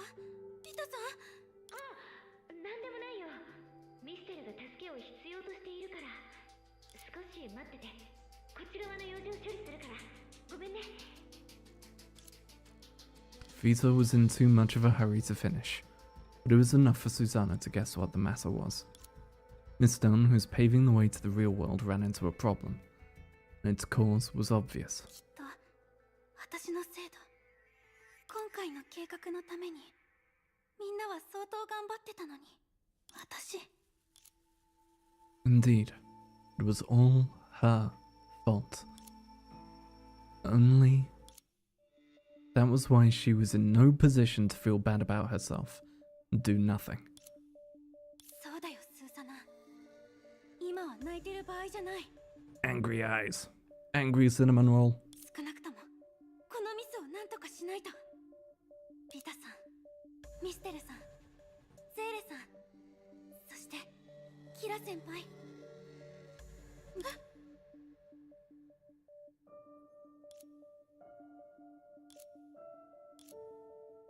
Pat. As if guided by fate, something fell out of her chest. これは私のノート。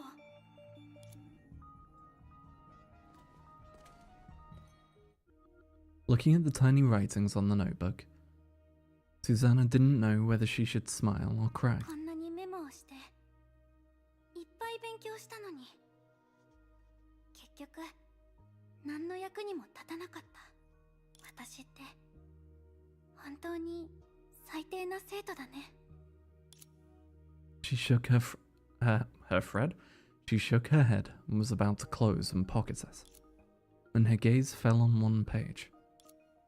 今回のメインとなる目標は2つの世界をアンカーポイントで固定して固有世界に向けて発射することです。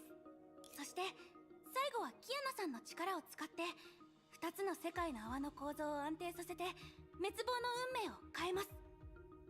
そのためにまずすべきなのは2つの世界の泡にあるベースアンカーポイントを軸、つまりこの賢者の口頭に接続することです。そうなると私たちは世界規模のアンカーポイントを構築できます。つまり2つの泡を動かせる手綱を手に入れられるんです。手綱？違うアンカーポイント？もしかしてこの方法も使え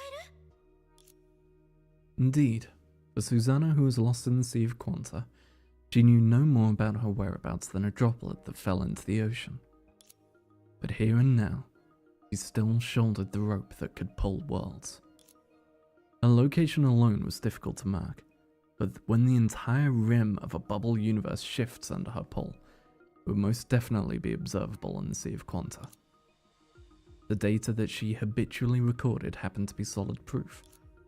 She finally realized what she did out of cowardice wasn't meaningless. リタさん、少し時間をください。今の位置が分かったかもしれません。 About 5 minutes had passed. In these 5 minutes, Susanna reported all the measurements on her notebook to Vita orally, which was the most primitive way. About 5 more minutes passed. Just when Susanna thought her idea was nothing more than a wild goose chase. 準備できたわ、スーサナ。そっちは始めてもいいわよ。 That's what these plates are. I was wondering because last time we had this tile set, these plates weren't a thing. These are plates made up of mistling. 戻ってたんですね。よかった。ええ、それよりゼーレが何かを見つけたみたいよ。スーサナさん、そこから遠い先にある光の点は見えるかな？はい、見えてます。 I'm not running anymore. Or turning the camera. Oh, right there. スーサナ、君がそこに行けば僕たちの計画はほぼ成功するんだ。はい、任せてください。こういう頭を使わないことは一番得意ですから。Jump. Wait, Susanna doesn't have a jump button. How will she reach? She'd forgotten how long she'd been running. The road behind her let out one threatening roar after another. She couldn't care about what was happening behind her, because merely lifting her legs mechanically had drained her attention.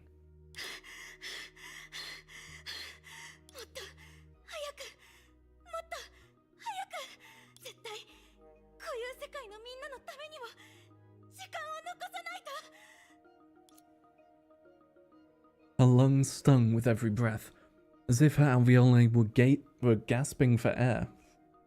That's a word. The lack of oxygen caused her vision to darken. In fact, she couldn't tell if she still had vision at all. Only a faraway and hazy light was in her sight. Somehow, she remembered her childhood running. Although she began practicing dance from a young age, she lacked in physique. She couldn't jump high enough, run fast enough, and always tripped when she lapped. そうだよね。あの頃から走ることになるとすぐに仲間たちに置いていかれた。あの時、お父さんはなんて言ってたかな。他の人との距離ばかりを考えるんじゃない。その代わりに一番近い仲間に追いつくことに集中すればいいんだ。Just focus on the star ahead of her. 走って走り続けたらいつかきっとできるはず。きっとみんなに追いつけるはず。きっとこのダンスを覚えられるはず。きっとバルキリーになれるはず。今度こそきっとできるはず。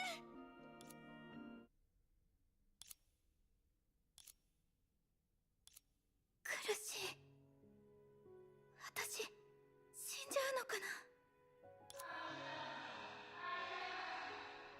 あ、もう幻聴が聞こえ始めた。ダメ、ここで倒れるわけには。What she was shouldering wasn't the success or failure of one person, but the future of an entire world. ちょっとしか一緒にいられなかったけど、あの世界はリアルに存在する世界だった。みんなちゃんと生きてる人間だったんだ。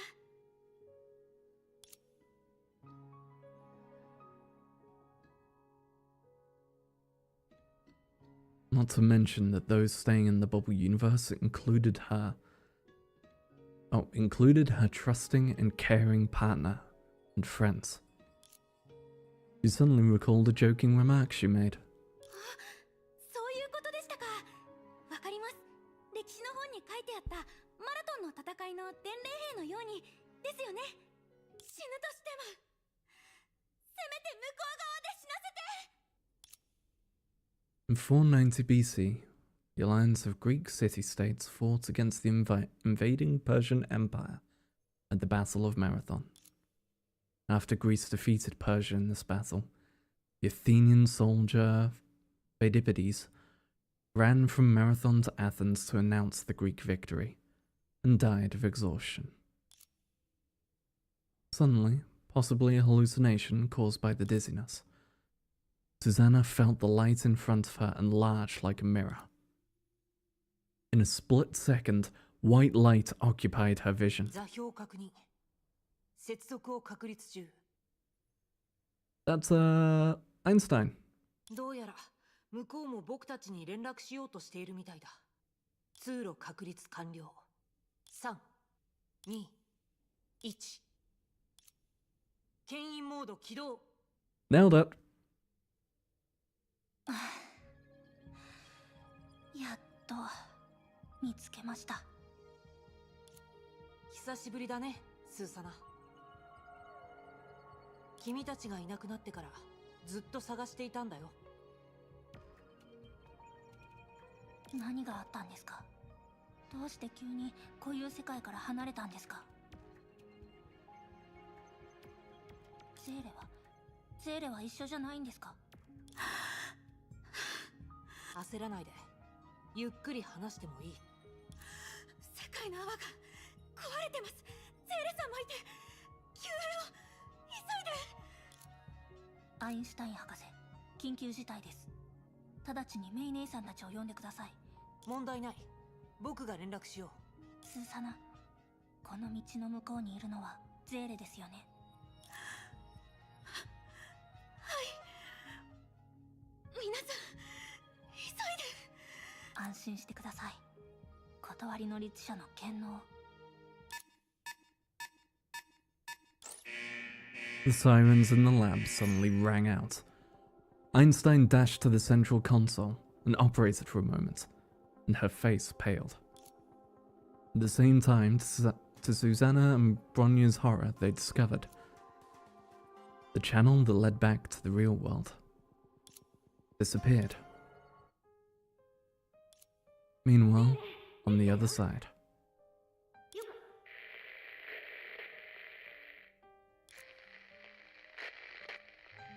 Vita さん、どうしたんですか？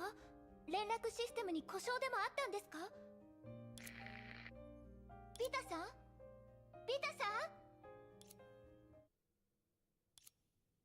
おかしい。連絡システムに問題があったみたい。Vita, who planned to help Miss Dawn stabilize the passage, noticed that her connection with the tower was cut off by a mysterious force. Coincidentally, Miss Dawn's face was drained of color. She looked like she could collapse at any moment. Miss Dawn nodded reluctantly. It seemed she too was unsure of the situation. She shook her head, and she was about to say something, her gaze froze, and her face showed panic. ミステル、どうしたの？それにキラも。It was only then that Vita noticed that they were staring solemnly at herself. Tragedy always struck when people expected the least. Such as now, her body was disintegrating in the winds, like a withering statue. この体、やっぱり枯れていく運命からは逃げられないのかな。もうすぐ彼女たち、僕の家族と会えるだろうね。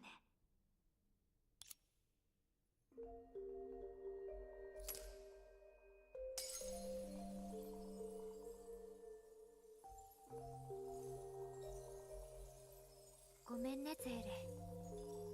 それにみんな、どうやら別れを告げるしかなさそうだ。僕はビタ。みんなのことを愛している。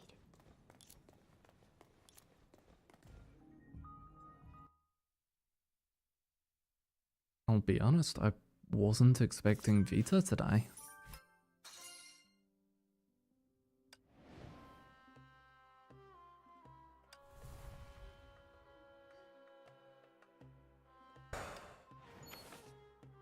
Chapter 39. Countdown. We've still got 25 parts to go. Those last 6 ones? Fucking hell, those were long. Oh, Jesus Christ. And the downsides of not going through these as they release.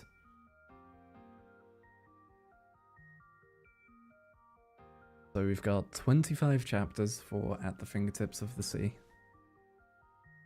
25 stages for At the Fingers of the Sea.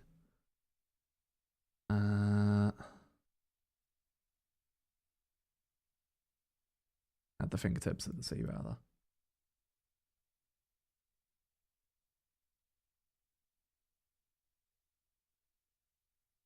Then chapter 40 is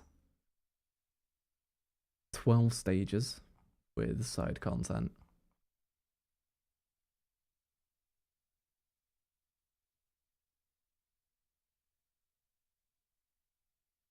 I'm not sure what's in 41 and 42, so I can't see those. But okay. That is a lot. Like, I thought this would be quick, kind of, yeah, let's do some let's catch up and let's be into it. Phew. Oh. So yeah, either tomorrow or Thursday, one of the two, we'll be back. Tomorrow we'll see if we're doing some God Eater. If not, we'll do some more of this. And if neither happen, Thursday we'll be back with more of this. So, I hope you've enjoyed. I'm going to go and get some food. This has been 9 hours of a single chapter. Jesus Christ. I'll see you all later. Bye.